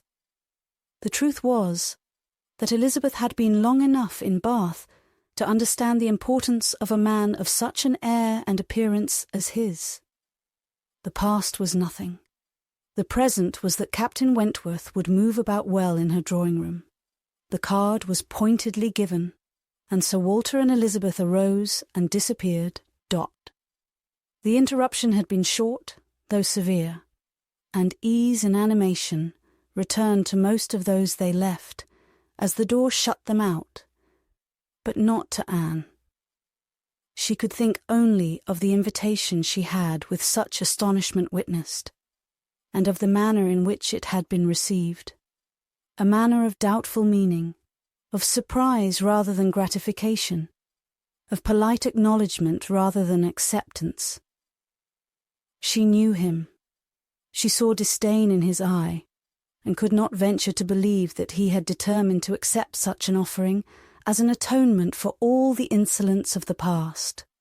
Her spirits sank. He held the card in his hand after they were gone, as if deeply considering it. "Only think of Elizabeth's including everybody," whispered Mary very audibly. "I do not wonder Captain Wentworth is delighted. You see, he cannot put the card out of his hand." Anne caught his eye, saw his cheeks glow and his mouth form itself into a momentary expression of contempt, and turned away, that she might neither see nor hear more to vex her Dot. The party separated. The gentlemen had their own pursuits, the ladies proceeded on their own business, and they met no more while Anne belonged to them. She was earnestly begged to return and dine, and give them all the rest of the day, but her spirits had been so long exerted that at present she felt unequal to more, and fit only for home, where she might be sure of being as silent as she chose. Promising to be with them the whole of the following morning, therefore, she closed the fatigues of the present by a toilsome walk to Camden Place, there to spend the evening chiefly in listening to the busy arrangements of Elizabeth and Mrs. Clay for the morrow's party, the frequent enumeration of the persons invited, and the continually improving detail of all the embellishments which were to make it the most completely elegant of its kind in Bath, while harassing herself with the never-ending question of whether Captain Wentworth would come or not. They were reckoning him as certain, but with her it was a gnawing solicitude never appeased for 5 minutes together. She generally thought he would come, because she generally thought he ought, but it was a case which she could not so shape into any positive act of duty or discretion, as inevitably to defy the suggestions of very opposite feelings. She only roused herself from the broodings of this restless agitation to let Mrs. Clay know that she had been seen with Mr. Elliot 3 hours after his being supposed to be out of Bath. For having watched in vain for some intimation of the interview from the lady herself, she determined to mention it, and it seemed to her there was guilt in Mrs. Clay's face as she listened. It was transient, cleared away in an instant, but Anne could imagine she read there the consciousness of having, by some complication of mutual trick or some overbearing authority of his, been obliged to attend, perhaps for half an hour, to his lectures and restrictions on her designs on Sir Walter. She exclaimed, however, with a very tolerable imitation of nature, "Oh dear, very true. Only think, Miss Elliot, to my great surprise, I met with Mr. Elliot in Bath Street. I was never more astonished. He turned back and walked with me to the pump yard. He had been prevented setting off for Thornbury, but I really forget by what, for I was in a hurry and could not much attend, and I can only answer for his being determined not to be delayed in his return. He wanted to know how early he might be admitted tomorrow. He was full of tomorrow, and it is very evident that I have been full of it too, ever since I entered the house and learnt the extension of your plan and all that had happened, or my seeing him could never have gone so entirely out of my head. Chapter 23. 1 day only had passed since Anne's conversation with Mrs. Smith, but a keener interest had succeeded. and she was now so little touched by Mr. Elliot's conduct, except by its effects in one quarter, that it became a matter of course the next morning still to defer her explanatory visit in Rivers Street. She had promised to be with the Musgroves from breakfast to dinner. Her faith was plighted, and Mr. Elliot's character, like the Sultaness Scheherazade's head, must live another day. She could not keep her appointment punctually, however. The weather was unfavourable, and she had grieved over the rain on her friend's account, and felt it very much on her own before she was able to attempt the walk. When she reached the White Hart and made her way to the proper apartment, she found herself neither arriving quite in time, nor the first to arrive. The party before her were Mrs. Musgrove, talking to Mrs. Croft, and Captain Harville to Captain Wentworth, and she immediately heard that Mary and Henrietta, too impatient to wait, had gone out the moment it had cleared, but would be back again soon, and that the strictest injunctions had been left with Mrs. Musgrove to keep her there till they returned. She had only to submit, sit down, be outwardly composed, and feel herself plunged at once in all the agitations which she had merely laid her account of tasting a little before the morning closed. There was no delay, no waste of time. She was deep in the happiness of such misery, or the misery of such happiness, instantly. 2 minutes after her entering the room, Captain Wentworth said, "We will write the letter we were talking of, Harville, now, if you will give me materials." Materials were at hand, on a separate table. He went to it, and, nearly turning his back to them all, was engrossed by writing. Mrs. Musgrove was giving Mrs. Croft the history of her eldest daughter's engagement, and just in that inconvenient tone of voice which was perfectly audible while it pretended to be a whisper. Anne felt that she did not belong to the conversation, and yet, as Captain Harville seemed thoughtful and not disposed to talk, she could not avoid hearing many undesirable particulars, such as how Mr. Musgrove and my brother Hayter had met again and again to talk it over, what my brother Hayter had said one day, and what Mr. Musgrove had proposed the next, and what had occurred to my sister Hayter, and what the young people had wished, and what I said at first I never could consent to, but was afterwards persuaded to think might do very well. And a great deal in the same style of open-hearted communication, minutiae which, even with every advantage of taste and delicacy, which good Mrs. Musgrove could not give, could be properly interesting only to the principals. Mrs. Croft was attending with great good humour, and whenever she spoke at all, it was very sensibly. Anne hoped the gentlemen might each be too much self-occupied to hear.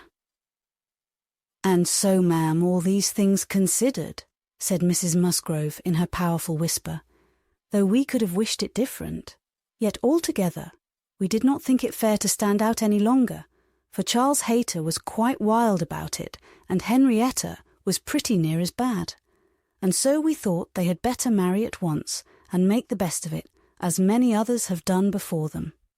At any rate," said I, "it will be better than a long engagement." "That is precisely what I was going to observe," cried Mrs. Croft. "I would rather have young people settle on a small income at once and have to struggle with a few difficulties together than be involved in a long engagement. I always think that no mutual—" "Oh, dear Mrs. Croft," cried Mrs. Musgrove, unable to let her finish her speech, "there is nothing I so abominate for young people as a long engagement. It is what I always protested against for my children. It is all very well, I used to say, for young people to be engaged, if there is a certainty of their being able to marry in 6 months, or even in 12, but a long engagement—" "Yes, dear ma'am," said Mrs. Croft, "or an uncertain engagement, an engagement which may be long.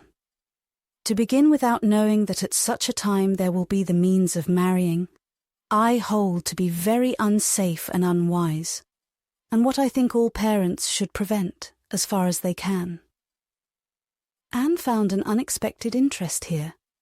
She felt its application to herself, felt it in a nervous thrill all over her, and at the same moment that her eyes instinctively glanced towards the distant table, Captain Wentworth's pen ceased to move, his head was raised, pausing, listening, and he turned round the next instant to give a look, one quick, conscious look at her. The two ladies continued to talk, to re-urge the same admitted truths, and enforce them with such examples of the ill effect of a contrary practice as had fallen within their observation. But Anne heard nothing distinctly. It was only a buzz of words in her ear. Her mind was in confusion. Captain Harville, who had in truth been hearing none of it, now left his seat and moved to a window, and Anne, seeming to watch him, though it was from thorough absence of mind, became gradually sensible that he was inviting her to join him where he stood. He looked at her with a smile and a little motion of the head which expressed, "Come to me, I have something to say," and the unaffected, easy kindness of manner which denoted the feelings of an older acquaintance than he really was, strongly enforced the invitation. She roused herself and went to him. The window at which he stood was at the other end of the room, from where the two ladies were sitting, and though nearer to Captain Wentworth's table, not very near. As she joined him, Captain Harville's countenance reassumed the serious, thoughtful expression which seemed its natural character. "Look here," said he, unfolding a parcel in his hand and displaying a small miniature painting. "Do you know who that is?"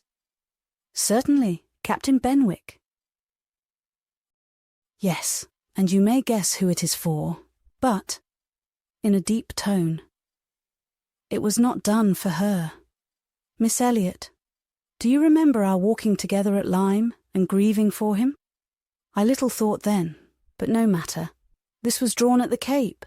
He met with a clever young German artist at the Cape, and in compliance with a promise to my poor sister, sat to him, and was bringing it home for her, and I have now the charge of getting it properly set for another. It was a commission to me. But who else was there to employ? I hope I can allow for him, I am not sorry indeed, to make it over to another. He undertakes it," looking towards Captain Wentworth. "He is writing about it now." And with a quivering lip he wound up the whole by adding, "Poor Fanny, she would not have forgotten him so soon." "No," replied Anne in a low, feeling voice, "that I can easily believe.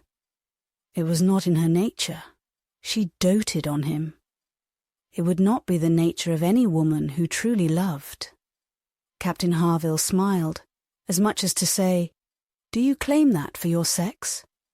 And she answered the question, smiling also, "Yes, we certainly do not forget you as soon as you forget us. It is perhaps our fate rather than our merit. We cannot help ourselves. We live at home, quiet, confined, and our feelings prey upon us. You are forced on exertion. You have always a profession, pursuits, business of some sort or other, to take you back into the world immediately, and continual occupation and change soon weaken impressions. Granting your assertion that the world does all this so soon for men, which, however, I do not think I shall grant, it does not apply to Benwick. He has not been forced upon any exertion.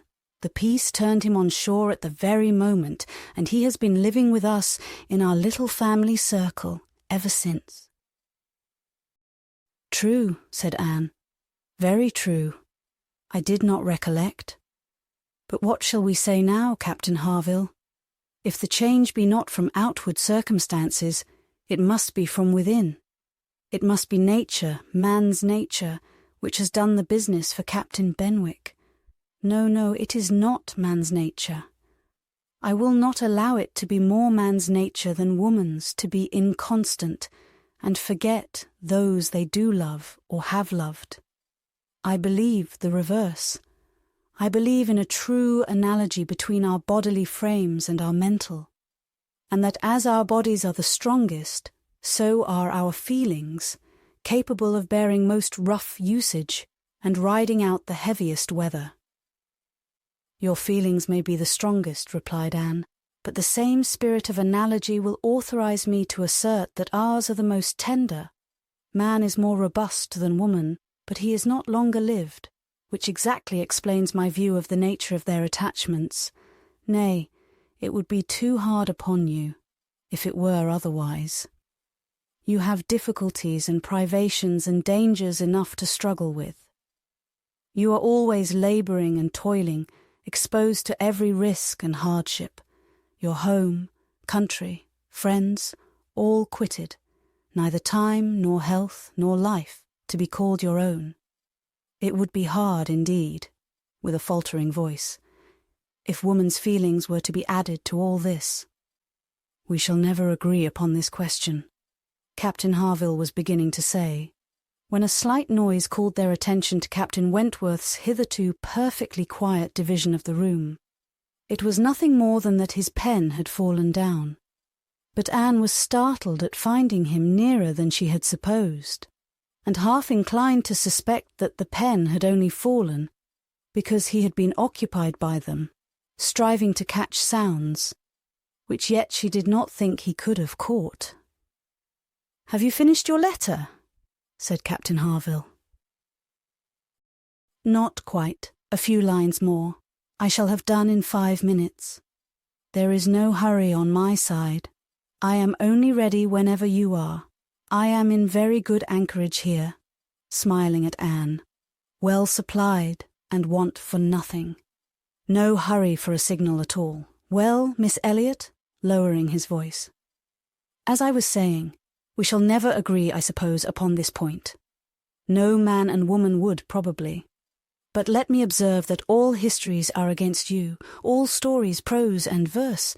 If I had such a memory as Benwick, I could bring you 50 quotations in a moment on my side of the argument, and I do not think I ever opened a book in my life which had not something to say upon woman's inconstancy. Songs and proverbs all talk of woman's fickleness. But perhaps you will say these were all written by men. Perhaps I shall. Yes, if you please. No reference to examples in books. Men have had every advantage of us in telling their own story. Education has been theirs in so much higher a degree, the pen has been in their hands. I will not allow books to prove anything. But how shall we prove anything? We never shall. We never can expect to prove anything upon such a point. It is a difference of opinion which does not admit of proof. We each begin, probably, with a little bias towards our own sex, and upon that bias build every circumstance in favour of it, which has occurred within our own circle. Many of which circumstances, perhaps those very cases which strike us the most, may be precisely such as cannot be brought forward without betraying a confidence, or in some respect saying what should not be said. "Ah!" cried Captain Harville in a tone of strong feeling, "if I could but make you comprehend what a man suffers when he takes a last look at his wife and children, and watches the boat that he has sent them off in, as long as it is in sight, and then turns away and says, 'God knows whether we ever meet again.' And then, if I could convey to you the glow of his soul when he does see them again, when coming back after a 12-month's absence perhaps, and obliged to put into another port, he calculates how soon it be possible to get them there, pretending to deceive himself, and saying, 'They cannot be here till such a day,' but all the while hoping for them 12 hours sooner, and seeing them arrive at last, as if heaven had given them wings by many hours sooner still. If I could explain to you all this, and all that a man can bear and do and glories to do for the sake of these treasures of his existence." I speak, you know, only of such men as have hearts, pressing his own with emotion. Oh, cried Anne eagerly, I hope I do justice to all that is felt by you, and by those who resemble you.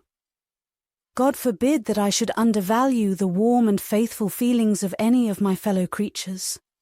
I should deserve utter contempt if I dared to suppose that true attachment and constancy were known only by woman.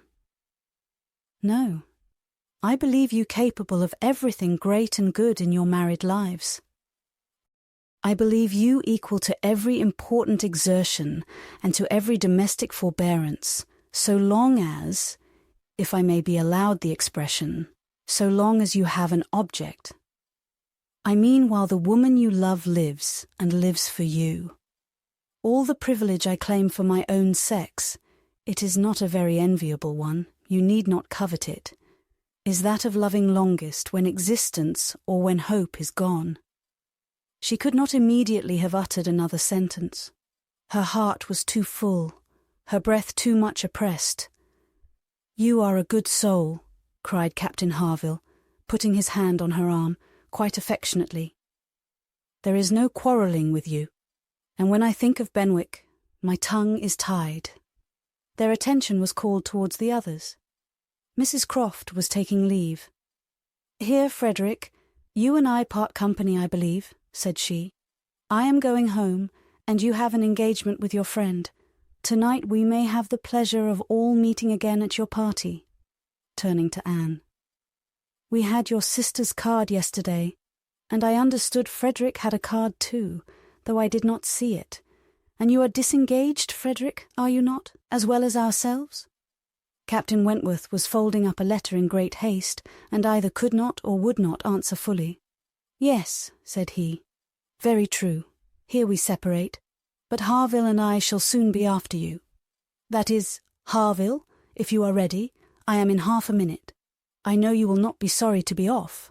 I shall be at your service in half a minute.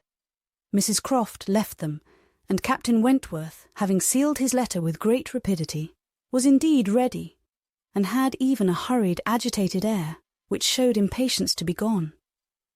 Anne knew not how to understand it. She had the kindest, "Good morning, God bless you," from Captain Harville, but from him not a word, nor a look. He had passed out of the room without a look. She had only time, however, to move closer to the table where he had been writing, when footsteps were heard returning. The door opened. It was himself. He begged their pardon, but he had forgotten his gloves, and instantly crossing the room to the writing table, he drew out a letter from under the scattered paper, placed it before Anne with eyes of glowing entreaty fixed on her for a time, and hastily collecting his gloves, was again out of the room, almost before Mrs. Musgrove was aware of his being in it, the work of an instant. The revolution which one instant had made in Anne was almost beyond expression. The letter, with a direction hardly legible, to Miss A.E., was evidently the one which he had been folding so hastily. While supposed to be writing only to Captain Benwick, he had been also addressing her. On the contents of that letter depended all which this world could do for her. Anything was possible. Anything might be defied rather than suspense. Mrs. Musgrove had little arrangements of her own at her own table. To their protection she must trust, and sinking into the chair which he had occupied, succeeding to the very spot where he had leaned and written, her eyes devoured the following words. I can listen no longer in silence. I must speak to you by such means as are within my reach. You pierce my soul. I am half agony, half hope. Tell me not that I am too late, that such precious feelings are gone forever. I offer myself to you again with a heart even more your own than when you almost broke it 8 years and a half ago. Dare not say that man forgets sooner than woman, that his love has an earlier death. I have loved none but you. Unjust I may have been, Weak and resentful I have been, but never inconstant. You alone have brought me to Bath. For you alone I think and plan. Have you not seen this? Can you fail to have understood my wishes? I had not waited even these 10 days. Could I have read your feelings as I think you must have penetrated mine?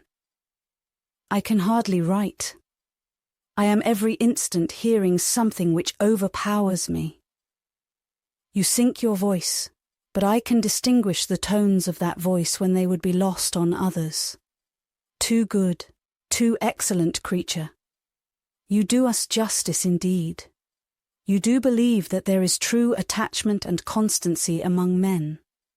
Believe it to be most fervent, most undeviating in F.W. I must go, uncertain of my fate, but I shall return hither or follow your party as soon as possible. A word, a look, will be enough to decide whether I enter your father's house this evening or never. Such a letter was not to be soon recovered from. Half an hour's solitude and reflection might have tranquilized her, but the 10 minutes only which now passed before she was interrupted, with all the restraints of her situation, could do nothing towards tranquillity. Every moment rather brought fresh agitation. It was overpowering happiness, and before she was beyond the first stage of full sensation, Charles, Mary, and Henrietta all came in.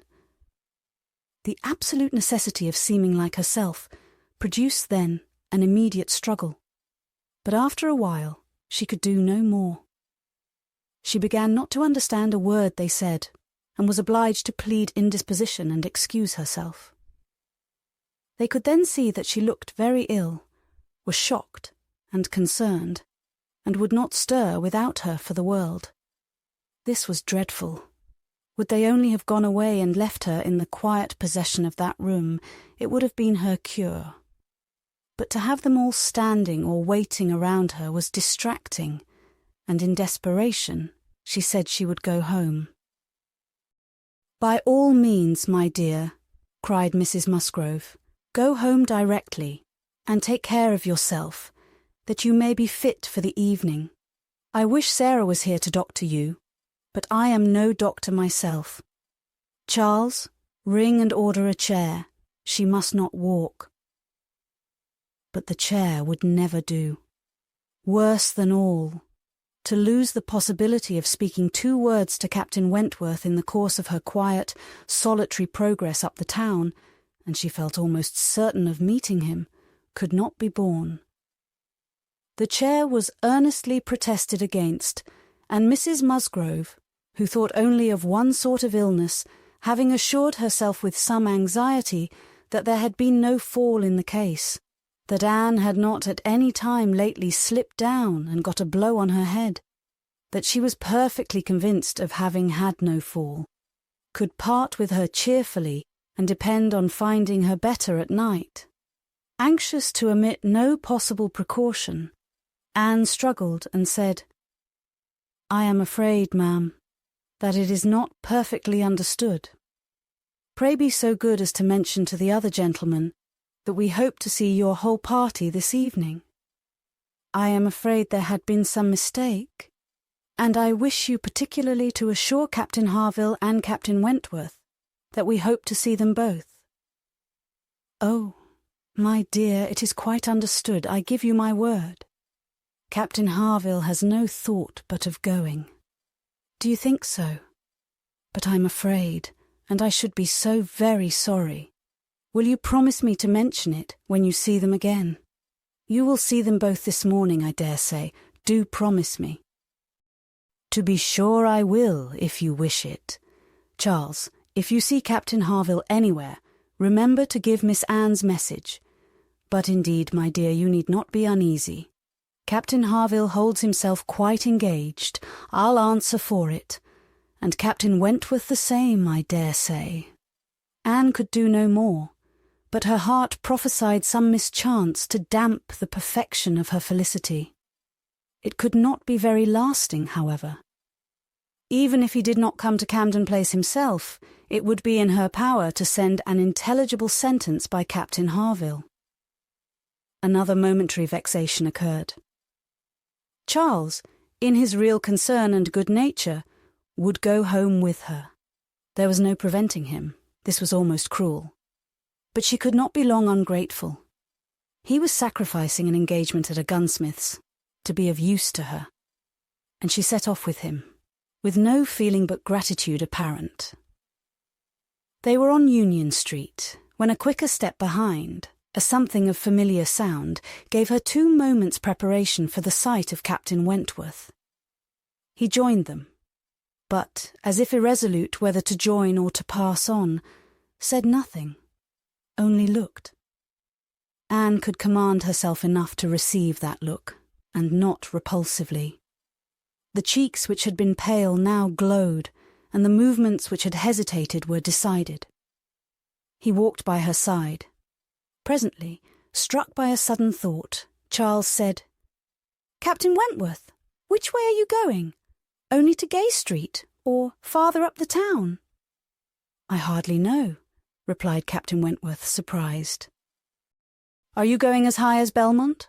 Are you going near Camden Place? Because if you are, I shall have no scruple in asking you to take my place, and give Anne your arm to her father's door. She is rather done for this morning, and must not go so far without help, and I ought to be at that fellow's in the market-place. He promised me the sight of a capital gun he is just going to send off, said he would keep it unpacked to the last possible moment that I might see it, and if I do not turn back now, I have no chance. By his description, a good deal like the second-sized double barrel of mine, which you shot with one day round Winthrop. There could not be an objection. There could be only the most proper alacrity, a most obliging compliance for public view, and smiles reined in, and spirits dancing in private rapture. In half a minute Charles was at the bottom of Union Street again, and the other 2 proceeding together, and soon words enough had passed between them to decide their direction towards the comparatively quiet and retired gravel walk, where the power of conversation would make the present hour a blessing indeed, and prepare it for all the immortality which the happiest recollections of their own future lives could bestow. There they exchanged again those feelings and those promises which had once before seemed to secure everything, but which had been followed by so many, many years of division and estrangement. There they returned again into the past, more exquisitely happy perhaps in their reunion than when it had been first projected, more tender, more tried, more fixed in a knowledge of each other's character, truth, and attachment, more equal to act, more justified in acting. And there, as they slowly paced the gradual ascent, heedless of every group around them, seeing neither sauntering politicians, bustling housekeepers, flirting girls, nor nursery maids and children, they could indulge in those retrospections and acknowledgments, and especially in those explanations of what had directly preceded the present moment, which were so poignant and so ceaseless in interest. All the little variations of the last week were gone through, and of yesterday and today there could scarcely be an end. She had not mistaken him. Jealousy of Mr. Elliot had been the retarding weight, the doubt, the torment. That had begun to operate in the very hour of first meeting her in Bath. That had returned, after a short suspension, to ruin the concert, and that had influenced him in everything he had said and done, or omitted to say and do, in the last 24 hours. It had been gradually yielding to the better hopes which her looks, or words, or actions occasionally encouraged. It had been vanquished at last by those sentiments and those tones which had reached him while she talked with Captain Harville, and under the irresistible governance of which he had seized a sheet of paper and poured out his feelings. Of what he had then written, nothing was to be retracted or qualified. He persisted in having loved none but her. She had never been supplanted. He never even believed himself to see her equal. Thus much indeed he was obliged to acknowledge, that he had been constant unconsciously, nay, unintentionally, that he had meant to forget her, and believed it to be done. He had imagined himself indifferent, when he had only been angry, and he had been unjust to her merits, because he had been a sufferer from them. Her character was now fixed on his mind as perfection itself, maintaining the loveliest medium of fortitude and gentleness. But he was obliged to acknowledge that only at Uppercross had he learnt to do her justice, and only at Lyme had he begun to understand himself. At Lyme he had received lessons of more than one sort.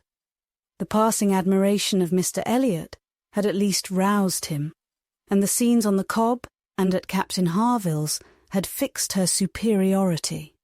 In his preceding attempts to attach himself to Louisa Musgrove, the attempts of angry pride, he protested that he had forever felt it to be impossible, that he had not cared, could not care, for Louisa, though till that day, till the leisure for reflection which followed it, he had not understood the perfect excellence of the mind with which Louisa's could so ill bear a comparison, or the perfect unrivalled hold it possessed over his own. There, he had learnt to distinguish between the steadiness of principle and the obstinacy of self-will, between the darings of heedlessness and the resolution of a collected mind. There he had seen everything to exalt in his estimation the woman he had lost, and there begun to deplore the pride, the folly, the madness of resentment which had kept him from trying to regain her when thrown in his way. From that period his penance had become severe.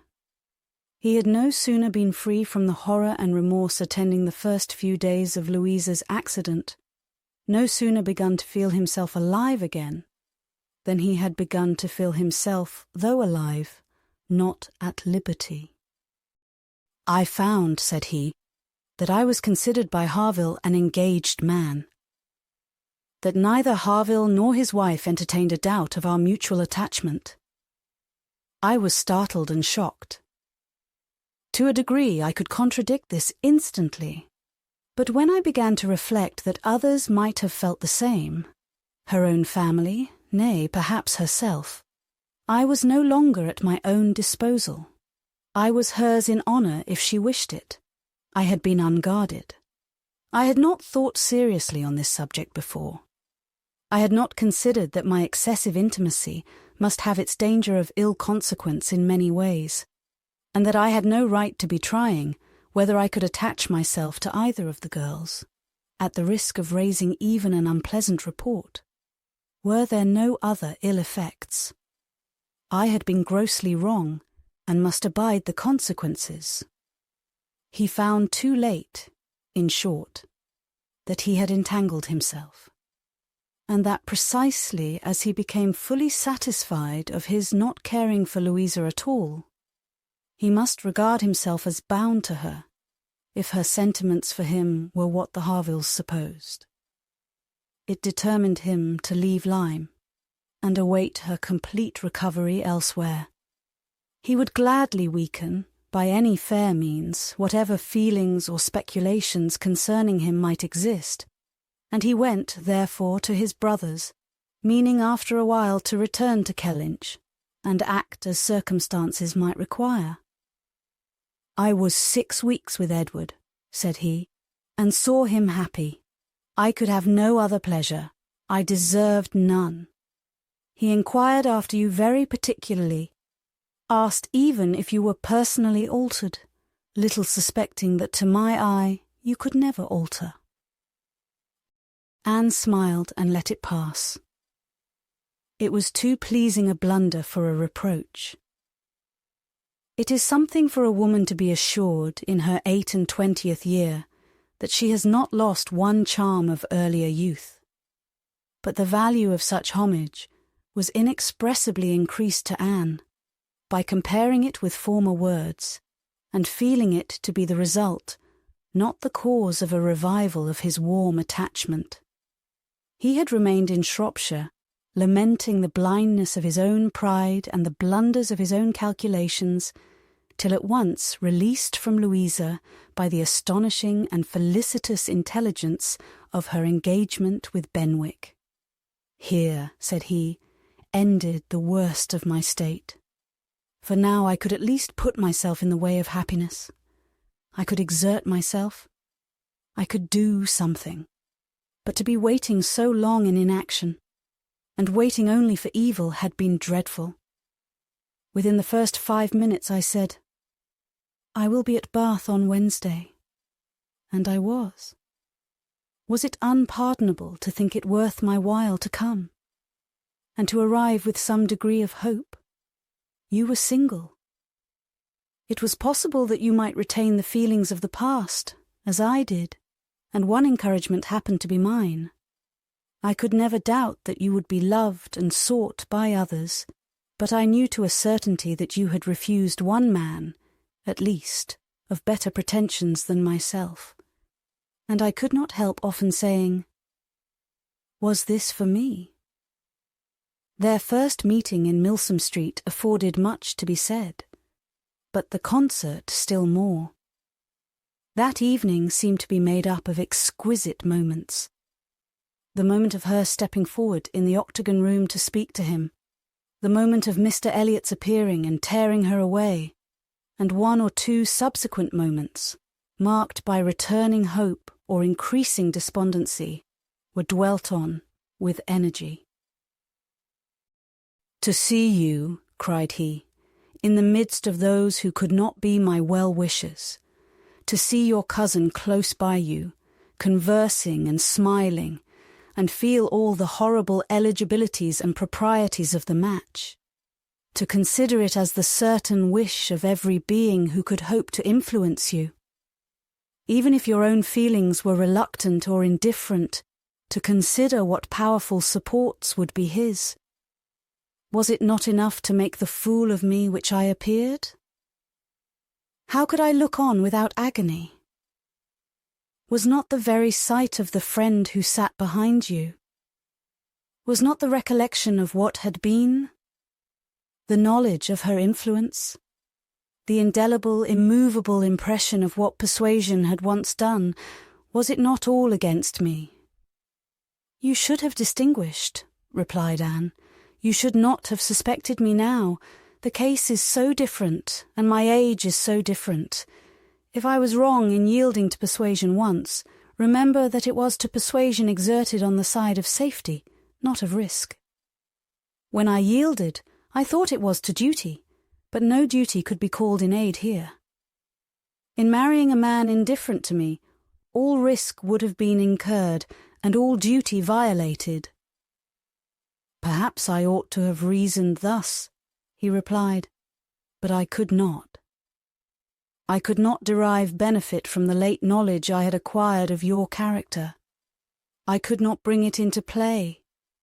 It was overwhelmed, buried, lost in those earlier feelings which I had been smarting under year after year. I could think of you only as one who had yielded, who had given me up, who had been influenced by anyone rather than by me. I saw you with the very person who had guided you in that year of misery. I had no reason to believe her of less authority now.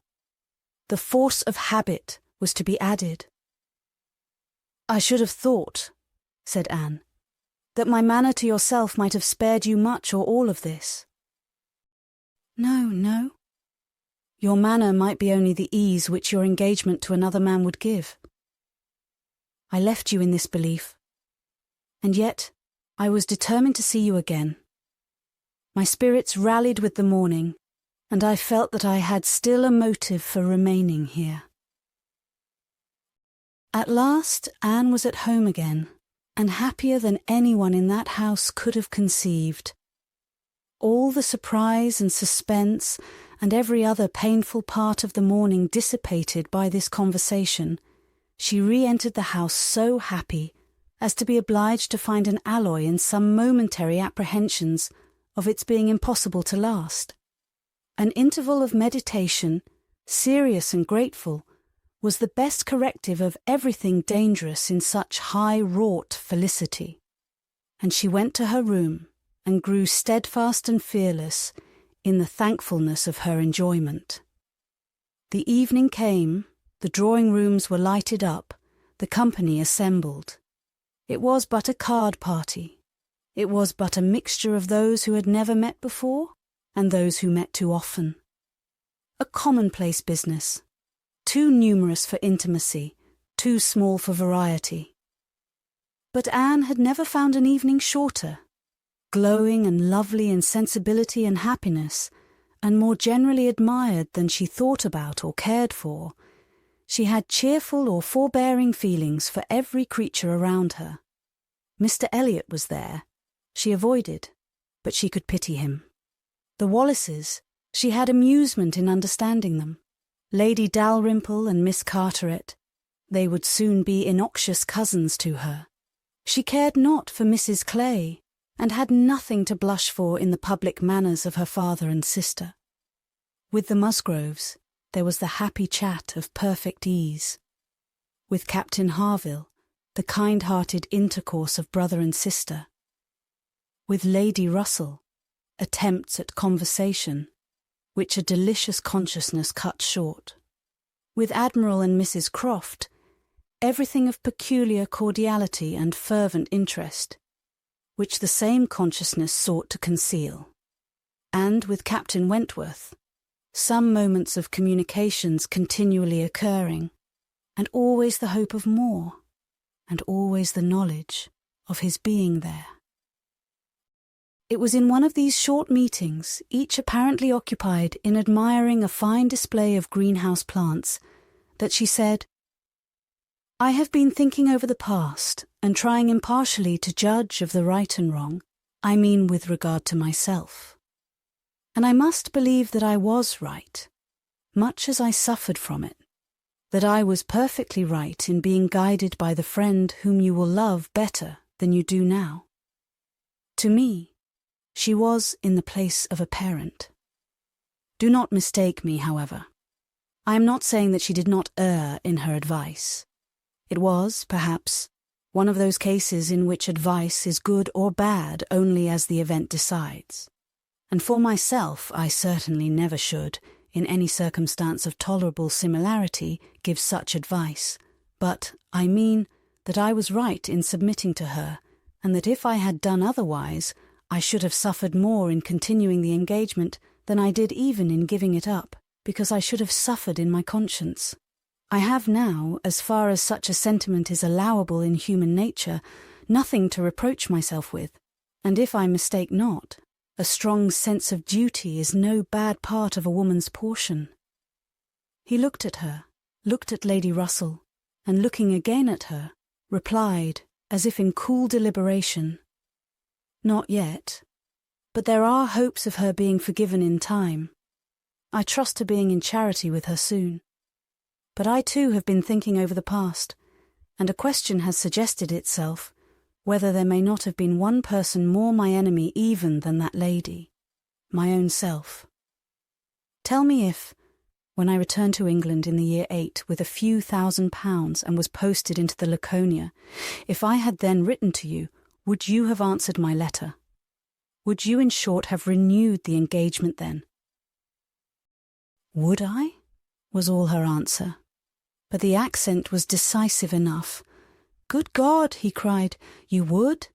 It is not that I did not think of it, or desire it, as what could alone crown all my other success, but I was proud, too proud to ask again. I did not understand you, I shut my eyes, and would not understand you, or do you justice. This is a recollection which ought to make me forgive everyone sooner than myself. 6 years of separation and suffering might have been spared. It is a sort of pain, too, which is new to me. I have been used to the gratification of believing myself to earn every blessing that I enjoyed. I have valued myself on honourable toils and just rewards. Like other great men under reverses," he added with a smile. I must endeavour to subdue my mind to my fortune. I must learn to brook being happier than I deserve. Chapter 24. Who can be in doubt of what followed? When any two young people take it into their heads to marry, they are pretty sure by perseverance to carry their point, be they ever so poor, or ever so imprudent, or ever so little likely to be necessary to each other's ultimate comfort. This may be bad morality to conclude with, but I believe it to be truth, and if such parties succeed, how should a Captain Wentworth and an Anne Elliot, with the advantage of maturity of mind, consciousness of right, and one independent fortune between them, fail of bearing down every opposition? They might in fact have borne down a great deal more than they met with, for there was little to distress them beyond the want of graciousness and warmth. Sir Walter made no objection, and Elizabeth did nothing worse than look cold and unconcerned. Captain Wentworth, with £25,000, and as high in his profession as merit and activity could place him, was no longer nobody. He was now esteemed quite worthy to address the daughter of a foolish, spendthrift baronet, who had not had principle or sense enough to maintain himself in the situation in which Providence had placed him, and who could give his daughter at present but a small part of the share of £10,000 which must be hers hereafter. Sir Walter, indeed, though he had no affection for Anne, and no vanity flattered to make him really happy on the occasion, was very far from thinking it a bad match for her. On the contrary, when he saw more of Captain Wentworth, saw him repeatedly by daylight, and eyed him well, he was very much struck by his personal claims, and felt that his superiority of appearance might be not unfairly balanced against her superiority of rank. And all this, assisted by his well-sounding name, enabled Sir Walter at last to prepare his pen with a very good grace for the insertion of the marriage in the volume of honour. The only one among them whose opposition of feeling could excite any serious anxiety was Lady Russell. Anne knew that Lady Russell must be suffering some pain in understanding and relinquishing Mr. Elliot, and be making some struggles to become truly acquainted with and do justice to Captain Wentworth. This, however, was what Lady Russell had now to do. She must learn to feel that she had been mistaken with regard to both, that she had been unfairly influenced by appearances in each, that because Captain Wentworth's manners had not suited her own ideas, she had been too quick in suspecting them to indicate a character of dangerous impetuosity, and that because Mr. Elliot's manners had precisely pleased her in their propriety and correctness, their general politeness and suavity, she had been too quick in receiving them as the certain result of the most correct opinions and well-regulated mind. There was nothing less for Lady Russell to do than to admit that she had been pretty completely wrong, and to take up a new set of opinions and of hopes. There is a quickness of perception in some, a nicety in the discernment of character, a natural penetration, in short, which no experience in others can equal. And Lady Russell had been less gifted in this part of understanding than her young friend. But she was a very good woman, and if her second object was to be sensible and well-judging, her first was to see Anne happy. She loved Anne better than she loved her own abilities, and when the awkwardness of the beginning was over, found little hardship in attaching herself as a mother to the man who was securing the happiness of her other child. Of all the family, Mary was probably the one most immediately gratified by the circumstance. It was creditable to have a sister married, and she might flatter herself with having been greatly instrumental to the connection by keeping Anne with her in the autumn, and as her own sister must be better than her husband's sisters, it was very agreeable that Captain Wentworth should be a richer man than either Captain Benwick or Charles Hayter. She had something to suffer, perhaps, when they came into contact again, in seeing Anne restored to the rights of seniority and the mistress of a very pretty landolette. But she had a future to look forward to, of powerful consolation. Anne had no Uppercross Hall before her, no landed estate, no headship of a family, and if they could but keep Captain Wentworth from being made a baronet, she would not change situations with Anne. It would be well for the eldest sister if she were equally satisfied with her situation, for a change is not very probable there. She had soon the mortification of seeing Mr. Elliot withdraw, and no one of proper condition has since presented himself to raise even the unfounded hopes which sunk with him. The news of his cousin Anne's engagement burst on Mr. Elliot most unexpectedly. It deranged his best plan of domestic happiness, his best hope of keeping Sir Walter single, by the watchfulness which a son-in-law's rights would have given. But, though discomfited and disappointed, he could still do something for his own interest and his own enjoyment. He soon quitted Bath, and on Mrs. Clay's quitting it soon afterwards, and being next heard of as established under his protection in London, it was evident how double a game he had been playing, and how determined he was to save himself from being cut out by one artful woman at least. Mrs. Clay's affections had overpowered her interest, and she had sacrificed, for the young man's sake, the possibility of scheming longer for Sir Walter. She has abilities, however, as well as affections, and it is now a doubtful point whether his cunning or hers may finally carry the day, whether, after preventing her from being the wife of Sir Walter, he may not be wheedled and caressed at last into making her the wife of Sir William. It cannot be doubted that Sir Walter and Elizabeth were shocked and mortified by the loss of their companion, and the discovery of their deception in her. They had their great cousins, to be sure, to resort to for comfort, but they must long feel that to flatter and follow others without being flattered and followed in turn is but a state of half-enjoyment. Anne, satisfied at a very early period of Lady Russell's meaning to love Captain Wentworth as she ought, had no other alloy to the happiness of her prospects than what arose from the consciousness of having no relations to bestow on him which a man of sense could value. There she felt her own inferiority very keenly. The disproportion in their fortune was nothing. It did not give her a moment's regret. But to have no family to receive and estimate him properly, nothing of respectability, of harmony, of goodwill to offer in return for all the worth and all the prompt welcome which met her in his brothers and sisters, was a source of as lively pain as her mind could well be sensible of under circumstances of otherwise strong felicity. She had but two friends in the world to add to his list, Lady Russell and Mrs. Smith.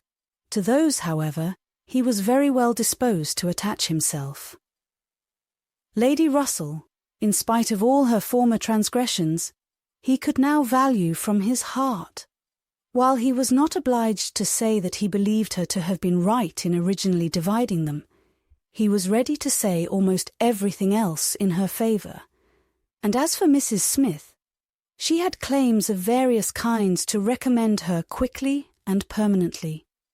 Her recent good offices by Anne had been enough in themselves, and their marriage, instead of depriving her of one friend, secured her two. She was their earliest visitor in their settled life, and Captain Wentworth, by putting her in the way of recovering her husband's property in the West Indies, by writing for her, acting for her, and seeing her through all the petty difficulties of the case, with the activity and exertion of a fearless man and a determined friend, fully requited the services which she had rendered, or ever meant to render, to his wife. Mrs. Smith's enjoyments, were not spoiled by this improvement of income, with some improvement of health, and the acquisition of such friends to be often with, for her cheerfulness and mental alacrity did not fail her. And while these prime supplies of good remained, she might have bid defiance even to greater accessions of worldly prosperity. She might have been absolutely rich and perfectly healthy, and yet be happy. Her spring of felicity was in the glow of her spirits, as her friend Anne's was in the warmth of her heart. Anne was tenderness itself, and she had the full worth of it in Captain Wentworth's affection. His profession was all that could ever make her friends wish that tenderness less, the dread of a future war all that could dim her sunshine. She gloried in being a sailor's wife, but she must pay the tax of quick alarm for belonging to that profession which is, if possible, more distinguished in its domestic virtues than in its national importance.